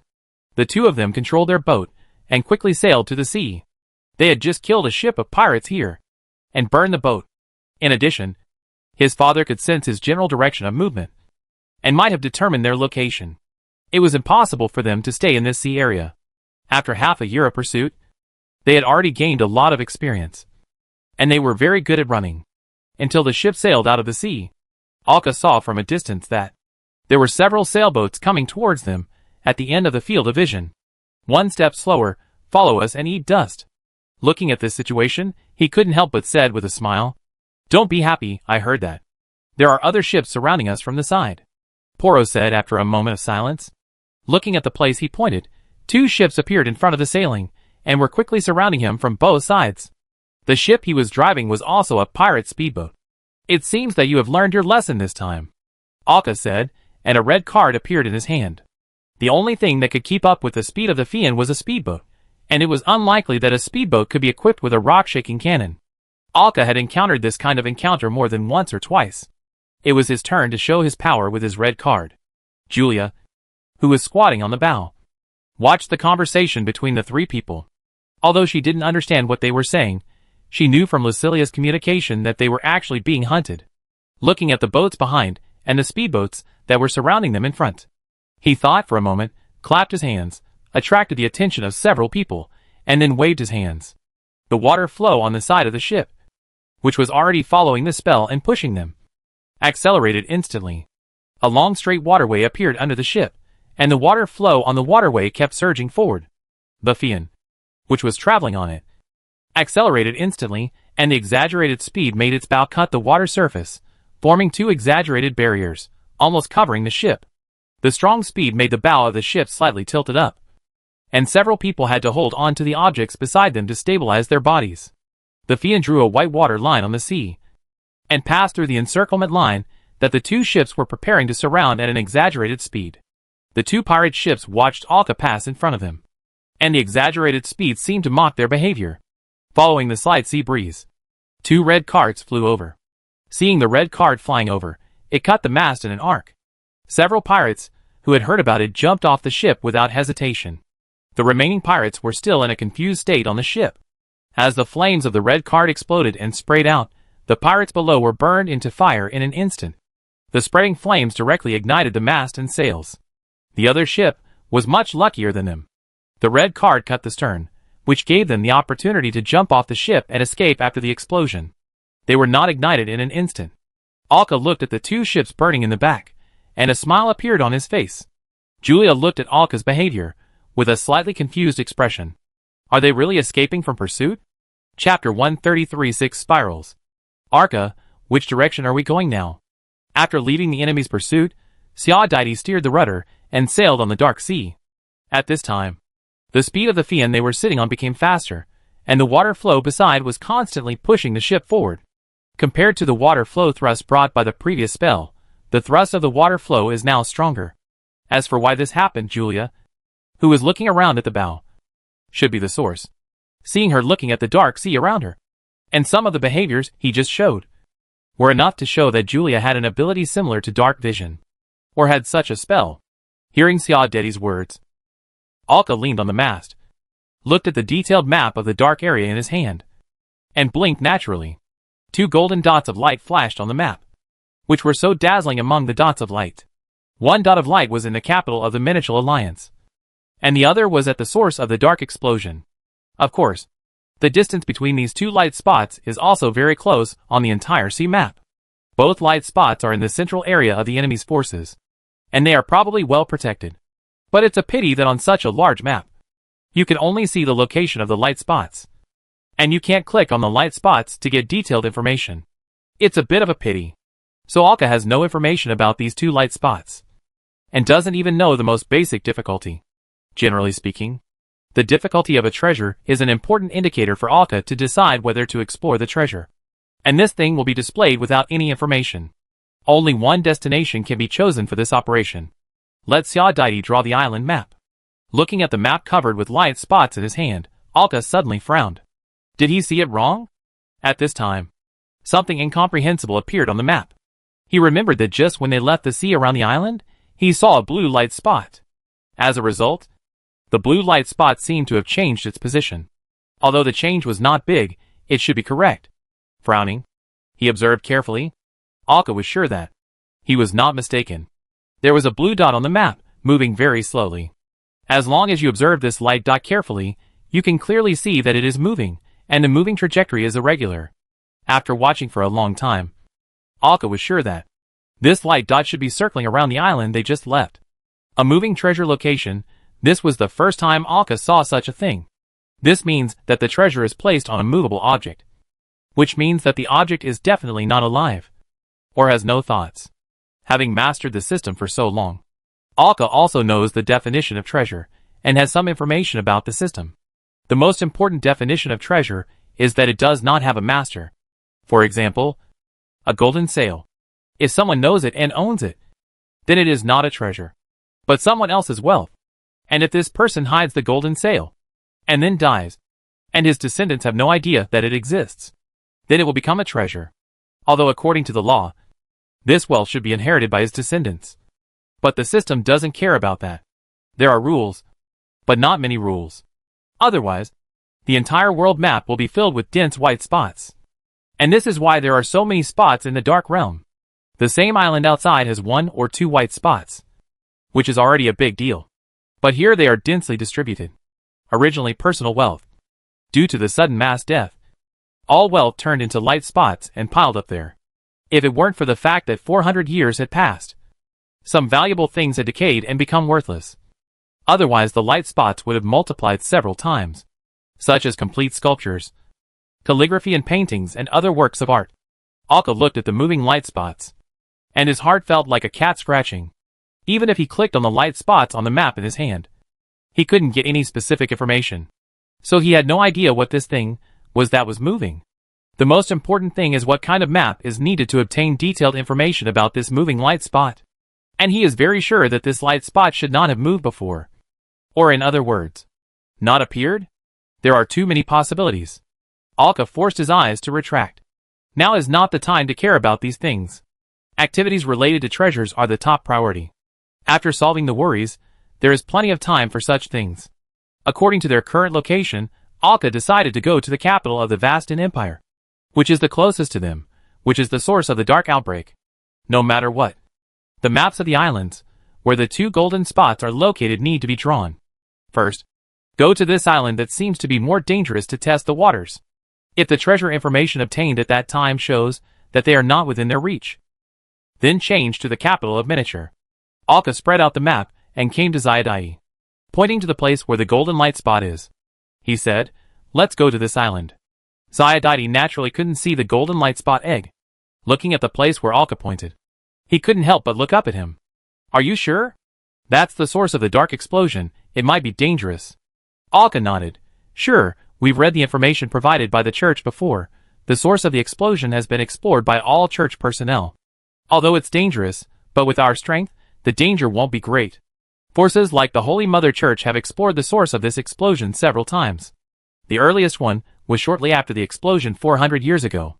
The sudden destruction of the 2 large forces almost shifted the attention of all the surrounding forces to that place. Even the attention of the whole world was focused on this place. At that time, the danger there prevented the church team from even approaching, and they stopped at the central area. However, in the following time, the church often led the team to operate in the dark area. 200 years ago, they were able to reach the core area of the outbreak, but the dark energy still covered the island where the outbreak occurred, causing them to fail again. Until a few decades ago, these dark elements were weakened again with the passage of time, and they restarted the exploration again. This time they landed on the island. The information provided showed that due to the outbreak of darkness, the topography and environment of the island had completely changed. It was full of dangers. The living people on the island had long been deformed, evil and extremely aggressive due to the outbreak of darkness. In other words, they turned into skeletons. The exploration indicator given was the second helix. Only when the second helix was reached would one be qualified to explore there. The church team just walked around the island, collected some simple information and left. Their purpose this time was to walk around the island, collect map information of the island for drawing maps. As for places that look dangerous, you don't have to go there directly, and the danger is greatly reduced. Not to mention that this is decades later. The concentration of darkness has dropped even lower, and the corresponding danger has also become lower. Even now, ordinary people can stay in the central area for a period of time. Xiaodai looked at him, then looked at Julia on the bow, and couldn't help saying, "Even if we are strong enough to reduce the danger, how strong is the mermaid lady? Can she withstand the invasion of darkness there?" She had also read the information. The reason why the church staff did not explore the source of the darkness at that time was because the dark elements there were too strong. The evil spirits and skeletons on the island were not the main problem. The harm to the environment was the top priority. At that time, the church members were completely stubborn and stayed for less than a week before they immediately withdrew. In just 1 week, they heard more than 4 whispers. Now the darkness has further subsided, and Alka and the others have spiritual protection, so they are no longer afraid of the invasion of darkness, even if it still causes harm to them. A week is enough for them to draw a map. But what about the mermaid lady? Xiaodai has no idea about her strength, and she needs to take this into consideration. So she reminds Alka. Hearing this, Alka patted his forehead. Since leaving the island, he has been escaping from the pursuit of pirates, and then thinking about the treasure, and completely forgot about this. Xiaodai is more thoughtful about this kind of thing. Nodding, he patted the magic mirror on his chest. Lucilia's head popped out of Alka's chest. Xiaodai has long been used to it. However, Pororo and Julia, who happened to look over, twitched obviously. Alka didn't care, but Xiaodai noticed it keenly, and couldn't help but cover his mouth with his hands and laughed. Seeing others step into the pits that you have stepped into before, it is somewhat pleasant. Lucilia, who stuck her head out, gave people a sleepy feeling. She seemed to be sleeping just now. Do ghosts need to sleep? Alka has never cared about this problem. Lucilia's originally smooth green hair had a fluffy and messy feeling. Why does it seem that she doesn't care about her image? As if she realized that something was wrong with herself. Lucilia immediately went back in, and after a second, She stuck her head out again. This time, she returned to her previous exquisite and beautiful appearance, as if nothing had happened, and asked with a smile, "What's the matter, Alka?" Hearing this, Alka came back to her senses and immediately asked, "Lucilia, ask Julia what level of strength she has reached, and how much resistance she has to the dark elements in the current environment. Our next target is the source of the dark outbreak, where the dark elements will rise to a higher level. Ask her if she can withstand it." Hearing this, Lucilia nodded immediately, and her whole body came out of Alka's chest, and flew towards Julia, who was looking at her at the bow. Lucilia just sat in the air and talked with Julia. As they talked, exclamations were heard from time to time. Hearing the surprised voice, Alka frowned. After a while, Lucilia flew over and looked at them with some shock on her face. Julia's strength is 6 spirals. The three of them were silent at the same time, and they didn't know what to say for a moment, so they had to express their thoughts on their faces. Julia's performance always gave people a feeling of weakness, which led to several people treating her as a weaker existence. Unexpectedly, they saved a great existence. 6 spirals? Xiaodaidi's voice was somewhat unbelievable. The most she knew was the Archbishop of the Holy Mother Church, whose strength was said to have reached 4 spirals. Now there appeared a mermaid girl with a strength of 6 spirals, and she was acting like a weakling. He couldn't help but think of their previous situation in the cave, and the scene they saw. Alka frowned even more. He still remembered the information about the treasure. Because she sensed the safety of the environment, she awakened the sealed mermaid. But the problem is that her strength has reached 6 spirals, and she should have reached a safe environment long ago. It's not that Alka looks down on the governor 400 years ago. Just look at the evil spirits, and you will know that there are at most 2 spiral strongmen. How could the 6 spiral person instinctively think that the outside is dangerous? What environment in this place is not safe for her? Although Alka doesn't know how the 6 spiral strength is, it is definitely something they can't think of now. Xiaodaidi and Pororo were still shocked by the strength of the 6 spirals. And Alka thought and asked, "Is there something wrong with her strength?" The reason why he asked this was because the state shown by this mermaid forced him to think so. This is also a more reasonable guess. "How do you know?" Lucilia asked in surprise. And then she spoke directly. She said there is a problem with this place. Something is constantly suppressing her. She has felt it since she woke up. Her strength is imprisoned. Essentially, the strength is suppressed to the 2nd spiral. But through experience and knowledge, the strength of the 3rd spiral can be exerted. Hearing this, Alka immediately asked, "Is it imprisoned? Why? Is it because of the problem of the Dark Realm?" He must know whether it is because of the Dark Realm. If it is because of this reason, then he must change the subsequent strategy. This means that the Dark Realm has a deeper power. So he must reconsider whether to take the source of the explosion as the target. Wait a minute. I'll ask in detail. Lucilia flew over again and started talking with Julia again. Alka and the other two also faced each other. What kind of strength does the 6 spirals have? Xiaodaidi couldn't help asking. Now he had the urge to beg Julia to help them, to rescue her father. But she just heard that Julia's strength was problematic, and she could only reach the triple helix.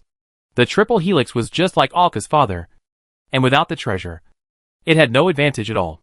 But no matter what, having a triple helix to help them was a good thing to be happy about. Of course, the premise was that, as Lucilia said, with her around, the mermaids could be trusted.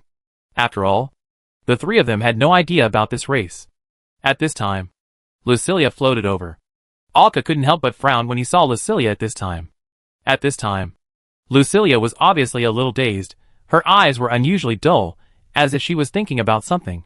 "Lucilia, what's wrong with you?" Alka asked with concern. After hearing Alka's voice, Lucilia came back to her senses and looked at Alka and Xiaodaidi's concerned eyes, and said with energy, "Nothing." Julia said it's not because of the dark elements in it, but a higher existence. The environment of the Dark Realm would not have any impact on her. And she said that if there was anything she needed, she would be happy to help. After saying that, Lucilia returned to her previous dazed state, and went into the magic mirror in Alka's arms. She must have something wrong. "You'd better ask her in detail," Pororo said beside him. Even he could see that Lucilia's condition was obviously wrong, and her worried look was almost written on her face. Alka nodded, and then said, "Since Julia is fine, let's head towards the target island. According to the current speed, the sailing time is about 3 days. Siodite said after looking at the map and calculating. Alka nodded. Then, they each started to move. Alka slightly manipulated the canvas, and sat down against the mast again. He gently knocked on the magic mirror. What's wrong? Hearing Lucilia's voice coming from his ear, Alka closed his eyes. Please pull me into your dream. Let's talk. Alka closed his eyes, and soon fell into a deep sleep. However, after waiting for a long time, darkness came over and woke Alka up from his dream. Alka opened his eyes after waking up. It was still the flying swallow, but the flying swallow was wrapped in a pure black environment, and there was no sound around. Only Lucilia was sitting on the bow, and her legs, as beautiful as porcelain, were quietly hanging by the side of the boat. At this time, Lucilia's whole person revealed a sad and delicate temperament, which was completely inconsistent with her previous erudite, elegant and beautiful temperament. Alka walked over and sat next to Lucilia. They sat there quietly. After a long while, Alka asked, You learned something about your family from Julia, right? Alka had doubts before. He didn't believe that Lucilia was a soul left from ancient times. It was so ancient that there was no information recorded, and even the changes in the terrain were a bit exaggerated. But Lucilia had memories, and she was still in the magic mirror normally. It was as if the passage of time had no effect on the magic mirror and Lucilia. He did not quite believe that this was something that a blue magic item could do. And it was not that he had not given the magic mirror to others for a simple inspection. Whether it was Bobby or Jamie, they all thought that the magic mirror was just a more expensive and powerful magic item. But that was all. Chapter 134, The Source of Darkness. And the most fatal problem is, Alka shot over from the side, from the perspective of the two people. This magic mirror does have a long history. But this long is only relative to them. For the whole world, it is only a short time. That is to say, it will not exceed a few hundred years. The problem is that the history of the past few thousand years is recorded in detail. There is no major change at all. Even the islands and seas are undergoing drastic changes. Not to mention that the historical records on the ship came from the Church of the Virgin Mary, which was highly credible. Alka had doubts at the time, but he really didn't know what era Lucilia was from, so he didn't tell her about it. He speculated that it was outside the marginal sea area, but there was no information outside the marginal sea area. It was completely blank, as if it was deliberately hidden. Telling Lucilia would be useless, and it wouldn't help her know what era she came from, and where she came from. When he met the mermaid Julia, especially when Alka saw the obvious trust between Lucilia and Julia, he knew that the mystery of Lucilia's life was about to be solved. In addition to Lucilia's words at the time, and the information he got from Julia, he was basically able to completely confirm his guess. Although Lucilia didn't seem to think of this at the time, and deliberately asked about it. Julia is a living intelligent life, and she has been sealed in the crystal for 400 years at most, let alone how long her life is.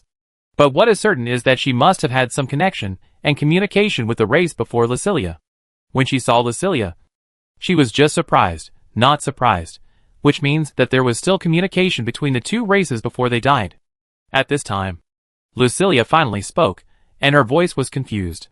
Well, when I was chatting with her just now, she did talk about something about our race.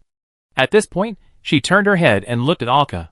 You know, whether it's me or her, we are not from here, or not from this world.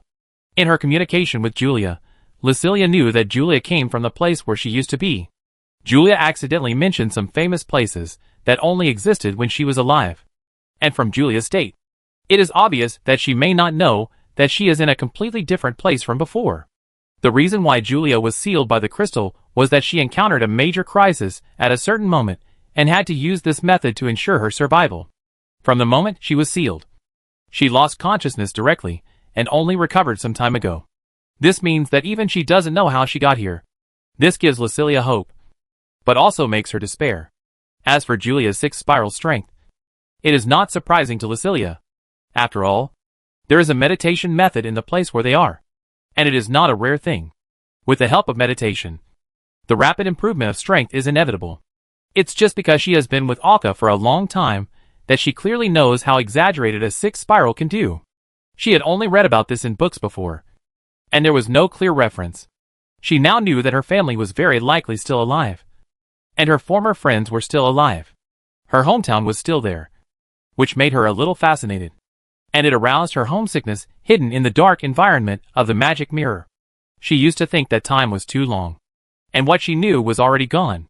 So she didn't care or miss it. Because it was gone, it wouldn't bring her any benefit to remember it. So she just buried it in her heart.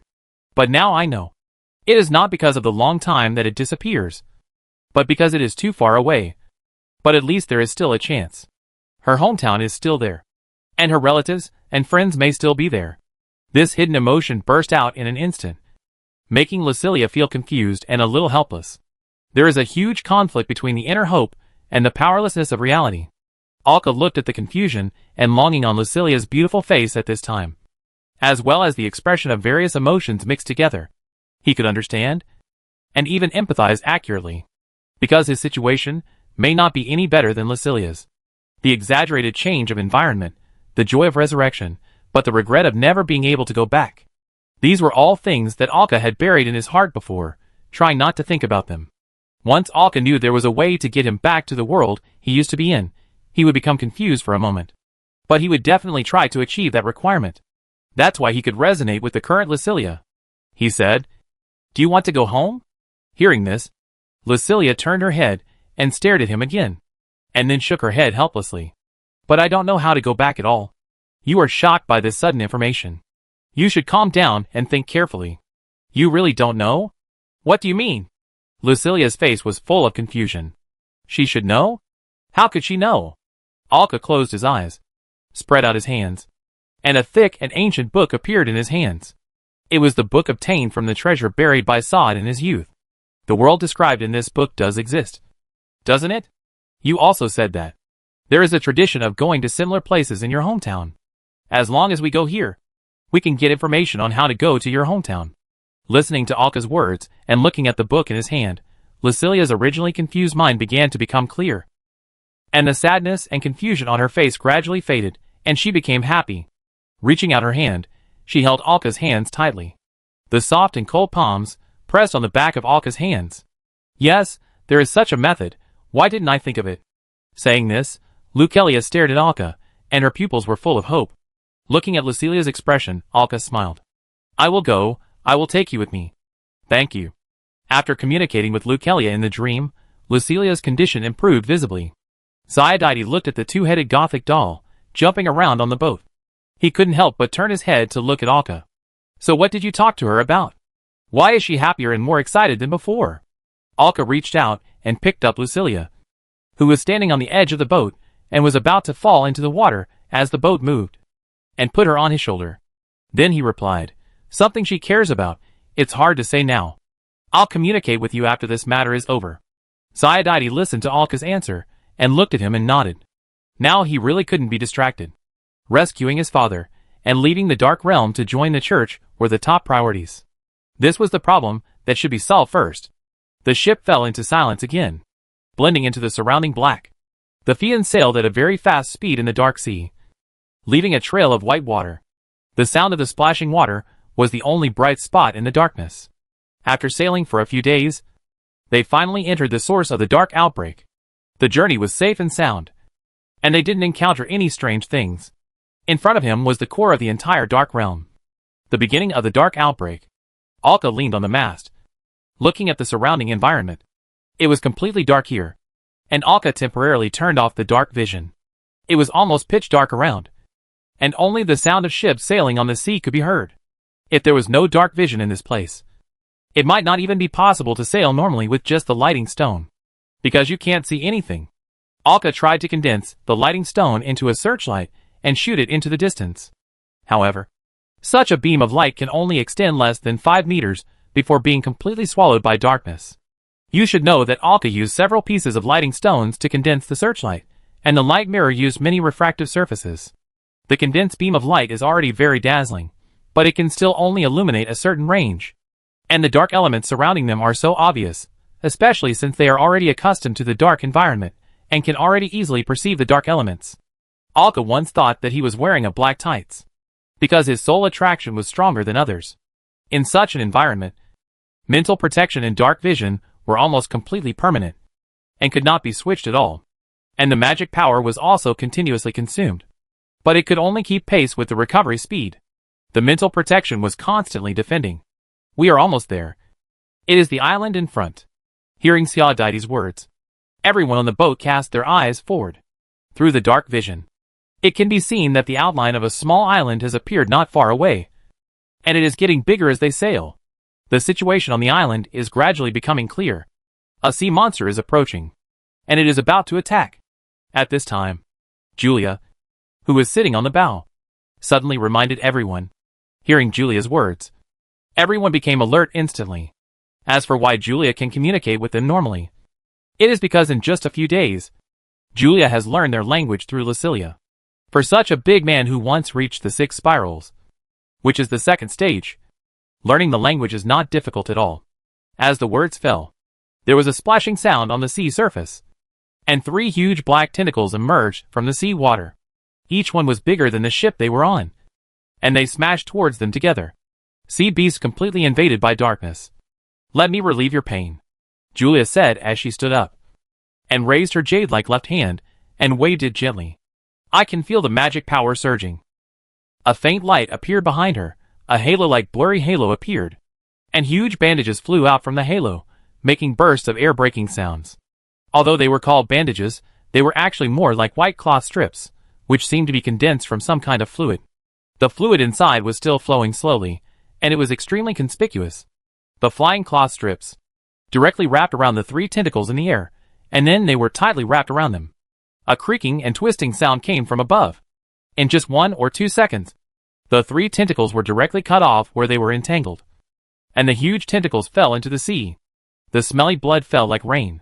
Poro waved his hand instantly, and a semicircular aqua-blue cover flew into the air, completely blocking the smelly blood. The flying cloth strips entangled and turned into 3 drill-like things, rushing towards the bottom of the sea. Only the sea surface in front of him was seen, boiling wildly, as if some huge object was struggling under the sea. I only smelled a faint smell of blood coming from the sea.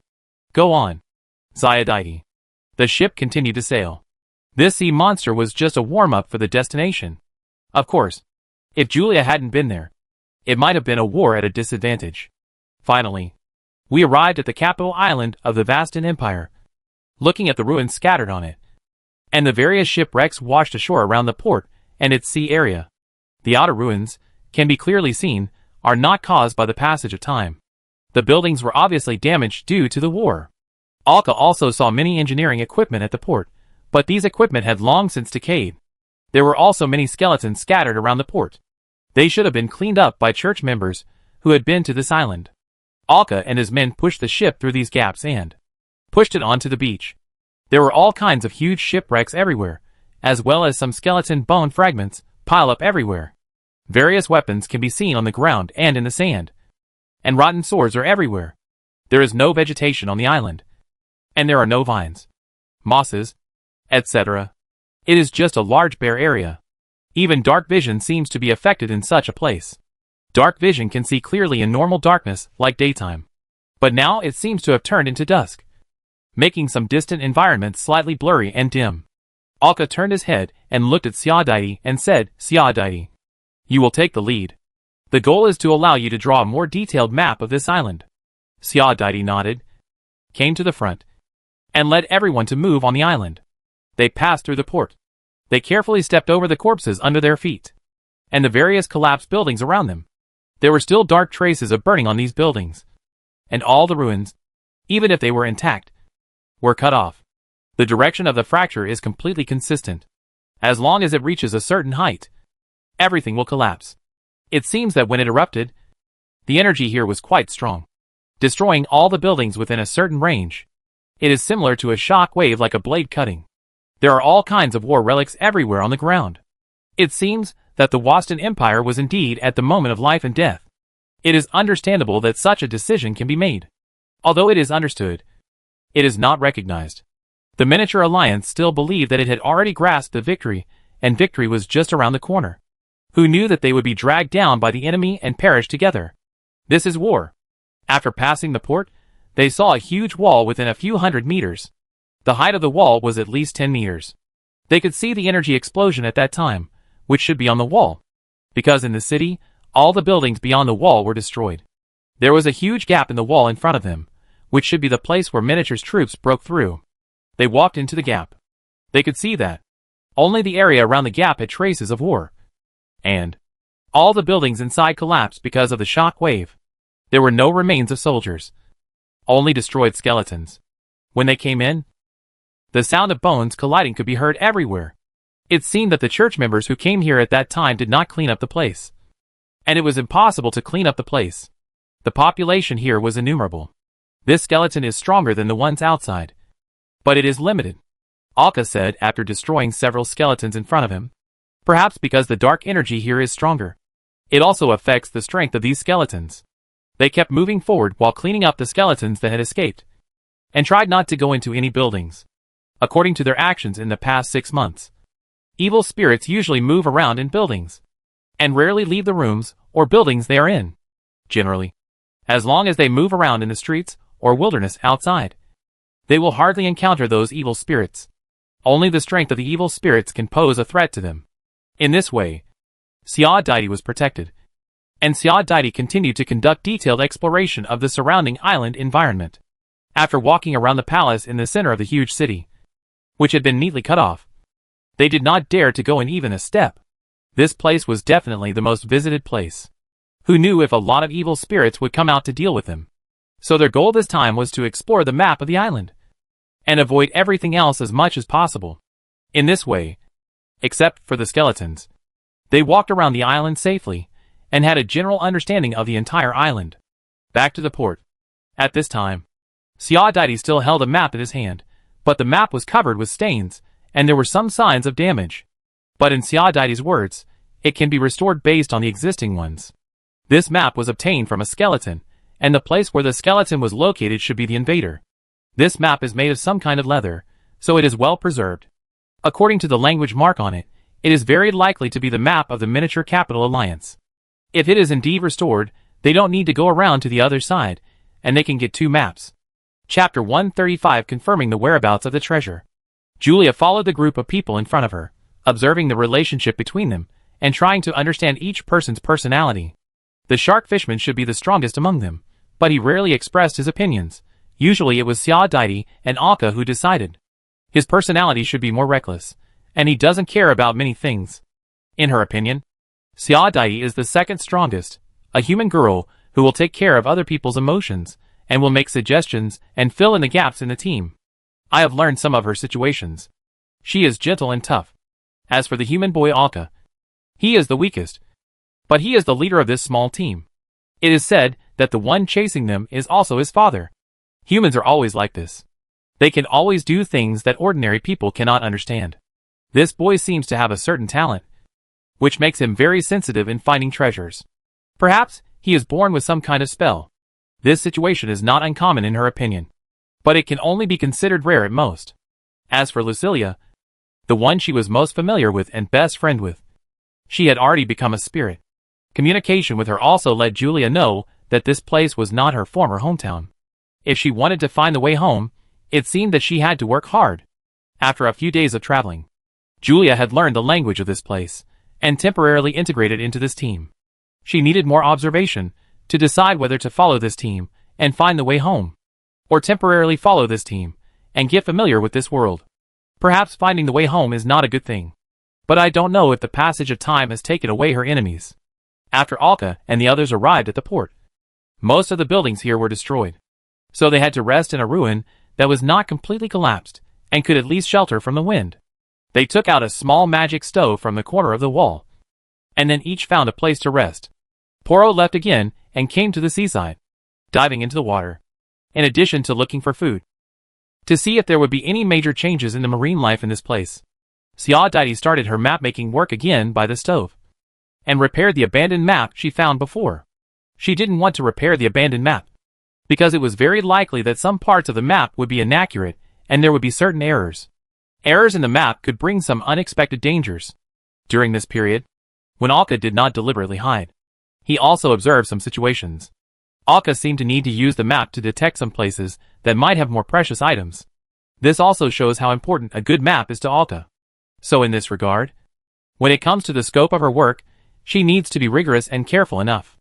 But Alka said that she didn't care, and repaired it first so that he could be mentally prepared. She had no choice but to agree. The real situation is different from her understanding after all. Alka's requirements for the map, maybe in Ziadai's eyes, are pitifully low. Alka began to clean up the rubble and bones around the ruins, at least to make their resting place not so dirty and messy. After all, they will wait here for Ziadai to finish drawing the map. This is not something that can be completed in a day or two. Even though Ziadai has silver ripples to help her accurately simulate the detailed conditions of the island in her mind, she also has an automatic drawing pen to help her draw. But this is only faster than usual, and it still takes a long time to draw. Set up a cordon, and then start a day of meditation. Julia leaned against a piece of gravel in the distance, watching the movements of several people, and observing Alka's meditation. Although her strength was suppressed by this place, it did not hinder her vision and past experience, which were not affected. According to the vortex of magic power condensed around Alka during meditation, the amount of magic power flowing into his body was used to judge the specific speed of Alka's cultivation. This speed of cultivation was obviously stronger than the normal line, and it could probably be classified as a genius. At this time, Lucilia emerged from Alka's chest and floated to the doll on Alka's waist. As the doll changed, Lucilia started another 1-hour activity for the day. This was the only time she could interact with reality, and she came to Julia's side with a skipping leap. She pulled her trousers and tugged. "What's wrong, Lucilia?" Julia squatted down and put the doll Lucilia in her hand. Looking at the doll in her hand, she waved her hands and pointed outside. "You want to go out?" The doll nodded. If she went out alone, if she encountered any danger, she couldn't run away. So she had to find someone to accompany her. After a round of walking, she found that Julia was the most idle. Julia did not refuse this. She held Lucilia and came to the outside of the ruins, and began to wander around with the doll. Did I find something to do? Julia couldn't help thinking. After all, everyone seemed very busy. The darkness made the surroundings seem unusually quiet. The only sound in the ruins was the burning of the flames in the stove, and the sound of the paintbrush moving on the paper. Until Alka finished his meditation and opened his eyes. He looked around, and slowly moved to Ziadai's side, observing the map she was drawing from behind. At this time, the map had already shown detailed line outlines, and some important locations were simply marked. The next step was more detailed height and coloring. In fact, such a map was enough for Alka to use. As he blinked his eyes, the newly drawn map had already shown flashes of light. However, he knew that Ziadai had her own set of requirements for map drawing. If it did not meet the minimum standard, she would not admit it, which would only make her feel uncomfortable. So Alka did not stop him. Instead, he secretly observed the light spots on the map. The first thing that caught his eye was the extremely conspicuous golden light spot. Compared with white and blue, the golden light spot on the map looked more like a beam of light. It seemed to remind Alka in this way that there was a big treasure here, and he should not miss it. And the location of this golden spot that looked like a beam of light was, as he expected, in the palace that they had surrounded before. However, looking at the distribution of the light beams, Alka could not help but frown, because the distribution of the light beams was completely different from what he imagined. There were still white dots on the map. In such a place, the white dots were densely distributed, at least reaching hundreds. This was something Alka could understand. What he could not understand was that there were only 2 types of dots on this map: white and gold. The blue that should have been there was missing. There was no blue magic treasure in such a place, which Alka could not understand at all. This is the capital of a country. How could there be no blue magic treasure left by the Touchers? Even in this palace, there is no way there are no magic items. This is too strange. Think about it carefully. There are only 2 possibilities for this situation. The first batch of church personnel who conducted a rough exploration collected all the things with magic reactions. But this possibility is not high. There are many magic items, and the magic reaction is actually very low, because they are originally prepared for ordinary people. Even if you get it, if you don't add magic power to it, you may not know that this thing is a magic item. Not to mention such a big island, the capital of an empire. Can all the magic items be collected within a week? Alka himself can't guarantee that he, who has a treasure hunting system, can do such a thing. Even so, they circled around the palace and were sure that no one had entered. There couldn't be only one golden dot in there. There is another possibility. That is, this is the source of the dark outbreak. The dark element that can completely cover the two countries and the surrounding seas exploded in such a place. And the magic impact caused can be imagined.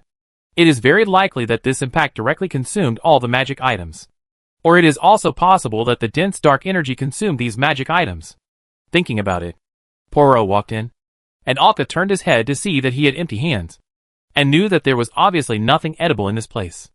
Not only that, there was a huge bite mark on his shoulder. Although it did not pierce the skin, the red teeth mark was still very conspicuous. Were you attacked? Hearing Alka's question, Poirot nodded, and said with a bit of disgust, the sea area in this damn place is really annoying. None of the creatures in the sea are normal. They are all crazy and keep fighting each other. They are very aggressive.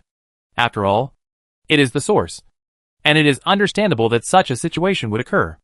Julia and the others came back soon. And the doll Lucilia jumped onto Alka's shoulder. Alka lifted Lucilia from his shoulder and looked at her in his hands. Then shook off the dust. I have an idea recently. If I have time, I will try to modify it. It should be able to make you talk as a doll. Hearing this, the doll Lucilia nodded. And then the whole doll suddenly changed to its original shape and fell into his hands. Lucilia's soul showed a tired look and went directly into his magic mirror. Alka began to test the doll on the spot and began to draw a modified information map in his mind. Not long after, while Alka was modifying and adding runes, Sia Daidi handed Alka the map she had drawn. The map of the island under our feet has been drawn. Do you want to restore the broken map? Alka nodded. It doesn't matter. Just restore the visible part of the map. The main reason is that Alka saw that the map can display light spots. But the place where the light spots are located is too blurry, and it is not allowed to be clicked. The usable but incomplete island map does not allow you to click on the light spot to get specific information. Gained a new standard. Putting away the doll, Alka turned his attention to the map. The ink and some paint on it have not been completely dried, but this does not affect its use. The light spot appeared on it again. Gently touched the golden light column. Imperial Relic. Difficulty, Royal Bloodline, powerful for spirals. Popularity, 3658. Treasure information, Holy Grail, level treasure, molten core, stored here. Looking at the information of this treasure, Alka felt that he might only be able to enjoy it for a while. It was obviously not something he could get his hands on. But what surprised him was that this treasure was not without any information. It actually had a name and the specific buried treasure. This was already detailed enough. His original purpose was just to see the difficulty of obtaining this treasure, so that he could make choices and preparations. Unexpectedly, there was an unexpected gain. Perhaps it was because Alka and his team had learned about the treasures of the Wasted Empire when they were collecting information. At that time, the information said that the royal blood of the Wasted Empire was very good at controlling fire, and there were many people who love fire in the country. So it is speculated that the Wasted Empire has a treasure related to fire. This is the source of this information. It seems that this information is very accurate, allowing the treasure hunting system to expand outward. However, it can only be seen for fun. It seems that the first target he chose was not a good start. After all, the difficulty is not a joke. First of all, the blood of the Wasted Empire is needed. Secondly, the strength must reach 4 spirals. The blood of the Empire is needed because some things can only be solved with blood. We don't even know if the royal bloodline still exists, let alone looking for it. They can't even get out of the Dark Realm. As for strength, if you reach the 4th spiral, I suggest you just forget about it. That will take forever. By the time Alka reaches the 4th spiral, it will be too late. Although Julia's original strength is 6 spirals, she can only exert the strength of 3 spirals now, and she may not be able to fully exert it. According to her, it is only because she has experience that she can exert the strength of 3 spirals. In essence, she is still at the 2nd spiral. No matter which condition, they don't have it now. He can't bring the Archbishop with him to explore, then it's hard to say who owns this thing. He shook his head helplessly. Now he can only put his hope on the other light spot. But the information given by this light spot is not completely useless. If he can't get it, it won't stop him from selling it. I believe that the Holy Mother Church is absolutely willing to pay enough to get this kind of accurate treasure information from Alka. Thinking of this, put the map aside, wait for the marks on it to dry, then roll it up and put it in the pocket ring. While waiting, take out some supplies looted from the pirates from the ring to replenish your energy. I don't know how long it has been, In this dark place, it is difficult to judge the passage of time. Even the perception of time may be problematic. Xiao took the map she had repaired and handed it to Alka. I will try my best to repair it completely, but there may be mistakes in the details. You must distinguish them carefully. Hearing Xiao words, Alka nodded. Don't worry, it is mainly used to confirm information and lock in intuition. Hearing this, Xiao said no more, and sat down next to him to rest. Her mission was completed. It was Alka's turn next. Alka looked at the map in her hand. This map showed the capital of the Manisha's alliance. The prosperous city. It was not far from the capital of the Vastan Empire. It was really incomprehensible why the core areas of the two forces were so close. Alka could not understand such a brain-dead operation. Just like the capital of the Vastan Empire, at the edge of the empire's border, the Manisha's alliance was also like this. What's even more outrageous is that the two capitals are located face to face. If the ships sail normally, the distance between them will not exceed 6 days. If it is a special ship or a spell ship, the time can be cut in half. Of course, there are other islands in the middle to serve as buffer zones. But this distance is still incomprehensible. This is why the dark energy that erupted in the capital of the Vastan Empire also wiped out the miniature empire, paralyzing the two countries. Maybe there is some secret between them. It is hard to say. After all, the people left behind from these two countries merged together normally, and lived well outside. If you say there is no connection between these two countries, Arca does not believe it. However, there is a clear difference between the light spot on this map and the capital of the Vastan Empire. The biggest difference is that there is a blue light spot on it. From this point of view, it may be because of the explosion of dark energy that the magic items were wiped out. Click on the most conspicuous beam of light. Hidden treasure. Difficulty, key owner. Popularity, 245. Treasure information, none. There is no information about this golden light spot. It is not that Alka has not seen the speculation about the treasure of the miniature alliance. But it is obvious that the speculation is completely wrong. If there is any information, it will not be nothing. This shows that the merchant alliance is very good at keeping information confidential. And his treasure is likely to make the nature of magic not so special. For example, the mask that Alka touched, this mask caused Alka's magic power to have no great tendency. Unlike Jason, there was a faint holy light in the magic power. From this, it can be inferred that the treasure that Jason touched, at least has the attribute of holy light. If you know the force that Jason belongs to, you can infer what kind of treasure this force has. However, although this golden light has little information, the difficulty is enough for him to make a decision. Prepare to choose this golden light spot as their next stage target. Difficulty, no strength requirements, no clear conditions like the Vastan Empire, and it is difficult for them to do it. The key owner. Very straightforward, almost on the surface. If you want to get the treasure, it seems unlikely to use violence. It is placed in a place that requires a key to open. As long as you have the key, the door will naturally open. And there is no clue about this key now. You can only reach the Empire first, and then learn more about the situation of the treasure point. After all, he only needs to understand some clues. And he can get useful information through the clues. The acquisition and expansion of information is the most useful part of this golden finger. After all, the entire treasure hunting system relies on information to provide various kinds of help. First of all, you need to have a map. And the treasure hunting system will give you a specific location. If you want to get convenience in the treasure hunting process, you need to get the specific information of the treasure. The more information you have, the safer and faster the treasure hunting process will be. It seems that it is time to set off. Take a rest, and get ready to move. We will leave this island and go to the former capital of miniature, the prosperous city. After Alka put away the map, he turned to the others and said, after thinking for a while, he explained, this place is a bit too dangerous. It is not suitable for us to explore here now. Hearing this, the others nodded, without objection, and started to pack up and prepare to leave. Watching the actions of the others, Julia also stood up. It seems that Alka has more say in the team than she thought. The two did not even ask him why he went to that place. Or there was a tacit understanding between these people that she did not know. After packing up, they went directly to the port, and pushed the Flying Swallow into the water. They boarded the ship and began to move towards the target island. Due to the distance between the islands, with the speed of the Flying Swallow, it did not take more than 2 days to reach the sea area around the prosperous city. Although this place is also on the edge of the core point, the dark energy is almost the same as that in the center. Compared to the harsh environment of the Vastan Empire, it is much better. Pororo caught 2 sea fish that can resist the dark element from the water for the first time in a long time. Let them eat something fresh. Looking at the island in the distance, Alka narrowed his eyes slightly. He saw something out of place again. A ship was docked at the port full of wreckage, and there were some flashing lights on it. However, there was no black sail on this ship. Through the dark vision, it can be seen that it is a light yellow sail, and there is an article similar to a spiral flower printed on it. According to the appearance of the ship, it seems more like a treasure hunting team, and it is obviously a spell ship.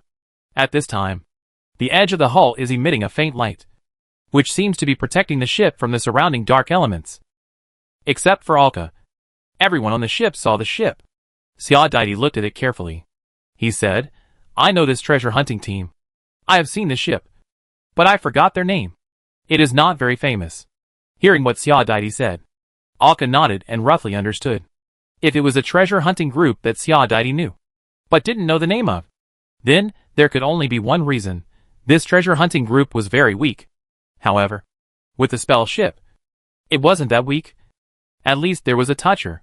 But if I remember correctly, the important members of their ship seemed to be a 2-spiral and a 1-spiral. These 2 were brothers, and the others were ordinary people. Hearing this, Alka looked at her. It was strange that she couldn't remember the name, but could remember more specific things. Looking at Alka's eyes, Xiao explained with a little embarrassment, "I just remember that their names are too difficult to pronounce, so I didn't remember them carefully. I still remember other important data." While the few people were talking, the Fian had already approached the port. When seeing this ship, Alka had already turned off the lights on the ship. As the ship approached, Alka was able to observe the specific situation of the ship. However, it was strange that there were no crew members staying on this spell ship. It seems that the surrounding glimmer spell should have a warning effect in addition to protecting against darkness. Maybe this island is dangerous, and we need to mobilize all forces, Xiao said as he watched from the side. Alka nodded, and several people pushed the boat between the wreckage of 2 huge abandoned ships on the shore, which could well block their Fian. Only by walking over could you see it. Otherwise it would be blocked from any other perspective. Moreover, this is the Dark Realm, and not everyone has dark vision.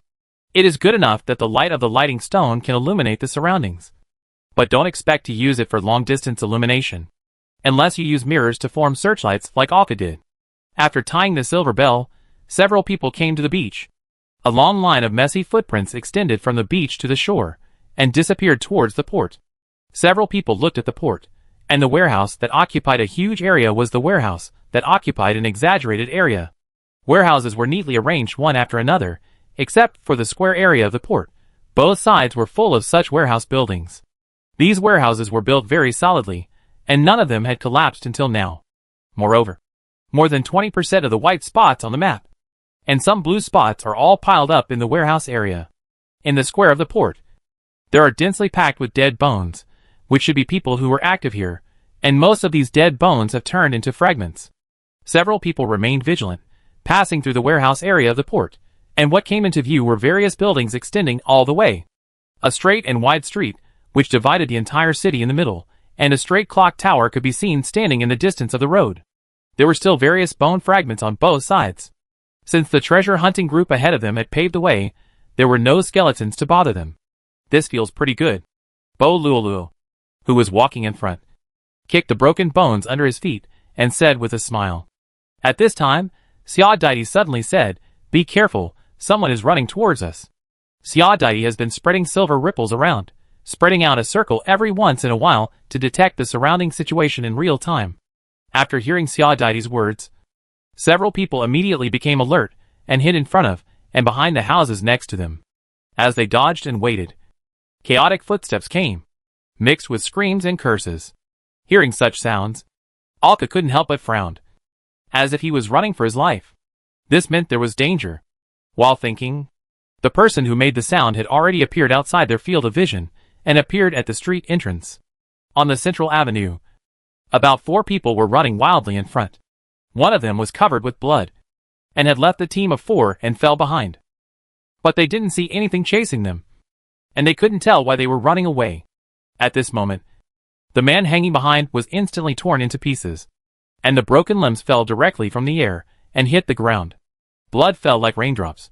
And then, the falling blood covered an invisible object, revealing its outline roughly. However, this outline only appeared for a moment, and the blood disappeared again, as if it had been absorbed.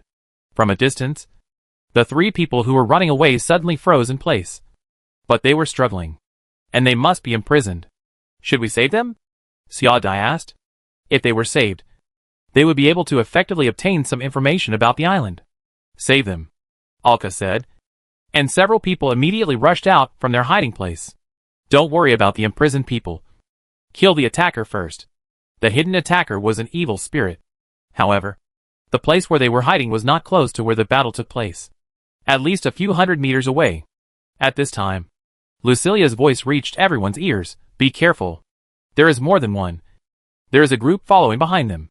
Aren't these evil spirits allowed to leave the building they're in? Why did a group suddenly rush out? According to Lucilia's information, there are a total of 7 evil spirits, except for the one that appeared first. Half of the evil spirits that have been chasing behind the people have been divided to attack the 3 treasure hunting group members who were imprisoned. The other 3 rushed towards them directly. 2 spirals, can you handle it? Julia's voice sounded. She sensed the approximate strength of these evil spirits. She didn't know much about the specific combat power of Alka and others, and needed to ask them. No problem. If it was just 2 spirals, then it would be within their range of handling. Not to mention that they also had a big killer. Give me the true vision. Julia's voice suddenly sounded, and then a huge eye symbol lit up directly under the feet of the few people, and it was printed on the floor.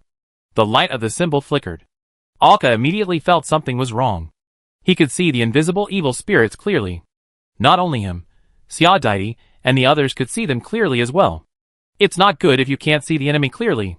Julia covered her mouth and laughed, saying to the enemy, Ha ha ha, thanks finally. We can have a fair fight. Pororo's voice was full of excitement, and he stomped his feet and rushed out.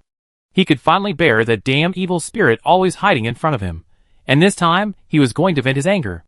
Since there were only 3 evil spirits, Pororo and Julia took one each. Alka threw out a blue card directly, drawing an arc, and the exploding water chain instantly bound the evil spirit. These evil spirits were slightly different from the ones Alka had seen before. The previous evil spirits were mostly surrounded by a green aura. And on the bodies of these evil spirits, you can clearly see a blood-red aura floating around, which is more evil than the previous evil spirits. And although they are completely distorted, you can see that the way they fight is not crazy, and there are rules and methods in their actions. He had been invisible since he came out. And when the Alka blue card exploded and ejected the chains, even at such a close distance, he dodged one of them. This was the first deformed evil spirit that could avoid his chains at close range. The stick that had already appeared in his hand hit the floating ball hard. The ball flew past Xiao Dai's body, and when it passed by her, a sacred flame ignited on the ball. The evil spirit's shoulder was destroyed in an instant, and because of the chain that was dodged, the evil spirit's body was not tied up. This allowed him to dodge while being imprisoned. The entire left shoulder collapsed immediately under the impact of the ball, and the chain disappeared along with it. Xiao Dai had already arrived in front of the enemy, and his fist wrapped in the sacred bandage slammed hard on the ugly and hideous mummy's head. The jaw and nose area were completely shattered, and a scarlet breath floated out. The enemy's chest suddenly stretched out an arm again, quickly reaching out, grabbing Xiao Dai's chest. Fortunately, the silver ripples blocked the attack, and Xiao Dai dodged it. The other 2 were not expecting this sudden arm attack.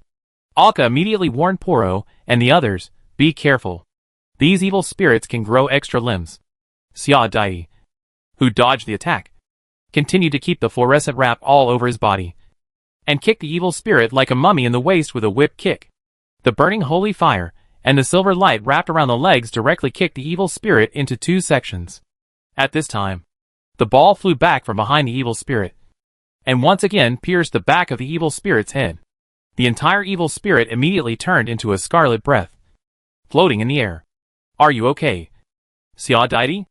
Alka threw out a blue card again, and asked about Xiao Dai's situation, because he did see Xiao Dai being attacked by the hand, and the attacks of these evil spirits were all soul damaging. It's okay. The silver light wave blocked the attack. The card thrown out by Alka, the water chain ejected, entangled the enemy of Pororo, before Pororo could launch a fatal attack. A bandage made of fluid flew over and pierced the evil spirit directly. The bandage spiraled and turned the entire body of the evil spirit into disintegrating smoke, disappearing on the spot. With 5 fingers forming claws, Pororo, who was about to attack, stood there in a daze, watching his enemy disappear in front of him. It was Julia who killed the evil spirit. After killing the evil spirit in front of her, she also killed Pororo's enemy. Don't stand there. There are more ahead. Hearing Alka's words, Pororo stopped hesitating and immediately ran forward. There were 4 evil spirits waiting for them. The 3 members of the unknown treasure hunting group who were imprisoned in the spot at this time had lost their lives. There was a huge blood hole on the chest of the 3 corpses, and the blood was floating in the air, and the bloodlines were wrapped around the invisible evil spirits. A red card was 1 step ahead of everyone else, and flew into the air of the venue in an arc. It exploded on the spot, and 4 exaggerated fire pillars sprayed out. And taking advantage of the inertia of the red card still in the spiral, the sprayed fire pillars also rotated a circle, and directly swept the surrounding environment. The flames that spurted out immediately ignited all 4 evil spirits, forcing them to show their bodies. However, it didn't matter if they hid, because Alka and the others could see them clearly now. These evil spirits were still wrapped in the blood absorbed from the 3 corpses, or even more corpses. Although this blood offset the damage caused by the flames, it was limited and still ignited some of them. Moreover, these evil spirits' tolerance to flames was obviously not as high as those green ghosts, and they were easier to ignite. Taking advantage of this opportunity, Pororo rushed forward, and the water in his hands was thrown out through the air. 10 blue crosswater blades cut a demon into pieces.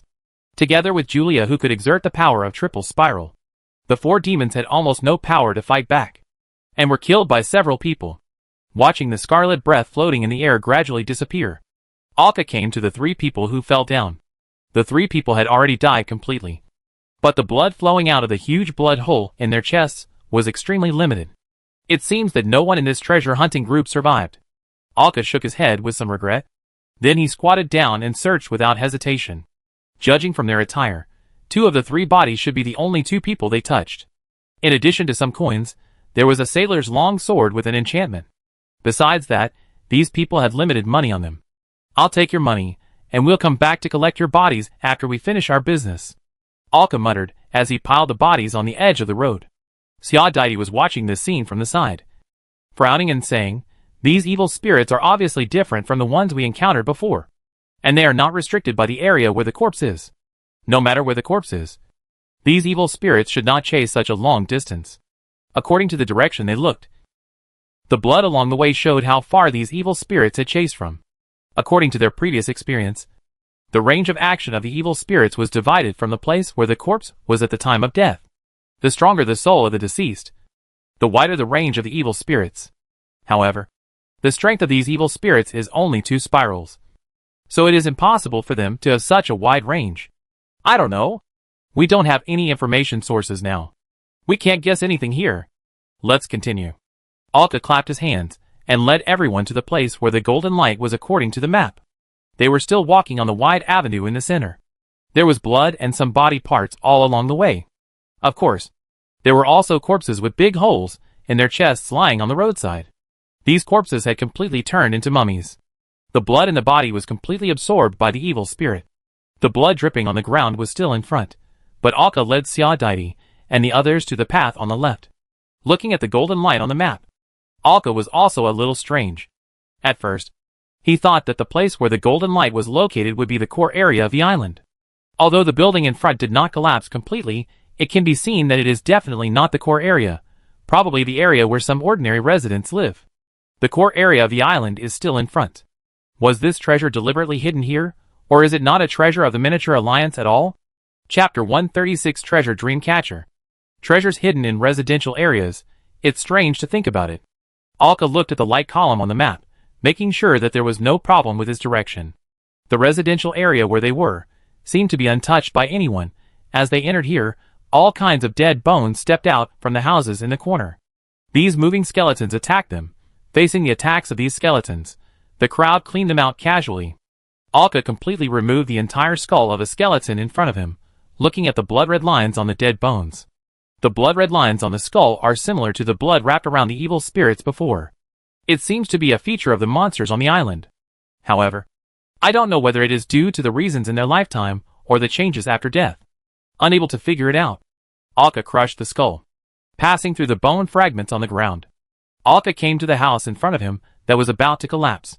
According to the points on the map, the treasure was in his house. After checking around the house, it was generally determined that there was no major problem. As Alka stepped in, he saw the treasure at first sight. It was laid out in the open. It was in a corner, with a skeleton leaning against the wall, sitting there, as if holding something. In the arms of the skeleton was a treasure chest covered with stains. It looked very ordinary, and Alka was not sure whether it contained a treasure. And the treasure was in it? Wouldn't it be a bit too perfunctory? It was hard to imagine that there was anything around to protect this treasure. With this in mind, Alka looked around and indeed saw nothing strange. He did not find any traps or defensive measures.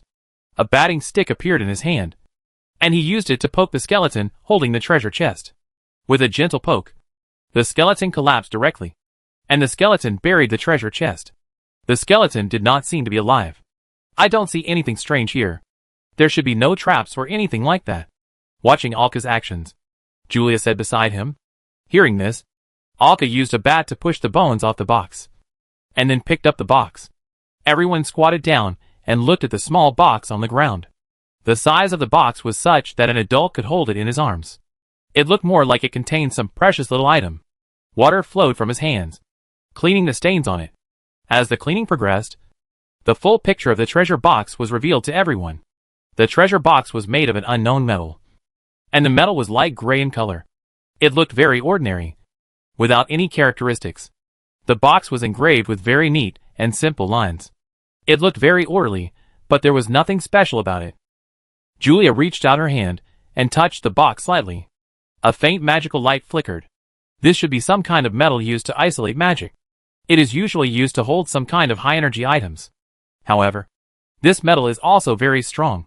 Don't think about trying to open it with violence. Listening to Julia's words, Alka nodded, since she said not to think about using violence. It seems that if there is no 6 spirals, don't think about it. There was a very obvious keyhole on the front of the treasure chest, which told them that if they found the key to open it, the things inside would be theirs. Pororo looked at the box and knocked on it, and couldn't help asking, "So what is in it?" Alka shook his head. "I don't know, but it's very, very valuable." He couldn't say that there was a treasure in it, because being very sensitive to the hiding place of the treasure and being able to find the treasure directly were two completely different concepts. He would show some of his special features, mainly because he was too lazy to explain. And some things could not be hidden at all.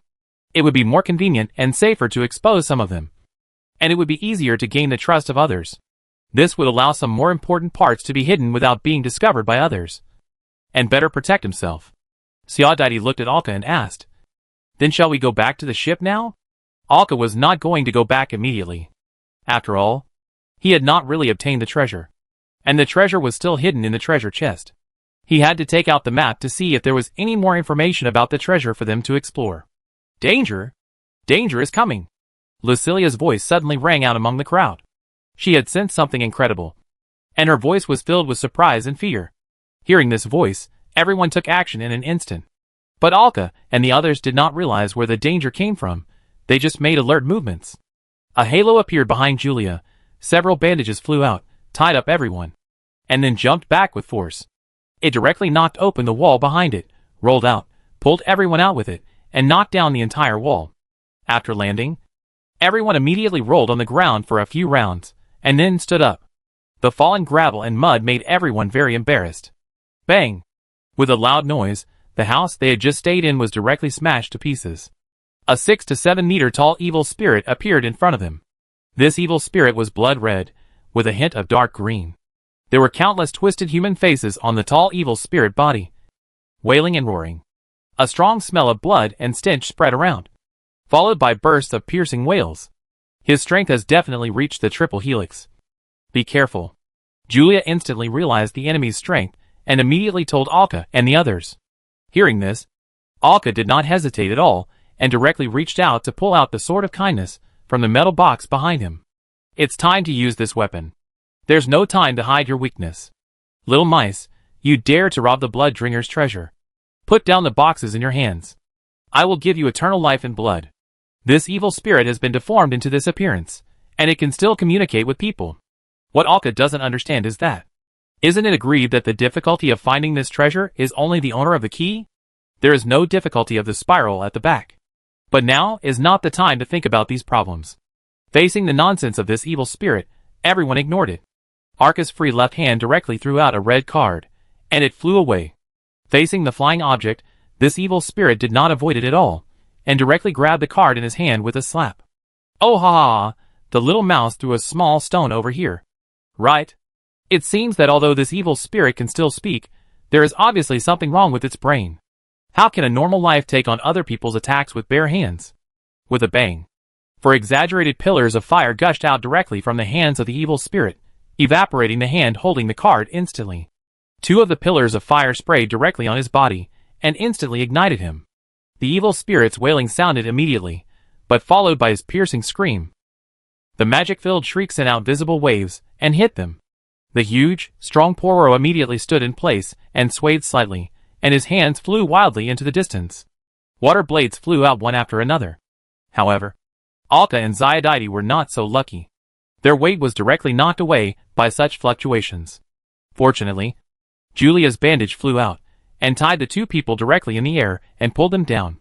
She also used bandages to fix herself in place. Alka held the Sword of Mercy in both hands, and swung it hard at the evil spirit in front of him while falling. The sword light composed of holy flames flew out, and the dazzling holy light dispelled the darkness around, and directly cut the evil spirit. The evil spirit that had just used blood to extinguish the flames on its body, was once again attacked more fatally. Ah! The scream of pain became more and more piercing, and the holy flames that flew out directly cut a gap in it, and scars, like flesh and blood appeared on the body of the spirit. The flames began to spread. Countless fluid bandages flew out, binding the enemy's limbs, but more limbs stretched out from his armpits, navel, back. All kinds of unknown limbs began to grow on his body, and became more and more deformed. More bandages flew out, binding all the movable parts, trying to imprison the evil spirit in place. The terrifying faces on the body also opened their mouths, and began to roar wildly, wailing, and constantly hitting their ears. Silence! Xiaodai stomped her feet on the spot, and the bright silver ripples quickly expanded around, and the silver ripples achieved the effect she said. Where the ripples passed, the sound disappeared instantly, including the enemy's magical screams. The evil spirit's struggle became more and more exaggerated. Julia even held the flying bandages tightly with both hands, trying her best to pull the enemy. Alka swung again, and this time the flames on the sword shot up directly into the sky. The sword body was extended from more than 1 meter to an exaggerated degree of 4 or 5 meters. At this time, Alka had come under the evil spirit, holding the huge holy flame sword and slashing it fiercely. This sword was slashed very tricky, slanting downward, avoiding the bandages wrapped around the enemy, so as not to cut off the bandages together. In an instant, a huge gap was cut into the enemy's chest, and it crossed with a wound that had not yet completely healed. The flames began to burn uncontrollably, and collided with the blood wrapped around his body.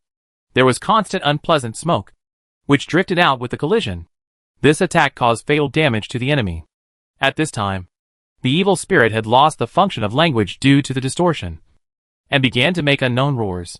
Blood began to flow out of the gap that was cut, and the faces that were originally attached to his body also slid down with the blood, turning into one evil spirit after another. It was exactly the same as the evil spirit they encountered at the beginning. Didn't expect that it was created by this huge evil spirit? It started to recruit minions when it couldn't win. How disgusting. Facing these evil spirits, Bororo rushed directly into the evil spirit pile, and his whole body was wrapped in water emitting blue light. All kinds of water waves began to spiral around indiscriminately, turning into whirlpools and water blades, and began to strangle. After checking the magic power in his body, Arka did not hesitate, and directly handed the Sword of Love in his hand to Xiaodai. Next, you use it. The exaggerated attack just now almost consumed half of his magic power. This Sword of Mercy really grew up on magic power. The magic power it exerted in each attack was unacceptable to Alka. This was not a weapon that he should use at his level. Several red cards appeared in his hands, and were thrown out by him. There were also 1 or 2 blue cards mixed in. These cards drew different arcs, and stabbed in different places. The 2 blue cards directly passed through the evil spirits, exploded in front of Pororo. Several water chains flew out, binding the evil spirits around him. Jump! Hearing Alka's roar, Pororo did not hesitate, jumped directly on the spot, jumped into the air. Countless flames sprayed out, covering all the evil spirits below at full speed, and the remaining few fire pillars hit the huge evil spirit. Another sword light burning with holy flames was swung out, cutting all the evil spirits below in half. With the two damages working together, these evil spirits that emerged were instantly destroyed. Xiaodaidi used the magic power in his body, imitating Alka's attack just now, and slashed fiercely at the evil spirits in front of him. This time, the burning blade was even more exaggerated and huge than Alka's just now, and consumed more magic power. The sword directly split the exaggerated blood-red evil spirit slope in two. With wailing, the flames kept burning on its body. One more blow cut it again. Hearing Julia's voice, Alka, who still had some strength left in his body, immediately took the blade in Xiaodaidi's hand. With a few steps, he approached the still imprisoned evil spirit. The flames on the sword of mercy in his hand were so exaggerated that they looked like condensed holy light. This time, he cut off the bandages that imprisoned the enemy, and cut off the enemy from the head again. It was like a hot knife cutting on butter. While it was cut smoothly, he could hear the sound of oil oozing out. The two attacks directly divided the evil spirit into 4 pieces. Silence. This time, the circular silver ripples flew out, and directly covered the enemy's head. All he could see was his huge mouth open, and he was roaring non-stop, but no sound could be heard. Until the golden flames burning all over his body turned into wisps of black smoke, and disappeared into the air. Something fell from the evil spirit's body to the ground, making a crisp metallic sound. Alka gasped weakly for a few times, and came to Poro, who was lying on the ground with the holy sword. Although Poro was lying on the ground at this time, he did not make any wailing sounds, but just frowned. There were several bloodstains on his body, but these bloodstains were obviously not the reason why he was so uncomfortable. Alka held the sword of mercy, and infused it with magic. The sword of mercy immediately became illusory, and was stabbed into Poro's body by Alka. Then he pulled it out immediately, and Poro was relieved visibly. The pain of the soul was repaired and relieved. After panting for a few times, Poro took Alka's hand and sat up. There were too many evil spirits attracted just now, and he was inevitably attacked by those evil spirits. He had endured the pain of his soul until now.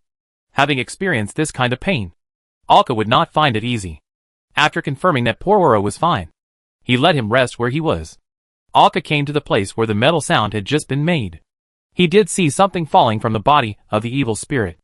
In the darkness, a blue outline appeared in front of him, looking at the thing on the ground. This is a sculpture like an arm, only the style of the forearm to the palm, vertical, and the 5 fingers are put together to form a palm. The entire sculpture was brass-colored, covered with blood-red lines. On the palm, the lines converged into a heart-like pattern. Even now, the lines on the sculpture were emitting a faint red light, which flowed on the lines like blood. Alka held the sword of mercy in his hand, which had not yet been put into the metal box, and moved his palm. With the collision, the palm sculpture rolled twice on the ground, making a crisp sound. Xiaodaidi and Julia also came over, looking at the sculpture under their feet. Seeing that Xiaodaidi obviously didn't know, Alka turned his eyes to Julia. "You can't expect me to know everything. I can only feel the bloody breath on this palm." Looking at the sculpture under his feet, Alka was about to put the sword of love in his hand back into the metal box behind him. But he suddenly twitched. The sudden tremor of his body immediately attracted the 2 people next to him. "What's wrong with you, Alka?" Xiaodaidi asked with concern.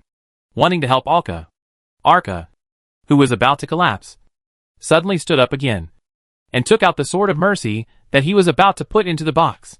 He infused magic power into the blade, and used the tip of the sword to press against the arm sculpture below. The holy flame began to spread from the blade, and passed to the sculpture, completely enveloping it. As the flame burned, a foul smell came from the sculpture, and the 3 people surrounding it could not help but step back. While stepping back, they all remained vigilant, and watching the movement here, Poro also dragged his body over. During the burning, since it was obvious that something similar to an evil spirit flew out of the arm, it turned into nothing. The flames began to fade, until they completely disappeared on the arm. The arm at this time was no different from before, even the red lines on it did not change. But you can clearly feel that the evil aura from before has completely subsided, giving people the feeling of an ordinary sculpture, without any peculiarity. Seeing that there was indeed no problem, Alka waved the sword of kindness, extinguishing the flames on it. He was ready to put it in the box. However, darkness invaded again. Again? It was exactly the same feeling as the first time Alka held the sword of kindness. Alka felt his soul being pulled out again. And he was in a dark world. He could feel his own existence, but found that he was just a hazy mist, unable to move, and without any limbs that he could control. The darkness in front of him once again burst into light. And this light spread out, and turned into the picture he had seen before. The ambiguous revelation of the Virgin Mary came again. Alka couldn't help but think, no, I can't think like that. Thank the Virgin Mary for her revelation. However, this time, the light did not send a picture, but a bunch of information, which directly rushed towards Alka's soul. Following the information that came, the light once again showed a picture. The picture was the bloody mouth, the flagship of the Death Eve, and his father was standing on the bow. Then the picture zoomed in, and the whole picture was filled with his father's right arm. A chain tattoo appeared on the inside of his forearm. The chain tattoo was broken, with a broken gap at the wrist and a complete area above. The picture began to change again, and this time a dark church appeared in the picture. The brass arm that Alka had just seen was placed on an altar, and the arm looked the same as before. No, the picture was zoomed in, and the pattern on the arm was different from what Alka had just seen. At this time, the lines on the arm were very regular and orderly, arranged neatly and symmetrically, with a very orderly beauty. But those people in the darkness around seemed to be singing some uncomfortable ballads. Countless dark red blood flowed from the floor into the brass arm. The originally ordinary brass arm began to become evil, flashing a disgusting red light. These bloods supported it, changing the lines on it, from the previous straight and regular, to the current curved flow. Even the palm of his hand had become a beating heart. A leader walked out of the darkness, wearing a yellowish robe. He picked up the brass arm sculpture, and his right hand took the same position as his arm, inserting it from the bottom. The originally closed bottom began to flow like water, including his hand, and finally completely fit his arm. The picture disappeared, and Alka also left the dark space and returned to his body. He still kept the posture of putting the sword back into the metal box, looking at the people around him who didn't notice him, which meant that the time was just a moment. The senses in the dark space were stretched. Alka squatted down, picked up the brass sculpture under his feet, tried to throw it into the pocket ring. Sure enough, it didn't work at all. This thing is actually a holy weapon. This is known from the information Alka just got. The Virgin gave Alka a lot of information. But this is not the holy weapon of the Virgin Mary, but that of other gods. Watching Alka's actions, the three people next to him all knew what this was. There is only one thing that cannot be put into various storage spaces. But Alka obviously did not notice anything wrong with his actions, because he knew it was a sacred weapon. As a result, he did not think about it at all. In silence, Xiaodai asked, "Is this a treasure?" Alka turned his head to look at her, and then he realized that the atmosphere of the crowd was a little wrong, and shook his head. "Of course not. This is a sacred weapon, but I don't know which god it belongs to." Hearing this, Xiaodai breathed a sigh of relief. She was really nervous just now. There were many sources of nervousness, but more of it came from the temptation of treasures to others. She was afraid that Julia would attack them right away. Alka casually tucked her arms under her armpits, and a map of the island appeared in her hands. At this time, on the map of the island, the location of the golden light changed, which was exactly where she was now. Alka looked at the map and walked a few steps, and the golden light on the map also changed. It seemed that it was not a harvest yet. In addition to the original golden light, there was also a dim blue dot next to the golden light. This means that he has been harvested. It is the brass arm that Alka just picked up. He clicked on the map where they are. Dreamcatcher. Difficulty, key owner. Popularity, 244. Treasure information, Holy Grail, level treasure, Dreamcatcher. It is protected in a treasure chest that isolates magic power. This treasure chest is made by the Holy Machine Church. The key also needs to be constructed by the Holy Machine Church. As the information was revealed, Alka put away the map and put it in the ring. He said to them, "Let's find a safe place to rest." They all nodded, and then they came to a fairly sturdy house in the residential area to rest. Zadaidi took out the magic stove, and let the warm firelight illuminate the room. "Arka, why did you think of burning this arm with the flame of the holy sword?" Hearing this, Arka looked at the brass arm next to him. He shook his head and said, I don't know, the holy sword asked me to burn it, so I burned it. When he was holding the sword. He really never thought of using the flame on the sword to burn, but as mentioned before, when you hold the sword will teach you how to draw the sword. So Alka drew his sword at that time, and let the flame burn up. The trance that followed and the revelation from the Virgin Mary again were enough to show that this was what the Virgin Mary wanted him to do. And he did get a holy weapon. Although he didn't know whose holy weapon it was. But isn't a holy weapon a different kind of treasure? Although it is only for the forces under a certain god. But he is not a believer of this god. And he doesn't know if he can use it. The guidance of the Virgin Mary. Sia Deity muttered to himself. The holy sword asked him to do it. Isn't that the guidance of the Virgin Mary? After resting for a while, Alka stood up and said, I want to see where the evil spirit came from. Are any of you willing to go with me? The evil spirit and the arm were clearly from another blue point, but they rushed over to attack Alka when he got the box. And when the evil spirit rushed out, the words he said showed that he knew the box, and knew that the box might contain treasures. Alka speculated that he was hunting down the person who owned the treasure when he was alive. But for some reason the person who owned the treasure died in a resident's house, and was still protecting the treasure chest before he died. He must have used some ability before he died, which caused the treasure chest to not be found by the evil spirits until they took it out.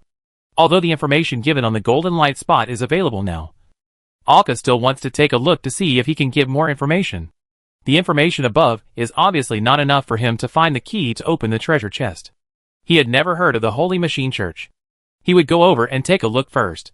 Then, he would ask Sia Deity and Lucilia if they knew any information about the church. After hearing Alka's words, Pororo and Julia waved their hands. Pororo's physical strength and magic power had just begun to recover. He needed to meditate to speed up the recovery. Julia was the same. Her current strength was essentially a 2-helix. The reason she was able to imprison the evil spirit was entirely because she could exert the strength of a 3-helix. Through his own ability, he imprisoned the evil spirit from beginning to end, which can be said to have played the most important role. The corresponding consumption was also huge. Otherwise, they would not be able to kill the evil spirit so easily now. And even if they won, it would be a miserable victory. Sia Deity stood up and came to his side. Then the two of us will go to explore first. And you can have a good rest here, Alka said, and deliberately placed the brass arm and the treasure chest in the house. He and Sia Deity walked out of the house and began to explore along the traces of the evil spirit. When they arrived at the central avenue, they saw the bloodstains along the way, which completely overlapped with the ghost's behavior. It seems that the treasure hunting team just now touched the evil spirit, Sia Deity said as he looked at the traces. Alka nodded. The treasure hunting team just now was indeed unlucky. The two followed the bloodstains to a villa with a large area. At this time, the villa had already collapsed, revealing a large hole underneath. The surroundings were filled with blood clots and a foul, bloody smell. It seemed that the treasure hunting group was attacked here. The two covered their noses and looked inside. The big hole revealed the basement under the villa. Although it collapsed, it was still full of bones. The magic circle under the bones could be seen, although the ritual instruments around were scattered everywhere. They also told them what this place was for. Alka felt a familiar feeling from the magic circle and the surrounding arrangement. Isn't this the last scene he saw? It seems that the scene was 400 years ago. It can only be said that this group of cultists are a bit too unlucky. From this guess, they should have just finished the evil ritual when they were killed by the explosion of darkness. It can only be said that they died a good death. The only pity is that they did not die completely. They were cultists themselves, died in the explosion of evil energy, turned into evil spirits, and became even more evil. The treasure hunting group that came here was also unlucky. Thinking of this, Alka was suddenly stunned. If this is the case, then aren't they even more unlucky? Normally, without any disturbance, the difficulty of them obtaining the golden light spot is indeed the same as that of the key owner. There will not be any difficulty. The difficulty will not suddenly rise to the triple helix, causing their situation to become dangerous. However, it was precisely because of this group of treasure hunting groups that awakened the evil spirits here, and then they happened to get something that interested the evil spirits. The difficulty increased by chance. Normally, it would not be difficult. Just take the treasure chest and go. Basically, there would be no danger. No wonder, even though the difficulty did not indicate the spiral, but we encountered such a powerful evil spirit. Forget it, don't think about it. After surveying the surrounding situation, it can be regarded as gaining information. Alka took out the map again. This time he clicked on the dim blue light spot. The blue treasure that came to his door was still a contaminated unknown holy artifact. Look at the information given by the blue dot. Hand of Precision. Harvest, difficulty, Knight of the Inquisition, triple helix. Popularity, 460 million. Treasure information, holy artifact of the Holy Machine Church, the precision hand of the gray-robed sage Fosterforda, which contains his wisdom and experience, grants the user the ability to create. The church betrayer, the pagan blood drinker. Perix took it away from the church, fled to a foreign land, and contaminated it with the power of Scarlet. Treasure harvest, contaminated precision hand. The popularity of 460 million is indeed the holy artifact of a certain god. As for why I have never heard of this church, Arca is not surprised. The information obtained from Lucilia and Julia has been told to Alka. It is possible to leave the sea area of the home sea, but this kind of information has been blocked. The vast sea area where they live may be just a corner of the world. There is a wider world outside, and a lot of information Alka knows still shows this. Only in this way can all the problems be explained. Fortunately, from the perspective of its popularity, it should be worse than the Virgin Mary. However, this church is actually the Holy Machine Church, and the maker of the treasure box is from the same church. Sensing the connection between the two, Arca's heart beat twice. He couldn't help but click the golden light again. Sure enough, the treasure information was added. Treasure information, Holy Grail, level treasure, Dreamcatcher, is protected in a treasure chest that isolates magic power. This treasure chest is made by the Holy Machine Church. The treasure of the blood drinker Perix was stolen by his followers when he was preparing to perform the pollution ritual in the foreign land. The key to open the treasure chest needs to be constructed by the Holy Machine Church. Using the Holy Precision Hand, the same key can be made to open the treasure chest. Perfect, Arca's heartbeat began to accelerate wildly, and he immediately put the map away. What's wrong? Alka? Zadaiti, who was standing next to him, looked at Alka with concern in his eyes. She was keenly aware of the sound of Alka's heartbeat accelerating wildly. This made Zadaiti think that Alka was in danger. The coldness from the ring kept pouring into his mind, trying to calm Alka down. Alka took a deep breath, and the coldness from his mind forcibly suppressed his excitement. There was nothing more to say. Now the treasure could almost be said to have been obtained by him, and all he needed to do was to do something like this. But he couldn't be impatient now. The more impatient he was, the more confused he would be. He wanted to take back his previous words. He was not unlucky. He could even be described as lucky. If the previous treasure hunting group had not touched the evil spirits here, the evil spirits would not have come to trouble Alka and his friends. It would not have triggered a series of events later, allowing Alka to directly obtain the conditions for owning the treasure. Otherwise, if he wanted to gather the conditions, he didn't know how long it would take. After calming down completely, Alka looked at Zadaiti. When I lit my arm, I once again received the revelation of the Virgin Mary, and I understood one of the images in this revelation. Listening to Alka's words, and looking at the serious expression on Alka's face, Zadaiti listened carefully. At this time, Alka patted the magic mirror on his chest, and Lucilia came out of his chest. What's wrong? Come out and listen to me, there is something very important, and I need your advice. Once you get the treasure, it is impossible to hide it. That thing can't be put into the pocket ring, everyone can see it. The sculpture of the arm is called the Hand of Precision, which comes from a force called the Holy Machine Church. Have you heard of it? Listening to Alka's words, Zadaiti shook his head, and so did Lucilia. Don't you know? That means that in the area where Lucilia is, this church may not exist. Alka had to continue. The arm in the revelation can open the box we got before. The box contains a treasure. When Alka said this, Zadaiti and Lucilia were obviously shocked. This. Zadaiti opened his mouth, but he didn't know what to say. With the treasure, we have the capital to start revenge, but the problem is Pororo. No, the main problem is Julia. Alka's words changed the two people's thoughts. Yes, Pororo is okay, they have been working together for half a year, and they trust him relatively. And even if Pororo wants to rob the treasure, it is impossible. The strength of the two has reached the second spiral. When using the Sword of Mercy, Pororo will not be their opponent at all. Julia, she. Lucilia didn't know what to say. She couldn't say that Julia was trustworthy. No one dared to guarantee the temptation of the treasure. No, in fact, we don't need to be afraid of Julia's desire to rob. Lucilia seemed to have thought of something and said, "What is certain is that her strength is indeed suppressed. Because of this sea area, it is very likely the Virgin Mary. The strength of this sea area is so low, even the Archbishop of the Virgin Mary Church, the strength is said to be only 4 spirals. And the Holy Mother is indeed a god. It is very likely that she is the one who suppressed the power of this sea area. Of course, this is entirely based on speculation. They just chose a more likely direction. But no matter what, the previous battle has shown that Julia's strength was suppressed. In essence, she relied on experience with 2 spirals to exert the strength of 3 spirals. She can only exert the strength of 3 spirals. And she still hasn't exceeded the first stage. Pororo will definitely help you. The blood of the inheritance of the fishman makes him do so. Sankaka gave the blood of inheritance to Pororo to benefit him. And the condition was to protect Alka and others. And Pororo has been doing this for the past 6 months. Even at the cost of being an enemy of Alka's father, who has the treasure. Now Alka and his friends have not left the sea yet. And their safety must be protected. Not to mention that they have become friends over this period of time. They actually have little suspicion of Pororo. Just to be on the safe side, 3 double spirals, plus the sword of the Virgin, are enough to protect their safety. And you forgot the most important point. You are the first to get the treasure.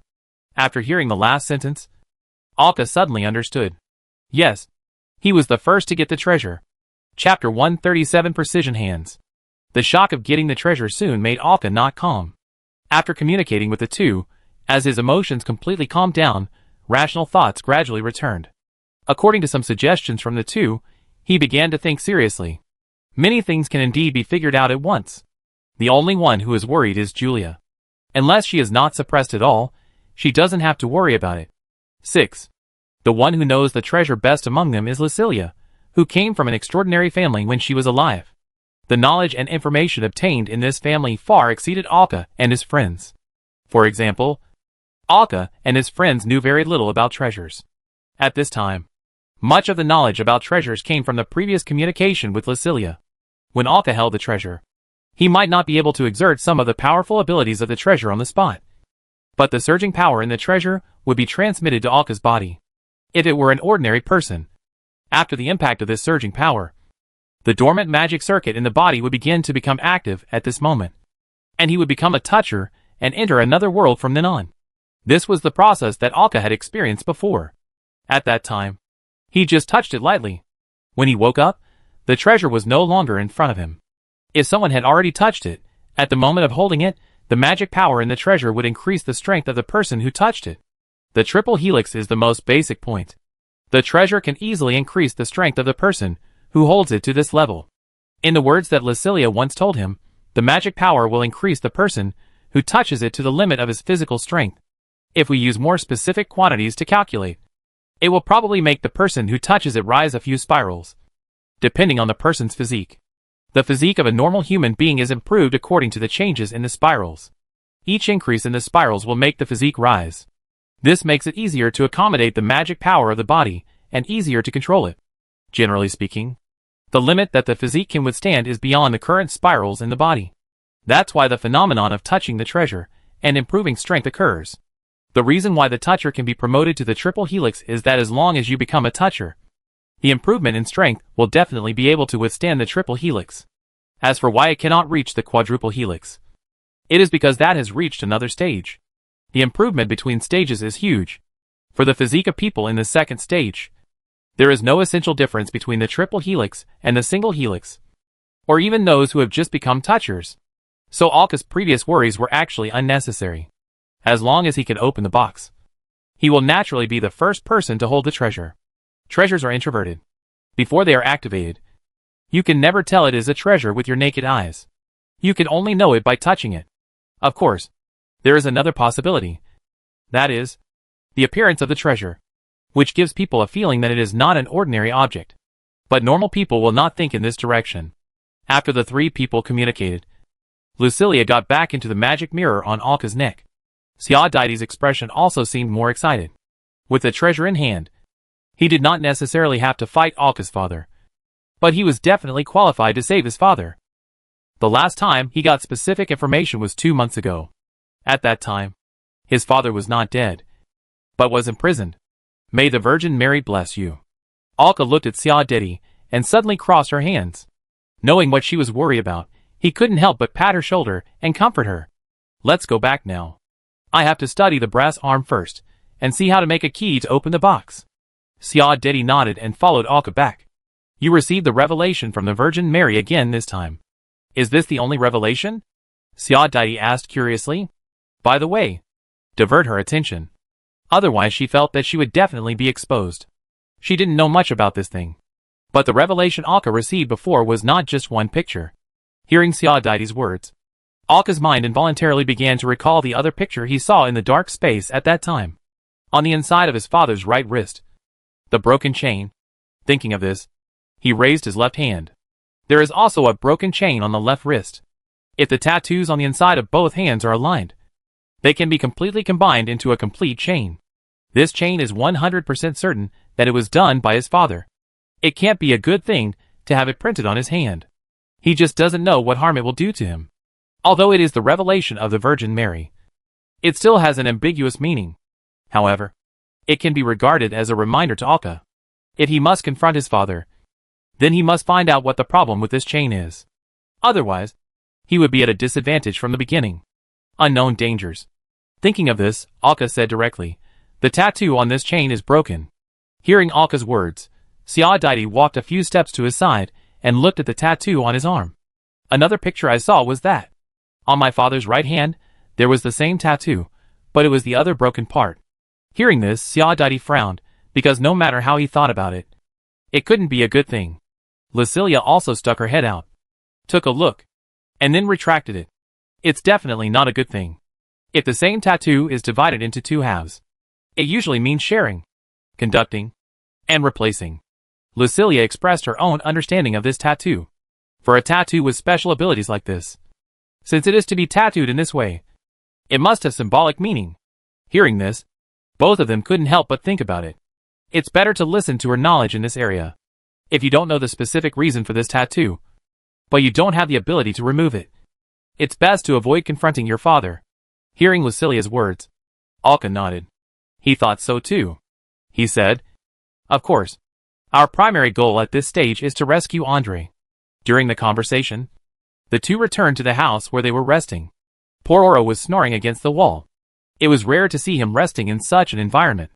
It seemed that the battle just now had really consumed him a lot. Julia sat on a piece of gravel, closed her eyes, and felt the movement of magic around her. She must be meditating. The brass arm and treasure chest that Alka had placed at his place before were still in their original positions. Hearing the footsteps of the two people coming in, Pororo leaned against the wall and opened his eyes slightly. After seeing the people coming, he fell asleep again. Julia didn't even raise her eyes and continued to meditate. Looking at the two people, Alka didn't disturb them and came to sit down by the stove. Xia Dedi returned to his original position, rested for a while, looked at Alka and closed his eyes directly, also entered a state of meditation. At this time, Alka picked up the brass arm next to him and began to observe carefully. Although it was a holy weapon, he did not get hurt when he picked it up, which showed that this holy weapon was not as resistant to non-believers as the Sword of Mercy. Of course, it was also possible that it was contaminated and no longer had this function. Looking at the lines on it that were still contaminated, Alka didn't know whether this thing could be considered to be back on track. Although it was burned by the holy fire of the Virgin Mary, and the bloody and evil meaning had been removed, the pattern on it did not have the regular and orderly beauty that Alka had seen in the picture before. Anyway, the information given by the Virgin Mary's revelation allowed him to try it. So he would give it a try. He picked up the brass arm, which was the hand of precision, and placed the base on the tip of his right hand. The scholar had seen the method of use in the picture before. As the magic wrapped around his arm, he slowly reached his hand in. The metal surface under the hand of precision began to boil like water. And as Alka put his hand in, it slowly wrapped around him. It was like a layer of cold liquid, wrapping his hand, and he could feel something connecting, until Alka put his hand completely in.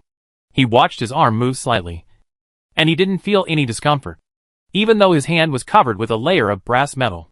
Not to mention that it was hindered. He could even feel that his right hand was more flexible and precise, and the magic power was so smooth on his right arm. It was as if there was no outer layer, it was still his own hand, without any foreign matter. Just from the appearance, Arca's right hand from the elbow to the palm was covered with brass metal, with the patterns of the statue on it. Comparing the two hands, it was only slightly thicker. As the magic flowed on his arm, Arca's eyes went dark again. Come again? But this time, it was completely different from the feeling of revelation given to him by the Virgin Mary before. It seems that it is not a revelation, but the effect of the ability of the hand of precision? He did not feel that his soul was being sucked out, but was still in his body, and he could feel his limbs. It was just that he felt very dull, except for his senses. Everything became abnormally slow. The image of a figure began to appear in his mind. This was an old man in a gray robe. The blue lines formed very orderly stripes on the gray robe, until behind the gray robe, a symbol like an eye and a gear was formed. In his hand, he held a scepter made of various metal blocks, and the metal blocks on the scepter were still moving randomly. Then the figure lifted the hood on his head, revealing his gray hair, eyebrows and long beard. There were a pair of wise eyes on his slightly old face. When you look at him, you will find that you seem to be seen through. I don't know when Alka stood in front of him, staring into his eyes. Very good, the old man spoke. His voice was calm and soft. I am Grey Robe Foster Fuda, a saint under the command of the wise. Foster Fuda. This name is very familiar. Isn't this the owner of the Hand of Precision, similar to the agent holding the Sword of Mercy? Grey Robe Wise Foster Fuda. I suddenly saw an extraordinary person. Foster Fuda, after the introduction. He looked at Alka and said, Very good, how about we make a deal?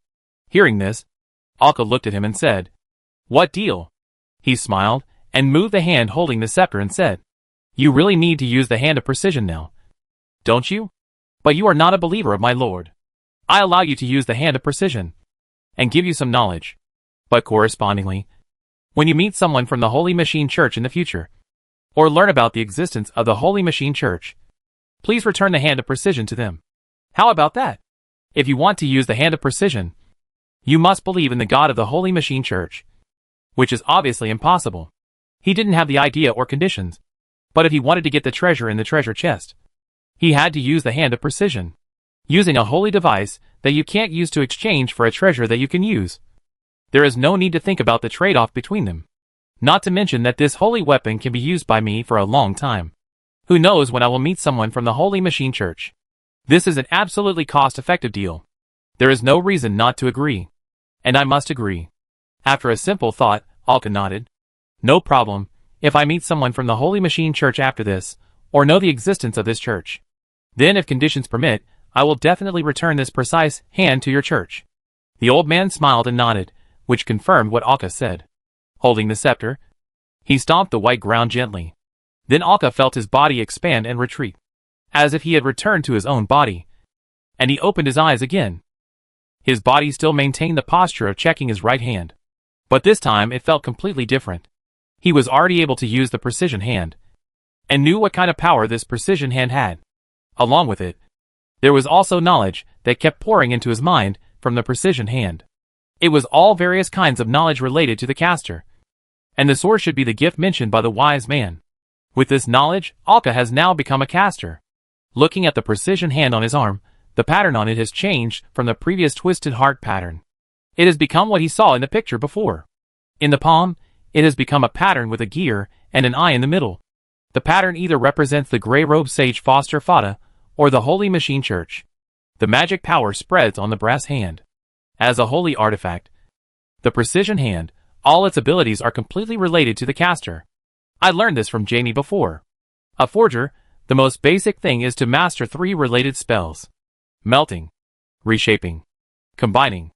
Only by mastering these 3 most basic spells can you become a qualified forger. The ability of these 3 spells, just as the literal meaning, is to melt metal or metal objects, reshape objects, and combine different objects. When Alka put on the Hand of Precision and began to use it, he automatically learned these 3 spells. It doesn't mean that you have to use the Hand of Precision to learn the spells. But when you put on the Hand of Precision and start using it, you will learn the 3 spells directly, saving the materials and time spent on learning the spells. It's so simple, direct, convenient and fast to master. No wonder the Holy Machine Church pays so much attention to such a holy artifact. You can see it with just a slight comparison. The Holy Mother Church's concern for the Sword of Mercy is not as great as the Divine Machine Church's concern for the Hand of Precision.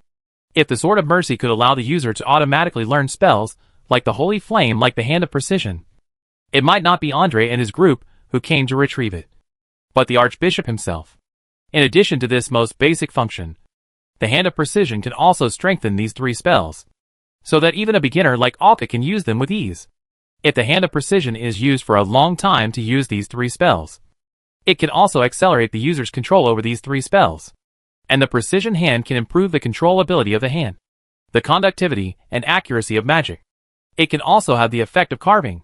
For example, Alka now starts to make and carve the card of the Cross of Fire. The speed and accuracy will be more than half faster than before, greatly speeding up Alka's speed and ability to make cards. It can also improve the effectiveness of the finished product. If Jamie knew about this thing, he would beg me to use it. Alka even thought that if he told him that this thing can only be used by believing in the gods of the Holy Machine Church, maybe he would change his faith on the spot?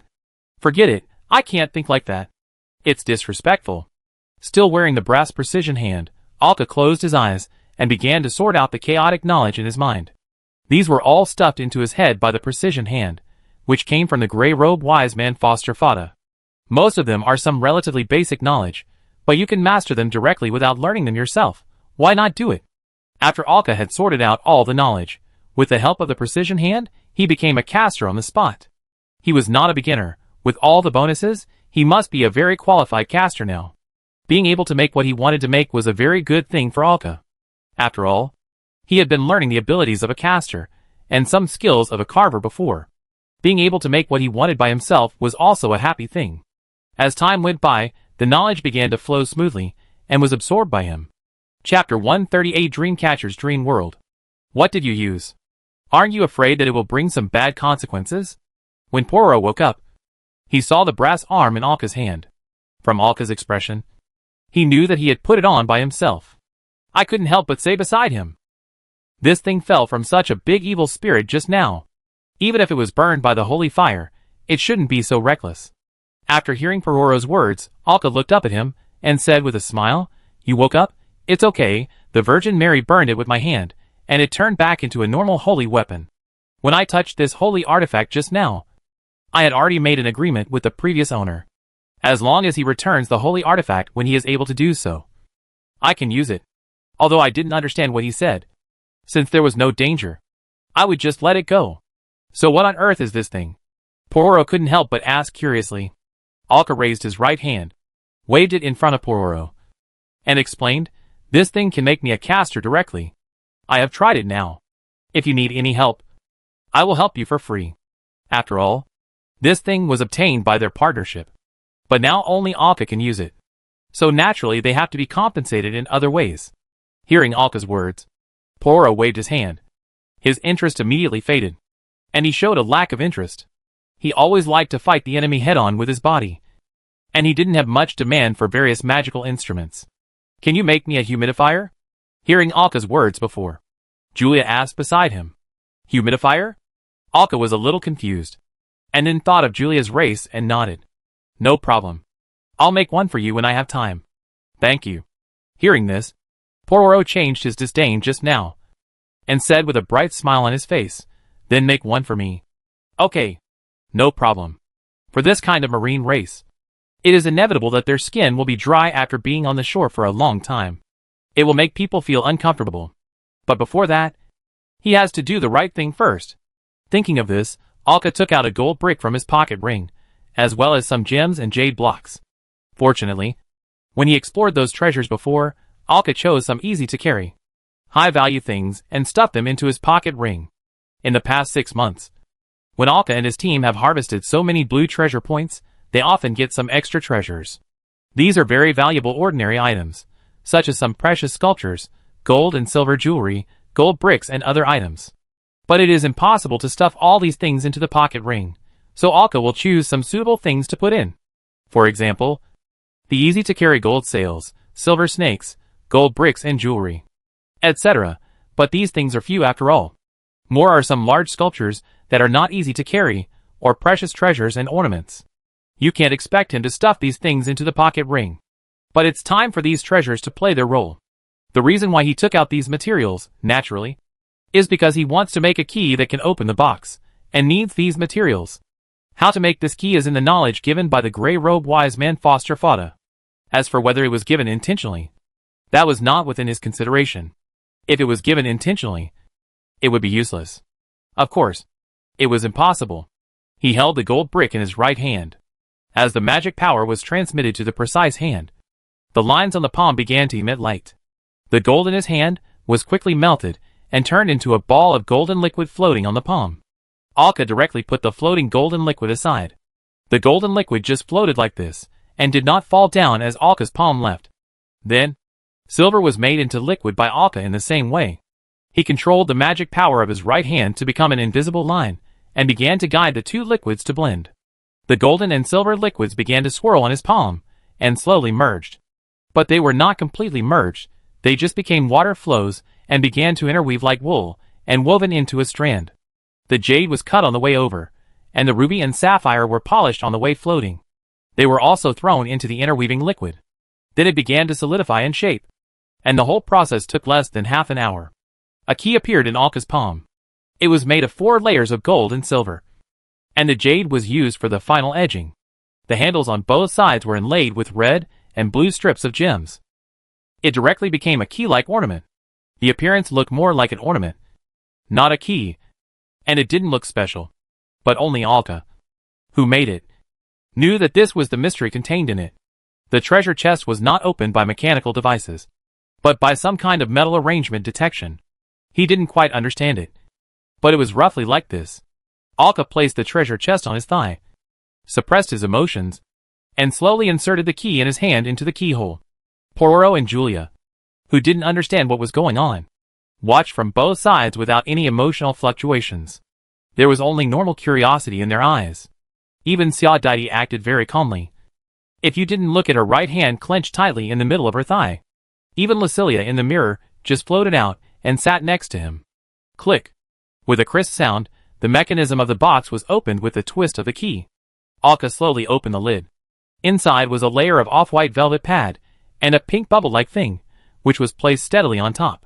In the middle of the bubble was pink mist that kept surging. It was a bit like a crystal ball, but it gave people a much thinner feeling than a crystal ball, so it was more appropriate to describe it as a bubble. Look at the appearance of this thing. Tell me how he can be restrained with such an appearance. A normal person can see that this thing is extraordinary. But fortunately, normal people will not think of it as a treasure just by looking at its appearance. If you just look at it with your naked eyes, you can't really see anything except the appearance.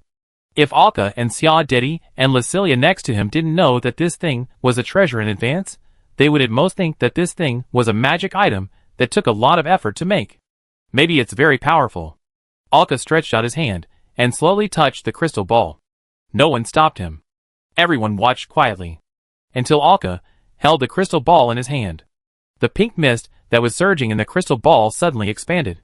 Like the seawater, it rushed out of the crystal, and quickly climbed and spread along Alka's hand holding the crystal ball.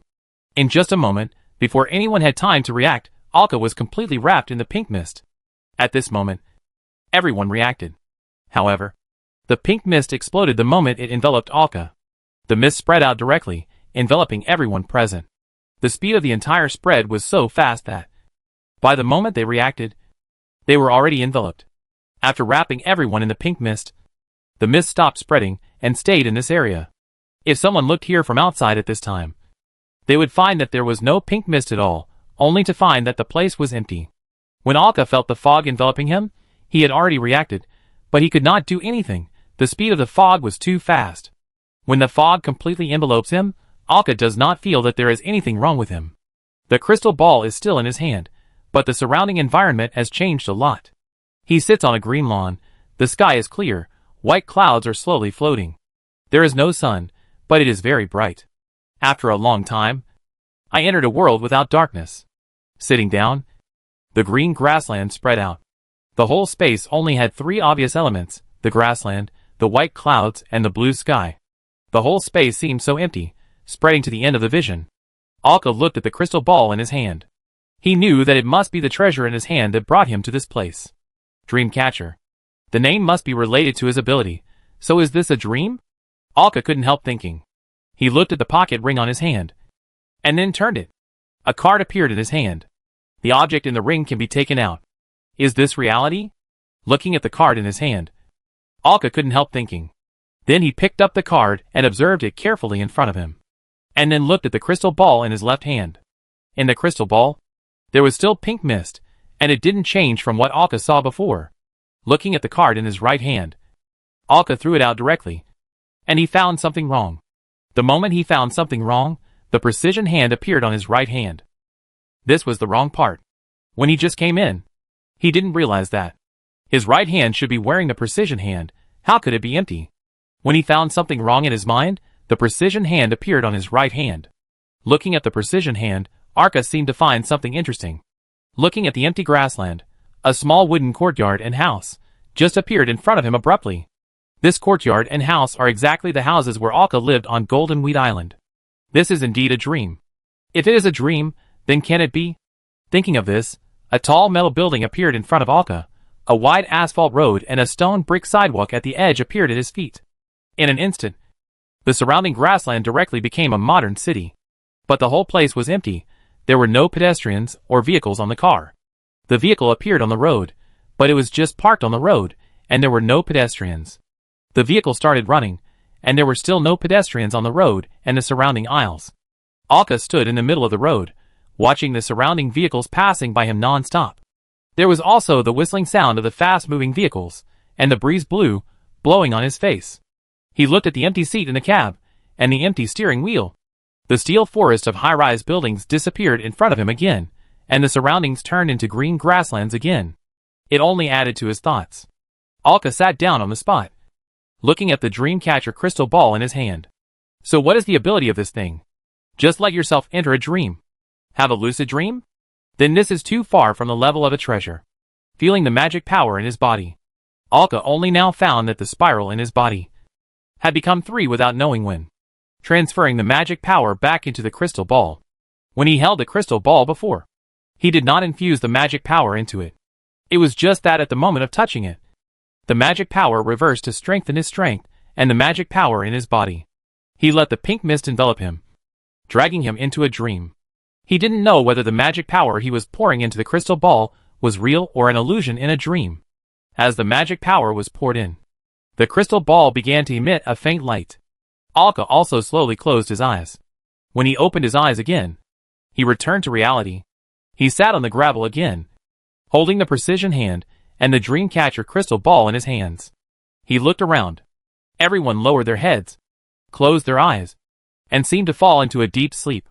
In Alka's vision, a faint pink mist enveloped them. Even Lucilia was beside him, leaning on him, and fell into a deep sleep. Now Alka was the only one who woke up. He looked at the crystal ball in his hand and infused magic into it again. This time the crystal ball emitted a faint light, and the pink mist in it turned colorful. And Alka finally gained the ability of the crystal ball in his mind. He was once again pulled into the space of the dream, but his figure became illusory. He was still sleeping, but his external body became illusory, with a vague feeling. But Lucilia still leaned on his shoulder, and did not pass through him directly. At this time, Alka returned to his dream world. He let go of the crystal ball directly, and the Dreamcatcher floated around his waist under Alka's control, and then hung on it. The clouds in the sky floated down, and Alka rode the clouds directly into the sky, until it floated to a certain height. The space in front of him appeared with ripples, like the surface of water, and Alka passed through it. He disappeared in his dream. When he came out, this was a space wrapped in colorful mist, and there were bubbles in the mist. The huge bubble under his feet was his dream, and the surrounding mist formed a hole. Alka stepped on the clouds under his feet, passed through the mist, and came to the place next to him. This is also a hole, with a huge dream bubble floating in it. This is someone else's dream. Alka floated over, and poked his head out to look inside. The environment inside is a verdant forest, filled with flowers and flowers. A beautiful white villa is located in the forest, in the garden, outside the white villa. There is a greenhouse in the garden, which is surrounded by wooden structures and transparent glass.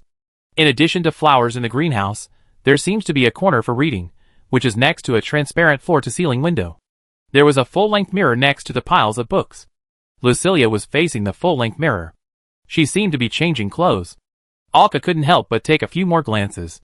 However, there was no process of changing clothes.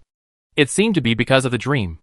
The clothes on Lucilia's body did not fall off with her movements, but kept changing with Lucilia's thoughts. Lucilia didn't think there was anything wrong with this. She kept changing her clothes in the haze, and then showed them in the mirror. It seems that she is choosing a piece of clothing that suits her. Alka quietly fell into the greenhouse, and stood behind Lucilia. Is this Lucilia's dream? At this time, Lucilia stood barefoot on the wooden floor. In her dream, she stood up again. Alka approached slowly from behind. He did not deliberately suppress his steps. The foreign body on Lucilia's body changed again. Hearing the footsteps behind her, she turned her head suddenly. Then he saw Alka behind him. Alka's eyes were completely on Lucilia at this moment. The change of clothes just now made Alka's heart beat faster. Because Lucilia was wearing. It was great. Her long emerald hair fell down. Her swan-like neck was wearing a lace necklace with white edges, and an emerald gem fell down. She was wearing an emerald jumpsuit, which was decorated with golden ornaments. What was fascinating was that the dress had a limited coverage area. A large area of tender white skin was exposed, from the waist to the entire side of the thigh, completely exposed. Lucilia's perfect figure was fully displayed, and her hands, which were supported on the wooden edge, were still covered with transparent white lace sleeves. Lucilia usually wore conservative clothes, and she never expected that she had such a good figure. Suddenly wearing such a sexy outfit, Alka's heart slowed down. He couldn't help but fix his eyes on it. At this time, Lucilia didn't seem to notice anything wrong with her clothes. Seeing Alka smiling behind him, he walked over quickly. He lay directly on Alka's body, then slid to his back, jumped with his bare feet, and put his arms around Alka's neck and hung on his back. In the dream, she was no longer a soul. Without any weight, she could feel the heavy body pressing on her back, and with it the bumps on Lucilia's body. As Lucilia touched herself, the white skin on Lucilia's wrist inevitably touched the exposed skin on Alka's neck. This seemed to have brought about some changes. At this time, Lucilia also clearly noticed something was wrong. A trace of confusion flashed in her eyes. She tilted her head to the side of Alka's back, looking at Alka's sideways cheek. Her hands relaxed, she slid down to the ground again, her feet softened, and she sat down on the ground. Then a faint blush began to climb up her cheeks. When she saw Alka turn her head, the blush on her face became more and more intense. Then she saw her clothes again. Ah! A shy cry sounded. Lucilia stretched out her hands and pushed forward violently. Alka was pushed out of the bubble directly. He reappeared above the bubble. Chapter 139 Everyone's Dream. Alka returned to the sea of clouds again, looking at the bubbles below. Lucilia's dream bubble was right next to him, and in the outside world, Lucilia was also leaning on him, the closest life to him. That is to say, the distance between bubbles in the dream should come from the real world, the distance between dreamers. This is a dream. The dream catcher can only bring Alka into the dream, not the controller of the dream. So he still knows nothing about dreams. The main ability of the dream catcher is to let Alka into the dream, travel in the dream, and enter other people's dreams at will through the dream catcher. It can be seen from this that, in the dream, it is completely impossible to move freely under normal circumstances, let alone leave your own dream and go to other people's dreams. The main ability of the dream catcher should be to give the user some rights about dreams. The secondary ability is to use the pink mist in the crystal ball to make people fall asleep and let people dream. And through the pink mist, let yourself enter the dream with your real body, let yourself in the dream interact with the outside world. Although it is said so, Alka's ability to control the treasure is limited. He didn't even reach the most basic requirement of controlling the treasure, the 3 spirals, and still relied on the feedback of the treasure to force it to come up. He can feel that the ability of these treasures can be deeply developed and controlled to achieve more peculiar effects, but he doesn't have this ability. Even treasures require strength to control. The stronger the strength, the more familiar with the treasure, the stronger the ability to use it. However, there are also strange things. For example, Alka does not know whether the dream catcher can wake others up in dreams. It is not known whether it is the ability of the dream catcher, or whether the dream has its own set of rules. Just like Lucilia just now. If Lucilia had not touched him, Alka would not have discovered this. Dreams are a world that exists in itself, with many characteristics, which he does not know yet. It seems that I have to study it carefully later. This treasure directly opened the door to a new world for Alka. Thinking of this, Alka once again passed through the thick colorful fog and came to another bubble. He put his head into the bubble. This bubble in the dream world is Ciudades. It is also an island, surrounded by green grasslands, woods and gardens, and a wide river runs through the island. Ciudades just swam in the river. Alka flew down from the sky, looking at Ciudades in the river. At this time, Ciudades was in the river, swimming slowly, making a popping sound. It was a bit like blowing bubbles. Although Alka was right in front of her, she just glanced at him and treated him as air. After watching for a long time, Alka was sure that Ciudades seemed to think of himself as a fish. For a moment, she didn't know what to say. She flew back to the sky silently, passed through the bubble film, and returned to the outside. Dreams are disordered and strange, and it is normal to see strange dreams. People always have strange dreams, and most of the time, they don't even know it. Alka passed through the thick fog again, and the bubble he saw this time was Poros. There was a sea in the bubble, and the waves raised layers of high tsunamis and rushed down. Poro roared, and kept bearing the impact of the waves. Was there also a trial in the dream? Alka exited the bubble, and went into the fog again. This time it was Julia's. In the dream, there was a strait, on a high reef. Julia sat on it, watching the sea below rise and fall. Alka controlled himself, and came to Julia. Looking at Alka in front of her, Julia just glanced at him, and then turned her eyes back to the sea and ignored him. It was as if she treated Alka as air. Alka walked around Julia, observing her, thinking for a while and said, "Where are you from?" He was trying to ask these people in the dream whether he could ask some things that they were unwilling to answer or would hide in reality. After all, dreams are hazy and fuzzy, and cannot be controlled. Hearing Alka's voice, Julia turned her eyes again, but she didn't have the slightest intention to answer. She looked at him twice, and then turned her eyes away. She felt a little awkward for a moment, seeing that Julia ignored him. Alka reached out and rubbed his chin, squinting his eyes, and began to think.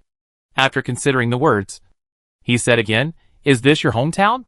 This time, Julia didn't turn her eyes to Alka again, but nodded silently.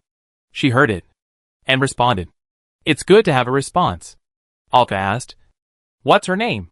"Yug." Yug straight.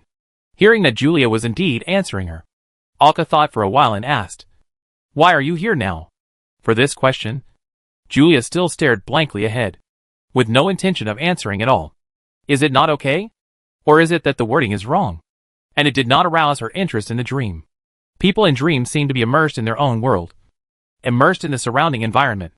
You have to ask according to the environment and the emotions he is showing now, which may arouse his desire to answer. Alka summarized the possibilities in the dream, according to the topic just answered. Alka asked again, "Do you want to go back to your hometown?" "Yes." As expected, you have to ask according to her current state, and ask about the topic that she is interested in the dream at this time. You have to write this down. "When are you going to go back?" Julia shook her head. "I can't go back. I can't find the way back, and if I go back, it will hurt them." Alka wanted to ask who they were, but thought that this word might not answer, so she asked again. "Why?" Hearing this, Julia suddenly stretched out her hand, and a key appeared in her palm. This was the key necklace that Alka had seen before. She wore around her neck. It was indeed a very important thing. Someone is chasing this key, and I can't give it up. It's my mother's legacy. Alka simply asked about this question and roughly understood the context of the matter. According to his speculation, the specific situation should be that Julia originally lived in the same world or the same large sea area as Lucilia, which is similar to the sea area he lives in now. But because the key given to her by her mother may be related to something important, she was chased and wanted to rob it. Alka wanted to ask what the key was, but Julia obviously didn't want to answer at this moment. Julia was homesick at this moment, recalling the past, and the theme of her dream at this moment. So Alka could only ask in this direction. The key itself was Julia's mother's relic, and she couldn't just give it up. The person chasing the key seemed very strong, so he didn't even dare to return to his hometown, fearing that he would implicate his people in his hometown. From this point, it can be confirmed once again that Julia's residence is not next to Lucilia's family. She lives in another area, and lives next to a race similar to Lucilia. This is consistent with what Lucia asked before, and it was when she was being chased that she fell into an inevitable danger. It was under such circumstances that she used the sealing crystal to seal herself. Afterwards, she floated here for some unknown reason. From this, we can see that the two seas are connected by some channel. And someone must know about it. Alka thinks the church must know about it. Your strength is suppressed a lot. Right? Alka suddenly asked. And then he looked at Julia to see if she would answer. Because this sentence does not fit the current topic. But it fits her desire to go home. Strength is the basic requirement for her to go home. Well, I am weaker now. At this point, Julia's voice became obviously lower. At this time, the waves suddenly changed, turning into a whirlpool, and began to spiral around the reef where Julia was sitting. Julia suddenly began to sing loudly. Her voice was full of sadness, speaking in an incomprehensible mermaid language. Alka could clearly hear that it was a feeling of missing her hometown. And even she couldn't help but start to miss her hometown. Soon she fell into resonance with the song. The mermaid singing was just as the legend said. Shaking her head, she regained her concentration. It seemed that she could not get anything out of him today. However, she was suppressed. And she did not lie. She slowly rose to the sky and left the bubble. Alka did not continue to explore the rainbow-colored mist. The reason why he could travel through Xiaodai and the others' dreams in order was mainly because these people were beside him. And they all fell asleep because of the pink mist of the dream catcher. So Alka could pass through the dream catcher and quickly travel through their dreams. Under normal circumstances, wandering around in dreams, who knows what accidents might happen? Alka was unwilling to try it recklessly. Thinking of this, Alka closed his eyes and controlled himself to sink into his body again. Some of the illusory bodies in reality disappeared and became real. The difference between illusion and reality only existed in front of Alka. Looking at Lucilia leaning on him, and Xiaodai and others who lowered their heads around him. The dream catcher crystal ball floated in front of him, and the surrounding pink mist was gradually absorbed back by it. As the mist was absorbed, the sleeping people began to open their eyes and wake up. Everyone looked sleepy, except Lucilia, who was next to Alka. She woke up the fastest. She opened her eyes the moment the mist was gone. She was as if she was awakened. Seeing the look Alka gave her, Lucilia didn't even look at him, and went straight into the magic mirror. But Alka still saw the blush on her face. It seems that after waking up from a dream, everything you have experienced will be clearly transmitted back to your body. Looking at Xiaodai and the others again, seeing that they just woke up, it should be a real dream. In normal dreaming, what happened in the dream is too hazy, and it will be forgotten the moment you wake up. Even if you remember, most of it is very vague. What happened to me just now? And what is that crystal ball in your hand? Bolulu rubbed his head and asked while looking at the crystal ball in front of Alka. His memory still stayed at the moment when he was covered by the pink mist. He could feel that he fell asleep, but he didn't know why he fell asleep. This is the dream catcher. A treasure. A holy grail. Level treasure. Alka said without hesitation. Hearing this, Pororo stood up suddenly, with a look of shock on his face. Treasure? You have a treasure. So can you leave this damn place? Hearing Pororo's words, Alka looked at him with strange eyes. Shouldn't you pay attention to this first? Shouldn't you pay attention to the fact that I have a treasure? But he still said, since you have the treasure, you can try to save Andre. If it is feasible. Then, Alka didn't finish his words. But both of them knew what Alka wanted to say. With a treasure, he had the capital to fight against his father. And the most basic conditions were met. Xiaodai reminded him, we don't know what the treasure your father holds. Alka nodded, I know. So we can collect some information. He touched the crystal ball floating in front of him. It will help us. As long as you use certain language skills. You can spend a little more time to get them to say what they don't want to say in their dreams. What is the power of this treasure? Is it the pink mist just now? Pororo asked curiously. This is a treasure, right in front of them, who can resist their curiosity. As for the power of this treasure, Alka said directly, it is related to dreams, but I haven't tested it yet, you can only know after trying it. But the one just now can be controlled, let you have a good dream. Is there anyone suffering from insomnia? Pororo waved his hand. If I suffer from insomnia, I will definitely ask you for help. Looking at the crystal ball in his hand, Alka got back to business, although this treasure is now in my control. It was obtained by our joint efforts. According to the normal contribution of treasure hunting, I have made the greatest contribution. If you need me to use this treasure to help you do something, I will not refuse. Correspondingly, if possible in the future, I will also find a treasure suitable for you. Xiaodai did not speak. She had known that this was a treasure for a long time. And she also knew some of Alka's special features. If she continued to hunt for treasures in the future, she would definitely encounter such an opportunity again. Julia also said nothing throughout the whole process. It was not suitable for her to speak in this situation. After all, she had only joined the team for more than 10 days. And the treasure was not something she could touch. Pororo sat on the gravel and looked at Alka, shaking his head and said, "Although I am very happy that you said that. I know clearly that it is your own credit to get this treasure. I just worked as a laborer for an afternoon." Pororo knew some special things about Alka in the past 6 months. To be honest, the only relationship between him and the treasure was that he contributed a little. But this effort can be made by anyone, not necessarily by him. And there is nothing to boast about. Most of them, no, almost 90%, attribute the treasure to Alka himself, to his incomprehensible sense of treasure hunting. As for himself, anyone can make a contribution.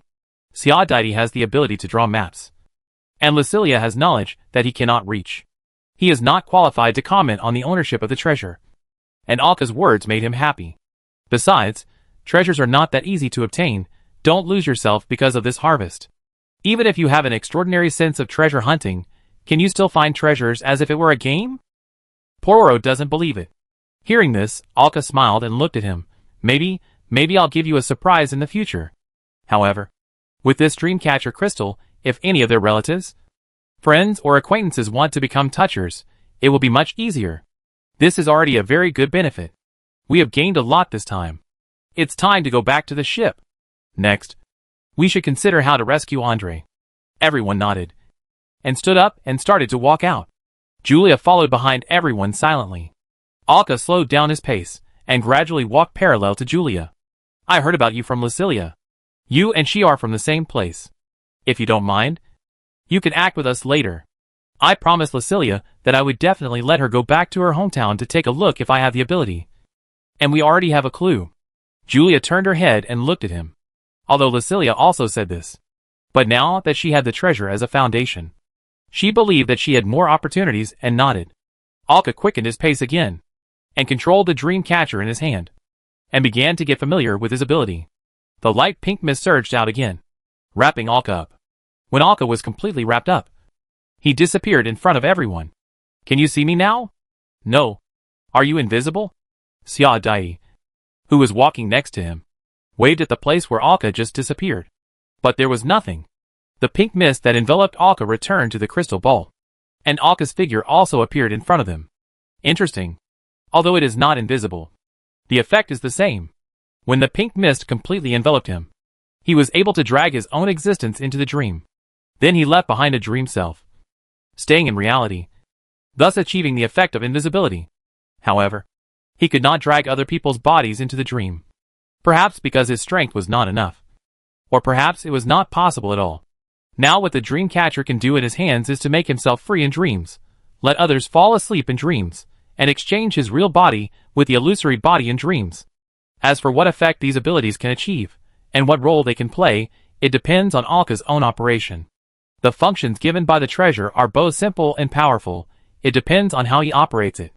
It's just a simple experiment, but he has the powerful ability of invisibility. Moreover, dreams are also a very strange level, which also requires Alka to carefully study its characteristic. Chapter 140 Powerful Ability. On the way back, Alka looked at the bodies that he had placed on the roadside. After thinking for a while, he said, "I will bury them later. We should thank them. Without the efforts of these explorers, they would not have achieved what they have now. Giving them a rest and peace is the only thing Alka can do for them now." After burying the bodies, they came to the port, looking at the spell ship parked in front of them. The length is about the same as the sea fist they took before, but it can be seen that it is obviously smaller. It is narrower, shorter, and older, and has been in service for a longer time. Of course, it is possible that it is not well maintained, but this probability is unlikely. "Do you want to use this ship?" Pororo walked over and patted the hull, looking at everyone and asked. Alka nodded. "Of course we will use it. It would be too luxurious to park it here. This is a spell ship. You can sell it for a few hundred gold sails even if you drag it out and sell it casually. You must know that the Sea Fist is not Andre's own. It is funded by the church. Although it's not nice to say this, this ship can now be considered theirs." As they said this, several people boarded the ship. The layout of this ship is not much different from that of the Sea Fist. The open deck is similar except that it is a little narrower than the Sea Fist. There is still a poop, and the captain's room and a series of better rooms are located here.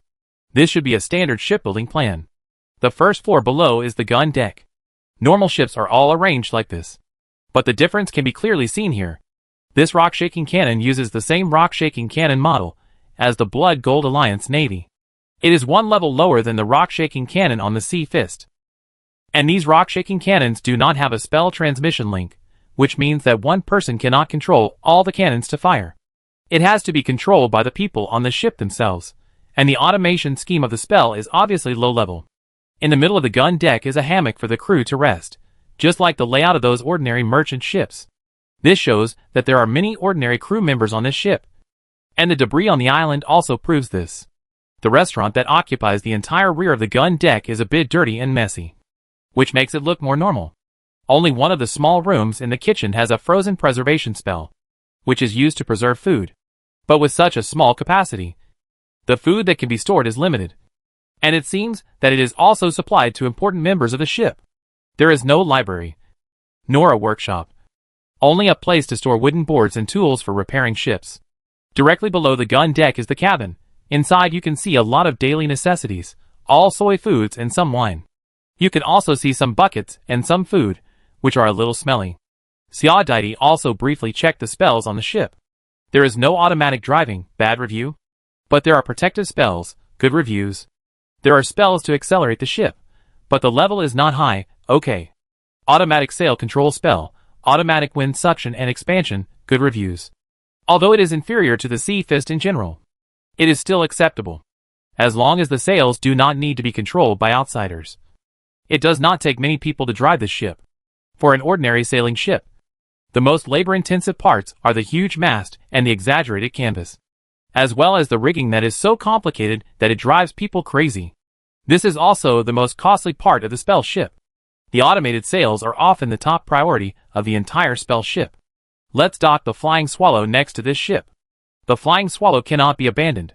Pororo nodded to Alka's words. The material cost and spell carving on the Flying Swallow are both top-notch. It's just too small. But if we really want to evaluate the value, the sailboat under their feet may not be comparable to the Fian. Several people pushed the Fian out together, tied it to the side of the ship at this time, as a spare ship. This made the whole sailboat couldn't help but tilt slightly to the side, forcing them to put some supplies on the other side.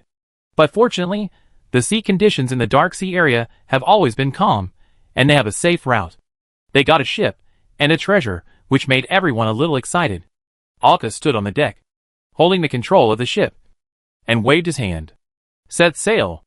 A golden and green ship was sailing quickly on the sea of the Dark Realm. The ship emitted a faint holy light, dispelling the elements in the darkness that affected people's hearts. At this time, the ship of the Holy Mother Church had arrived at the periphery of the Dark Realm and was about to enter the central area. If you look at the big map, they are sailing straight towards the current location of Alka and his team. Half a year has passed. They are finally willing to use the holy weapon. It's not easy. The captain of the church ship and the captain of the church night team said with a sigh. One can hear the sense of relief in his words. They have been sailing in the dark land for half a year. In addition to attacking the dead pirate group, they have also been searching for Alka and his whereabouts. But this place is big and dark. Looking for people here is like looking for a needle in a haystack. Whether you can meet them depends on how God arranges it. It is definitely fate that can meet them. So they hoped that Alka and his men would use the Sword of Kindness, so that they could find Alka and his men's location based on the fluctuations emitted when the Sword of Kindness was used. At first, they all thought that such an opportunity would come soon. However, they waited for half a year, and Alka and his men just didn't use the holy weapon, which puzzled them. Logically speaking, this ghost place should be very dangerous, and there were pirates chasing them from behind. With Alka and his men's current strength, this sword could definitely be considered a help. In this situation, they didn't use the holy weapon. No one had expected it. Use it. Draw the sword and cut them when facing danger. Isn't the sword used for cutting? Why hold it back? Don't feel blasphemous just because it is the holy weapon of the Virgin Mary. Pick up the holy weapon of the Virgin Mary, and let it be stained with the blood of the enemy. This is what they shouted in their hearts all the time before. Now they finally use it. Jason stood beside him, with a layer of worry on his face, and couldn't help asking, they haven't used the holy weapon for so long. But they use it at this time. Did they encounter any danger? In other words, Alka and the others encountered the most dangerous situation in the past 6 months. And they didn't know what their situation was now. He couldn't help but feel anxious. He was finally using it, which made him very happy, but using the holy sword made him worried. Alas! What if they use the holy weapon and move to another location? Can we still track them? Hearing Jason's question, the Knight Captain patted him on the shoulder. Don't worry, your worries are not a problem. As long as they use the holy weapon, we can find the trace of the holy weapon, unless they lose it. But the holy weapon is still moving now, which means they should not have too big a problem, and there is a high probability that they are still alive, don't worry. Of course, it is also possible that the enemy, who is holding the holy weapon and moving now, has killed Alka and the others. Of course he couldn't say this. But if they go there, they can at least avenge Alka and the others. At this time, the Knight's Captain looked at Jason and asked, how is the Prayer Pirates recently? Have you obtained any intelligence? Hearing the captain's question, Jason nodded, but frowned and said, their team has obviously been supplemented, according to the information obtained from the interrogation of these new pirate members. They all came here because of the treasure rumors that were spread before, and many pirates were absorbed by them. And the strangest thing is that it feels that their touchers have not lost much, although we have killed a lot of them. Hearing Jason's report, the Knight Captain nodded. Don't underestimate them. After all, they also have a treasure. We don't have any specific information about this treasure yet. It may have some special abilities. Jason nodded, indicating that he understood. The treasure in the hands of the enemy whose specific abilities are unknown is the most dangerous. No one will underestimate the power of the treasure. At this time, the flagship of the Prayer for the Dead was sailing in the central area of the Dark Realm, and only 2 frigates were left to follow it. Alka's father Sivers once again stood on the bow of the flagship. Have you found his trace? Hearing the captain's words, the old man next to him took 2 steps forward and said, we found it, but the ship we encountered has been burned, and none of the members on the ship survived. Moreover, the environment here is almost unbearable for the pirates on the ship. Recently, there have been teams trying to rebel. Hearing the old man's words, Sivers waved his hand and said in a nonchalant tone, let them go, these scum can't make any waves. I gave them a new life, and naturally I can easily give them death. He is still with that little girl. Right? Sivers thought for a while and said. The last old man nodded. Sifos pondered for a while and said, I am running out of patience, the day of the cross is coming. Tell those scums, I will wait for him on the island of Elkut on the day of harvest. If he doesn't come, then the captain before him will not survive. The old man nodded, and a bird made of blue lines flew away. Countless pirates, who were searching for Alka, all received this news, and their mission now became to convey this news to Alka's ears. Treasure Harvest, this is the name of the spell ship that Alka and his team just obtained. It was clearly engraved on the stern of the ship. How to describe this name? It is a little too straightforward, not elegant at all. But after all, it was someone else's ship before. In order to commemorate it, Alka and his team were too lazy to rename it. At this time, Alka and his team were on the ship, controlling the ship. But fortunately, although the automation of this ship is not as good as the Sea Fist, it only needs someone to steer the ship. There is not much difference between the Dark Realm and the Sea Fist. Porwaro is at the helm. As for Alka, he is standing on the deck, communicating with Sia Dedi and Lucilia. They are testing the ability of the Dream Catcher together. Alka looked at the bloody scar on his arm. This wound appeared directly on your hand when you were sleeping just now. Sia Dedi said beside him. Alka nodded. He had just immersed his body in the dream again. Then he cut himself with a knife in his dream. At the same time, in the outside world, a wound appeared on his hand in the dream. As long as the real body is injured in reality or in the dream, the wound will be reflected on the body in the dream. When Alka returned to reality, the wound still existed. Before this, Alka had experimented that if he was injured in the dream with his dream body, the real body would not be affected in any way, even the spirit would not be damaged. But the body in reality, the damage suffered in reality, will be reflected in the dream. And correspondingly, the body in the dream, the damage suffered in reality will not be reflected in the real body. So no matter whether it is a dream or reality, the real body is the real body, and when it is hurt, it will become reality. The virtual body is virtual after all, although it is connected to it. No matter in reality or in dreams, the damage suffered will not be reflected in the real body. It was like a dream. The self in the dream was injured in the dream, and there was no problem with the self in reality. And when Alka exchanged his real body with his dream body, he was still able to control the virtual body in the dream, and there was no difference between the real body and the virtual body. And the two were exactly the same. The virtual body was a replica of the real body, exactly the same. The difference between them, except him, others could not see it. Of course, someone might be able to find out that Alka's body in reality was virtual through special means. But at least no one can see it now. Even Julia can't tell whether Alka's body is real or illusory. And this has become Alka's strongest means now. That is to switch between real and illusory bodies in battle, to avoid damage. But the switching speed is still a bit slow now, and there may be accidents when switching between battles. But at least avoiding damage is true, and using the dream body to fight the enemy directly at the beginning of the battle. First, he would fight the enemy by exchanging injuries for injuries, until his illusory body could no longer bear it. And then, he would exchange his body at a critical moment, and bring his real body back to the surface. The enemy was already injured while he was intact. This would give Alka a very strong advantage in the battle. This was the result of the various experiments that the few people had just conducted. In addition to what they had already known, the illusory body that had switched into reality could become invisible, which had already given him two very powerful abilities. As I master it more and more, I should be able to have more. I just don't know if the death of the virtual body will have any impact. I need to find the answer as soon as possible. Xia Daidi reminded him.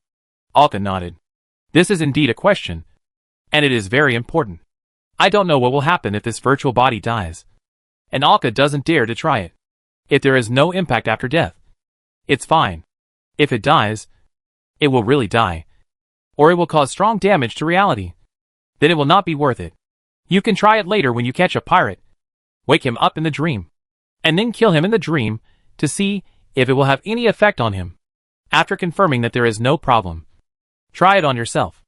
At this time, Lucilia looked at Alka and couldn't help asking, why was I able to remember and control the dream the last time you entered my dream? I asked them, and they didn't have such memories and experiences. Hearing this, Xia Daidi also turned his head and stared at Alka. Alka smiled awkwardly, and explained, I don't know if this is the special ability of the dream catcher, or if it is because of the rules of the dream itself. I am always awake in the dream, and you are hazy in the dream, and you are out of your control. Once you touch me, you will be able to wake up in the dream, just like me, because the dream catcher did not convey to Alka that he had such an ability. So Alka suspected that this might be the rule of the dream, and people who wake up in the dream will affect and infect each other.